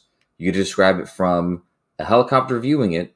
You can describe it from the shore, and each three of these people, if they'll have speed guns, they're going to all have three different speeds for the ball, right? And you can describe it that it did three different things, but it only did three different things if you are also saying that it did one thing in each of these three reference frames, and they were different. There's nothing contradictory about that. Or I'm going to view it from the reference frame of the ball, and actually nothing happened. Yeah, sure. You can add that one in there too. As long as you also say that the only way that expression is valid or honest is if you also include that these different things are happening because we're doing it from these different reference frames. So how about reality? Everything happened and nothing all at once. It's either the ball is traveling or it's not. It can't be both. Now, you can conceptualize that in your model, somehow convince yourself that that's true. But everybody listening here, I hope you realize that that's impossible, what Kosha was saying. How is what I just said impossible? I mean, what about the thing I just described is impossible? An object cannot be both stationary and traveling at the same time. I agree. I agree with that statement, SC, because I told you specifically the only time that you can say that it was actually doing these four different things is if you give each of those four things the reference frame that it was happening in. If you leave that part out of it, then you're right. Your statement's dishonest because it's assuming it's implying that there's one reference frame. Yeah, it's a magic trick, Kosho, that you're doing. As soon as you say reference frame, you're implying a parent. Because a ball traveling at 90 miles an hour doesn't change speed just because you're looking at it from a distance. You're saying it does, or you're implying that it does. And then when someone asks you, is the ball changing speeds?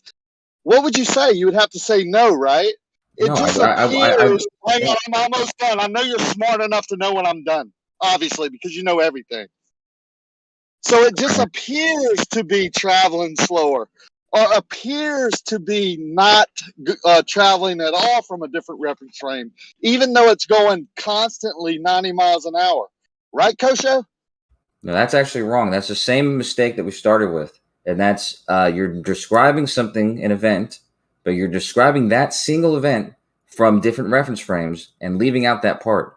And if you do if you do that, then you're going. If you do that, then you're going to be expressing something that's invalid.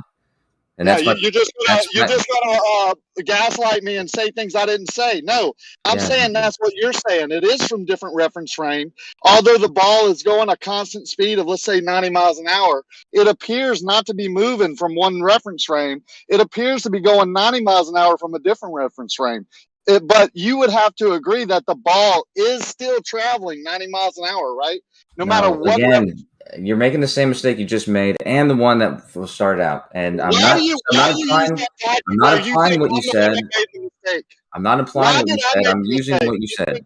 You think maybe the audience can decipher? Let me ask you one simple question. Well, no, I'm going to finish what I was saying when you interrupted me, dude. You interrupted me to repeat yourself, and I'm going to finish what I'm saying. No, you're repeating what you said before. No, I haven't finished what I said before. Same mistake. Yes, you did. No, I didn't. Is the ball going 90 miles an hour still going 90 miles an hour no matter where you look for from it at? I don't mind answering your questions when I'm done finishing what I'm saying. I know you want to be in total control because you are Kosho, right? Yeah, dude. I'm going to finish what I was saying, dude. You just got mad for me interrupting you, and you won't stop interrupting me, dude. Let me finish what I'm saying. What I'm saying is that all right. So you're describing the event from many different reference frames, through at least 3, and describing that as speed change. But that's the point, is when you're describing the speed of something, it's important that that's attached to a reference frame. So, and never at any circumstance are you going to say this ball's speed is changing because I'm describing it from different reference frames. You misrepresented me again. So no, I'm not misrepresenting you. I'm actually describing something. I'm describing something. I'm describing something. I'm not just using what you said. Guys, it's really hard. He won't let me explain, although he's misrepresenting me. I never said the ball. I actually said the opposite. I said the ball wasn't changing speed, Kosho. I don't care what you said, dude. When I'm speaking, dude, and you want to yell about people interrupting you, don't interrupt me, dude. No, I said you're misrepresenting me. So let me clarify, and then maybe you can talk about what I said, not what I didn't say. I never said the ball was changing speed. I actually said the ball was constantly going 90 miles an hour, not changing speed. So the very opposite thing of what you said. Now, when you view it from a different reference frame as you're using, not me, I'm talking about what you're doing now. You're viewing it from a different reference frame where it just appears to be going slower or not moving at all. That's what you're saying. I'm saying the ball is constantly going 90 miles an hour. Now I'm asking you, is the ball changing speeds, or is it just appearing to because of the reference frame? I hope that you don't think that by answering this question again, that I'm implying that you said something, since what I'm answering is exactly what you're asking me. I'm telling you, the ball is not changing speeds. It does not make sense. It's not valid to describe the ball as changing speeds, since that statement implies a single reference frame. When you describe the motion of the ball, you're describing its motion in one reference frame, and that description stands alone. If you're then going to say what it's doing in multiple reference frames at the same time, if that's your statement, that's fine. But that's a totally different statement. And no, that's what y'all are talking about. Yeah, that's a totally different state. That's a totally different statement, and that's not a statement on.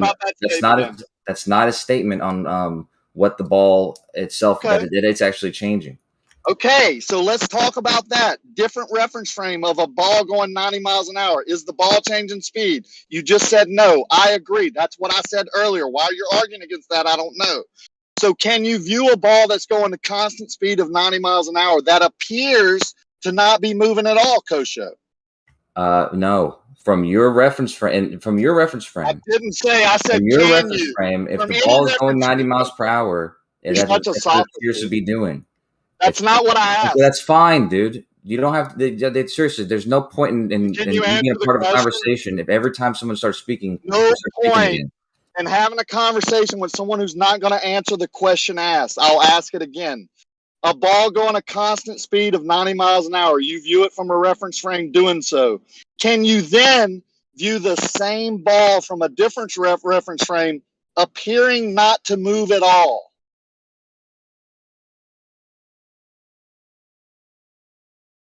Now you're probably going to come up with something. I'm not going to talk to you. I'm not going to answer your question, because that's the question I've been asking, and you've been avoiding it and saying how I'm confused and I'm dishonest, or SE's dishonest, or I don't know what I'm talking about, or you've answered it 3 times. No, you have not answered that question to me. I haven't heard the answer. Do you want to answer, or do you want to go silent? Oh, I thought that was a joke question because it was sad. Because obviously, if you're in a reference frame, the ball's doing something, and then you go to a different reference frame where the ball's doing something different, is the ball going to be doing something different? Yeah, it's going to be doing whatever the reference frame that you're now describing. It's going to be doing whatever it's doing from that reference frame. That's right. So can it? I'll ask it again, since you didn't answer again. Can it appear not to be moving at all, even though it's traveling 90 miles an hour? Why won't you answer that simple question? Why do you have to use a tactic and it's a dumb question and I'm stupid and it's silly and you don't understand? Why don't you just answer it? I just answered it. No, you didn't. I didn't hear. Go ahead. Answer it again. Yeah, I thought it was a joke. But what you're asking is if a ball is doing something from your reference frame, like traveling 90 miles per hour, If you then describe it from a reference frame where the ball's stationary, is it going to be stationary? And of course, because you're now describing a different reference frame. I didn't describe it the one that the ball's in. I did not describe anything about it being stationary. I said a ball traveling at a constant speed of 90 miles an hour. Can you view it from a reference frame that it would appear to be standing still, not moving? Can you answer that question?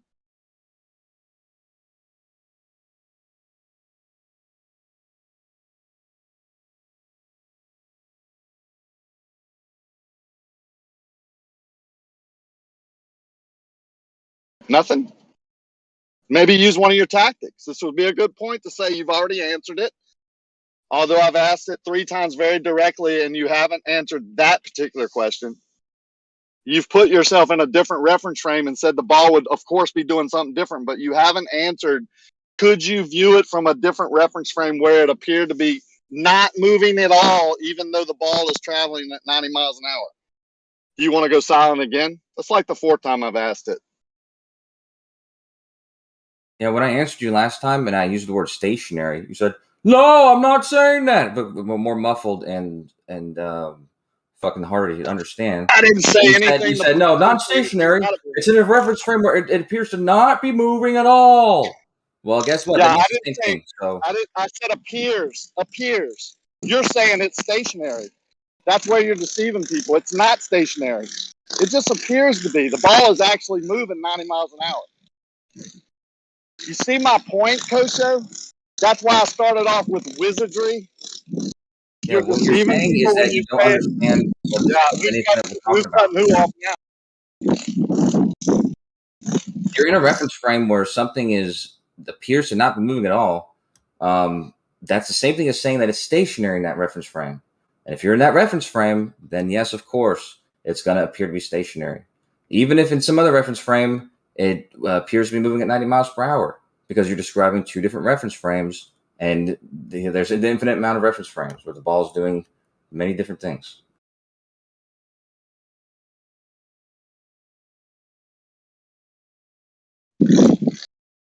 Okay, now here's the final question. But no matter what reference frame you're in, if the actual physical ball is traveling at 90 miles an hour, no matter what reference frame you're in, doesn't change that speed, right? The ball is still traveling at 90 miles an hour, right? No. Yeah, so what? That's the whole point. It's not. So the actual physical speed of the ball changes just because you move around? Bullshit. No, it's movement is always, velocity is always referenced to some other object or some other reference frame. When you described a speed, you attached a reference frame to it. A reference frame you can't take away. Yeah. I don't give a shit. What your reference frame is, how you're viewing it, what you're viewing it through. If the physical object is actually going 90 miles an hour, where you view it from or how it appears to you respective to what, I think he's declaring an absolute reference frame. Doesn't change the speed. The speed well, is if you're still in a train and you're okay, well, let's take an example, a simple example. You're in a train, you're throwing, and you got an empty train, and I got a catcher's mitt, and you're a pitcher, and you're throwing me the ball, and we're going with the direction of the train. How fast is we're that just ball talking traveling? about the train. We're just talking. What are you talking about? You have to talk about one thing: the train. How fast is the train going? Not going 60 miles an hour. Okay, no matter where you view that train from, inside, out, from a distance, from above, it doesn't matter whether you're throwing a ball on the train or not. That train doesn't change speed. It's still, in reality, going 60 miles an hour. We're talking about the ball. No, okay, now the ball. You throw a ball 60 miles an hour inside of a train going 60 miles an hour. No matter where you view it from, that ball is still going 60 miles an hour. No, if you view it from the ground outside the train, it's still going 60 miles an hour. It just appears it's going 120 miles an hour from view from the ground. Right, but for example, it appears, the train, but it's not. No, if you're outside the train is passing. Can't we have a normal conversation? Yeah, we can. But we can't say that the ball, because you're inside of a train and you throw it 60 miles an hour, that ball isn't going 60 miles an hour. Of course it is. No matter where you view it from. It doesn't appear that way from different views. But Can I join in for 1 second, Ricky?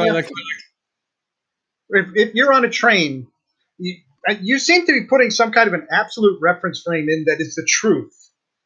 And if you're on the train, and let's say you throw the ball backwards against the direction of travel of the train, the ball is now traveling 60 miles an hour back towards the back of the train, but with reference to the ground, it's 0 miles per hour. So that 60-mile-an-hour ball is going 0 miles per hour reference to the ground. You've got to tell me where the reference is when you're making your argument. No, that's just it's a apparent speed. It's actual speed in reality. Like if you stand in front of it, it's going to hit you going 60 miles an hour. Not if you're on the ground. I was muted for some reason, and I was making a point. Can I just make my point real quick, Brakia? And building what Mayock said, too. Basically, he says you're throwing the ball backward. If I'm on the ground watching the train go by, and suddenly the train crashes, this ball, though, is not hit by anything, and I just stand there, this ball would just fall in my lap. It has 0 velocity with respect to the ground. So even though you threw it 60 miles an hour, it's going 0 with respect to the ground. That's what Mayock was trying to say. Okay, is there a difference between apparent speed and actual speed depending on reference frame? You just said a mouthful there. It's all reference frame dependent. It's all reference point dependent. So the What's reference the difference points, between hold you on, made a the point. actual No, speed. You said your answer, dude. Why do you got to go into a diatribe? That was the answer. No, so the actual speed is there actual speed? It's reference point dependent. The points have to be clear. If I'm looking inside the train relative to row 10 and row 5, it's going 60 miles an hour. I get what you're saying. Hold on, let me finish. Reference from row 10 to the ground outside the train, it's going 0 or it's going 120 miles an hour. It's not the ball going 60 miles an hour if it's sitting on the train. It is, but it's a ball sitting on the train. But it's going 60 miles an hour between row 10 and row 5. Oh my God. You can hang it on a string in the train. It's still part of the train. It is that vessel. It's that. So with respect to the rows in the train, it's going 0. Yeah, that's why I'm asking. Is there actual But if the train crashed and the ball fell off the string and it hit someone on the ground, it'd be going 60 miles an hour. Take a deep breath, Zanuck. We have all day. Calm down. Yeah. Is it actual speed? Like reality, or is it apparent speed? Like what we view from a different reference frame? Because it's part of another moving object. Exactly. I was thinking earlier when you guys were discussing this, how if you had a ball that was going 60 miles an hour, then you also had a camera that's also going 60 miles an hour, 5 feet next to the ball. So the camera and the ball are going 60 miles an hour. From the camera's perspective, you could say the ball's not moving at all, but actually both of them are going 60 miles an hour. Yeah, stand in front of it. Stand in front of it and get hit by it. You'll know it's traveling. Right. Just because you have a reference frame of a camera doesn't mean that the thing's not moving. But this is what they do with the globe Earth. There's this whole contortion. Exactly. Well, Gio, the problem is that you're right in that, but you've again established this universal reference frame that you're going from. You're putting the absolute reference frame as the quote unquote stationary Earth. Of course, because that's what it is. Yeah, it's called reality. Gio, forgot one thing in your example. If that train had an open front and suddenly something stopped the train, the brakes just locked up, those balls and the camera would fly out the front of the train, and if someone was sitting on the tracks, it would hit them at 120 miles an hour. So which is the actual reality speed? It depends on the reference points. It's not that complicated.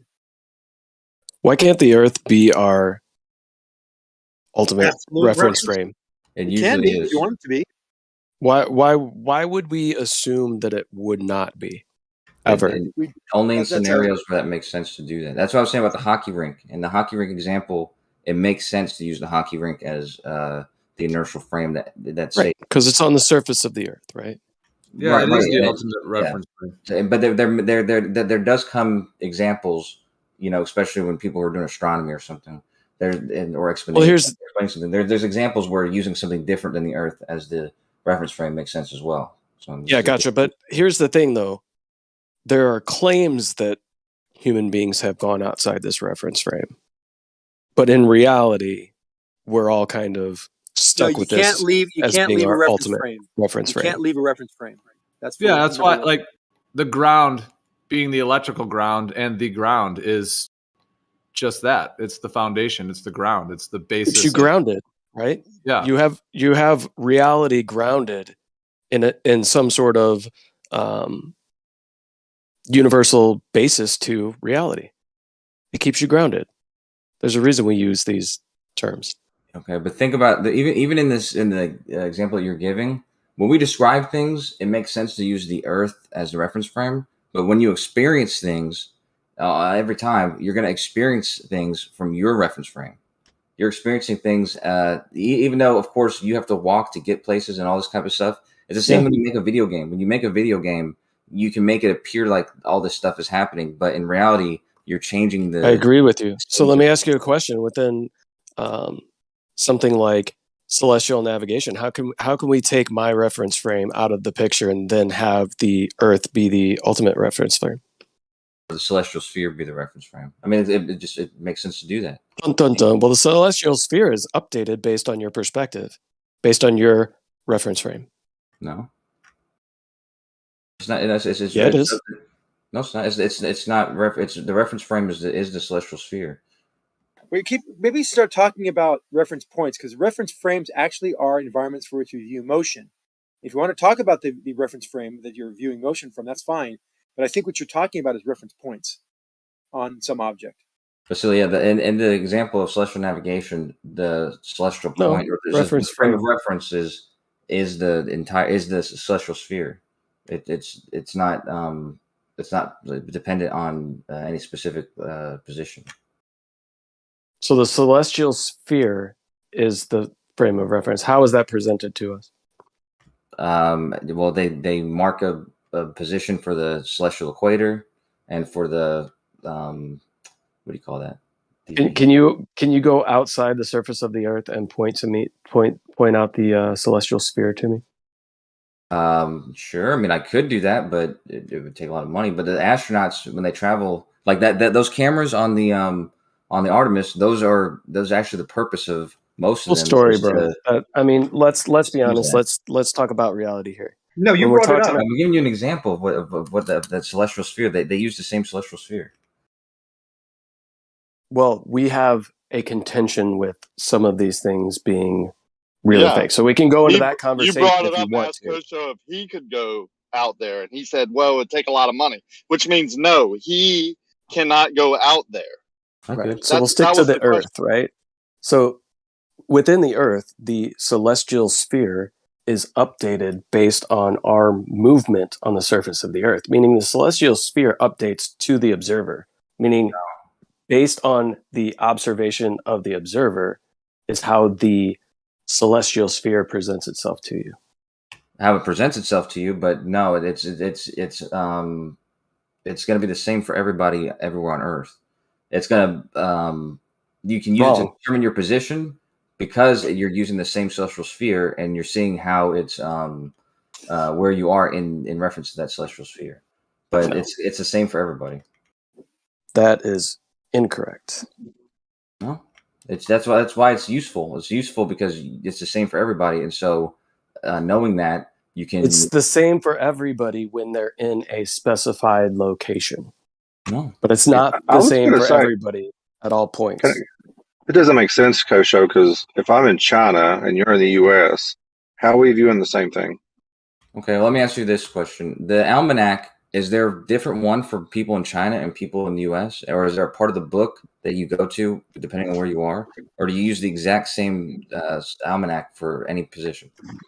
Well, you were talking about reference frames, so celestial reference frames, or are you just talking about the sphere in general? I guess that's where I'm confused. No, like I'm talking about, like Xanax said, like a reference point, like the coordinate system that we're using to navigate in that regard. Is the same coordinate system. It's the same for everybody. Well, that's different. You're in a different position in that coordinate system. That's it. And that's different than reference frames. Yeah, because Xanax making that difference. I'm using them interchangeably, which is probably lazy. And but regardless, the way I'm using that reference point is I'm describing the coordinates. If I'm on a point on the Earth in America and I'm and somebody else is in a point in China, are we at the same point? No, but you're using the same. But you're using the same coordinate system. That's the point. Okay. That's different, though. Two different points and two spots on the same coordinate system. And reference frames, when you're describing an event, like Zanik was saying, like what reference frame is like, describing movement or whatever. Again, you're deciding what the coordinate system is and where the origin is. And when if in the example of the ball, you can use the cruise ship as the coordinate system, and then you can describe the movement of the ball in that coordinate system, or you can use the surface outside the ship, or you can use the ball itself as the origin of that coordinate system. In which case, only moving with the ball would you explain that as being stationary.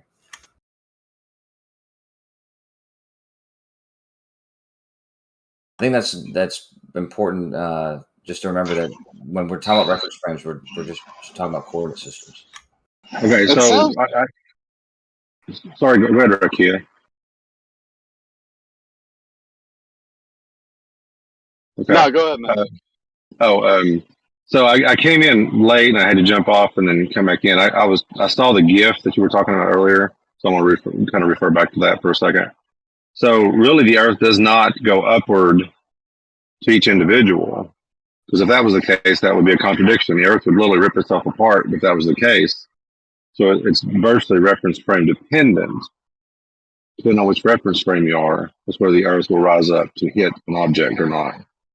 Yeah, well, like I said, it depends. Like me and Zanik were describing two different things. So just to be clear, in what I'm describing just the classical principle of relativity, in which case, yeah, we're just describing how motion is described as being reference frame dependent. And so, yeah, depending on what you're using as the reference frame, like which coordinate system you're using, you can describe that same thing in two or three or multiple different ways, as it moving closer to. And in all the cases, they're all moving closer to each other, but you're saying like which one is moving towards what. It just depends on what you're describing as your stationary reference frame, or as a reference frame is viewing. You get that, Paul? They're all moving towards one another. Nothing is moving. It all depends. No, they're in all four of those. Hold on a second. They're all moving towards each other.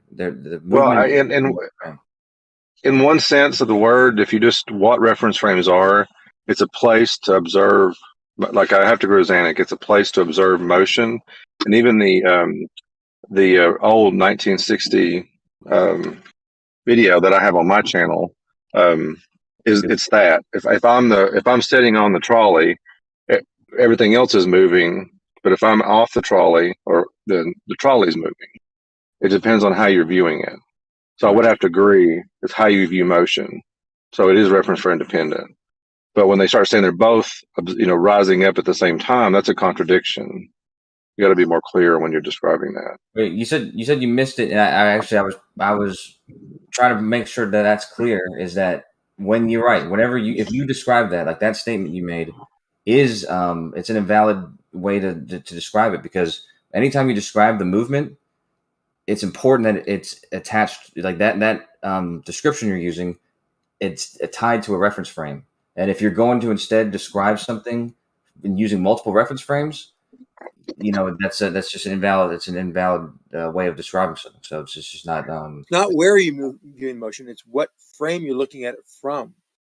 The frame is a point coordinate system. So you can be looking at it at any point in that coordinate system and still be in that point coordinate system. The point coordinate system is either accelerating or it's inertial.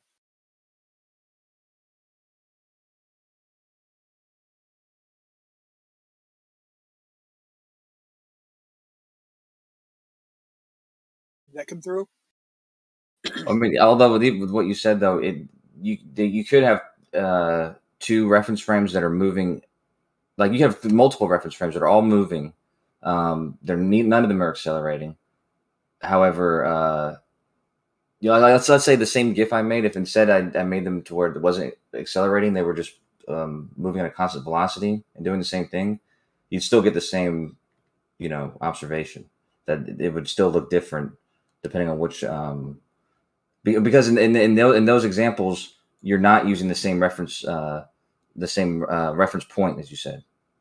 So the reference point. So are you using a reference point and a reference frame as coordinate systems, both of them, Zanuck, when you say that? I mean, a local reference frame, or the reference frame. So all inertial reference frame. Well, inertial reference frame is one that is just not accelerating or rotating. That reference frame goes on to infinity. Everything is in that reference frame. Everything in the universe is in that reference frame. And we can look at it from another reference frame that has a different point coordinate system that is also inertial, or there can be a local reference frame which is within a accelerated or inertial reference frame. Makes the math real complicated, but it can be done. Right. So I just put a GIF on how you could look at maybe an accelerated reference frame within an absolute reference frame. Yeah, or just an inertial reference frame that's moving, and then 3 other objects that are moving within that reference frame at constant velocities, and so they're also inertial. If you decide to use them, that as a reference frame, you're still going to end up with different observations. Yeah, you can translate the movement through all of them, but they're all. I see. Yeah. So you would establish a new reference frame, also inertial, based around one of the motions that you see in that reference frame, and then that's the new reference frame, which you say that'd be not moving, that'd be maybe inertial or static, and all the others would be moving relative to it. Or you could grab the other ones and do the same thing, and then suddenly A, B, and C dots that are moving are moving relative to each other, and the reference frame could be set up based on each one of those dots and their relative motion in that original inertial reference frame. Yeah, I mean, this is part of what Coriolis was doing originally in his original work. The actual man himself, that's what he was doing, is mechanical systems and these different frames and the way that mechanics move on the Earth. But what they've done with the globe Earth, this is like kind of at the crux of the whole globe Earth, is that they basically fabricated a reference frame of outer space and then began making an entire system built upon that fabricated reference frame.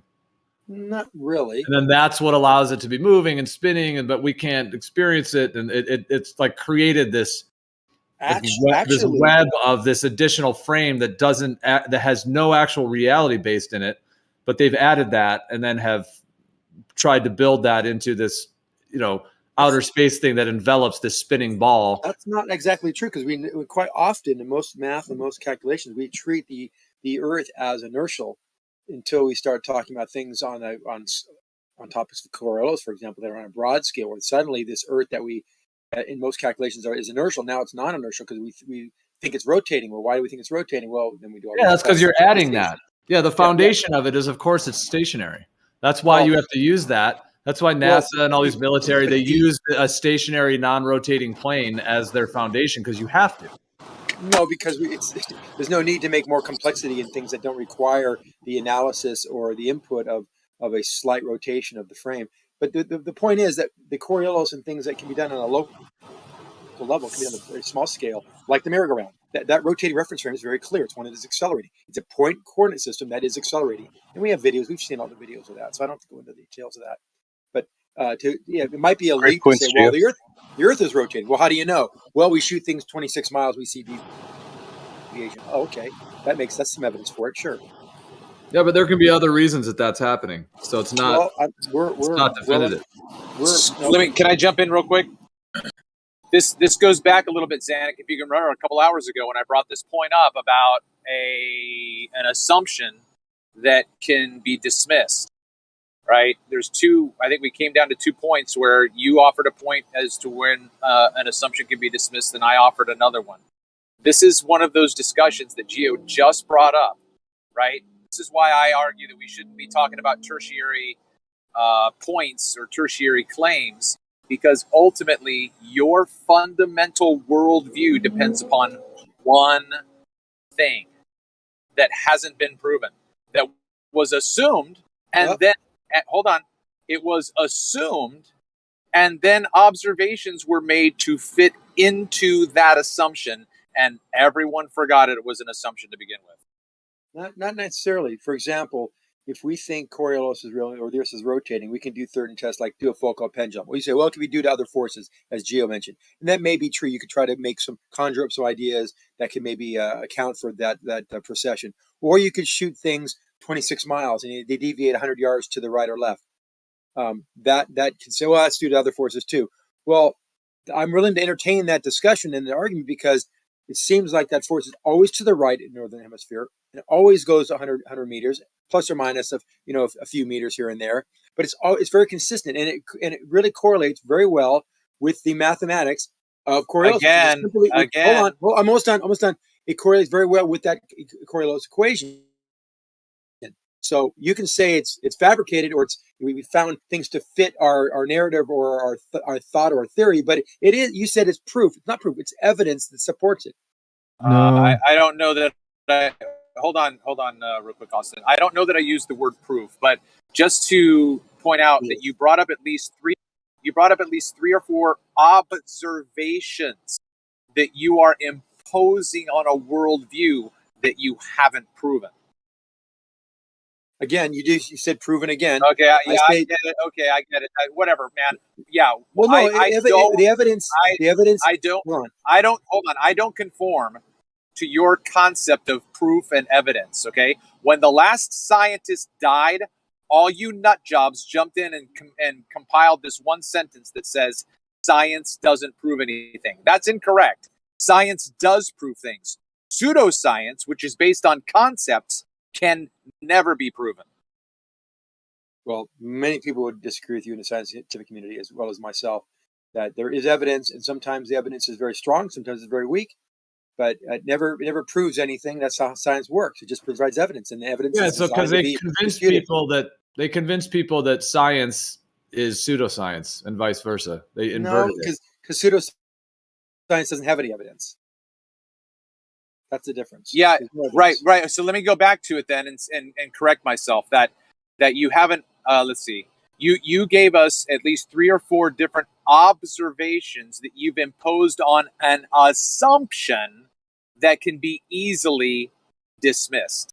Well, you can take all the effort and time you need to show how easy it is for you to dismiss it, but when we do an observation, an experiment, we shoot something that far. We see the deviation. Go, why did that happen? Could we do to the rifling? Could we do Magnus effect? Could we do to spin drift, wind drift, whatever? Well, okay, yeah, all these things, and we keep on doing tests and rule out those factors. And we put sensors along the way. We see the wind's doing something different. We shoot it south, same thing. Shoot east, same thing. Oh, then other things happen when we go east and west. It goes farther, as well as deviates. That's weird. So all these things happen, and we say the correlation says, and its correlation doesn't prove causation, I agree, but it provides evidence that Coriolis is real. Then we start seeing things like hurricanes and other things and typhoons. Then we say, well, God, it's proven true there too. There's more evidence. So lots of mountains of evidence support it. You deny it because you say it's just conjured up to fit some narrative. I don't buy it. Again, we have simply mountains of observations. That's all you have.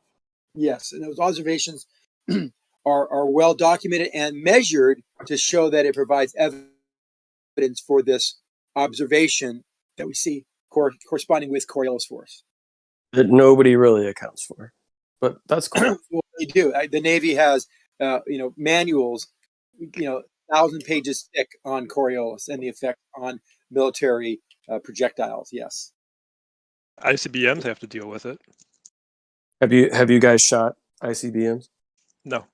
Okay. You guys haven't taken all the videos that you guys post either. You haven't done all the laser tests that you guys post. So what's the difference? How do you know what I have or have not done, bro? What have you done? Nothing. But he said nobody. He said nobody accounts. He said nobody accounts for. He made a statement, bold statement. Nobody accounts for it. I provided declassified information from the Navy accounting for it, and of course the ballistics artillery charts. That's funny. You all of a sudden care about declassified. So I guess they do. I guess they do account for it. They do. Isn't that weird though? That you all of a sudden care about declassified information, but when the declassified information supports us, then it's hand-wave dismissed. Where is there's no information that supports you, Austin? Come on. Yeah. What are you talking about? The flat and state motionless Earth. No. Quoted in NASA, that kind of stuff. Are you guys freaking out or? No, I'm just curious what you. We're still talking. What supports your argument? I'm already tired of you. In declassified. As you talk over me. Go ahead. Can I say something back, or are you just gonna keep it? Well, yeah, go ahead. I was wanting red herring.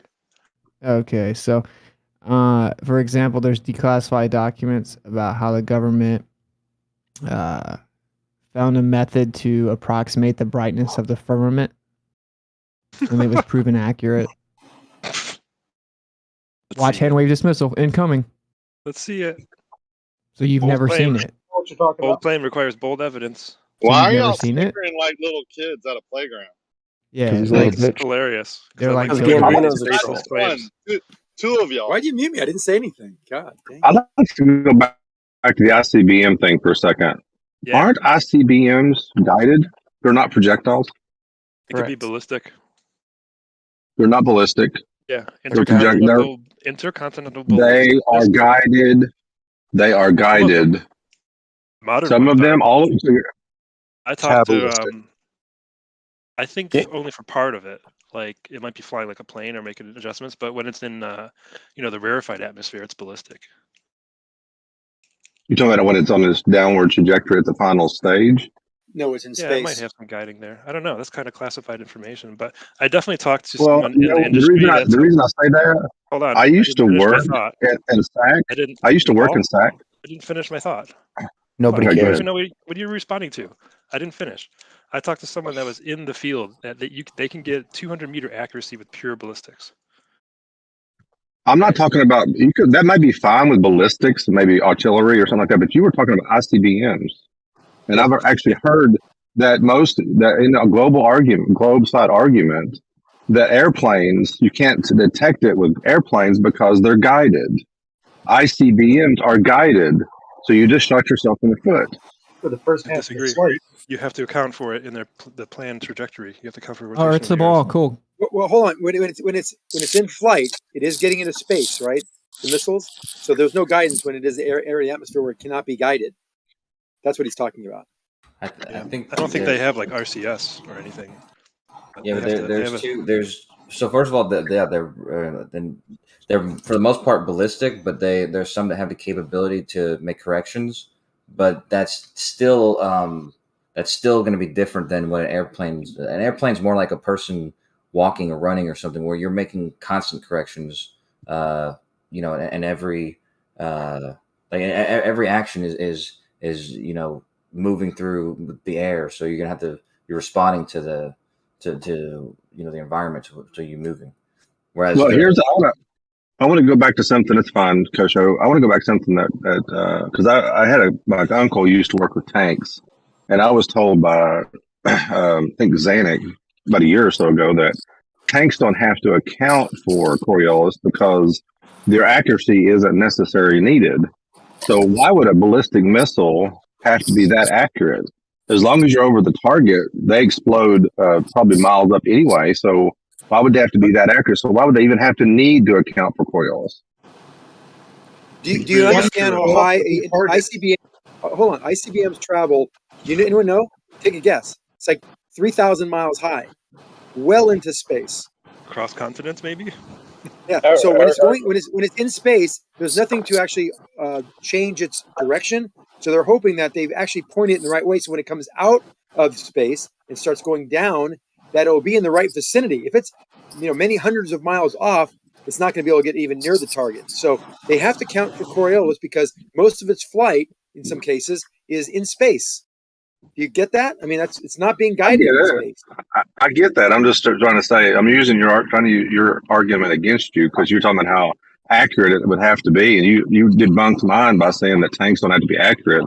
I mean, a nuclear weapon would. I mean, even if they're 100 miles off, I mean, that's still going to devastate a good portion of the land. It could be 1,000 miles off, depending how far it's going. No, but even a few miles off is still not good. Like if it's 100 miles off, you've just bombed the wrong city. Can I just point something out that's really funny? Something really funny on the ICBM Wikipedia page. The mid-course phase of flight, the height that it goes up to, 3,959 miles. That's funny. That's cool, man. But when didn't I mention that in my You said 3,000, but he's making a comment about how it's the same thing as radius. You know, I think he's saying it's so absurd. I think he's saying it because it's so absurd to think that some missile can be 3,000 miles above the surface. I have a question of clarification. Okay. Okay, so forgive me if I'm not connecting the dots. When this ICBM is 3,000 miles high, is it still within the Earth's reference frame? It's always in all reference objects frames. are in all reference frames simultaneously. It's in all So reference still- frames. So it's Specify still, your coordinate system. okay, so it's still maintaining the same rotation speed that it did when it left? Bro, Rumpus told you that is a worthless statement to make, that all objects are in all reference frames. That gives you no information. It's worthless. It's useless. Okay, but hold on. Thanks, Jeremy. I appreciate it's informative, yes. Wait. Okay. So my point is, though, like, if we're talking about airplanes and shit that are in the atmosphere, but if we're saying that something goes 3,000, what'd you say, 3,000 miles? Yeah, it's very high. Okay. Right. So then that's space, right? That's indeed. You know, the ISS is even higher. So then you're gonna. So The then, ISS, in sorry. my opinion, ISS okay. is So in lower. my, no, yeah, the ISS is only like 250 miles. Yeah, Anyway, I was thinking of GPS movement. It flies over the ISS. Let's make sure we all censor Travis. Yeah, thanks. I'm just trying to think this through. In my low grade understanding, I would imagine that the Earth is going to continue rotating beyond that ICBM once it gets up into space. That shit's going to change.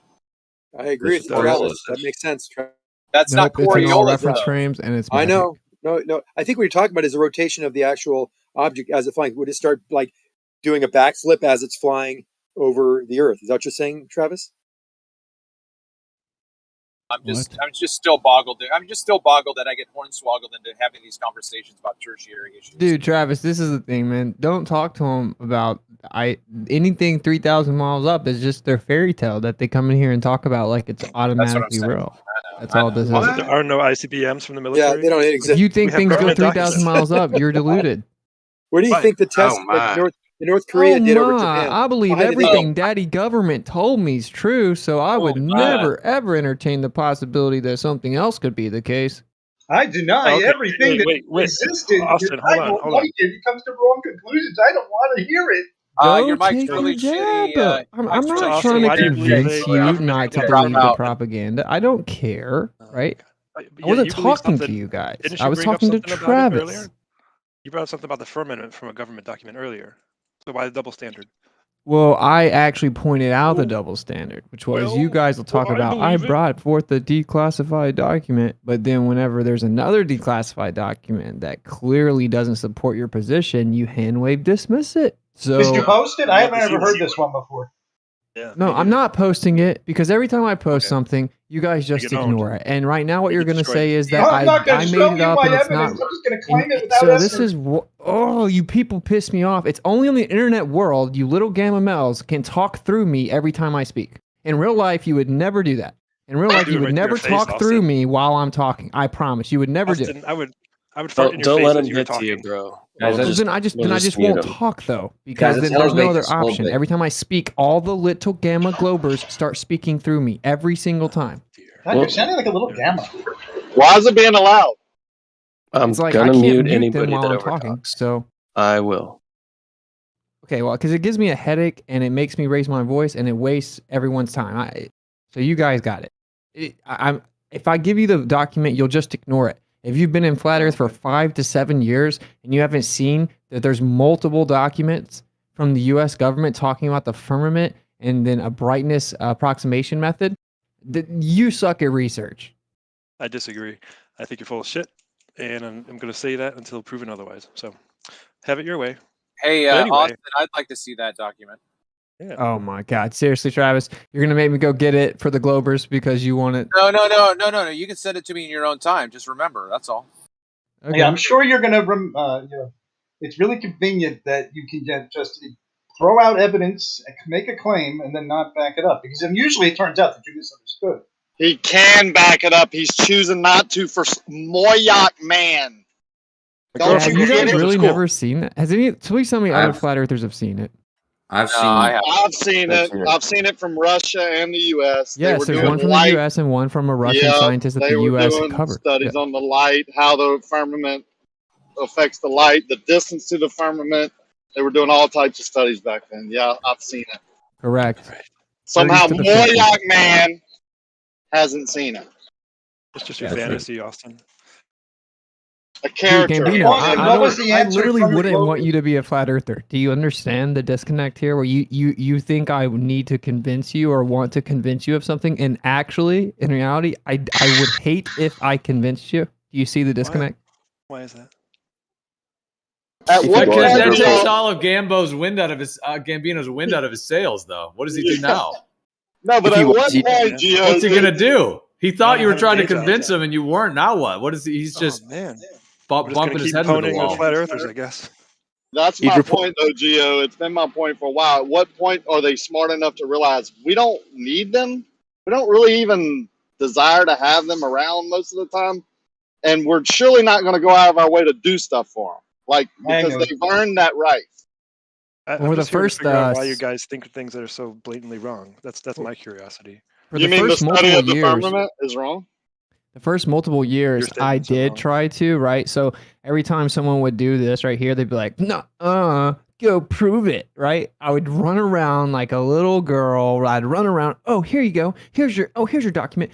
And of course, they can make a million claims. But if I make one, I have to prove it. I did this with Jim Panda. I did this in here. I did this in many servers. And I'd constantly drop resources. Then I'd come back the next day. Same conversation would come up. I never provided anything. I'm a liar. I made it up. So what I found out was it's just a waste of my time. They just want to make you run around so they can just find ways to handwave dismiss it. So it's not really my point. I don't care because I don't think that a government document prove anything either way. So it's actually for open-minded people that want the truth to be like, it's interesting the government was talking about this. You guys don't fall under that category. Let's be honest. Okay. What did you claim? I don't need to see proof of it. What was the statement you made? The government has declassified documents from Russian scientists that they covered and declassified, and from the U.S. government itself, where they did approximation methods to determine the height and brightness of the firmament over the Earth. Okay, and they said that the approximation methods were proven accurate. Okay. What did they think they meant by the firmament? They explain a height of a firmament. What was the globe earthers' answer to this? I mean, I'm sure that somebody that saw it with you and was discussing it. What did they say? Yeah, so the anti-flat earthers said, that's just some Russian scientists making stuff up that doesn't mean anything. Hold on, what did they say the height was, though? Hold on, what did they say the height was? I don't even remember. It was like under 70 miles, I think. It's different heights at different latitudes or yeah. It was different heights. I know that. It described a dome basically, because like relative to your position on the Earth, there's a different altitude. Hey, how did they measure it? There was an approximation method. It was a calculation. So specific. Okay. Must have been a good paper. I don't care. Did you guys miss the part where I would rather do anything else but convince you to be a flat earther? Because I would then feel I've hurt flat Earth. Did you miss that part? We know you're not trying to convince us. We get it. We know Big Gambino. We aren't going to be if you were a flat earther, as you've nuked other people's channels and servers, why would I want to bring you over here when we're fighting like the biggest fight of censorship ever? It's basically like World War III via technology, and you guys are just sitting there amping up the enemy. Why would I care to bring you to my side? I see the bigger implications of what's going on in the world. You don't. You're blinded by pornography and stuff. I don't understand what we're doing. I'm wise enough to know that you don't understand it. It's okay. I empathize with you. I don't care. Shut up. God, no. And I like to make sure that your arguments are sound. So when you say things, a lot of them are very interesting with it. We like to discuss them and go back and forth. But some of the things that we discover in the flat earth arguments that are completely misinformed of basic logic and basic science. Those are the things I like to get involved with. That's actually kind of fun because I learn more about it as I go through the process. But you're talking about things. Here's what we found out: the firmament was actually proven to be in existence by this scientist. It was squelched, and then it came to light because someone declassified it. Now and the Russian scientists said, "Here's the brightness measurement of the firmament." No one even knows what you're talking about. No, I don't and want I'm you not to. saying I do either. I'm just saying it doesn't really show any kind of evidence. And I know you're not trying to prove it, by the way. I know you're not trying to convince us. That's for sure. So I don't think even want you are. to know it. I don't think that you deserve to know some things. Do you not get it yet? Christ. Do I need to write it down and post a You picture? or something? snickered at the word. I'm not worth it. You said I'm not worth it, firmament you're right. earlier. You and another guy snickered. And why come when Zanuck talked for like 30 seconds or however long, Gambino didn't clip him once? Like, what is the deal with you clipping Witsit, Gambino? Do you have a problem? He was rambling, changing the topic, not even giving anyone a chance Yeah, he to wasn't respond. really stopping at all. You were just going on and on for a while. But. That's very rich coming from the guy who does that nonstop. No, I think I have a method. I have actually a story to tell. I'm trying to tell the story. You were saying the same thing over and over again. No, see, the difference is I don't say the same thing over and over, and you literally do say the same thing over and over. So this is what's called projection. Okay, He's clipping you now. It's called He's perception. clipping you again. It's called clipping, Zanuck. Look it up. Oh God, here's the. See, I'm just interested in this back and forth anyway. I don't care. Do you understand? I don't care. Like, I don't understand. I do. How do I need to say it? Do I need to say it in different languages? We understand. You don't need to say it anymore. Do you speak more than one language? Do you understand other ones better or something? Because I can go like translate it. And this could be really boring. I mean, we could just come in here and we'll both make claims at each other all day long. We could have way. Sorry, I thought you were done. We could have way more interesting conversation without you guys. We would talk about the InfoWars, See you later, Moyoc. video, right? We would talk about the crazy, hilarious, like historical interview, arguably like the greatest interview that's ever been on the internet. We could talk about what all was said. We could talk about what's going on Twitter and how it's a psyop. We could talk about all kinds of stuff. But no, let's talk with Zanuck and Gambino about the Coriolis effect. Well, what? Of ICBMs, where it doesn't even have Coriolis effect, pointed out by a flat earther named Travis. Well, no. Travis made a good point, and I think he didn't even say this, but he insinuated that. And I wanted to ask this question if anyone knows, because I don't know. ICBMs, we know they go into space, but how are they controlled in space? I didn't know they had little retro rockets to actually control it. Because if there is Coriolis and there is the curvature of the Earth, and their path is actually curved, following a curve, then how does it not like rotate backward? And then when it enters the atmosphere, it's in the wrong direction, and of course, it would just explode. Or it's actually not that high up, or that, right? You can. I mean, it's a pretty bold claim. If it says it's not only as high as the ISS, and it's going 20,000 miles an hour, as they say, but they're saying it's going 3,000 miles. I didn't realize it was so high. I thought it was maybe as high as the. They could tell you whatever. They could I know, tell you but whatever. why would they say? Why would they say it's so much higher than? I mean, 10 times higher than the ISS. So people like you would come in and believe it, that all information about interballistic missiles are classified. You guys didn't know that? You didn't know that yet?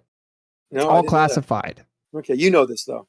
Yeah, I've actually researched things before I talk about on them. the internet. Interballistic missile information is heavily classified. Of course it is. So stop talking about it like you know exactly what happens. The basics. That's ignorant. The basics, though. Maybe the modern versions are, but there's plenty of stuff that's been revealed. Scott sounds like he knows.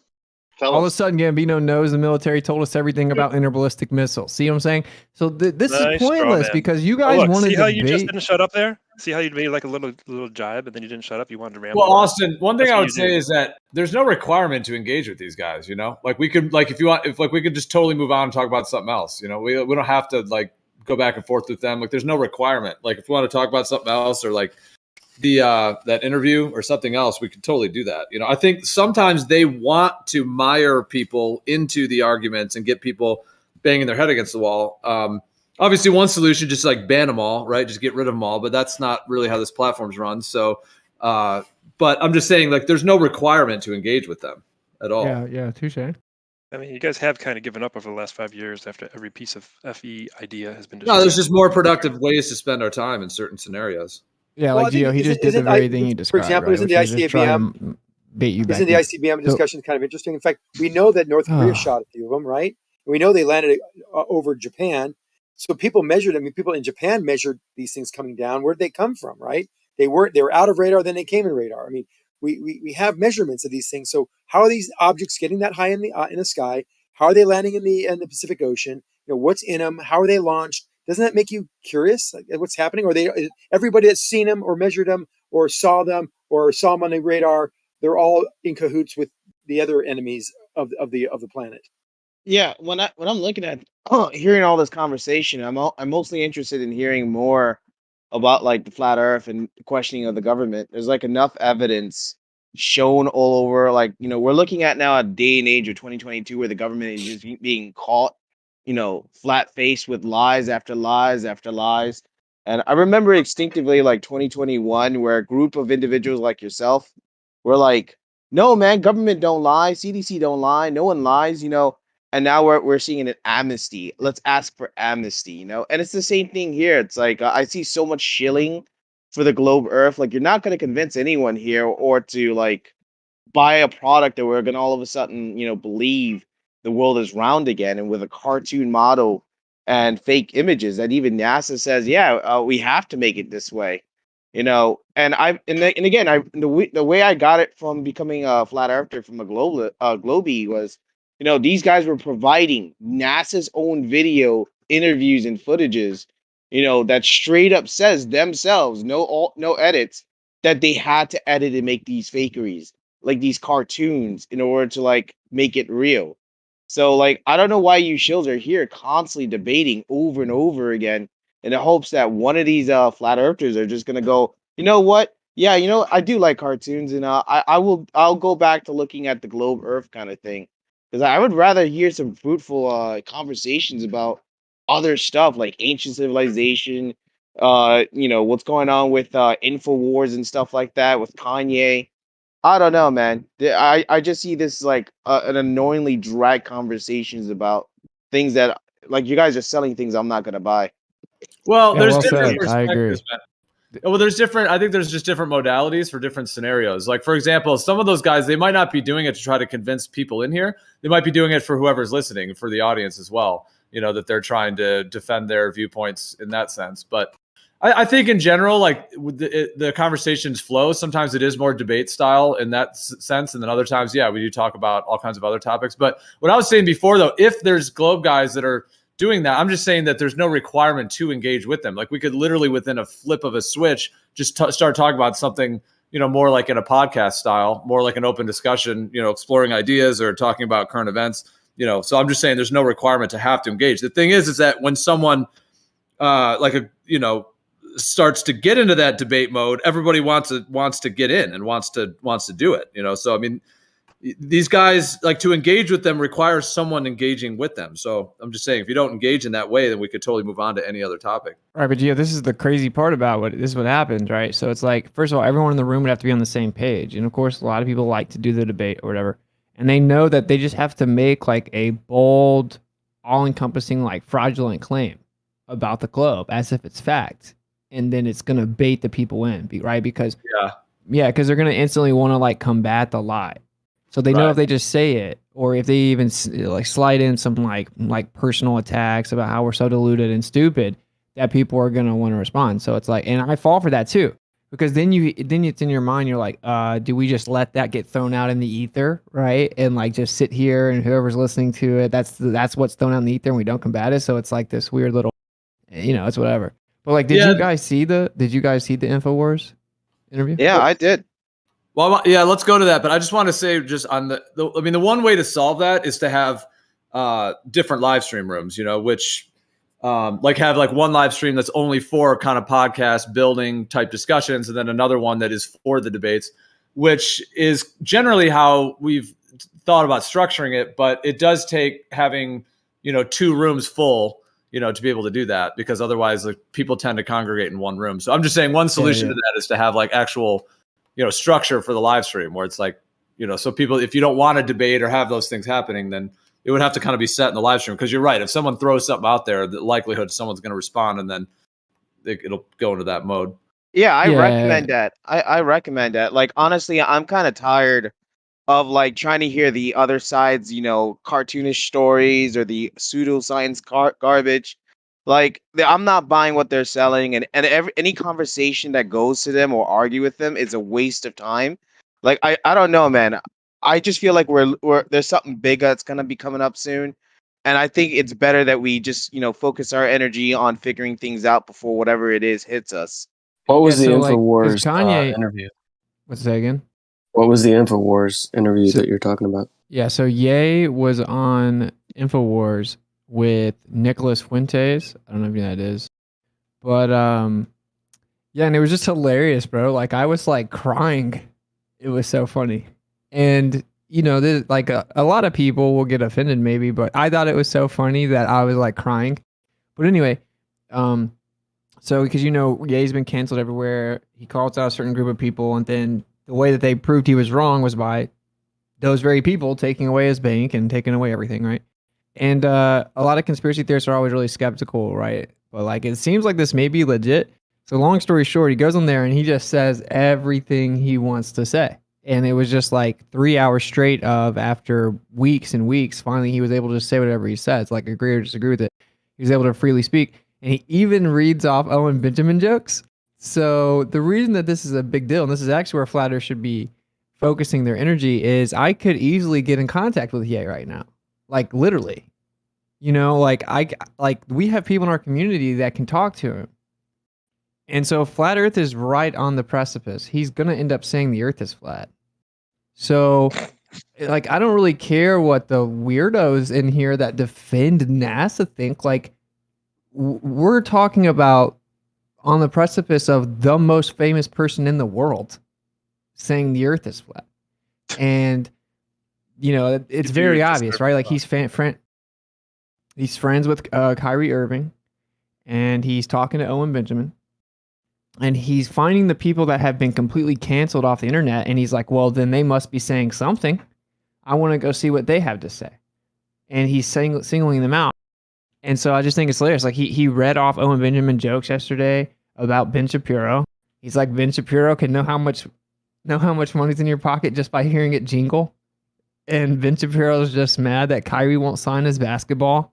And all these like Owen Benjamin jokes. And he's sitting there with Nick Fuentes, who I agree and disagree with. So it's like, yeah, it was pretty. And then Alex Jones is basically sitting there trying to shill and like nervously, like, damn, because he had to let Ye talk. But it's definitely interesting. It's like 3 hours, but it's worth watching it. You really want Kanye speaking for Flat Earth? Do you think that would make you guys look good? Do you think I care at all what you think? Yes, obviously. That's why I trigger you. No, you don't trigger me. You just get on my nerves. If you want to call that being triggered, it's like whatever. But like, yeah, at this point, Flat Earth has been like covered so poorly, and like it's been used as like this standard for crazy and stupid, right? So, oh, you're an anti-vaxxer, oh, and a flat Earth. Yeah, actually, the jab is good, and the Earth's not flat, right? Like it's been used, and then this whole like Flat Earth Society misrepresentation. So anyone that's actually tactical, like this is a war. Okay, we actually live in an information war. Like the name of that show is legit. It's a literal information war. Those of you who just walk the mainstream line and regurgitate and parrot what daddy government wants you to know and say, you don't understand that. You don't understand that we've lost our ability to make money. You don't understand that we get threatened, that we have people follow us around. You don't know what that's like. You think it's fake. You convince yourself it's not a reality. So you don't understand. Yeah, it would be tactical to let any famous people bring the information to light. Imagine the self-importance necessary to behave this way. Like the inflated. That's really not relevant to the topic. That's not relevant to Adham. Anyways, measurements right there. I like those curvature measurements you mentioned just then, Gambino. Could you repeat those Earth curvature measurements, please? Oh, I've given to you 1,000 times. How many more do you want? I think if Kanye did mention something about the Earth, it potentially would have quite an impact. I don't really follow what he's doing very much, but I know, like, for example, my father is like a sort of pro-Trump in certain ways. And so with Kanye so I'm just pointing out to say that, like, he sort of thinks that like there's a way in which the mainstream and his viewpoints is to where he thinks Kanye is on point with certain things. But when I mentioned Flat Earth to my dad, he obviously just completely says, "Oh no, that's too far." You know, that you know, he agrees there's a lot of corruption and lies, but he's like, "No, not quite to that level." But if Kanye came out and said something like that, someone like my dad might sort of be like, "Oh wow," and that would be a miracle if my dad were to even consider Flat Earth, because he never would otherwise. So. Right. I'm not really like pumping up Kanye, or I'm not in support of him or anything like that. I'm not trying to say that. I'm just saying that, yeah, he is a figure right now. So if he did say something about it, it would potentially cause a cascade effect. Oh yeah, 100%. And Gambino's trying to like hand wave the importance of Kanye But guess what? When the Christmas lists come to me from the nieces and nephews of what they want for Christmas, it's Kanye albums. Yeah, I mean, he is one of the most culturally influential. See, this is the thing. They're actually coping because they know if that happened, they would spiral. But they would come here and make fun of it, but they would spiral in their private life. The truth is, if you hook these people up to lie detector tests and ask them if they support us being censored, they would either fail the test or they would say yes, right? Because they like that we're censored. The reason that they follow flat earthers so freaking like obsessively is because they want to make sure it doesn't get out. That's why they hated my tour so much. They watched me go around and talk to people and tell them the information, the real flat earth position, without them there to lie and interrupt me and to change their mind. And it infuriated them. Their biggest fear is having a fair discussion, right? Like where everyone in the world gets to hear all the information. And then what they do is they mask that with like illusory virtue signaling. No, you're going to deceive them. They don't know enough about it. It's dangerous misinformation. It should be censored. You see what I'm saying? So if Ye does that, if he comes out and talks about it, they know it shatters a huge portion of that censorship. And they don't like it. That's why they hate Kyrie Irving. That's why they hate the big names that come out and say it. Yeah, and just to add on, hold on, just to add on to it. Yeah, like just to add on to it. Like I've been surveilling a lot of the stuff, especially where a lot of lefty streamers are talking about it. Before Kanye, especially with the whole they used to make jokes about flat Earth and all that stuff, but now they're literally terrified of Kanye and Nick Fuentes. And mind you, Nick Fuentes used to be a joke, especially after the debate with Mr. Medicare.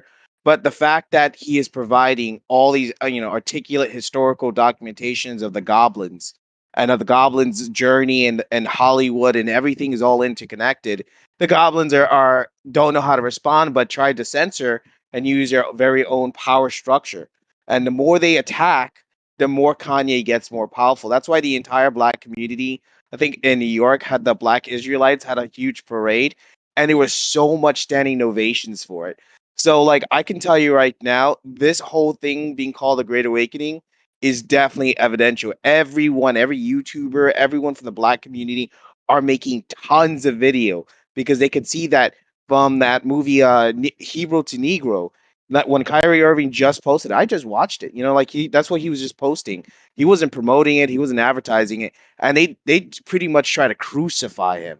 So yeah, it's gonna all be interconnected, and we're literally repeating 1938 Germany. And I will not. Shaq bashed Kyrie for. Sorry, go ahead. Oh, dude. Go ahead. I forgot you were going. Now, I met Kanye West about a year and a half ago at my church. He did a concert, and he was one of the most down-to-earth, huge artists that I've ever seen or seen on an interview.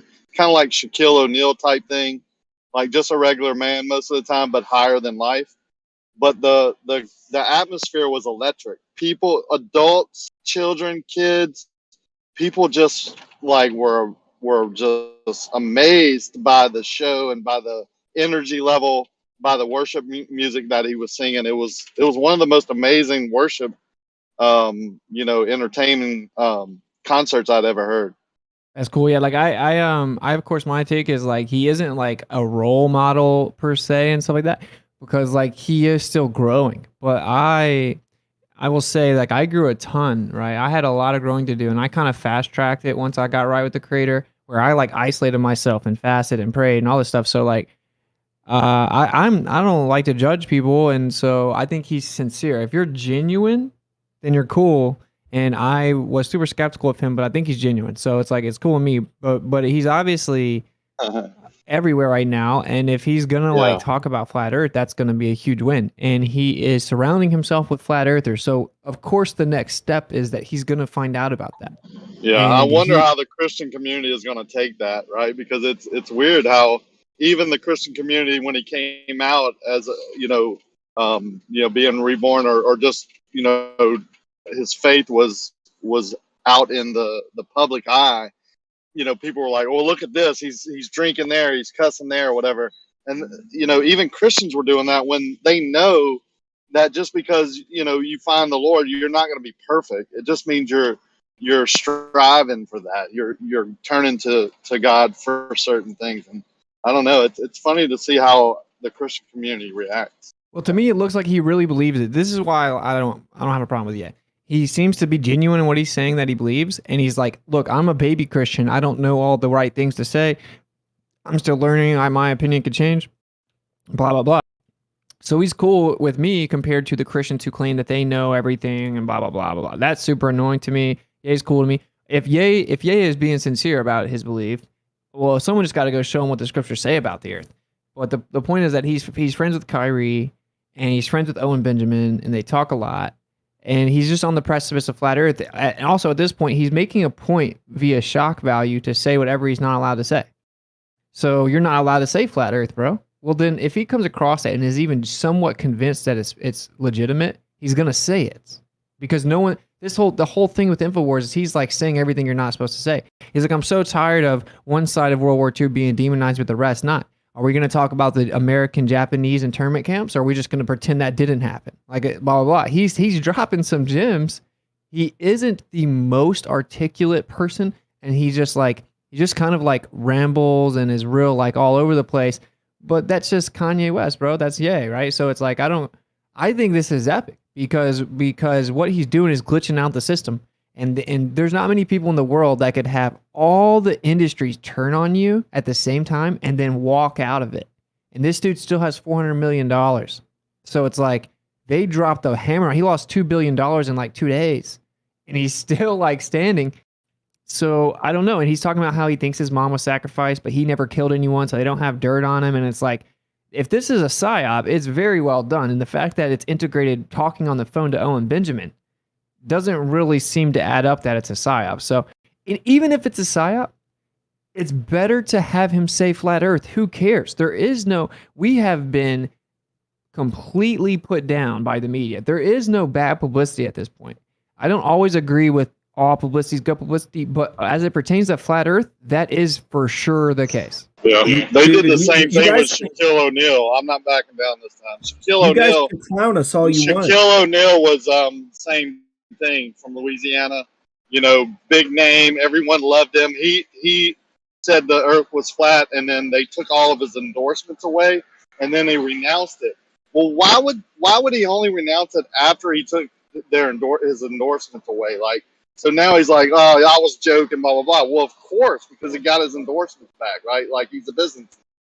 Yeah, well, look, this is what happened, who doesn't know, right? So, like, Ye comes out, he sends a not particularly tasteful tweet out, but he's basically saying that he's going at the businessmen that have been controlling him. He's like, okay, you've pushed me too far, now I'm going at you guys. And he gets kicked off Twitter because, it's such a free speech platform now. So then Kyrie tweets out a documentary, which is what he was just talking about, which is about the quote-unquote Black Americans being Hebrew. And honestly, if you can just do basic research, you can find out that, for one, like Solomon married tons of black women, quote-unquote black, and there's no doubt that there were already quote-unquote black people in America. If you do any basic research, you find out, actually, many Black Americans are Semitic. So this is just a fact. Anyway, he tweets it. And then, of course, what do you think that if you're made from red dirt, what do you think that means? So like, it's like reddish brown, bro. It's dirt, okay? But anyway, so he tweets it out, and then of course he has to pay like millions of dollars or like $500,000 maybe, and then like just gets completely buried by the media. And he tweeted this documentary, which was on Amazon, and of course it's okay for Amazon to sell it, but if the black basketball player tweets it, then it's not okay. And then we find out that Shaq actually played that same documentary in his theater. And then we find out that just a couple days, like December 1st, so I guess yesterday, Bezos comes out and says, we will not be taking down the documentary. Even that viewpoint, we need access to all viewpoints, including that one. So it's like, he can do it. The NBA can have like $1 billion deal lined up with Amazon. But if Ye says it, then it's not okay. And so it doesn't really matter what's going on. We are in the middle of a war. Okay? That's what people don't get. It's actually a spiritual war. Because there's only one side of the spiritual war that fears information. And it's the one that lies. It's the side that's evil. Right? Because if you're telling the truth, you don't care. I don't care what Gambino says about me. You see what I'm saying? I don't care what Viv says about me in the chat. Like, the truth is the truth, bro. And like, we are in a war, and if there's someone fighting the war, like speaking the information freely, then we should support them. And we don't have to support everything about them, but we shouldn't just like turn our head to it. I think we become a little bit nihilistic as truthers. So that's my take on it. And like, I may end up trying to talk to him. I haven't decided, but I know I could. And yeah, I just think it would be a good thing. I think if Ye starts rambling about, did you not read the Bible? It says right here, it doesn't move. That's not going to be bad. Yeah, and just to add into that, if you look at everything from different like content creators and different people who are doing the research, and you look at like ever since Trump got in there, and ever since during the pandemic, there was conversations that the Federal Reserve has always been a private entity. You couldn't audit it anything. But he went in and evacuated the building at one time. There was a report, a news article, and then he replaces it with federal agency. Well, during the time before, I think Obama and Bush, that you started seeing a lot of woke industries get into it. You know, they were starting to push a lot of the propaganda. But of lately, we're now seeing a lot of companies, like for instance, Warner Brothers went and decided to delete Batgirl movie. A lot of shows are kind of avoiding and moving their way from woke because they're no longer getting that government subsidies of money, right? And then we look at the information tool that they had control, right? They had Twitter, they had Facebook, they had all these social medias. And now look what's going on with Facebook. Facebook got sued with the largest election, situation with the fines in U.S. history. They're literally had to let go 100,000 workers. They're getting liquidated at this point. You look at Twitter. Elon has Twitter. Kanye has Parler, and Trump has Truth Social. So the three largest, social medias are now under the kind of the right side of the political spectrum of truth, with barely to no censorship. And we're seeing them just going from damage control. This is why you can tell from the enemy they're going scorch burn. Look at the food processing plant in America and Canada. Almost 29 of those facilities have gotten in fire and destruction. A lot of these guys are dumping money to Ukraine because that's going to be their new nest egg. That's why it's just nonstop 100 billion there, 65 billion there, just nonstop. So whatever's going on, they're clearly increasing the speed of the destruction of America. They're just doing mass invasion. Like when Arizona put the shipping crates to block the border, the Fed immediately lost their mind about, no, you got to remove the shipping crates. So clearly Kanye can see the destruction that's going on right now. And he's just dumping truth bombs. It's like, what are you going to do? When he called out the handler, well, 4chan went after that handler nonstop harassing the dude. He hasn't got a minute. Even paparazzi went after him because they realized that Kanye treats the paparazzi pretty nice. So it's getting to the point that they're losing control of their handler. They're losing control of the narrative. And it's something else is also in the background working on it. And yeah, we are in World War III, an information war. Yeah, this frightens the people that want to shut us down. This frightens the anti-fighters. Like, you can think what you want to, but the dude is saying like everything right now. Like the only thing he hasn't really touched on is flat Earth, dude. You think he's not going? He's going to say it, and of course, Elon is controlled opposition, and Twitter isn't free. Someone just got banned off of Twitter a couple of days ago for talking about elections. Permaban 3 days ago. That place isn't free speech. They just kicked Ye off yesterday. So Ye posts a picture. Look, I'll post a picture because it's actually objectively not bad. I'll delete it in a second.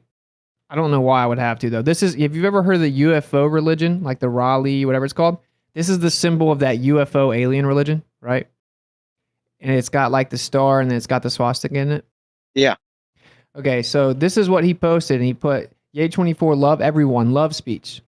So he's saying like, and he has another tweet where it says like Marvel was the most ambitious crossover ever, and then it has me semicolon, and it has this picture, right? Like he's objectively pretty funny, and he's saying like people need to come together and love everyone, right?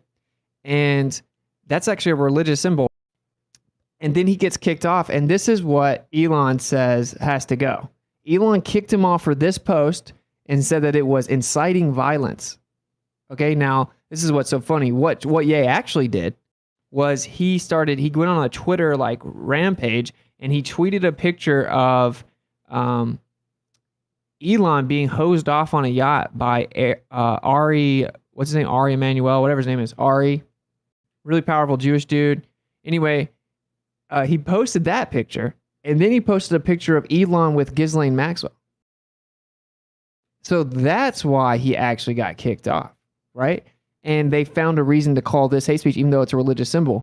So like the first time I've tweeted, and probably ever, I tweeted today a picture of Elon with his little Baphomet costume, and I'm like, oh, but Elon can post about his religion, though.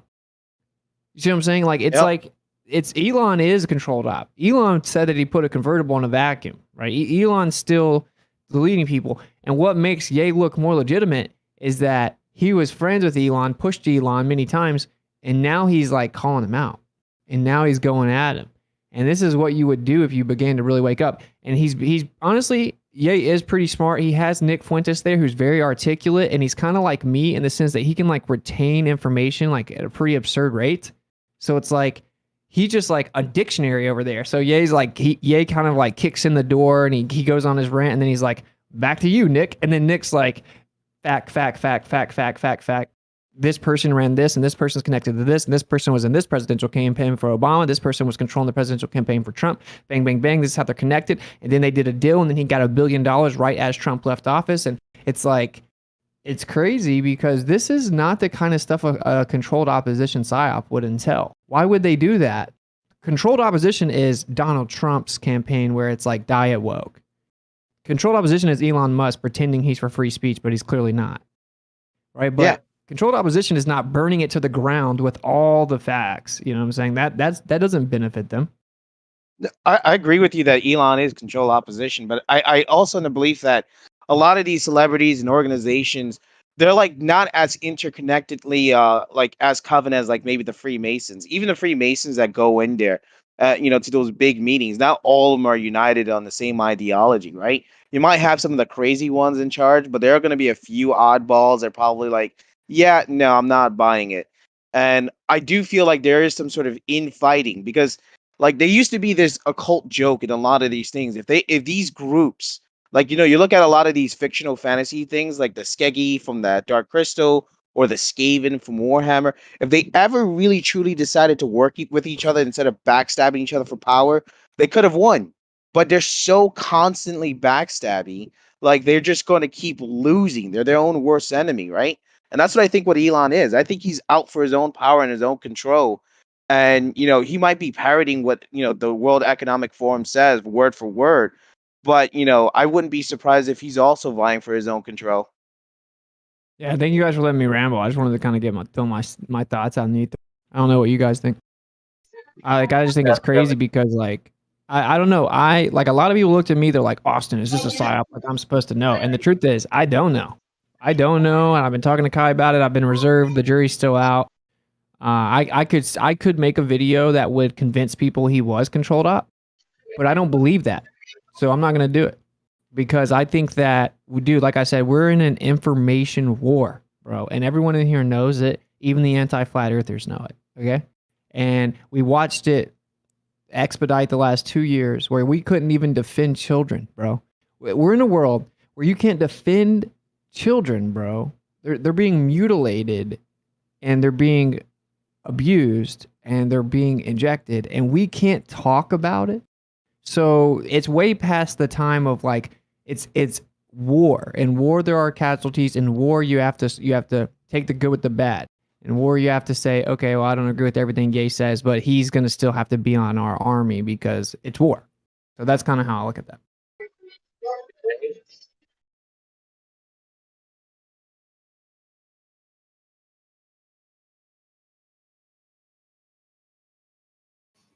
Is my mic working? Yeah, we got you. Yeah, I noticed a few years ago, my brother was really in tune to everything Kanye was doing. He noticed that he had a lot of fallouts with, I guess, like Jay-Z, Beyonce, Def Jam, Kim Kardashian, and then there's the Pete Davidson stuff, and then like not being able to see his kids, and then he started his own church. So yeah, he had a lot of fallouts. So he could be totally against everything that the Democratic Party is trying to do. I don't know.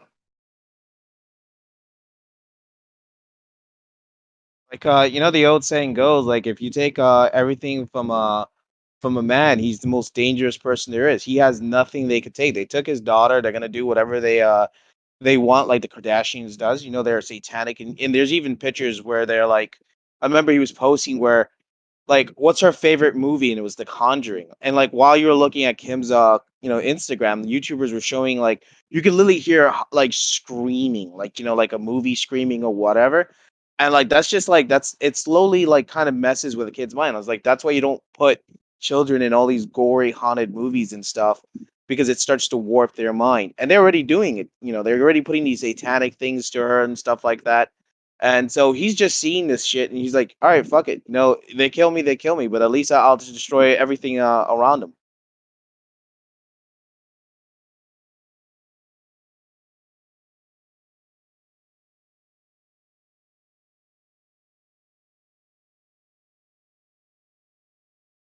Get him, yay!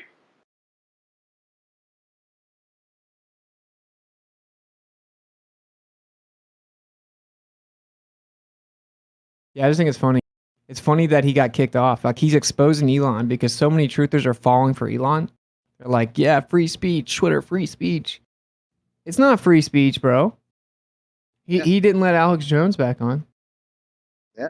It's funny though? Like I don't know if you guys noticed that, but Kanye has been going to all these intellectual podcasts like Alex, Tin Pool, and the fact that people are catching on to these grifters, like Tim Pool, like, hey, he starts calling out the goblins and stuff, and he goes like, "What do you think about it?" Because clearly there's evidence that they're going after me, and they go like, "Yeah, it's not like that." And so he leaves Tim Pool's thing, and now everyone's just dogging on Tim Pool. Most of his audience is already unsubscribing, and it's the same thing with Alex Jones. Like, hey, you're all about conspiracy, Jeffrey Epstein, and all that stuff, right? Like, yeah, all right, call it out. I was like defensive, but it's like, okay, then I'll go full nuclear on the show. Well, well, this is the thing though. You have to give Alex Jones some credit. He let him sit there and talk, and for 3 hours, told him he could stay as long as he wanted to. And even though he was clearly nervous and he was trying to gatekeep for this subject, like when Kanye was like, "Stop interrupting me," he stopped. You know what I'm saying? Like Kanye ran the show. So it's like you have to at least give him that. Now, we were talking about it earlier. It's like Alex Jones has to do that. His whole image is he's like uncensored, free speech, no matter what. So if he didn't have Ye on and let him talk after what happened to Tim Pool, then he would have been exposed. So it's like he was really in a tough situation, right? And with the Tim thing, of course, whoever didn't see that, he's like, they're talking for a while, everything is cool, and then he says, Tim says to him, "Yeah, they really treat you unfairly." He's like, "Oh, but we can't say who they is," and he's like, "I don't agree with how you use it. I don't think it's they." And then Fuentes says, "Well, it kind of is, right? So look at 2017." And then Tim jumps in and says, "No, it's not." And then Kanye leaves. And it's because everywhere he's gone for like the last few weeks, they've all tried to gatekeep him. And I respect that because I can kind of relate. And I know that's why Owen is talking to him, because he can relate.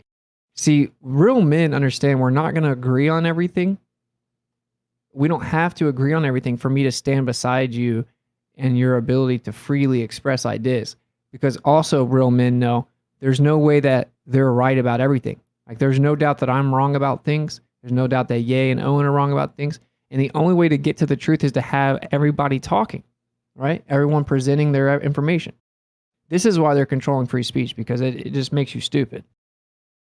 It makes you stupid, and you can't figure out the truth if you can't talk about it. Yep, I agree. You can't even say men are men now, bro. You can't even say leave the children alone, right? So it's like, it's crazy, man. It's just a crazy world where, like, if it's a psyop, I can see why it would work because we're so thirsty for anything like this.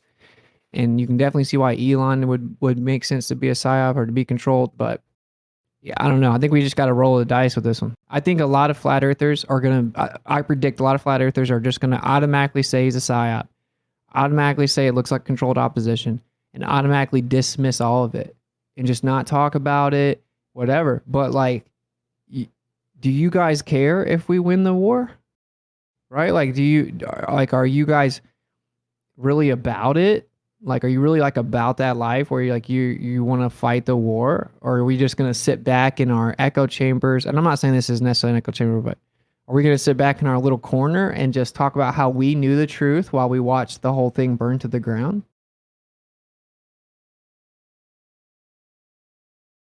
Not at all, sir. Yeah, I just wonder if they're going to bring all this censorship. Well, I mean, it's already bad, as we know, but could they bring it like bring down the hammer on the back of, let's call it, anti-Jewish sentiments, and that could be a good reason for doing it. How's it anti-Jewish if Milo is helping run his campaign and he's Jewish, and then Laura Loomer's Jewish? You see, I'm just watching clips from the thing now. I ain't seen it. I'm just watching clips from it. He's got a sock on his head, as far as I can see. And yeah, that's because he knew Alex Jones just wanted him there for his clout, so he didn't show his face. Look,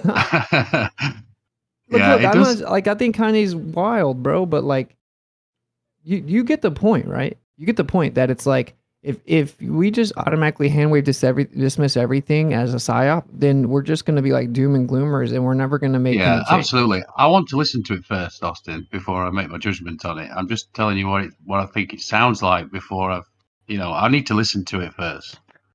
But yeah, there's something that taught me about this realm, and it's something you won't have heard of. But there's this lady in the UK. Her name was Jill Dando, and she was like the head of this. Well, she was one of the lead anchors, I guess you guys would say, of this show that was in the UK called Crime Watch. And you can imagine what sort of things they covered. Crime, essentially. But she was made privy to some information, and she was killed on her front doorstep, and they made it look like a robbery. And the word on the street was that she was made privy to these pedophile rings, and she was going to expose the whole thing. That's what was passed around. That was the rumors, shall we say. All right, check this out. Before we move on from Kanye real quick, if I could, please. I was still on Kanye. Oh, okay. I just wanted to say real quick before we continue down like that. I mean, listen, Witsit, I respect your opinion a lot, man. But there's something in the back of my head that's nagging as a hyper-empiricist that's like, dude, he's another clown, and it's a clown show out there. It could just be yet another thing to wet our whistle when, the real realist of us, right, will still get sucked in by it, something like that. You know what I mean? Like I love you, brother, so I want to make sure all of you folks, like Glovers, Flatties, I don't care, like to not be duped by whatever they're trying to put forth. You know what I mean? But he's just talking about facts. And I know what Andy or you were going is, like, if he was legit, he'd be killed. But, like, actually, I've never heard of the person you're talking about at all. Yeah. And that's the difference, dude. The whole world knows who he is. But the point is that it's the platform. I get it. But you see, he could be a mouthpiece for somebody else. From what I've heard in the last couple of minutes of just listening to him, he does sound legit. I will give you that. It's very convincing if it's a psyop, dude. Yeah. Like, and this is my thing. I like I said, I could do a video right now and I could make it look like he's for sure controlled opposition, probably better than anyone else. I can tell you the best argument I've already been thinking. Like, the best argument is he's coming out and he's saying some truth, but so they want to be able to put some truth into it so they can get everyone to deny it, to see the truth but still deny it, and that he's gonna give this whole narrative of like Christian anti-Semitism so they can justify anti-Semitism, hate speech laws. They can really ramp up the victim narrative, and then they can drop the hammer of more censorship and control on us. And this is to play into their whole narrative. Okay, but like, and that's the best one you got. But like, the point is, they can't kill him. If they killed him right now, what's everyone gonna do? If he got shot today, what's everyone gonna do? They're gonna dude, millions of people are gonna go to band.video and watch the last interview he did. They can't kill him, just like they can't kill B.O.B. If they kill B.O.B., what are they gonna do? They're gonna go listen to Elements. It's like the person you're talking about is some random journalist. So when she died, I didn't even hear about it. when Ye dies, people in China are going to hear about it. Okay, so it's like they cannot kill him. It would so this is what I'm trying to say. Look at it hypothetically. Say hypothetically he's sincere. Where just the narrative, he's posting screenshots of text messages from his old trainer who texted him and threatened him and said, look, if you don't basically walk back what you're saying, we're going to put you back on medication, turn you back into, or you're going, and it's back to zombie land forever. And dinner with the children will just never be the same. This is now this guy trains dozens of celebrities. Well, then people looked into him. He literally is Canadian intel. He worked for Canada as like a psychological, like as in looking into like psychological manipulation. Like he worked for the Canadian government literally to psychologically manipulate people. And he has a front as a trainer. And he texted Kanye and said like, look, if you don't basically walk back what you're saying, we'll put you back on the medication. And so I think Ye got lost in the sauce, right? Like you got millions of dollars, you get lost in the sauce, and I don't condone any of that stuff. And I hold him to a higher standard than most truthers. I think that if he's promoting porn at all, if he's promoting sexual promiscuity at all, like I hold him to that kind of standard, right? But like he is calling that stuff out. So it's like, and I kind of went on a rant against him last night. I ended up deleting the video, and not really even just because of that, but because I was showing way too much gruesome stuff with the Balenciaga thing, and I don't think we're supposed to. I think that psyop might be so everyone sees stuff like that and become desensitized to it. So I didn't want to play my role in the psyop, right?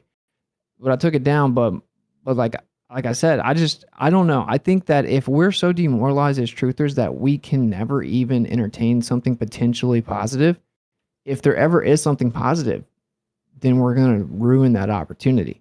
There has to be some middle ground there. That's all I'm saying. Like, we shouldn't praise him. We shouldn't like act like he's the leader of the free world, but like, you shouldn't automatically assume. If you go watch that InfoWars video, if you've done any research into World War II, you're going to be like, damn. Right. And then, of course, the mainstream's trying to spin it like he said, like he's just like super pro Hitler and all that stuff. But he's obviously saying stuff for shock value, but he doesn't really lie. So he said something that even Ronald Reagan said about World War II, where the numbers are sketchy. So it's like, I don't know. I don't see the angle. The best thing I can come up with is to promote the victimhood. Austin, you've got to keep them reparations going. There's a lot of money there.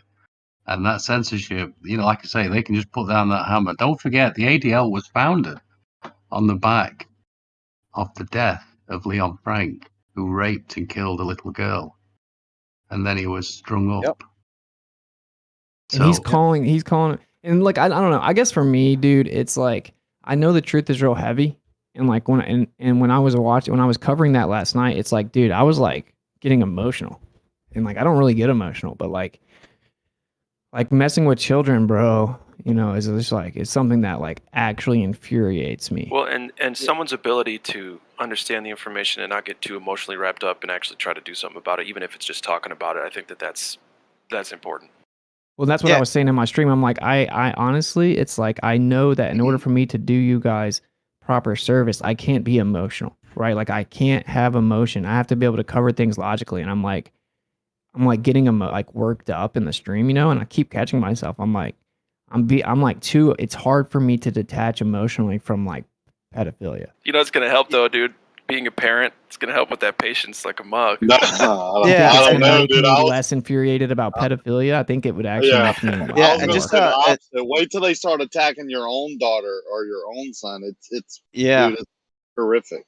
Yeah, and just to add on to this, like there are some videos that I've been watching with rabbis and stuff, and they have a lot of they don't think that a lot of their own kind of recording and publishing these private meetings, and there's a sentimental fear when it comes about it, because this is the day and age where, unlike all the other times that they got kicked out of all the other countries and stuff like that, these were small places where they were able to worm their way from extermination, bad plight. And again, I don't advocate for any of these things, but based on what they were saying is that they're terrified. They're so terrified because one of the guys were saying that this is the day and age where everyone's archived all their dirty secrets. and it's being published like all over the place. Like over here in New York, like it's been posted in people's doorstep. You know, they're so terrified that even the black community has green lit them. Like, so if that means if they see, you know, anyone that's wearing the hats and stuff like that, they just sucker punch them as quick as possible. But that's not acceptable. Yeah, I That's know that's not not acceptable. but no, I understand. Like I've stated before, and I say this again. I personally do not advocate this, but you have to understand the pebble to the water reaction, right? And this is the same thing that happened during the pandemic with the black community attacking the Asians because of the, you know, the stuff. So what I'm stating right now, everything is a chain reaction to mob violence, and people are at this point where they're so poor and they're unable to move up in society, and our own society and government is just overlooking as like, all right, cool, more poor people, more taxes, whatever. And you have to understand, people are going to want to find a way to scapegoat, and so they're right now in fear level. They're terrified because when all this starts to get interconnected, the more Kanye starts talking about it, more people are going to start, you know, connecting the dots. They're going to find out, hey, there's you could talk crap about Christians, Muslims, Buddhists. There's no law about them getting arrested, but and you could deny every kind of like sort of genocide you want. But the moment you deny the Holocaust or you deny the tiny hat stuff, you can get arrested in 22 states, you know, and they have yet to enforce that law. But I assure you, if they ever attempt to do that, especially on Kanye, it will be an insane level in civil unrest that you will never be able to reapproach back. Well, he didn't deny it though, right? Like he just questioned some of the details. But yeah, I hear what you're saying. But this is the problem. This is why I think the real truthers that, you know, it's up in the air with Ye, right? I said jury's still out. But he seems genuine to me, and I trust my intuition. But like, it's up to us to kind of bring reason into it, dude. Like, dude, one of my really good friends, he happens to be an attorney, right? Yeah, is Jewish, and dude, he's one of the coolest people I know. He's one of the most base truthers I know, bro. Right? Like crazy intelligent, super kind, and like I'm talking like full blown Jewish, man. Like we went and ate Shabbat dinner. You know, you gotta go over there and wash your hands with the little thing of water, like dipping your hand in the water, and we did all this to eat with them, like respecting his culture, and sat down and like me and Kai ate with them, and it was like incredible, and they're like super cool people, and I'm like I love them, bro, and they would support what he's doing. They would support Ye right now, and so it's like it's not, and just same thing with Laura Loomer or Milo. There are many people that are quote unquote Jewish that support free speech and stuff like that, and so it is a valid point, like to say that like you can't just lump people in, and you also can't condone violence. And anyone that turns to violence, like you're saying, they're way worse than anybody doing something with a business or with a bank, right? Because and that's weak. It's stupid. It's like yeah, but that makes me mad because that's why we can't grow. That's why we can't actually bring light to some of this stuff because people are so stupid that they go and they act out of emotion and they start trying to hurt people. And it's like the real way that this ends is like a bunch of Jewish people come out and they start speaking out against certain things, right? And like they kind of like put their foot down instead of just being like, instead of doing the very thing everyone's getting mad about, which is you can critique everyone but not me, rules for thee, not me, and we just cry anti-Semitism, cancel them, da da da da, and that's gonna keep making it worse. But I don't know. I don't promote violence. I don't promote like condoning like entire groups of people. I think that's stupid. It's incredibly primitive. I think there's beauty in all cultures, including Judaism. I believe like my lawyer, he hates the Talmud. He hates but you know, the there's Talmud. a difference between just an average all-American Jewish person versus a Zionist, right? Like it's the Zionists, I think, that we're primarily speaking in regards to, not just the everyday average Jewish person. That's right, but that's what it requires specificity. I mean, and that's what Ye is saying, by the way. He keeps saying the Zionists, but it's like it's also not fair that I can say white men are of the devil. They're inherently evil. They should be wiped from the face of the earth. We should not allow white people to keep reproducing. They're at the bottom of the bottom. Straight white Christian male that thinks the earth is flat is the worst of the worst. And you mean like it says in like it says in Kabbalah. Yeah, but like I'm trying. I think you're missing the thing. Yeah, like if you look at all the historical documentations where people started, like if you look at ancient cities, you can look at Rome, you can look at England, you can look at even during the 1938 Germany. Like I said, there are even chapters where like Adolf was going to a town and they were like, the tiny hats hanged already, and like, what's going on? And you're like, oh, we found them, because you got to understand, mob violence and mob anger and majority is an entire warping of the mass consciousness. When you find out, like right now, if you look at your society and you find out that a selective groups of Talmud dudes completely destroyed your society, your culture, advocating for a complete wiping of destruction of you. They put all these, going after the children. Like right now, you're going emotional about kids. Now, imagine that this was a stemming of their culture. Imagine when you find out the blood Sabbath and the bloodletting and the eating of the kids and the adrenochrome. These majority of Americans of all races are going to have such visceral hatred. They're going to just see them as demons, right? And that's going to be the major situation. No one here is going to be advocating. Like a lot of people that study this stuff, no one advocates for violence, but this is like a chain reaction of it. So, that's why I'm saying. No, yeah, I hear you. It's like it's just such a small. Wait, one sec, Austin. I just see these people as confused by doctrine, by these fucking racist, by ideology. That's how I see them. I kind of feel sorry for them in a way. But yeah, wasn't it you, Deathbringer, talking the other day about Amalek and all that? What do you mean? I'm sure that was you. No, I'm not sure if I was in another server, but yeah, but like I said, there's a difference between like, all right, hear me out. There's a difference between like saying being confused of a religious practice and stuff, and like again, you're like getting brainwashed when you're a kid, but when you're committing atrocities, like when you're doing some of these things or enabling such atrocities, like the human child trafficking, the sacrifices of kids, the bloodletting, the blood Sabbath, the Passover, and they're taking part into that. There is no going back. You understand?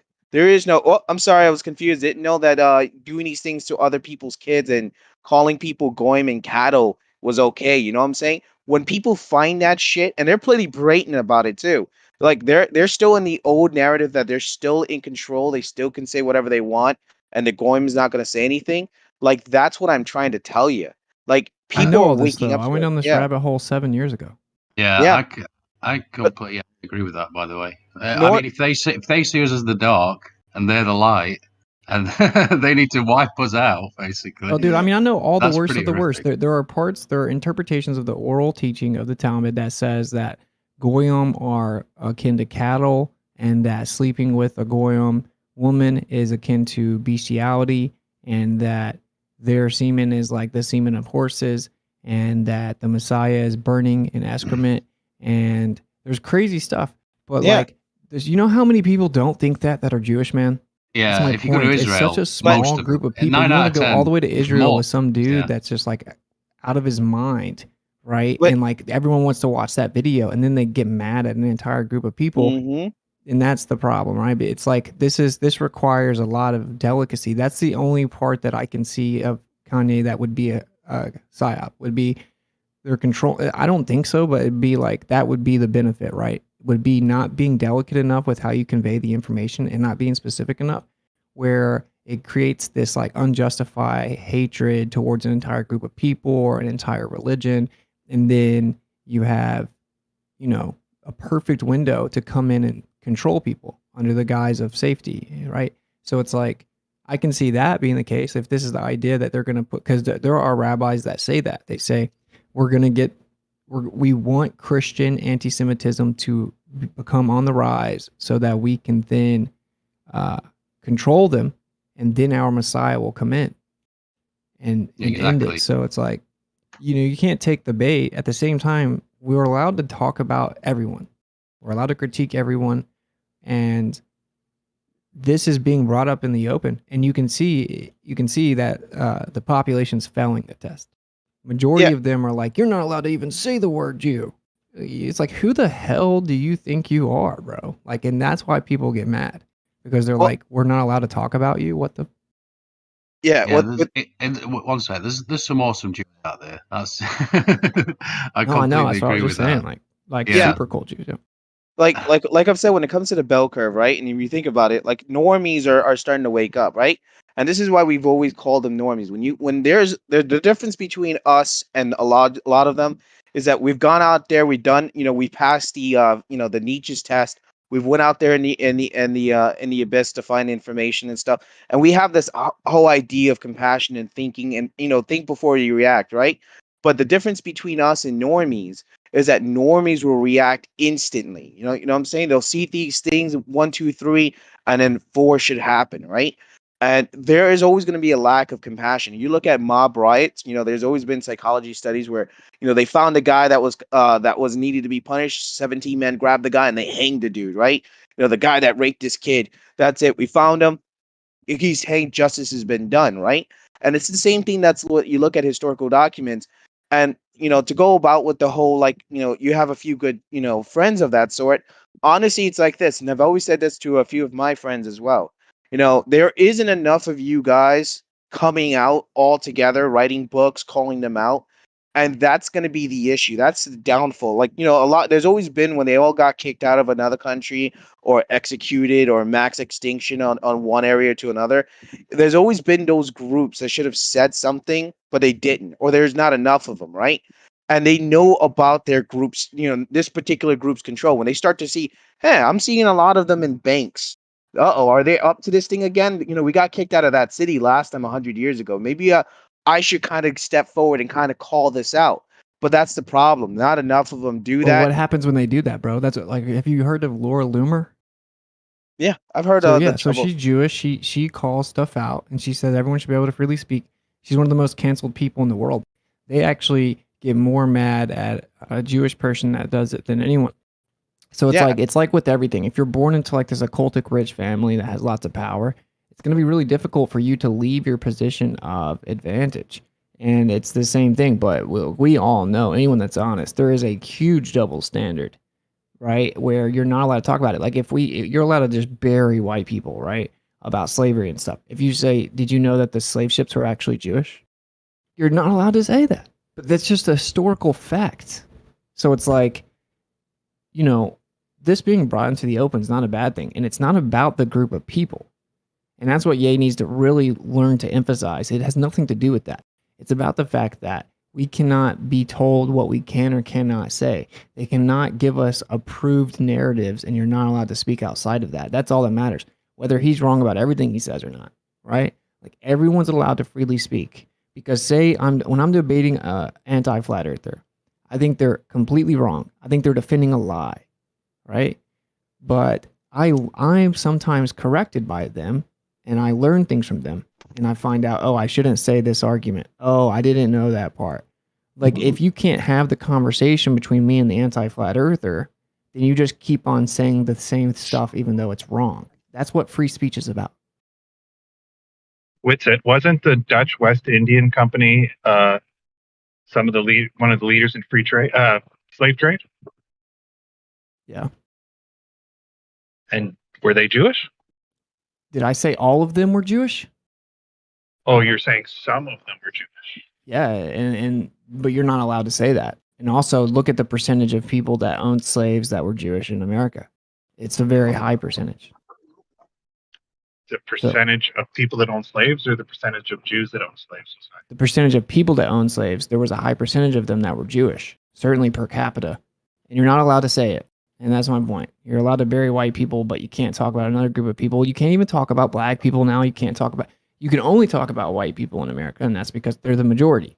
So they want to demonize the majority for control. The point is simple here. Everyone gets it. Like, we all know, anyone that's being honest knows, you're not allowed to talk about certain people, and that's not okay. Are we allowed to talk about Christian people? Yeah, you're allowed to completely bury Christian people. We're allowed to call them child sacrificers and things like that. Dude, have you never been on the internet? Yeah, you Christians are the most attacked people in the world right now. So they should be. Okay, yeah, that's what I'm saying. Everyone should be allowed to critique whatever thing they disagree with, period. I know, and it's good that you're saying that, because I agree. Yeah, but that's not the world we live in. Yeah, like that's. Yeah, but you got to remember. Sorry, go ahead. No, go ahead, man. Go ahead. I already said what I had to say. Wait, I was just gonna say you got to remember you're not God's chosen people, so you don't have the right to make that decision. Why did he say? Why did he say that the Christians should be the most critiqued people of all? Why did he say that? That what he said? Who's he? You talking about Kanye? No, whoever's was on here just now. They should be among the most. Is it because it's the biggest They group should of be people? So they should be among the most. Do what now? So why is that? Largest religion? If it is, then definitely it should be. Hey, what group of So you're people saying, hold on, donates the most money to hold on. homelessness and hunger? Hold on a second. So because we're the largest, we should be the most criticized, most ridiculed. What are you saying? Well, you're not just the largest; you're one of the most vile. So What about Judaism? The Christians, I know are the most vile. So are you saying all Christians are vile? All Christians are vile? No. You said Christians are the most vile. So you should criticize. Hold on a second. So what you're really saying is you should focus on the people that are vile, not a whole group of people. That's why I said some are the most vile. Some. Okay. But you lumped it all you generalized all Christians in that. So that means my wife is the most vile person that you know? No. My wife claims to be a Christian too. I don't think she is, but no, her beliefs are not vile. Okay, Chucky. So then So you you agree should- that Judaism has the same problem? And also you should focus on hold on a second. Then you shouldn't focus on a group of people. You should focus on the people that are the most vile and doing those things that are bad, not a whole group of people. Yeah, I would. Right, So don't generalize anybody. Don't generalize anybody then. Yeah, because we could flip that around and be like, well, Globers are the most vile, the most murderous, the most incestuous, the most Some of them are. predatory people on Earth. Yeah, some are. Well, yeah, per capita, it's not even close. Clovers The are. amount of people that have Clovers morals are. is way Yeah, higher. you're right. Per capita, it's not even close. So we should attack them, right? Is that what you're saying? No, per capita, still the individuals, absolutely. Oh, but you were saying it was anything about attacking anyone. Well, he said it was okay to do that to Christians, right? Not attack them. Wait, is Well, that what you're he just saying? said yes. My God. Verbally. I can't even Is that help what we're you. talking about? Verbally attacking? So then you agree that everyone should be allowed to be criticized equally? No. Well, it should be allowed, sure. Some people don't deserve as much criticism, so Well, that's your opinion, though, right? That's the whole point of this conversation. Everyone has different opinions. no, it's a fact that not everybody is the same. So No, but it's your opinion as to who deserves to be more criticized. I would say that an atheist that thinks mutilating children deserves to be way more criticized than a Christian, right? So we're allowed to have our own opinions, right? sure, I don't know which atheists are those. Almost everyone that supports mutilation of children under the guise of like equality. Like allowing my daughter to get earrings when she was 10, almost 10. You're just like intentionally not being honest with good faith. What are you talking about? Mutilating children? Where have you lived for the last 5 years? Canada? Well, just ask him. Are you pro-choice? Yes. So a child can be killed at any point, at any time, for any reason. No. No, but you're pro-choice. What does that have to do with the child? At any You're killing an innocent human being. So that's vile. That's a vile thing. I'm not killing any. Okay, but you get our But you're point. We pro-choice. think that that's disgusting. Yeah, killing a child is awful. Yeah. Well, if Okay, you had is a left the baby in the child womb? alone, what would have happened? Is that baby? Is that thing in the womb? Is it a child? No. So if you had left it It's not. alone, what would have happened? It's When does it become? Oh, why are you saying baby? That's Latin for baby. So why are you using that term? Yeah. Fetus means baby, literally. No, we have a different term for that now. We don't No, that's speak what Latin, fetus do we? means. The original definition meant Yeah, baby. it means, does it not mean before the baby, before? It's Aside from semantics, though. The guy like with the the ether's illuminated blocking eye him is now, right now, clearly so. shilling. Look, this is the bigger point. I'd Instead quit of while getting you're behind, Chunky, to be honest.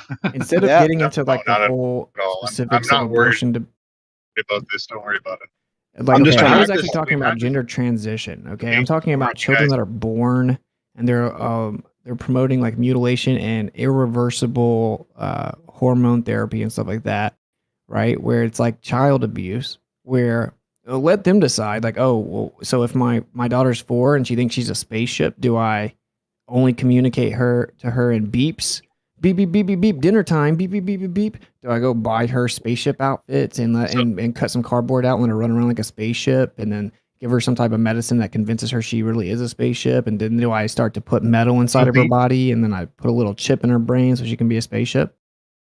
I got a real life The youngest scenario I know that happened people this morning. who transitioned were in high school. Is that too young to you?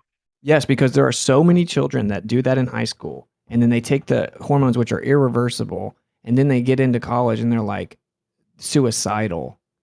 You're like 17 times more likely to commit suicide if you're on if you transition underage. Well, let's just think about that. Probably because there's assholes. Well, let's talk about this for a second. I want to address that for a second. So you're saying a 16-year-old that is purely controlled by their hormones, that cannot truly make true rational decisions. You're saying they have the ability to tell someone else what they are and to make a rational decision for that. I think they're telling you what they are, not somebody else. They're saying what they are, not what somebody else. You think you as a rational human that isn't in their head can tell them more what they are and what they are than they can tell you. Is that what you're saying? Because I'm saying yes. A child around 16 is when I would allow them to make that choice. Wow. Okay, so hold on a second. So these kids that are 16 think that they're a flurry, think they're a cat or some furry animal. That's rational? Do kids think that? There are kids that think that, yeah. Yes, that's already happened, man. Okay, name one. Okay, just go Google it, dude. Yeah, Have you ever I seen saw one in the grocery store the other day. You guys are making a ridiculous. They're not becoming human. They're remaining human. Way more productive. Hold on a second though.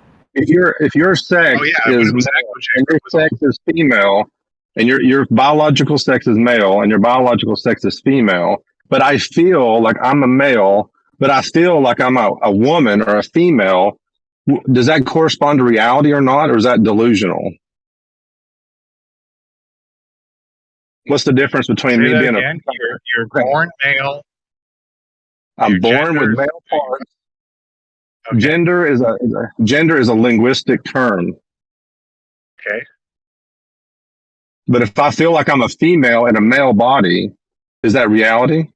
Because I feel that way? I don't know. Are you telling me it's reality? Then yeah, for you it's reality. Wow. So reality is relative to whatever people say. So hold on. So we know this guy is arguing in bad faith. Hold on. This guy's arguing. Hold on. This guy is arguing bad faith. It's already been shown that if someone perceives in their own reality, there was a psychologist that had a patient who believed that she had that she was clinically blind, but she had 2 good 20/20 eyes. And so the clinical psychiatrist thought, hey, you know what? If she really truly believes that she's blind, I, as a psychologist and a health worker, should help her. And then she poured chemical bleach in her eye to make her clinically blind. When the lady finally awoken into being blind, she eventually killed herself because she couldn't handle the darkness. And the psychiatrist was arrested. So at the end of the day, you can't just go like, just because someone perceives their reality does not mean you go with it. There's clear states of scientists. And we also know about the transgenders being propagation for political assistance in these schools and stuff like that. That's why when the no gay bill came around Florida, all these supposed teachers decided to leave, you know. It doesn't even say the word gay. It says you can't sexualize children. Like this is what's funny though, okay? The point of the conversation that led to this was that you were basically saying Christians were vile or whatever. And clearly I would say that this is a live litmus test of how a lot of people in here would think that your position is vile. And maybe you should just go watch like videos of detransitioners who are like contemplating suicide. And they took hormone therapy at 16 and now they're 18, they're going to college and their voice is like 10 octaves lower and they're balding and they have wrinkles and, you know, people that get top surgery where they cut their breasts off and then they can never go back and within a few weeks or months, they immediately regret it, but they can never go back. And then if in that scenario where they regret it and they can't go back and they realize that they were just in a stage they were pissed off because they couldn't talk to boys, or none of the boys liked them, or their one boyfriend broke up with them and they were just had to still grow, but they didn't, they cut themselves, they irreparably damaged themselves with hormones and top surgery. So what do you think that person contemplates? If they now regret that irreparable decision, what do you think that they think then? You know what they do. They think there's no way out other than to kill myself. Well, I would actually go in a different direction. Pretty much what he's telling me is that whatever you think in your head, that is true. There's no objective reality outside in the physical world. So you can make up whatever you want, whenever you want, as long as you believe it with all your heart, it's true. No, that's not what I'm saying. But that is what you said. Exactly what you said, man. This is on one specific topic. That is a specific topic. If I believe I'm a female in my head, if I believe I'm a female in my head, because I believe it with all my heart, I am actually a female. I would now. There should be conversations going on. Unfortunately, a lot of people aren't able to have conversations with their parents because their parents are also assholes and don't agree with that some people are transgender. So these children that feel this way should be able to come out to their parents and have the conversation. I will have a conversation. Hold on a second. I will have a conversation with my daughter. Actually, I was going to tell you a real life scenario. My daughter this morning, just this morning, did not want to be her own identity. Did not want to be it. She wanted to be a cat. She wanted to be a cat. This is literal. This happened this morning. She was in the bedroom crying. And me and my wife had to walk through with her, trying to realize what was going on. Okay? If I adopt what she thinks she is, should I go get her a litter box and some cat food and start feeding her? Or tell her that she needs to be who she is, which is a female girl named Lily. So how long did you have a conversation with her about it? Just probably 10 or 15 minutes. Okay, so I don't think you should have a child transitioning after a 10 or 15-minute conversation. I don't think you should have anyone transition whatsoever. Should I transition her into a cat? Because okay, wait a minute. If she goes on this delusion for a year that she thinks she's a cat, should I have a tail added to her and have fur put on her and start forcing her to live in or use the bathroom in a litter box? Is your daughter 16? Doesn't matter whether she's 16 or 5 or 22. Okay, wait. If she's 16, he should do it? Oh, yeah, that's a good point. No, why not? If she thinks she's a cat. That's how messed up it is. There's actually a school in the town I grew up in that has litter boxes in their bathrooms for the kids to use because of all the furries. Someone in the chat thinks that he's trolling. I can assure you he's not. He is I'm not trolling. He's not trolling. No, you're talking about changing people to cats like it's the same thing. That's trolling. Bro, So if they then were putting right litter now you would boxes at my say school. you would say that people shouldn't transition to animals. It's just back and forth between two genders. I don't think they should transition back and forth either. I already said they should be of a certain age and they should have a certain amount of counseling before they make the change. In the States, your doctors are too eager to just do treatments to get paid. In Canada, we don't. You didn't answer the question. Should people be encouraged to transition to animals? No. Okay, so then it's just the gender thing that you disavow and disagree with people transitioning to animals. No, they should also not be encouraged to change, to transition from male to female or female to male either. Well, they're not encouraged. So in the States, you're right, they are eager, but Canada is also terrible. But what happens is they have some type of problem. They talk to a psychiatrist. They're like explaining like they can't really talk to boys. They don't really like boys. They have more friends for time with their girls. Or they talk about how they feel like they're a boy because they like to play sports or whatever it is. And then they're like, okay, well, we'll put you on this hormone. It will put like a couple meetings in, we'll put you on this hormone. They're giving the drug that they give to criminals back in the day to castrate sexual offenders. They're giving that to children now. So it's like, and that's in Canada. Mr. Canada's so awesome. They're giving the castration drug that they gave. Giving it to them, or they're prescribing it, or they're The kids are asking for it, and they're allowing it. And Yeah, where is the it? kids are asking to. They think they see they're propagandized by media. They're like, oh, this is. I don't really get attention. This would give me attention. So they're like, okay, yeah, I think I want to transition. They don't really realize the implications. And then adults are giving children the castration drug given to sex offenders. What adults are these? Psychiatrists. Okay, so they have talked to the kids about what it is to transition. Yes, and then they gave them a drug used to castrate sex offenders. Okay. And you think that's okay? Unwillingly. Those people were unwilling. Are these children willing? Oh my God, dude. Yeah. This This guy is so is sad. is This just is so. wicked. This is why I can't believe that No, this is this happening. is not. This is sad. you're Yeah, deluded. it is sad. You're You deluded. know, Why he am I just deluded? he Somebody just wants to do single-handedly something. derailed the conversation. You know that, right? We were Do you talking know about the the difference tiny between hats, rape and now all of a and sudden he's sex? derailing it. Yeah, we were having a productive conversation before Chucky chimed in with his demonic doctrines of devils. You have Yeah, Somebody, he's 20 derailing morons it. on here. You have 20 idiots that don't know what they're talking about, and now you have one that You does. should be So booted out Oh, of wait this a minute. server, dude. Yeah, I've he never should have said been. that. I've never said that to okay. anyone. You need to be booted out of this server No, I don't right think it needs now. to be censored. I think it just people need to maybe not even It's follow not him about down the being route. censored. Hold on, it's not about being censored. It's about this fool able to derail an entire conversation on something that it's Well, he just completely made it. that he's nonsensical about. Oh yeah, I never heard of that. I've never seen that. It is so all it's over the funny news.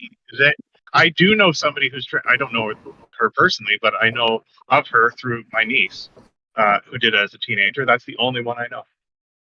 We don't care. This is the Hey, point. guys. What you should do is go Good for watch you. videos of detransitioning testimonies, and then you should realize that unless you want to be a complete POS, that we shouldn't be putting children in a position where they're 17 times more likely to commit suicide.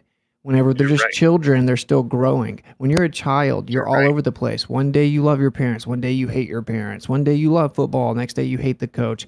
You're all over. You're growing and maturing. It's a very chaotic time of your life. You're emotionally unstable for many of your teen years while you're still figuring things out in life, right? And then you get bullied, and then you have a boyfriend cheat on you, and then blah, blah, blah. And you're just making emotional decisions as a minor. Right? We should not in any way be like encouraging them through the media, because that's what it is. And you can lie about it, but Canada's even worse. They encourage this. And if they dude, have you ever watched any detransition? Have you watched any detransitioning testimonies? No. So you're just I a read psycho. one story. I didn't watch the story. What do you mean? I read an article about it. No, go watch the videos of people that detransitioned. Go watch them and listen to their testimonies. You can go to Reddit. There's over 30,000 people that have already submitted their testimony of being a child and then transitioning via hormones and top surgery and all this different stuff, right? And then go see what they have to say now. And out of the 30-something thousand, they're all saying that they regret it, and now they're contemplating suicide. So the irony of you trying to pretend that this is some virtuous high ground that you have, when actually we're just saying that we defend children and we don't want them to be encouraged via media to make What's that 30,000 out of? It's just a random Reddit forum, and 30,000 people have submitted their testimony. There's two things I want to say to him really quickly. One being that a teacher was fired because a student identified as a cat and essentially wanted to be responded to by the teacher with meow prior to the teacher saying whatever the teacher had to say. And being that the teacher wasn't willing to go through with that, the teacher was fired. Now, what if I identified as God and required everyone who speaks to me to bow down to me? Where do we draw the line here? Are you going to bow down to me because I identify as God? Does your teacher have a union? This happened. This was a mainstream publication. But the point is that what I'm trying to tell you is, where do we draw the line? Like, if I identify as God and demand everyone to bow down to me. When you have sure no somebody- foundation and there is moral relativism, there is no line that can be drawn, Dyslow. Well, the point is he's derailing, because the specific point I was trying to make was, where do we draw the line? If I identify as God and require you to bow down to me, and you're unwilling to do that, and you're offending me due to the fact that you're saying stuff to me without bowing down to me. Like, where do we draw the line here, dude? You can't just go identifying based on feelings and expect everyone else around you to concede to your illogical assertions. That's not how reality works. So I'll ask you again, if I identify as God, are you willing to bow down to me? Chucky Bradboy, you there? I think he's on mute, but it goes back to our conversation earlier when we were talking about relativity and what is reality, right? And you can constantly shift the reference frame to change what allegedly reality is, right? You're moving, you're not moving. There is no absolute reference frame, yada, yada, yada, so on and so forth, right? So then when this trickles into society as a whole and into like subjective morality and like moral relativism, there is no foundation to tie back to, so there is no line that can be drawn. And we're seeing the effects of this in society right now. Yeah, that's why we're having this conversation. I'm glad you tied that back to the heliocentric model, actually, Napalm. Because I was thinking that way back, and it is. Definitely correlation there. I don't know. Like for me, yeah, like the debate's not really useful. It's like if I was still doing my tour, you know, I would maybe do that. I would do this in the sense that like thousands of people may see it, but it's like, I don't know, dude. Weak men are going to be the downfall of society, and when people don't acknowledge the creator, they don't stand for what's right and defend the defenseless. You know, you can do nothing about that. Like it's sad, bro. It's sad. It honestly infuriates me because I just now told you about thousands of children who are contemplating suicide because of an irreparable decision or irreversible decision, and you just breeze right past it. It's like, and then you kind of lie because we all know it's being promoted, normalized, promoted, and even encouraged. So it's like, this is a very sad thing. Children should objectively not be allowed to make any irreversible physical decision that will result in 17 times more likelihood of committing suicide while they're still children. This is just objective. Right. There is no position for debate. That just goes to show that he doesn't actually care about the children, right? He doesn't actually care about the children. He cares more about how he is perceived within society and how people perceive him being inclusive to all these people. He doesn't actually care about the people themselves. Well, if truth is real, truth is real. There's reality out there, and truth has to correspond to that. That means there also is a moral truth, which they actually unhinge it from the moral fabric first. Well, actually, take that back. They unhinge from reality, whatever reality is, and then everything else becomes unhinged, which I think you kind of already said. But I mean, honestly, the first unhinging is from God Himself. That's why the Christian, that's why I was getting a little offended a little bit. If you don't have God as your supreme ethic, the basis for your ethic, everything does become subjective. Everything. It's the only place there is to go is subjectivity. Everything is subjective. And you can't say anything wrong. Go ahead. You lose your way, you lose the truth. That's why somebody said, I am the way, the truth, and the life, right? Yep. And if you reject Him, it's like this. I always say this: if you reject Jesus and He's the way, the truth, and the life, you've embraced falsehood. You're lost, and the only thing left is death. It's just a crazy world, man. It's a crazy world where we have to even have this discussion. It's really sad, but yeah, I will say, dude, we have to stand up for the children, bro. Against people like this, right? Where it's it just pisses me off, bro. These are the same kind of people that would play apologists for Balenciaga right now, right? It's just let me tell you something. Let me give you an example of my daughter this morning. I'm glad this topic came up because this is relevant. When we started probing deeper into her and finding out why she was feeling that way, she was actually having some hurt feelings from her cousin. Something how her cousin was treating her. And almost in a sense, is nobody, her cousin was not accepting her for who she was, right? Or just downplaying her, making fun of her, or whatever. You know, and if you think about that for a second, that, you know, usually these things, these feelings kids have to be something other than they are, is usually coming from some hurt, some pain that has not been addressed. And I will agree with one thing Chucky said, having a conversation. But see, the thing is it I have a conversation to affirm my daughter, or is it to go in to try to find why she's feeling that way and then address that and help her come to what is true and help her come to know what is true, not something to just accommodate her feelings. I can't accommodate her feelings. No one can. See, this goes back to our full point that the conversation was actually about, which is like, we live in a day and age where we're in war, and it's a spiritual war, and it takes shape materially as an information war, and it's because it's a fight against the truth. That's the spiritual war, because of course the creator represents truth. The creator is the epitome of all truth encompassed into, a singularity. So it's like, although you can't confine the creator to a singularity, but you get it, right? So it's like, that's the war. And so the way that they waged war on us is they created narratives of lies and disallowed truth.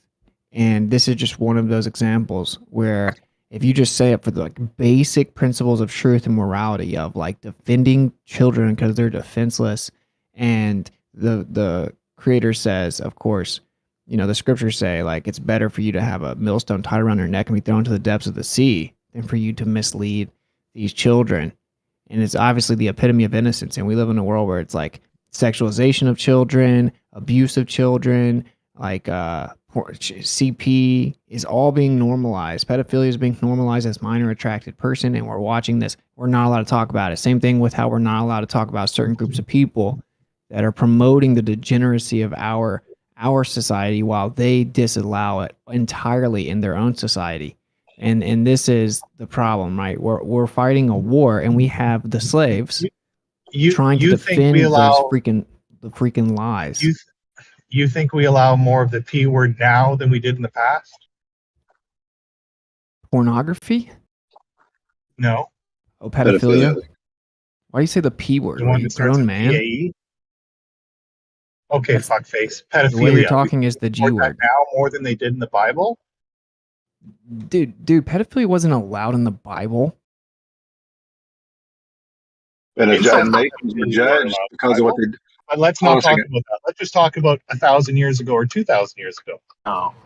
Let's not talk about again, we were having a productive conversation, and this butt wipe. You're listening to someone preach. If you think this is just objective, right? Like they are normalizing this. 2008, there was a Supreme Court case where they struck down a lot of the laws prohibiting child pornography, and they're now rebranding pedophilia as minor attracted persons. And they say it's not, they're the victims, actually.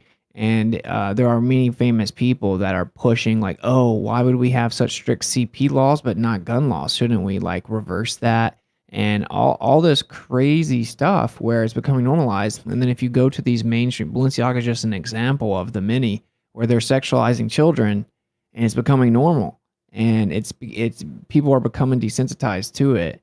And for you, it's not minor attracted persons. It's called a pedophile. We have a word for it. So if you're going to deny that it's being normalized and you want to divert to what you want to speculate about thousands of years ago, that's dude, people back in the day were like stoned to death, bro. So I don't know what you're talking about. Like, so Chucky, do you support that behavior?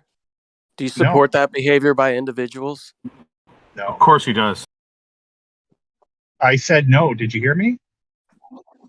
Well, he does support the mutilation of children.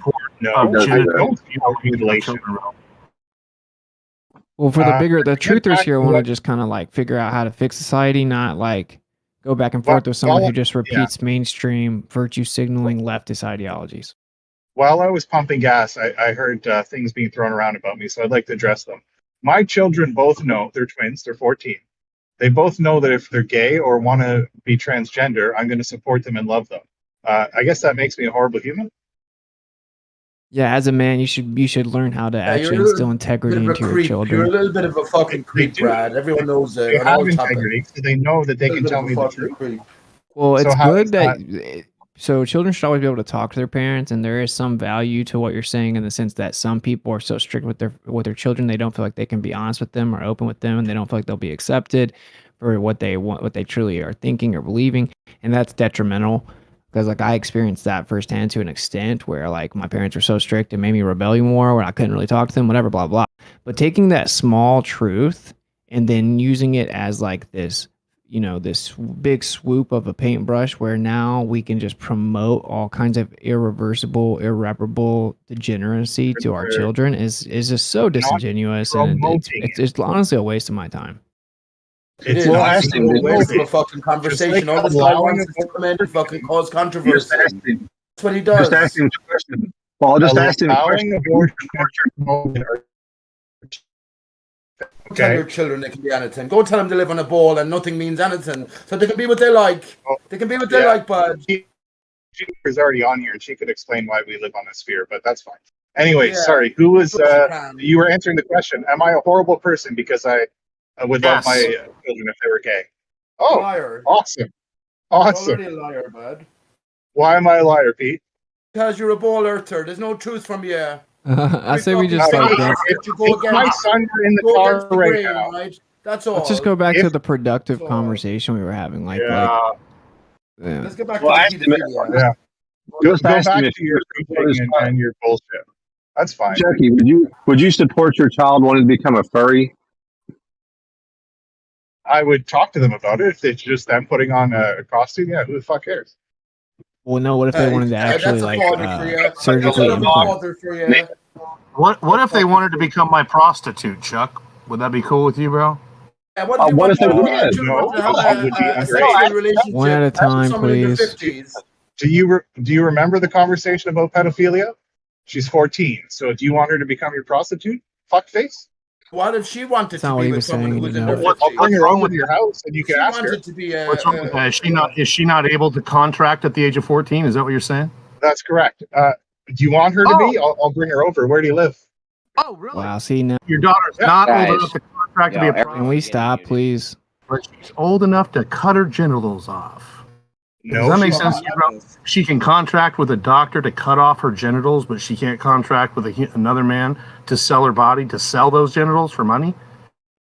Yo, can we Yeah, this move is on to something disgusting. else, please, guys? Yeah. That's probably good, Jeremy. That's probably a good idea. Yeah, if you guys can't pick something, I will. Well, we were having a good conversation, which is that what's becoming normalized now is you can't talk about certain subjects, you can't critique certain groups of people, and we're starting to see this like climatic moment where a lot of people are realizing it's gone too far, and it became glaringly obvious with the pandemic, and now they're coming back and basically doubling back on everything they said, which is what we were saying the whole time. But then they create this little narrative for the apologists to come in here and spin it, and they'll constantly make it. So whatever the point is, like we are in a war, and it's a spiritual war, and it's about information because that's about truth, and we should be able to critique all people, and that we are now falling asleep at the wheel while America is passing laws that says stuff like you can't even talk about a certain group of people. It's considered anti-Semitic if you say that they in any way have allegiance to Israel. If a domestic person that identifies as Jewish has allegiance to Israel, that's anti-Semitic. That's what it says in like the definition, the Congress definition of anti-Semitism. And these are in the books, on the books in America, where like we are watching the normalization of like 1984, like where they're literally controlling what we think and say. We're in 1984, yeah. Yeah, so that's the bigger conversation here, where we are in a conversation, we are in an information war, and like anyone that has any true integrity or morality would 100%, for example, support Ye saying what he wants to say, whether they agree with what he says. But the point to it is like, I advocated to shut this guy down 3 times. Like, somebody shut this guy up. Hey, bro, you're unmuted. I'm gonna unmute you back. I think you might have been hot micing. That's how it always goes. He's talking to BK, somebody about you. Yeah, BK, you're hot micing, just so you know. But I'm about to unmute. We can hear you. You're entering into a Okay, I'm just gonna keep you muted for a little bit. You get it out. because it's not fair. Chucky's muted. He can't defend himself. So, yeah. Anyway, does anyone have any take on that? Like, can everyone kind of agree that regardless of what someone thinks of what you say, you should be allowed to say it? Yeah, well, so let's do this, right? So let's just transition into our constitutional heritage. At what point do our supposed leaders have the right to policy away our inherent rights to think and speak what we believe? Our inherent rights come from the Creator. Creator is the only one that can take them away. I get that. Yeah, I get that. My point is that we have certain rights that Austin is pointing out right now, but we are also watching Congress policy those rights away and then impose those policies on us as if they are actually natural law, right? I get it that I should not kill you because I want to, right? I don't need natural, I don't need a policy for that. But we have our rights policied away at so many different levels. And we've, you guys, we are, even my kids are going to suffer from it. Even my grandchild is going to suffer from it, right? So, I think the question that came to my mind based on what Austin was saying was, okay, at what point are you all and I going to stand up and start taking it to the Senate and to Congress and say, you guys got to stop making these fucking policies that have nothing to do with reality? Well, the only thing I would say, go ahead and finish your thought. I'll come back in. I thought you paused. I was just going to say I know, I did. That's where I think the line needs to be drawn. We need to start pushing that shit right there. Well, I think that actually the problem's deeper than that. I mean, honestly, I think people have been speaking to the congressman. I've talked to mine. I've emailed mine. I've done all kinds of stuff about when the vaccine was going on. Also, I did all the things that we're supposed to do. The problem, I think, is deeper than that. And I think it's something we've been roughly talking about, and I mentioned it briefly, is the moral fabric is gone. Because, if there's no moral check with inside somebody, no matter, if you give somebody power with no moral compass, something that they stand on beyond themselves, anything goes. If I want to reach power, I want to have money, I want to do whatever, because I have nothing guiding me morally, this is where we're at. And this is the outcome of that. And we've lost our moral compass as a nation. It's gone because we've unhinged it. We pulled it away from the place where it started. What gave us our moral compass? It's gone. And we don't go there anymore. We do have a compass now. Hold on. We do have a compass now. Go ahead, Chuck. No, go ahead. I won't forget. I was going to say, just in response to that, we do have a compass now. Never forget. I'm going to start muting everyone that interrupts. Just mute Pete. I mean, he's only been here 5 minutes. He's already wild. Oh, yeah, fucking mute everyone. Mute everyone. That's my motto. Anyways, I was going to say, what was I going to say? Son of a bitch, guys. Oh, we do have a compass. Hold on. I know it. We have a compass. It may not be moral, but we do have a compass now, and it's whatever way the most money is, right? That's what we're all trying to do. Get the money. That's our compass. Get money. Speak for yourself. That's all. Well, that's what Washington. Yeah, not mine, but like most people's compasses is we're only focused on the money, right? I mean. Well, the thing is, the first thing is in God we trust. So even on our money, our first moral compass should be coming from God Himself. That's the thing. That's what I'm talking about. We've unhinged our moral fabric from God, and then we're trying to establish what we think's moral is without anything to guide it upon. Correct, and that just elucidates the incompetence of the carnal mind because it constantly changes, and obviously, what is objectively right will never change. So the fact that society consistently changes it shows you that is not a reliable way to determine right and wrong. And that's what's wrong with the human secularist position, honestly. So it's a two-part comment. I'm glad you guys are upset that the women's right to have an abortion was taken away in a lot of states. But it's the good news is that your corporations have been given more rights. So I guess that's a win-lose, right? I want to no address one's that. taking the bait. Well, I want to address that though. Honestly, all the Supreme Court said is that the determining about abortion is I can't even say it is to be determined by the state. So it wasn't necessarily taken away. Then you'd have to say each individual state took it away. But here's the thing. That is what I said. Hold on a second. Hold on a second. Hold on a second. We're not quite. But let's say Tennessee takes it away completely. All you got to do is drive to California, fly to California, and guess what? You can still get an abortion. But weren't certain states, such as Texas, going to make a law that you can't do it across state lines? Well, what are they going to do? But even if I go across state lines to get it, how are you going to prove it? How are they going to prove it? And honestly, can you show me where Texas is doing that? No, I asked you. Is that not what they're doing?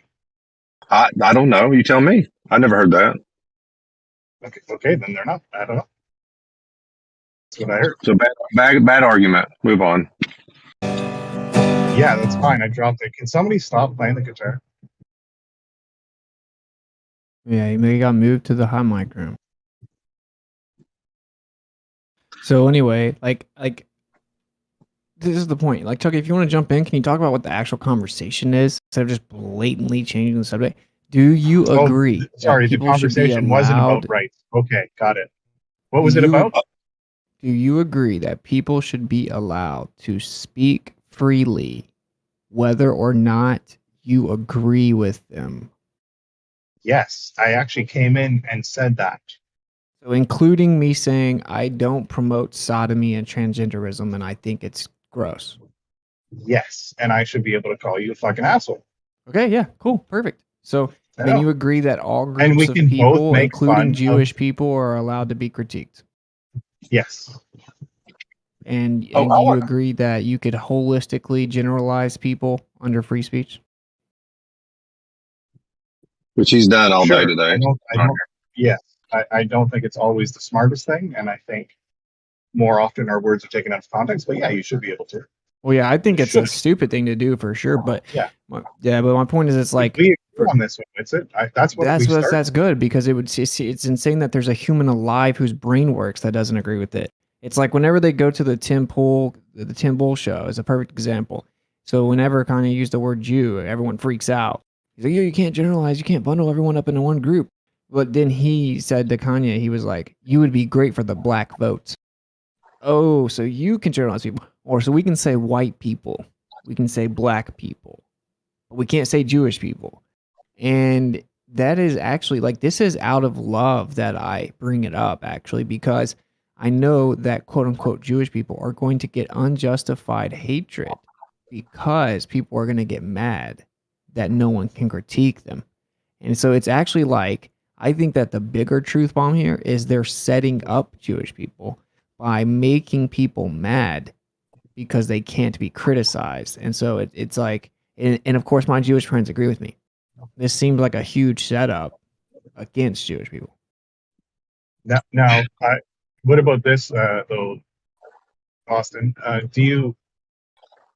I would prefer somebody to have the balls to spew their free speech with their identity known.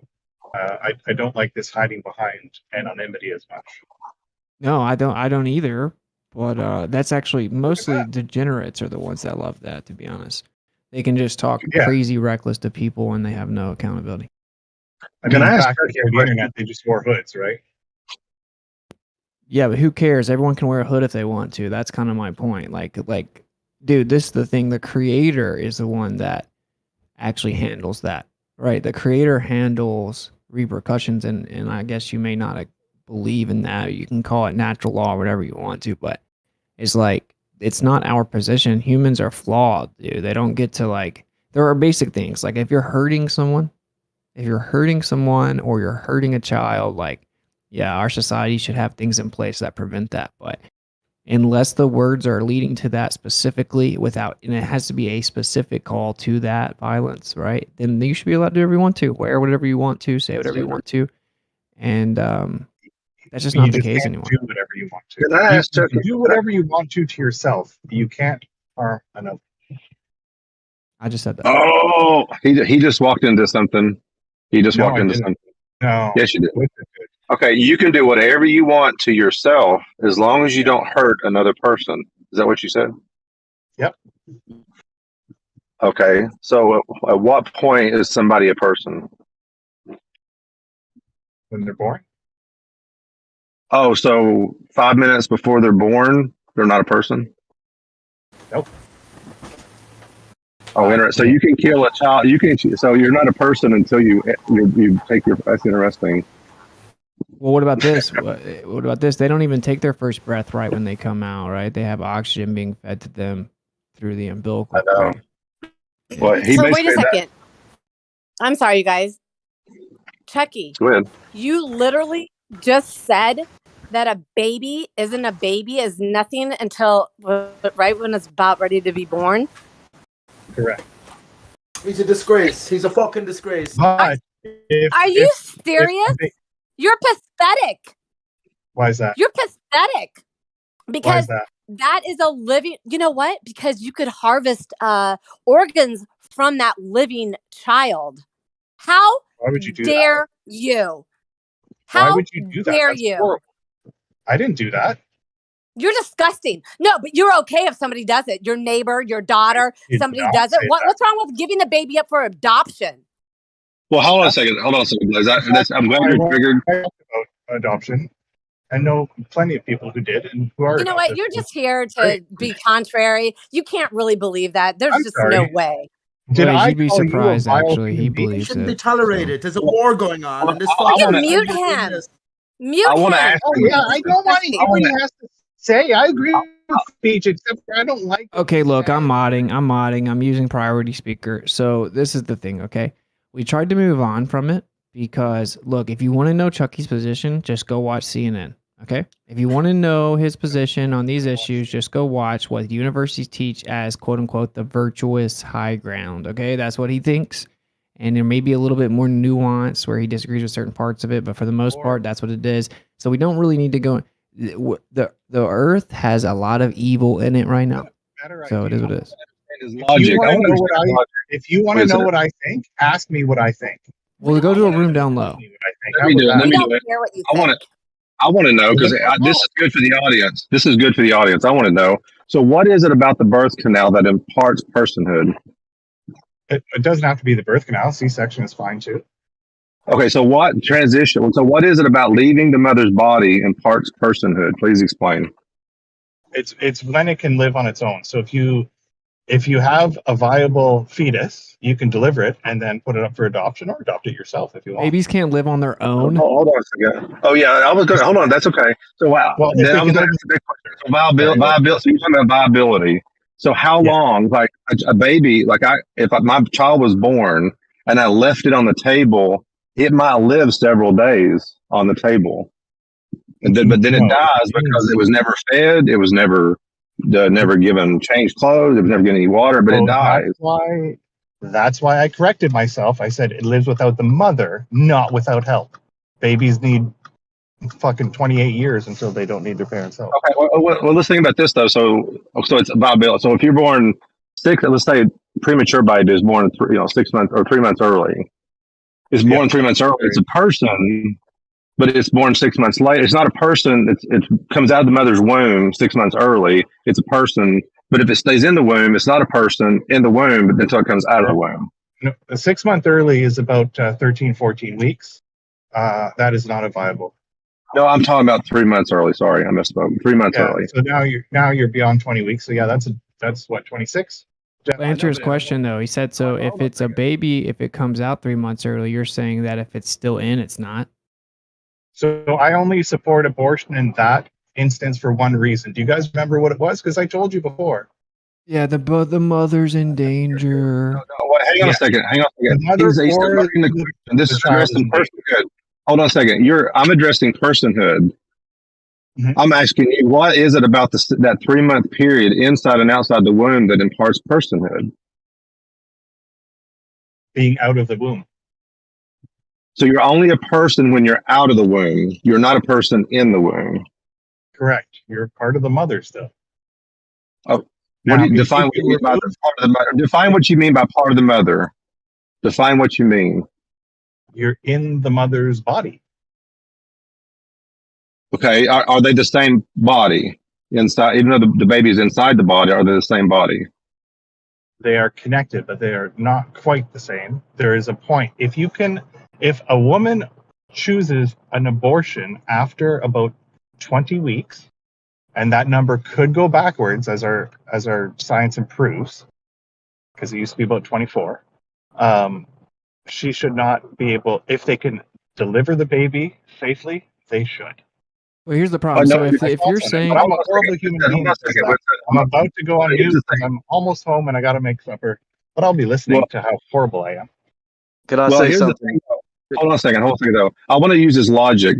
Okay, when a baby's connected to the mother through breastfeeding, because he's getting nourishment from the mother through the breastfeeding, it's not a person because it's connected to the mother.